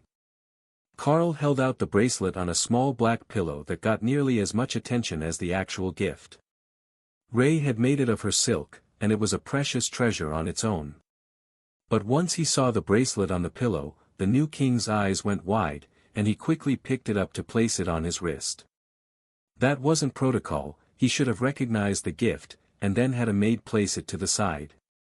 But King Axel surged with power as he put it on and, trollish regeneration, took effect, along with the other buffs that Carl had put on the item. This is a most wonderful gift. The crown thanks the elites for their generosity. Then he motioned for a maid to take the pillow, and Carl hid his smile. They were giving him 2 gifts today, it seemed. The 4 of them stepped aside, and Carl noted the relief on the faces of a number of overlords behind him. Now they only needed to give something worthy of being a personal gift to the king, a much lower standard than trying to come up with something that would be noticed and prove goodwill from King Axel's fellow elites. Mostly, they were giving him dungeon gold and magical gems. A practical gift to help rebuild the royal city of One Mouth. Such gifts were considered a standard form of goodwill, and the city was going to need a lot of them. But Carl did notice a few of the mages had scrolls in their hands. Work pledges. They are volunteering to help rebuild the city with earth magic. Those are mostly mages who have a link to the city. Ahmad explained with a system message as he led Carl away. Carl gestured to the other members of the team that he was fine, and then asked Ray and Thor to hand out treasures to the others to give to the king. Ray made small bags and pillows, since the king liked the pillows so much. By the time they were all done, he would have a whole pile of them for his bed. Ahmad led Carl to an extremely fancy suite not far from his own, then dismissed all the maids and put 4 layers of barriers over the room. Carl double-checked it with soul sight, and with all of his various vision abilities. It appears clear to me. I don't sense anything living within your barriers. Carl explained. Ahmad nodded in relief, then sighed as he sat down. Well, I suppose that I should start from the beginning of this shit show. First off, the king was assassinated by one of his brothers. But what the idiot didn't know was that the magical device he obtained wasn't targeted, and it killed everyone in the room. No, that's not the start. Recent events in the war with the giants have raised concerns in the other nations of the continent. Firstly, because the archbishop's power is beginning to fade. There is a successor among the bishops who is likely to gain enlightenment soon, but possibly not soon enough. So, the other nations all saw that as an opportunity to split our territory between them. Strangely, Nuban and the Divine Beast nation sat it out, but there were forces from every other nation in the capital. All 3 giant nations, every human nation, even a few overlord-ranked divine beasts from the wilds came to join the chaos and attempt to claim parts of the south as their own afterwards. It was my ascension that prevented the complete collapse. The other totems didn't dare to push their luck when I was here alongside the archbishop. No matter how bad his health is, he's not dead yet, and between us, we're one of the strongest forces on the continent.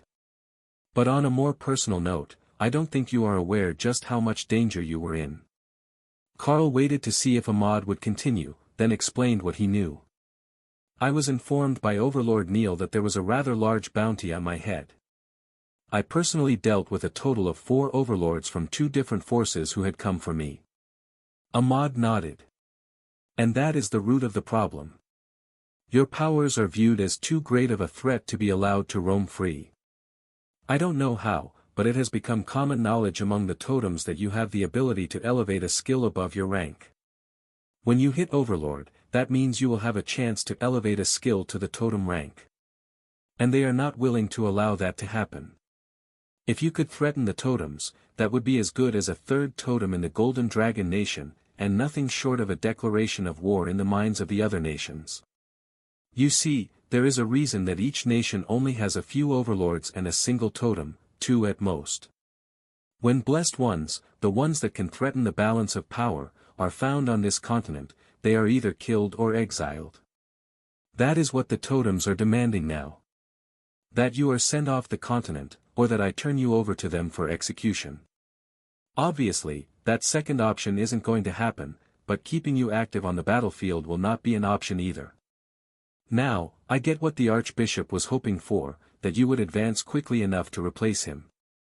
But now that I have advanced, with a strong likelihood that a new Archbishop will advance when the old one passes, the timeline doesn't work. But the two nations most likely to take you in also already have 2 totems apiece. Nuban and the Divine Beast Nation both suggested that you be transferred to them, as an alternate solution. Karl needed a few minutes to take that in. The Archbishop wasn't really a people person, and he was somewhat aloof. But the Church had always sent Karl to wherever the greatest opportunity was, and now the reasoning began to make sense. The Church knew there was a chance that every other nation would team up to try to kill him, but if he gained power fast enough, he could be protected until he was the Golden Dragon Nation's next totem. But that had relied on the Archbishop being the only totem in the nation. Now that there was a 30-year-old mage at the totem rank, with a century of likely good health in front of him, things were different. Nobody was willing to risk the Golden Dragon Nation gaining an expansionist mindset with the power to back it up. Karl was slowly accepting that things were getting bad for his personal situation, but there were other concerns as well. So, what will we do?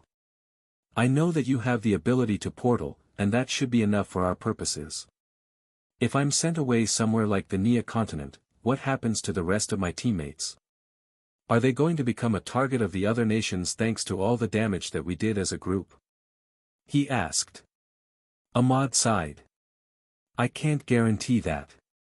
I can put them under my protection, but I know that the giants have a vendetta against them.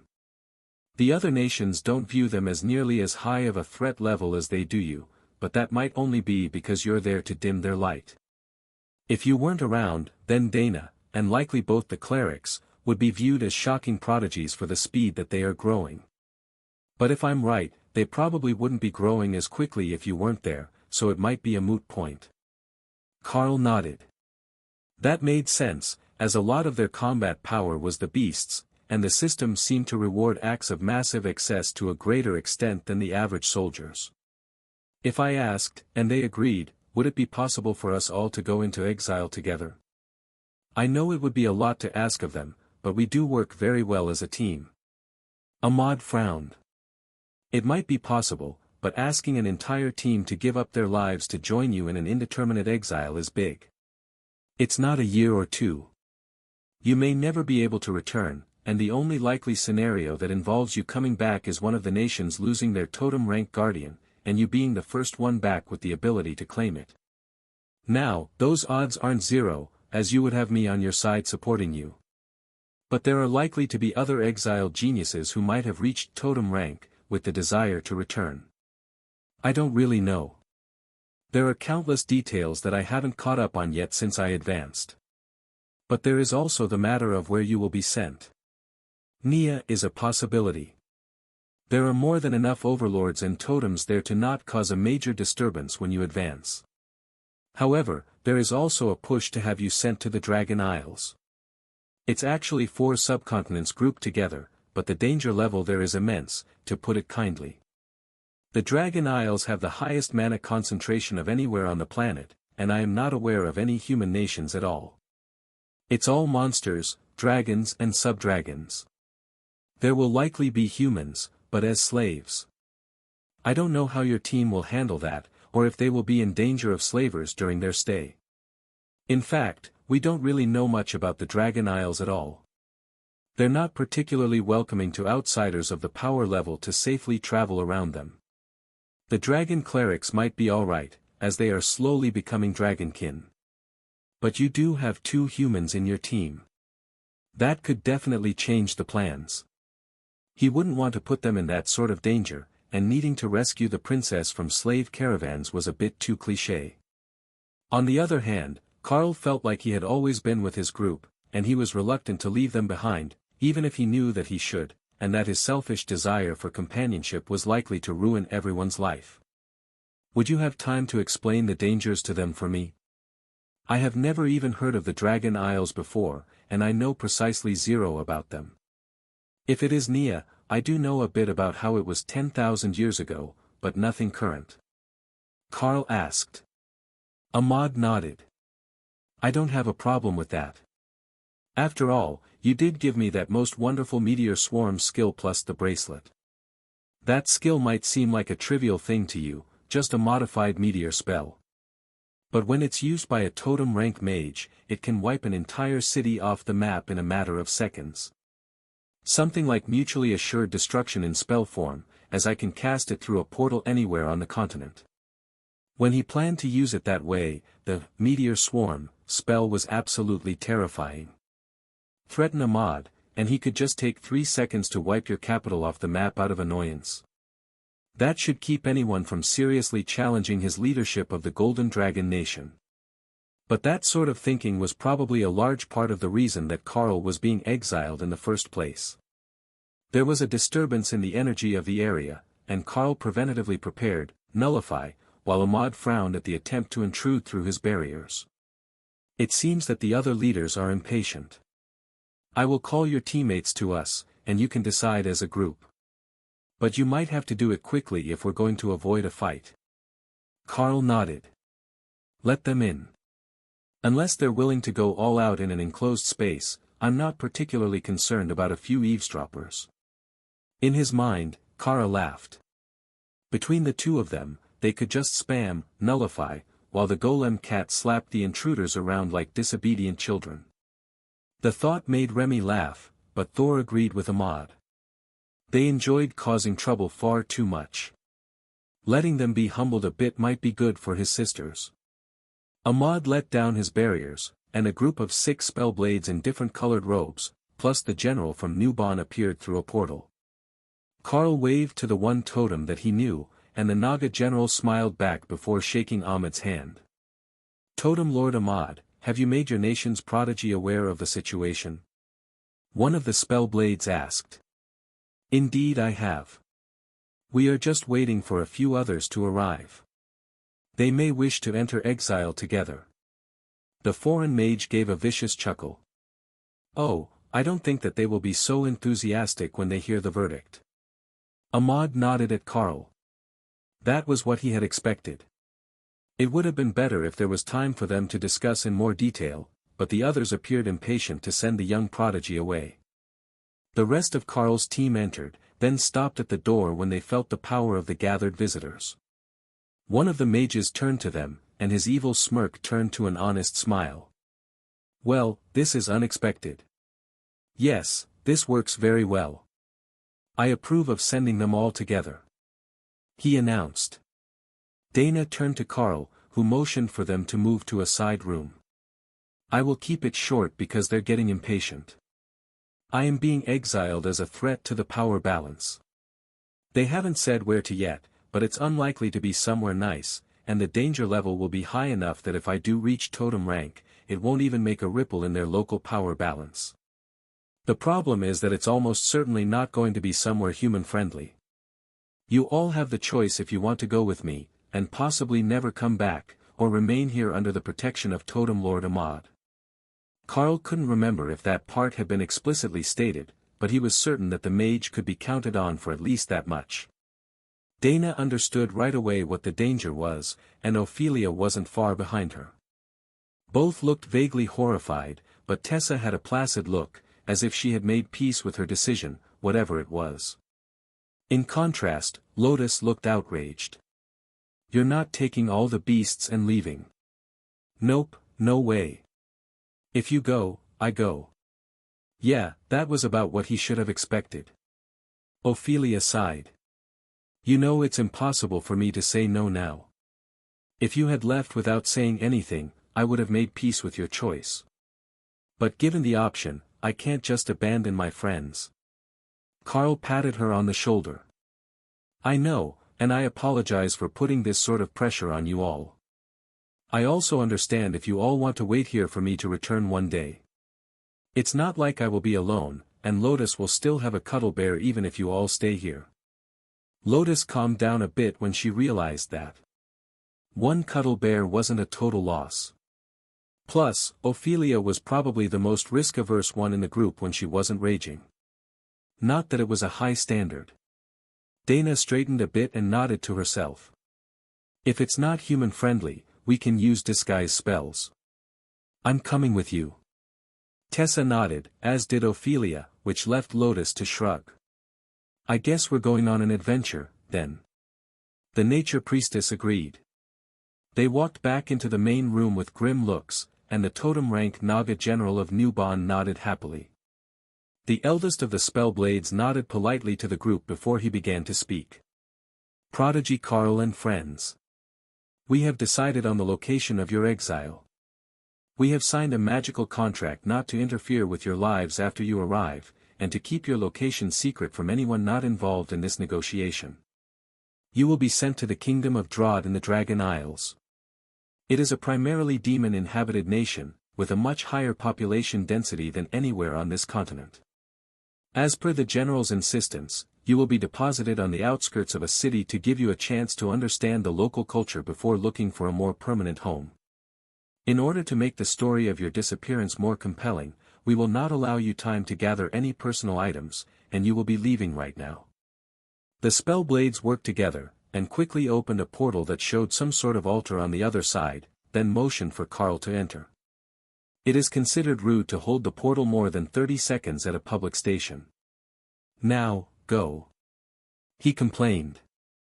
Carl did a quick double check to ensure everyone was in their space, so they didn't get left behind on the wrong continent, and then activated bestial form, and stepped through the portal. If he had been thinking ahead, he would have tried to teach the others that skill in advance, but Ophelia had already changed to werbear form, the same as she did in Newbon. Carl heard the startled sound the mages made when he transformed with his bestial raiment, armor spell active, but the guards on the other side of the portal didn't seem bothered by Carl's appearance. They were also all overlords, and all demons with large black leathery wings. Welcome to the city of Drod. The entry fee is 1 silver coin each. The guard blocking the path toward the city announced. Carl took out a gold coin and flipped it to the guard, who took out 5 silver coins and handed them to Dana, who had just come through the portal. The others followed close behind, with Ophelia going last, right before the portal closed and another opened to let a group of demons pulling large carts through. In front of them were masses of simple wood buildings, looking both aged and hastily constructed at the same time. It appeared that the portal area was in an outlying, impoverished area past the city walls. At least, they all hoped that it was going to get better once they got in the city itself. Carl brought up the system interface as he walked toward the city, away from the busy portal.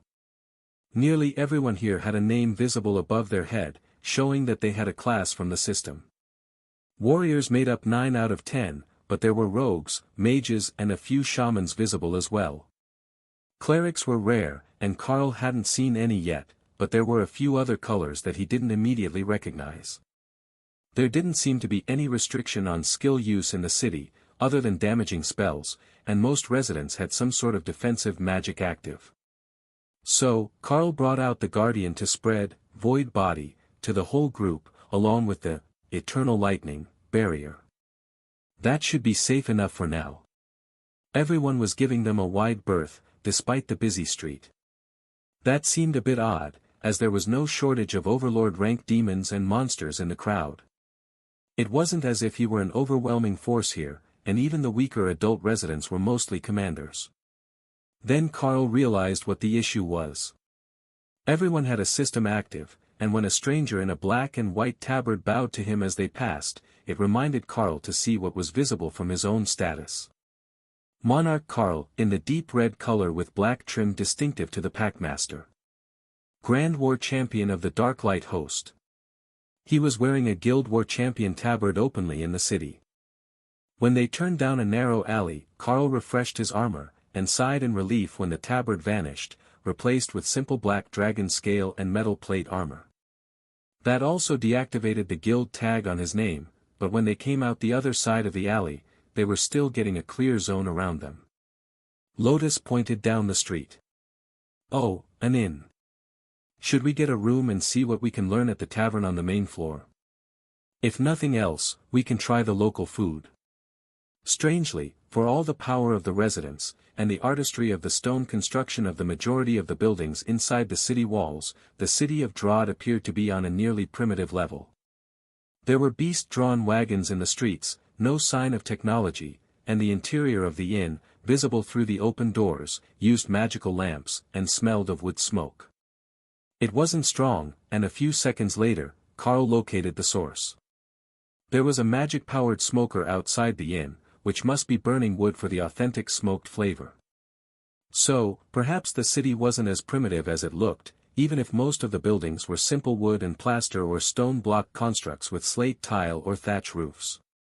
The inn, labeled as the Laughing Dragon, was simple inside, but immaculately clean.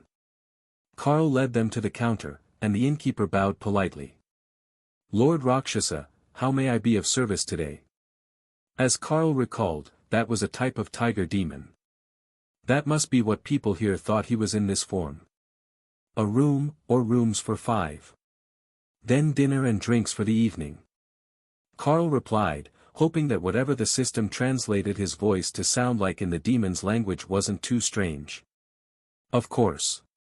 Did you need to deposit anything in the rooms before dinner?" Carl shook his head.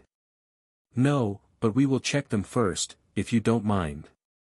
The innkeeper motioned for a serving girl, who had small wings on her back and curled horns on her head, with an adorable little heart-shaped tip to her tail, to lead them up to the rooms.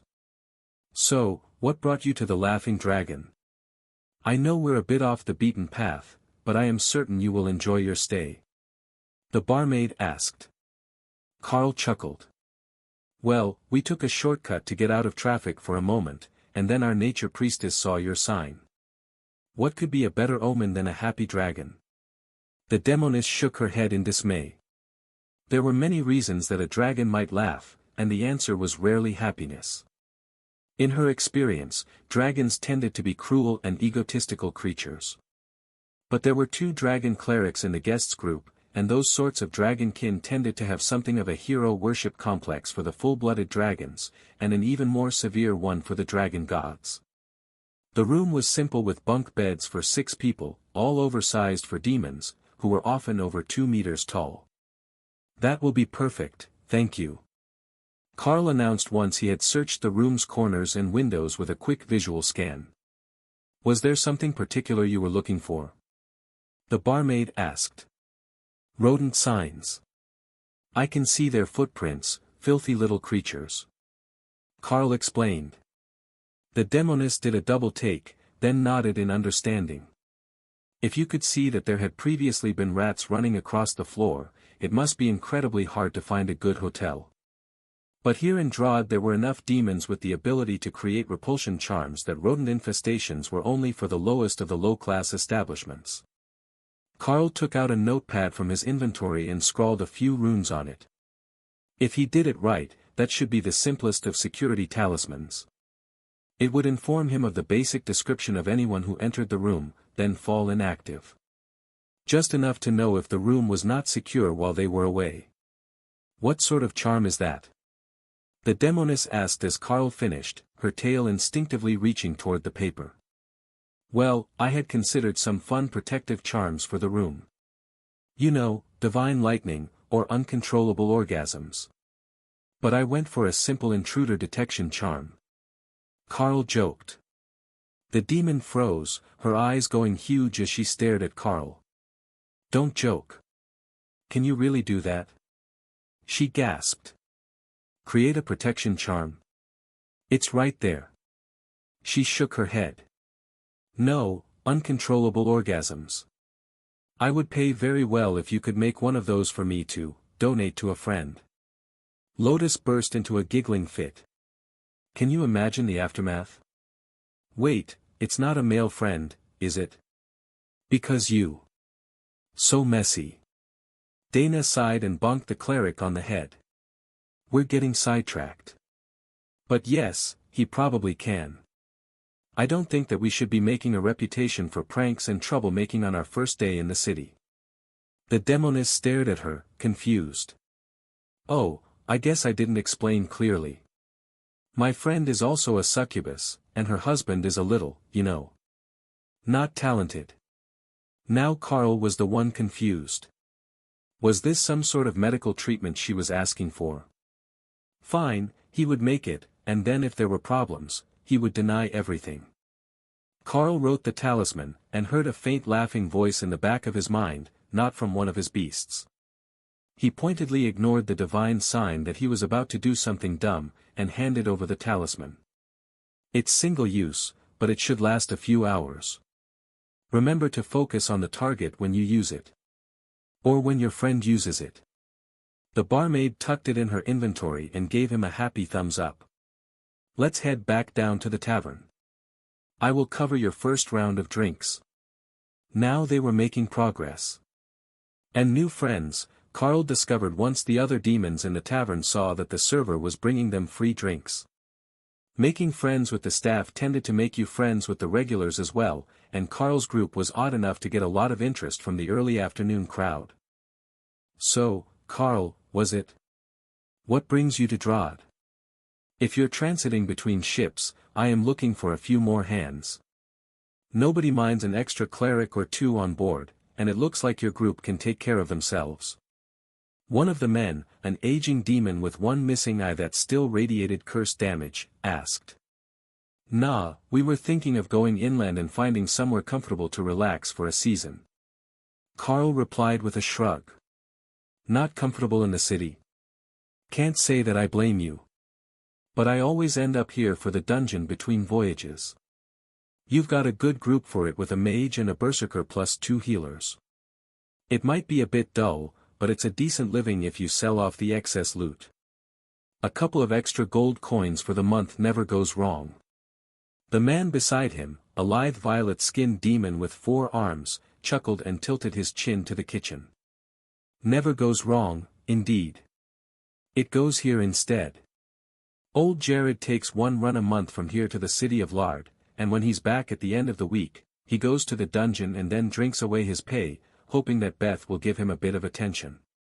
The barmaid turned at the sound of her name, then realized that it was just mentioned in passing. The old sailor was old enough to be her grandfather, and contrary to popular belief, even a succubus has standards. The group around Carl started to tell tales of the dungeon, the city, the sailing routes off the coast, as Drod was both the capital of the nation and a major trading port thanks to the fertile farmlands inland of them. A few hours later, a whole team of guards came in and flopped down in seats, taking up half the room. They had to be regulars, as the bartender started pouring before they had even finished adjusting themselves in their seats. But Carl noticed that he pulled from a different keg, and whatever he was pouring them didn't smell nearly as good as the ale that Carl's team had been drinking. The sailors were drinking wine and taking shots of rum, but this new drink smelled almost rancid. The captain of the guard team pounded down an entire pint of the drink, then motioned for another. Having a rough day? Beth asked, gently rubbing against his shoulder, which immediately relaxed the angry guard, whose eyes went vague under the effects of whatever hypnotic suggestion she had hit him with. Now that was a useful skill for a waitress. The Goal Regiment is back from their mission. 10,000 strong, with a dozen warships, and no respect for the local guards. Can you believe that the city governor let them take over our posts? Said that we weren't competent, and now we're all being sent for additional training. The captain complained. He was an overlord, but most of his team were monarchs, so they weren't on the weak side for basic law enforcement. At least, not based on the people Carl had seen in the city. But the new regiment must have earned themselves a lot of prestige. Carl listened to the guards complaining about their lives for a while, then realized they were a temporary force, promoted from the army reserves to guard status. Not only were they being relieved of their posts, but they would return to reserve status, and their pay would be cut back to what it was before being activated. They had a good reason to be bitter today. But Carl learned a valuable bit of information about the city as well. Drod had nearly 180,000 people living in it, mostly various sorts of demons. Just like it was in Nubon, they freely mingled with various intelligent monster species, and magical beasts ran wild all over the wilderness areas. You would have to get away from the city to see much wildlife, as the farms were protective of their crops.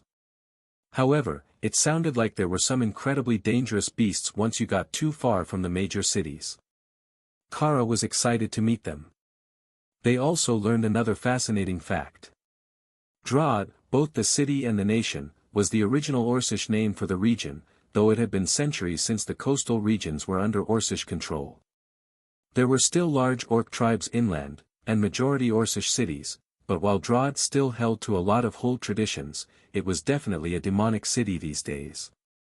After a half-dozen rounds, the guards were starting to get morose, and Carl could sense that they were looking for a reason to lash out. Fortunately, there were a few tables of sailors between him and the guards. If the ladies were right next to them, things might have gone downhill quickly. But Carl's luck was not with the guards today, and after a bit of an argument spilled out into the street, dozens of uniformed soldiers rushed in. Well, what do you know? Drunk and disorderly in public. Just what you would expect from a bunch of untrained reservists. The leader of the guard patrol began. Carl sighed, and Tessa facepalmed as she realized what was about to happen. The battle started out as an unarmed conflict between the guards and the soldiers. Then someone knocked over a freshly loaded table of drinks, and the sailors were pulled in, throwing punches indiscriminately. Beth appeared unconcerned by the chaos as she brought a tray of cheese and bread to Carl's table, along with a fresh pitcher of ale. I'm going to be cleaning for hours. But at least we get to close early. She joked as Carl watched half the tables get destroyed in the melee. Lotus popped a cube of curiously blue cheese in her mouth. I can help you fix the tables. If there's one thing that a nature cleric is good at, it's fixing wooden tables. The barmaid laughed. I would appreciate it. We have a repair amulet with a mending spell on it for the tables. We have to repair furniture at least twice a week. Carl was out of his seat in a flash as a soldier came flying at their table. He set the man down on the floor, and the soldier swung around, ready to continue the fight, until he looked up and saw Carl's face. He instantly turned and grabbed one of the sailors who had been knocked out, which let him drag the man out of the tavern. Carl sat back down, and old Jared, the one-eyed sailor, laughed. You should have seen his face. I think he might have wet himself when he realized he had run into you. The extremely drunk sailor laughed. I'm not that scary. I'm not even an overlord. Carl reminded the sailor. Does that really matter, though? He's an obsession demon, and the tigers are known for their strength. You could likely rip his arms off and hurl the rest out the door from here. The sailor was clearly on the verge of passing out from excessive drink, but Beth agreed, and even Ophelia was doing the mental calculation on whether you could throw someone out the door from here with the roof beams and the pillar in the way. Beth smiled at Carl as she refilled his drink. Plus, you can teleport. To someone with normal eyesight, it really might look like he had teleported out of his chair. But Carl was actually just very fast. After a few minutes, the soldiers had dragged almost everyone out of the tavern, leaving only a few tables along the wall still drinking. The innkeeper sighed and put up a closed sign on the door, which was still miraculously intact.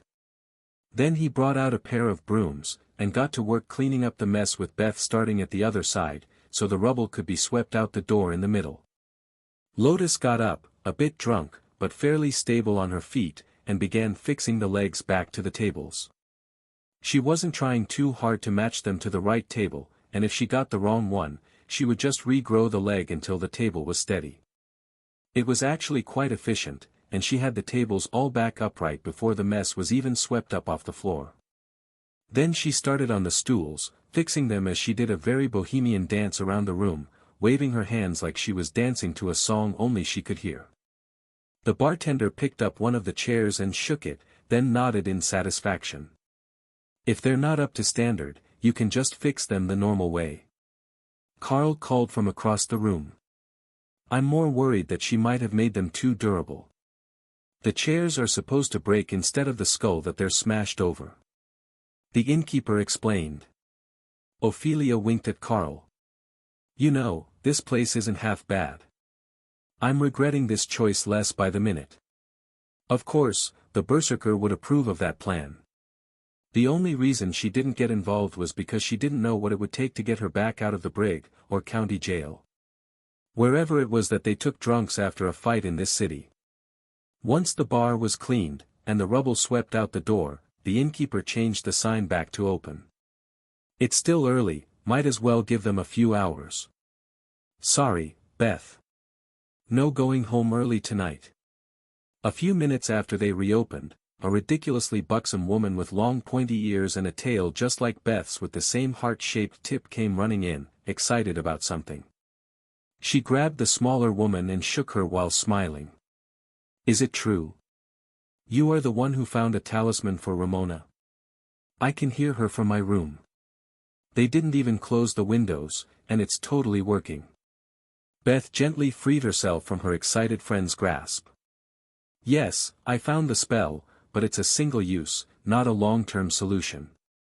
Still, what sort of genius alchemist did you locate? Can we get more? Do they also do fertility charms? Lotus looked up. She did fertility charms. She did excellent fertility charms. Dana sighed. Why do I get the feeling that we're going to be getting into some sort of sketchy business venture? Carl shook his head. No, I think that we will skip this one.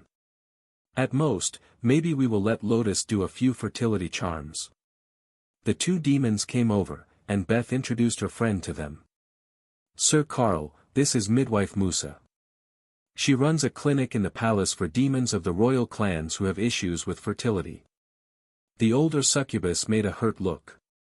And again, she casually pretends she's not my daughter. But as a midwife, my job is to help brides with the little issues preventing an heir to the families from being born. I know how most species look at us, but in the name of medical science, I would appeal to your, never mind. I have money. Tessa laughed and Dana poked Carl in the side. The demon had gotten halfway through the sentence, then decided that Carl probably didn't have anything resembling a kind nature or a sense of empathy. Well, we do have a nature cleric with us, and she can do a fertility charm, but we're not going to be in the city forever. However, for the right price, I think that I can provide you with a magical item that will help. It won't be available until morning, though. The midwife nodded. I can wait. In fact, I will come back at breakfast, if it will be ready by then. Carl nodded. I think that should be possible.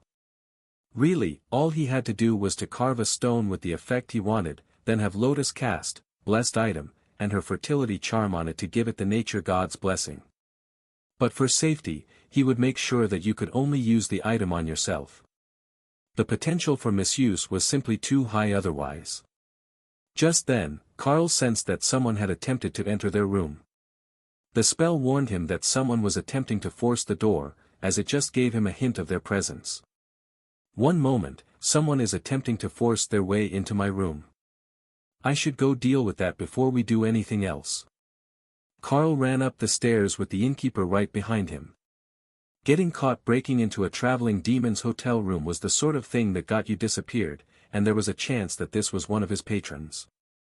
Carl stopped at the top of the stairs and resisted the urge to laugh at the sight that greeted him. One very drunk sailor was using both hands to carefully insert the key for room number 9 into the door for room number 6. Then he cussed, kicking the door, and repeated the process when it didn't work. That was what had triggered Carl's spell. He must have put his shoulder into it at some point, before he realized that it just wasn't working. The innkeeper rushed past Carl. Sir, is there an issue with the door? Here, let me check. Oh, see, that's the problem. You're holding it upside down. It's for room 9 and this is room 6. Follow me just over here, and there we go. The innkeeper escorted the drunk to bed, and the man was snoring before the innkeeper had even closed the door. So sorry about that, sir. It happens now and then. Carl waved his hand, dismissing the man's concern. It's fine. I thought it might be something serious, as we've had a few incidents in the past. You know how it can be, traveling with a whole group of lovely ladies. The innkeeper nodded in agreement. Yeah, that werbear has some gloss to her fur. I'd imagine that you'll have issues now and then with amorous suitors. Strangely, he was right. It always seemed to be someone going after Ophelia that gave them relationship-related issues. But with the problem solved, Carl quickly recreated the talisman, and slapped it on the inside of the door to return to the tavern. False alarm. He informed the others as he returned to the main room, only to be grabbed by a desperate-looking man in expensive clothes. In the most literal sense. There was actual gold woven into the cloth. "So sorry, sir. Midwife Musa, you're needed back at the palace." "Oh, hello, Beth. Sorry that I can't stay. My wife has gone into labor," the man announced, then dragged the older demoness out of the tavern. "I like this place, it's lively." Ophelia laughed. "Will you really make an item for my mom? I know it's rude to ask someone to work the day they arrive in the city, but we could really use it.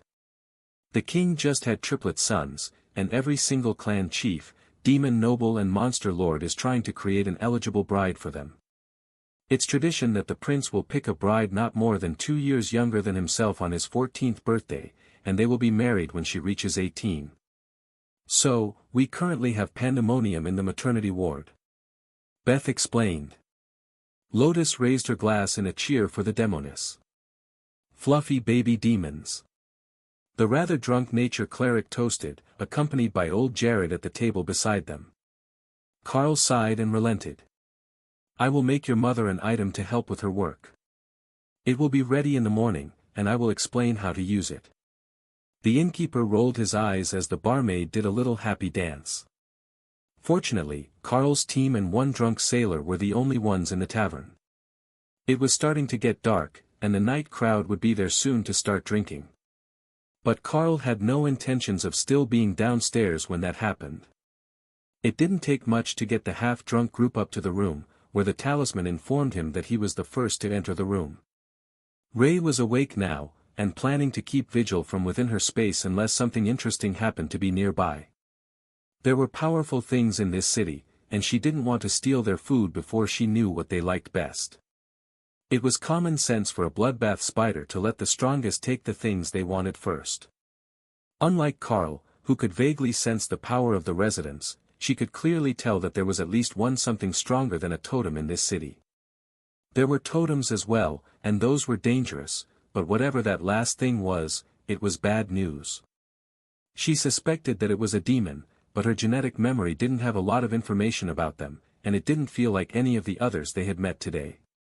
The city of Drod appeared to be a well-regulated place, though.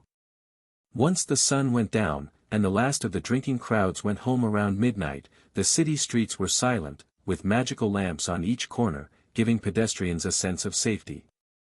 Many of the demons were nocturnal by nature, Ray noticed. Though they were primarily active during the day, and the city slept at night, there were many glowing eyes that marked so many nocturnal predators. The other species in the city weren't all so lucky. Ray saw that many of the dragonkin struggled in the dark, as well as various lizard folk and ogre species. It looked somewhat similar to what she had seen in Nubon, but the power level was much higher. She wasn't sure how to feel about that.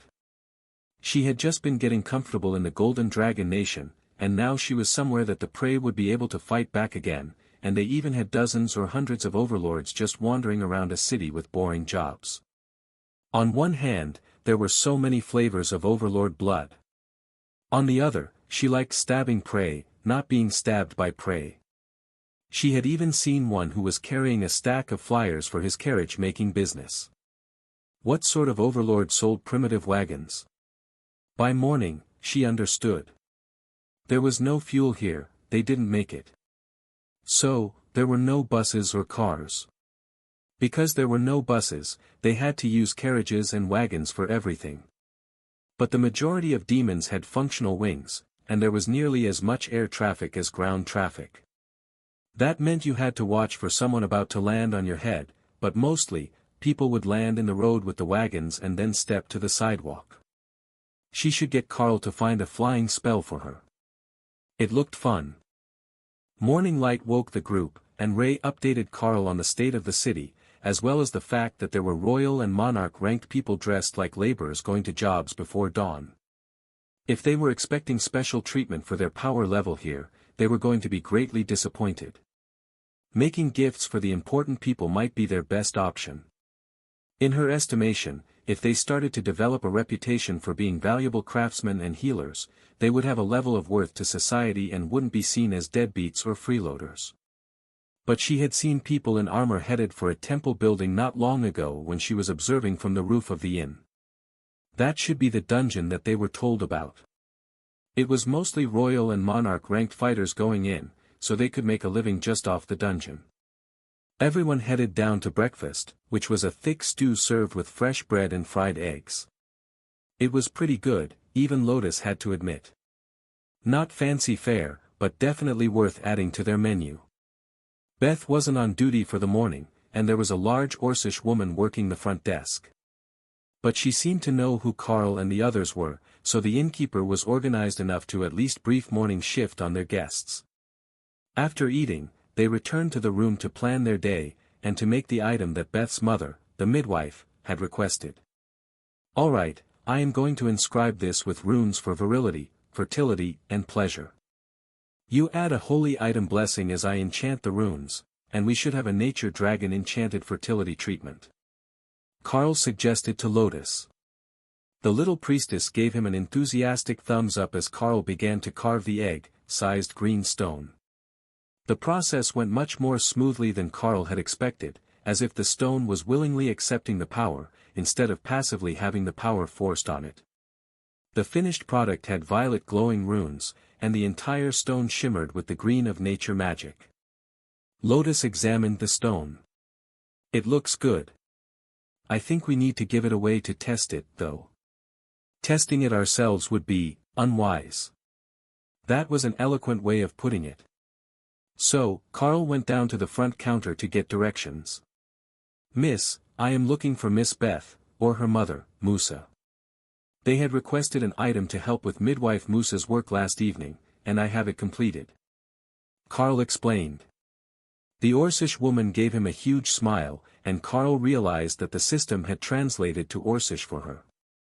He didn't know if it didn't do that for everyone, or if it was just that his accent translated well, but Orc seemed to be fond of him. "The barmaid is off until lunch. But I can draw you a map to her mother's work. You only need to go straight down this road until you get to the castle wall. Then go to the west side, closest to Frostfire Gate, or ask any of the guards to take you to her. They will all know who she is. She has been the midwife at the castle for most of a century." Carl thanked her, then went to check with the others. "I think that we will wait here for the morning. The streets are packed with the morning rush, so we can check out the city after everyone is at work," Ophelia suggested. "All right, that works for me. Ray will wait here with you, and I will be right back after I deliver the item." Carl agreed. "Let's fly," Hawk suggested. It wouldn't be the strangest thing that they had seen this morning out the window. So, Carl went down the hall to the back patio, where Hawk exited his space and Carl hopped on his back. It was a shame that he didn't have a harness like Thor to help him stay on, but Hawk just used a Ghostfire body barrier to hold him in place. The Ghostfire Thunderbird spread his wings and lazily circled up to 100 meters in the air, above the morning commuters, but closer to where longer-distance flying traffic was. Most of it was winged demon species, but there were some manticore riders, and a few messengers riding giant eagles. "I like this place too. I can fly around in the city without anyone freaking out," Hawk informed Carl as he scoured the castle for their target. There, on the second-floor balcony, west side of the castle, just like the Orc lady said. Carl spotted the midwife at what was likely her office.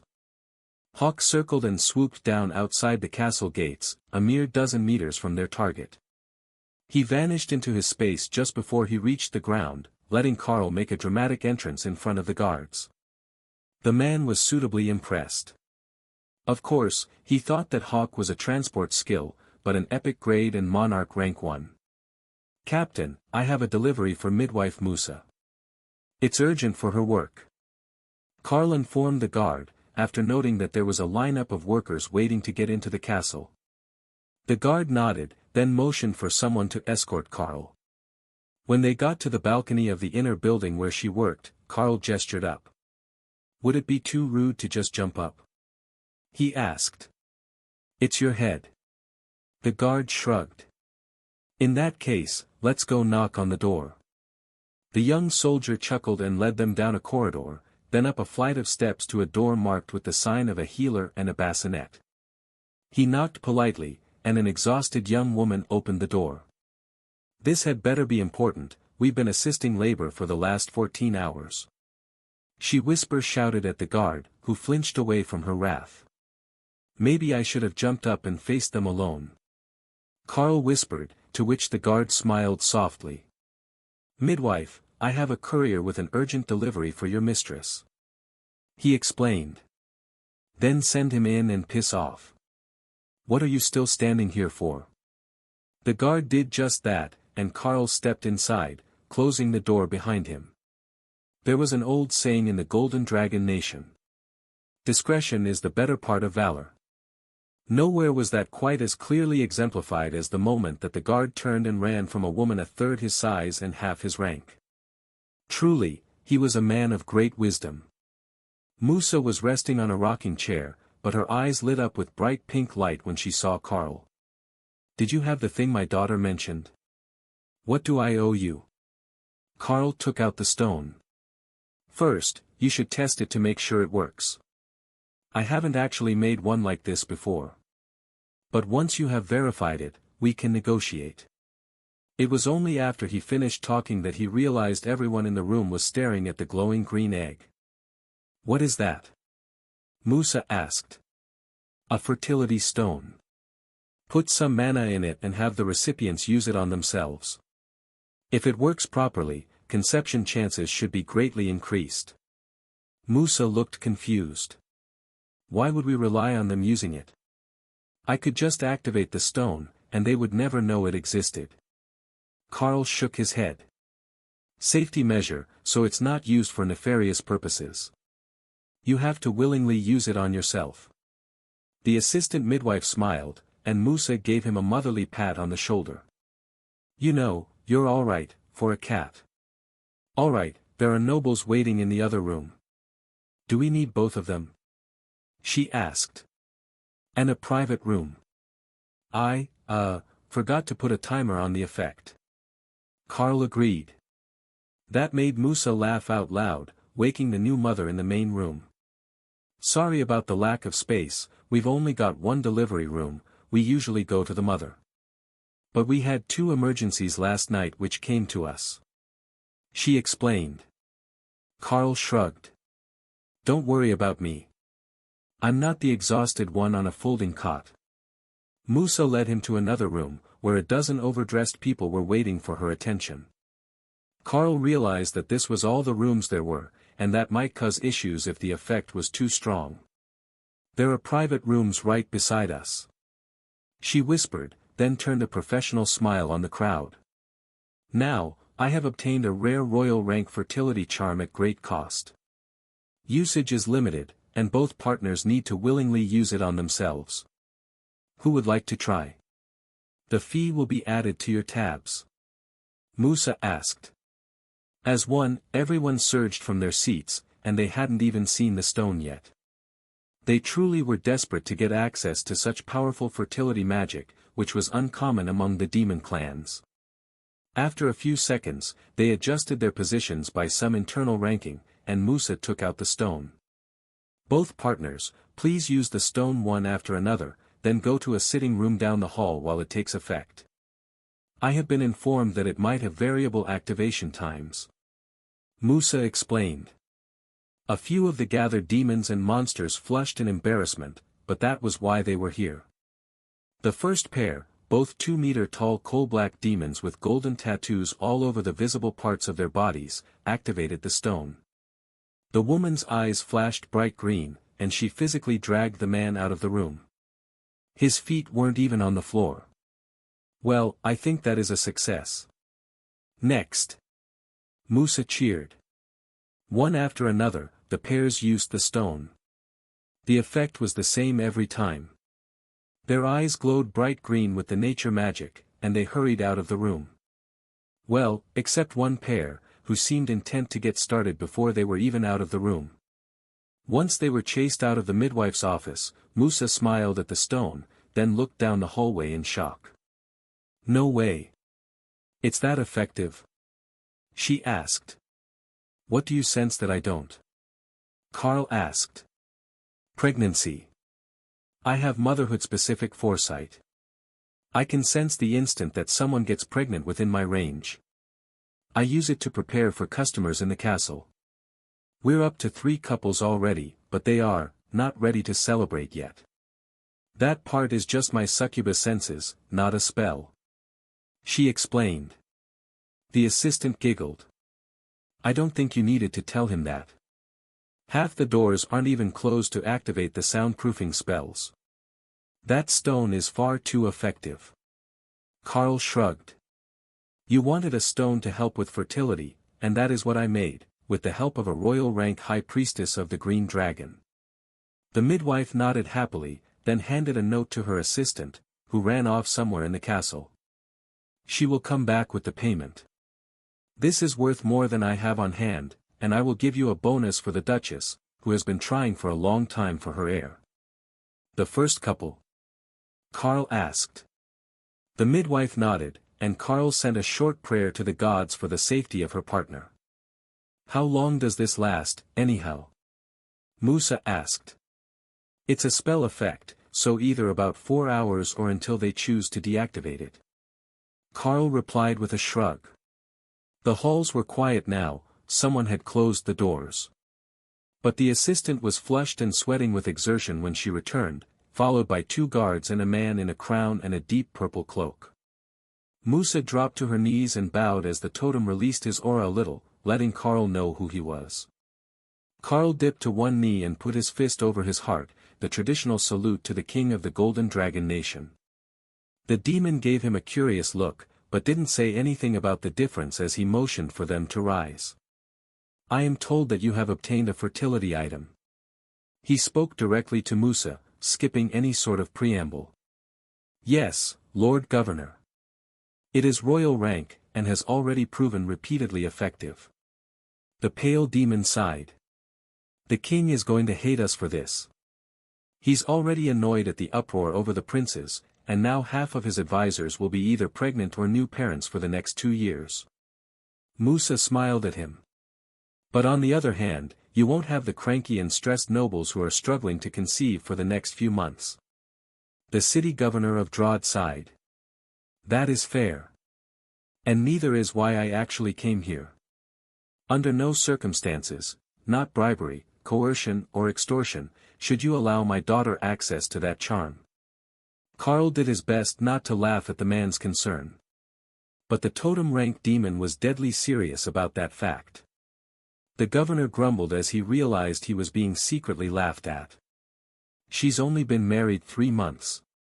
I'm too young to be a grandfather. I'm not even 40.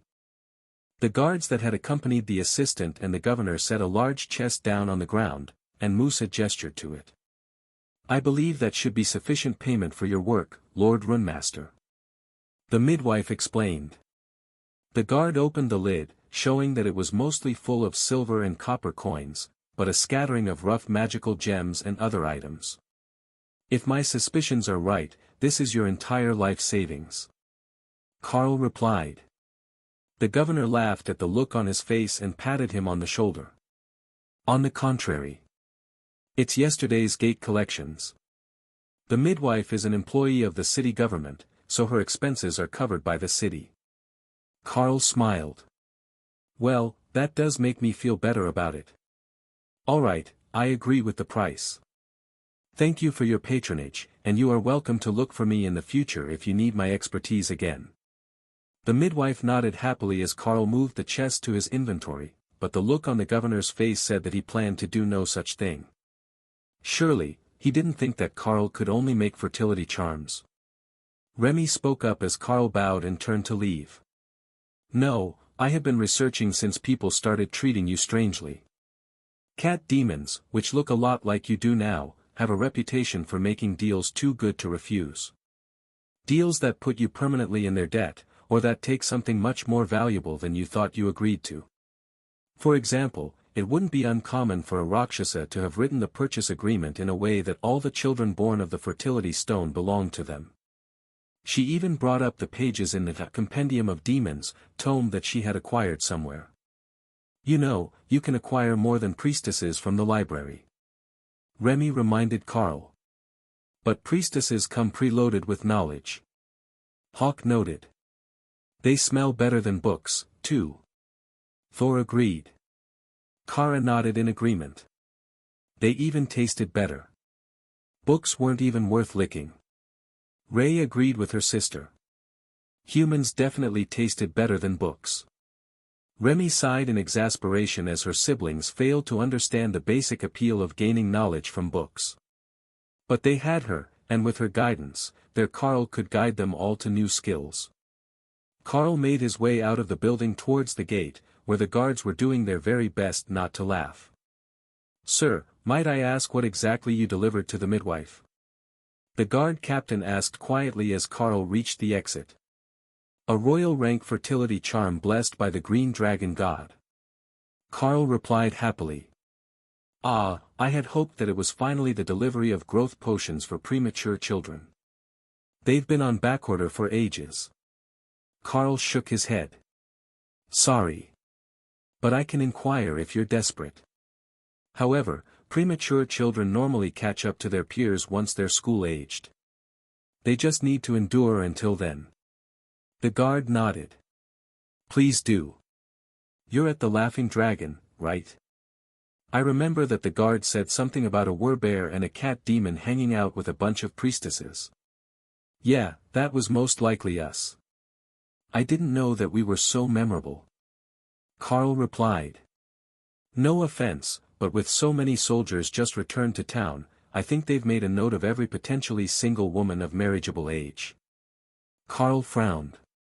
"I will have to keep an eye on my friends then. It wouldn't do to have something happen.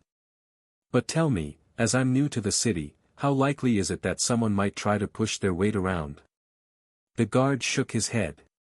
"The governor would bust their balls in public if they did, so it won't be the soldiers, though you can expect them to flirt constantly. You might have some trouble with the drunks, but that's true anywhere. Normally, we would be more afraid of the Lord, but with the triplet princes just born, he doesn't really leave home these days, and the governor is doing all his duties." Hawk was happy resting in his space, so Carl began to walk back across the city toward the inn.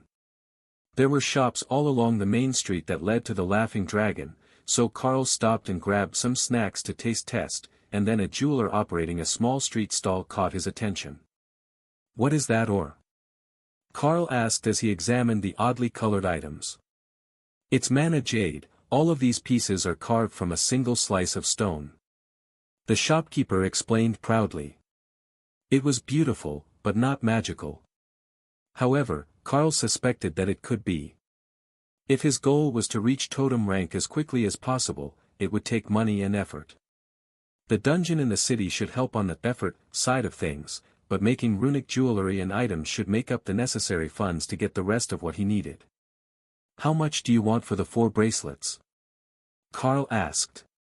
"All 4 of them?" The pale violet demoness asked in shock. Perhaps they were more expensive than Carl expected. 2 gold coins each. Or maybe this was a less affluent area than he thought. How about a bulk discount? 7 and 5 silver for all 4. The shopkeeper nodded happily, and Carl quickly moved the items to Remy's space, so the Naga Queen could inspect them. The mana jade was a vibrant green with violet streaks, and looked good against her scales. If it really did take as much mana as Carl hoped, she would make him buy more of this stuff to upgrade. Carl found a few more interesting shops on his way back, and made a note to bring the others down this street soon. Back at the inn, things were quiet. Everyone was just catching up on sleep and discreetly listening to gossip on the street through the open window. You could learn a lot about a city by how the people behaved in public, and while there had been trouble last night in the tavern, the daytime crowd was cheerful and more concerned with shipping delays with a holiday coming up. As they understood it, there was a mythic rank or higher lord person in town, and he had declared his wife's birthday a city holiday. It sounded a lot like White Day at home, when the girls would gift chocolate to their crush and gather the courage to maybe ask him out. But the gossip had given them a good idea of the power structure of the city, where a handful of totem rank leaders working under the governor controlled the districts, while the lord was actually the leader of the nation, and a form of royalty, as his sons were referred to as princes, but not in relation to their power level. But much more shockingly, that seemed to be a normal thing all over the nation, to have at least a few totems in every major city and most towns.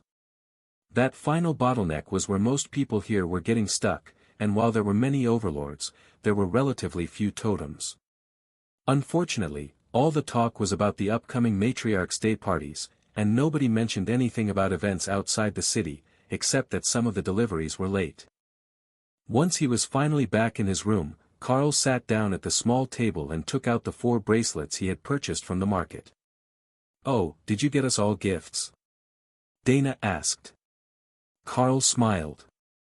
"If the runic inscription works as well as I hope, not only did I get you gifts, I might have found a good way to make money here. Did you all learn anything today? I see that you have the window open. We learned a bit about the city, and that there is a holiday upcoming, but nothing too extreme. How did the delivery go?" Dana replied. Carl laughed at the memory. "Very well. The city government paid us well for the charm, and they've already started using it. The only condition was that we should refuse if ever the governor's daughter comes to request a similar service." With that explanation, Carl began to plan out the carvings for the first of the bracelets. Skill power and mana regeneration would stack up quite well. But Remy had a better idea. She had found a set of descriptions that could be translated to runes that should allow the item to store mana as well as helping to regenerate it. That was an interesting concept, and it would put a lot of reliance upon the actual item, as the runes themselves did not store the mana. However, according to the description in the inscription tome that the Blue Dragon acolytes had provided, an item should be able to store 2 seconds worth of its maximum mana flow without affecting the function of other spells put on the item. That was for inscription, which was similar, but not the same as runecrafting. It should be a good enough baseline for his next attempt, and even if he misjudged, he could either stop early, or simply replace the item. They weren't that expensive. The basic inscriptions wouldn't take long for Carl to do, and he didn't want to overdo it when the primary purpose of the bracelet had now become a reserve mana storage device. It might only be enough to cast 8 or 10 spells at moderate output, or fewer than 3 full output spells. But the bracelet would refill itself, and given time, it would provide more free energy. Carl finished the runes on the inside of the bracelet, and then began to upgrade them. From common to royal, the process went smoothly, but as soon as the runes changed to the rich amethyst of royal rank, Carl felt the matching streaks in the stone begin to leach mana, saturating the bracelet. If he pushed harder, it would almost certainly explode. But with the enchantment at royal rank, and the mana storage runes included, the bracelet contained a significant amount of power, in addition to the skill power and mana regeneration effects. "Dana, try that on and let me know what you think."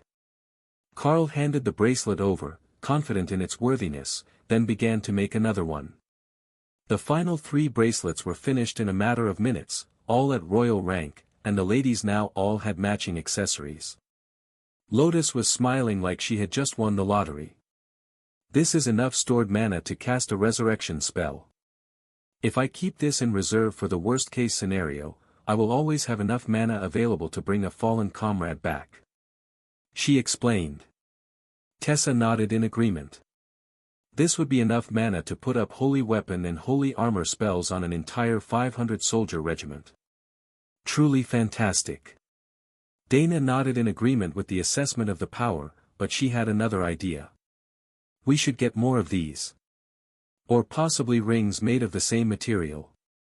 You could make enough for us to get all the resources we need to keep pushing for the monarch rank that way. Or, enough to buy them for Remy to grow more and make us what we need. I know that it's cheating, in a way.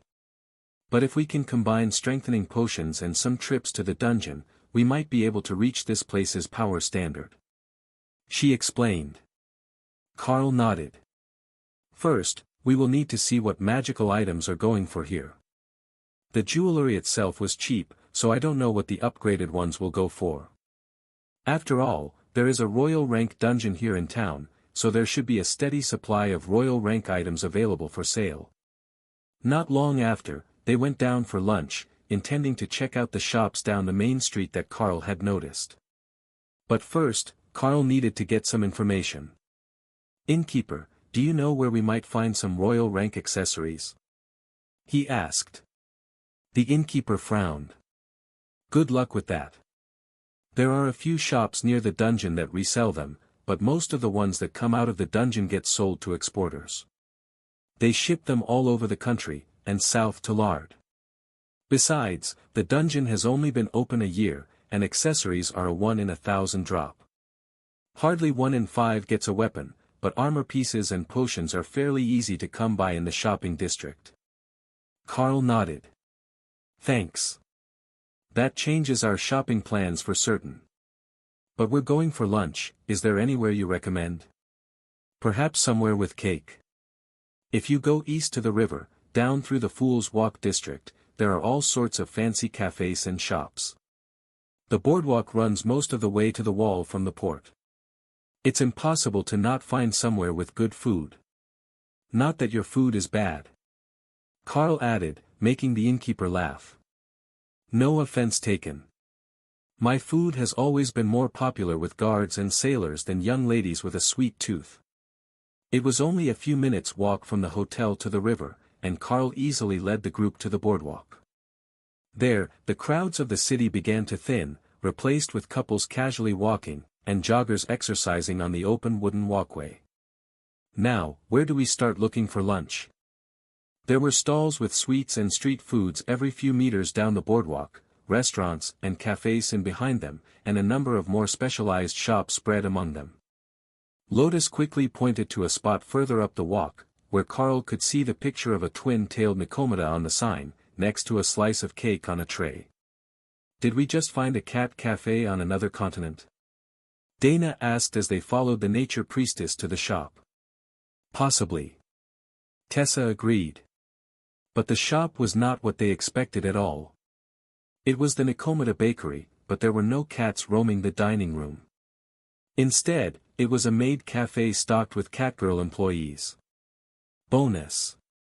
Carl laughed as he realized the baker was actually an ascended rank Nicomedia using a humanoid transformation skill. But the food smelled delicious, and Lotus was a sucker for the sales pitch. She had been ushered into a table so fast that the staff hadn't even realized she was part of a group. Tessa sighed. It's like being back in school. Every new thing gets her sidetracked. The hostess welcomed them into the restaurant, where Lotus was already beginning to order for everyone. A different flavor for each, so that she could steal a taste and sample them all. The staff slid an extra table together with the one Lotus was at to make room, and started to bring out cakes, croissants, puffs and other treats, along with various flavored coffees. Now Carl knew why the cleric had been in a hurry. If she hadn't ordered first, Tessa would have never let her have caffeine. But she wouldn't humiliate her friend by taking her drink away once Lotus had started. Are you new in town? We welcome all lovers of sweets to our shop. The fluffy-eared server in a frilly-made outfit asked. Lotus nodded happily. Yeah, we're on an adventure. They sent us to a random city to start over, and here we are. The maid looked confused for a moment, then realization hit her. Wait, you were exiled from your home island, weren't you?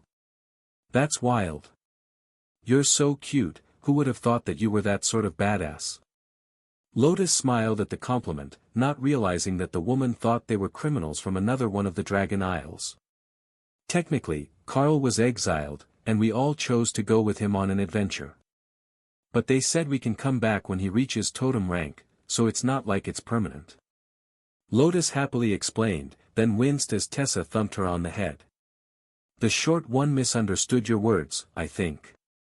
We weren't exiled as criminals, but for political reasons. Tessa explained. Oh, so it's like that. Well, welcome to Drod. We have some of the best baked goods in the city, and you've only seen half the menu. The server replied quickly. But the Nikomata baking in the back laughed quietly to itself, but just loud enough for Carl's sensitive hearing and the catgirl standing by the kitchen to pick up. With an aura like his, the definition of crime might be somewhat different from usual. Treat his friends well, that man is dangerous. One matcha latte later, Lotus was wired, and ready to explore the city. Fortunately, there was a whole boardwalk full of interesting things to see, and then Carl would lead them through the shopping streets to get more of the Mana Jade jewelry. They certainly wouldn't be short on sweets for a while, as Lotus had brought them to a dozen different street food stalls, and the proceeds had been saved in the ladies' inventory for later. With the exception of a caramel apple, which Lotus was now using as a half-eaten conductor's wand for their adventure on the boardwalk. The boardwalk ended 100 meters from the outlet to the ocean, with a heavy industrial section of warehouses and one large bridge between them and the docks that lined the bay side of the city. Where next? Lotus asked, now that they had seen a lot of the things she had hoped to explore today. To the shopping district. Ray was interested in the fashions and needs models. Then I want to get more of the bracelets and rings like the ones I bought yesterday. After that, we can return to the inn, or find a spot for dinner. We did do quite a bit of walking, so I'm sure we will be hungry again soon. Carl offered. Those were magic words, and Ray appeared from her space to lead the way. The money-making schemes could wait. There were new ways to decorate her team waiting. She was more demanding and less flighty than Lotus as a leader, and Ray deftly guided them through the streets to the start of the shopping road by the castle. Ray even did her best tour guide impression, using Remy's information for the others. And here we are. The castle. The city governor as well as the lord, as people here call the leader of the nation, both live here. The lord has new triplets at home and is on paternity leave, so he's not visible today. But the governor is standing on the upper balcony outside the working offices right now, if you can see that from here. She explained. A few passers-by turned to look, and realized that yes, they could faintly see him in his official robes, taking a smoke break on the balcony. As a totem, he didn't really fear surprise assassinations. Anyone below his rank did so much less damage to him that their efforts would be in vain. Ray turned the corner onto the shopping street and led them into a custom dressmaker, before being picked up by the shoulders and brought back to the door by Ophelia. Understand this much. I'm not wearing a dress around all day without a good reason. The berserker insisted, her black eyes intently on Ray's face, searching for a sign of understanding. Not even a nice skirt. It's easy to move in, you can wear armor under it, and it's extra armor if I make it. Ray bargained. It was a trick question. Normal armor usually already had a hanging loincloth or long shirt that fit like a skirt to protect the hips. If Ophelia tried to reject the idea, Ray could use her current armor against her. After seeing the excitement of Ray and the dressmaker, Carl stopped at the door. Why don't I go take care of the work part of the day, and you ladies can try on dresses in peace? He suggested. Oh, good idea. We can make it a surprise for you later. Ray agreed. Tessa waved him off and pulled Ophelia further into the store, which had everything from traveling cloaks to evening gowns on display in multiple colors. All of which were exquisitely made. As he walked away, he heard the dressmaker gasp as Ray slapped a few gems on the counter and insisted that she close the shop until they were done. She didn't want her work interrupted. Carl headed straight for the stall that had the Mana Jade accessories, and found that today the stock was even better. The green and purple jade accessories had been joined by a bunch of white jade rings with red streaks. If Carl's guess was right, those should accept monarch rank runes. The purple ones had flooded with power when they reached royal rank, and these ones perfectly matched monarch rank runes. Sir, welcome back. Did your lady friend like the gift? The demon girl at the stand asked. Indeed she did. But I am back here for business reasons this time. You see, I am a runesmith. Carl was about to continue, but the demon gasped and surged to her feet. Sir, please follow me into the house. She insisted, already starting to fold the sides of her stall down. Carl shrugged and let her finish the work, then activate a charm to lock the stand, with an, "On lunch, back soon," sign. Carl followed her up the stairs to a tiny apartment over the shop behind her stall. Only once they were inside, and she had cast a silent spell over the room, did she speak again. "Is it true, you're a runesmith, a real one?" she demanded. Carl nodded. "I would show you the results of the other accessories, but the ladies are shopping for dresses." The shopkeeper took out one of the white and red rings from a box on the table, and Carl saw that she was making them herself, with chips of stone and dust everywhere in the one-room space. Carl extended a claw from his bestial form and looked her over. The shopkeeper was a warrior class, so he made a warrior-type rune. Feline agility and titanic strength. Then he slowly upgraded the runes until they turned red to match the veins in the ring. The same feeling of saturation, where the runes tried to merge with the stone, happened when it hit monarch rank. Carl stopped then, and handed the ring over to the artist. "See, if you put it on, it will bond, and you can use your system interface to examine the stats," he explained. She looked panicked at those words. "Let it bond to me? Are you insane? This thing is worth more than my home."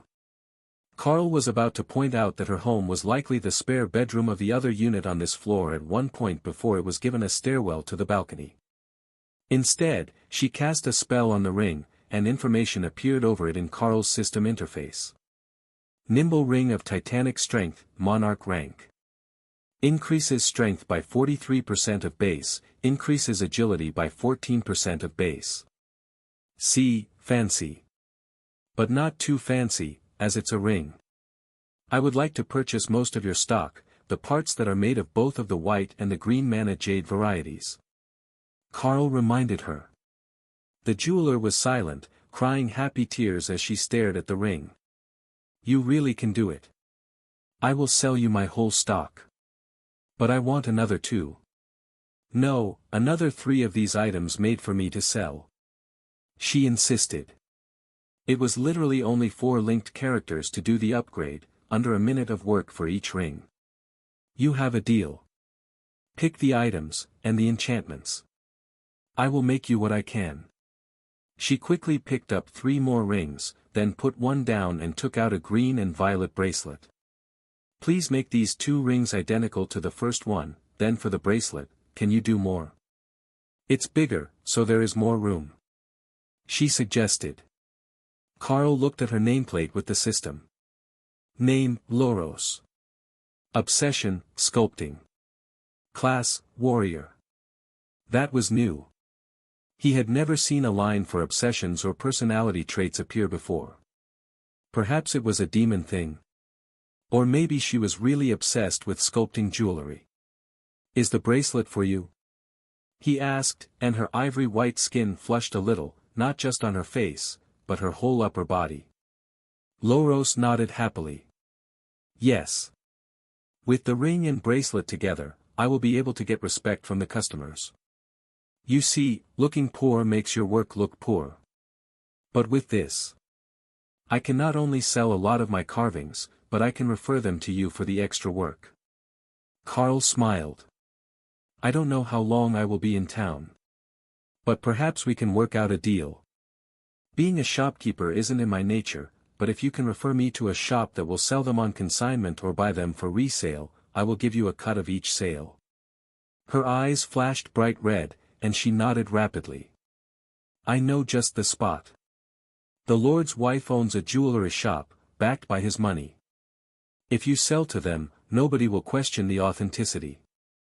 Plus, they can afford to buy more than one at a time."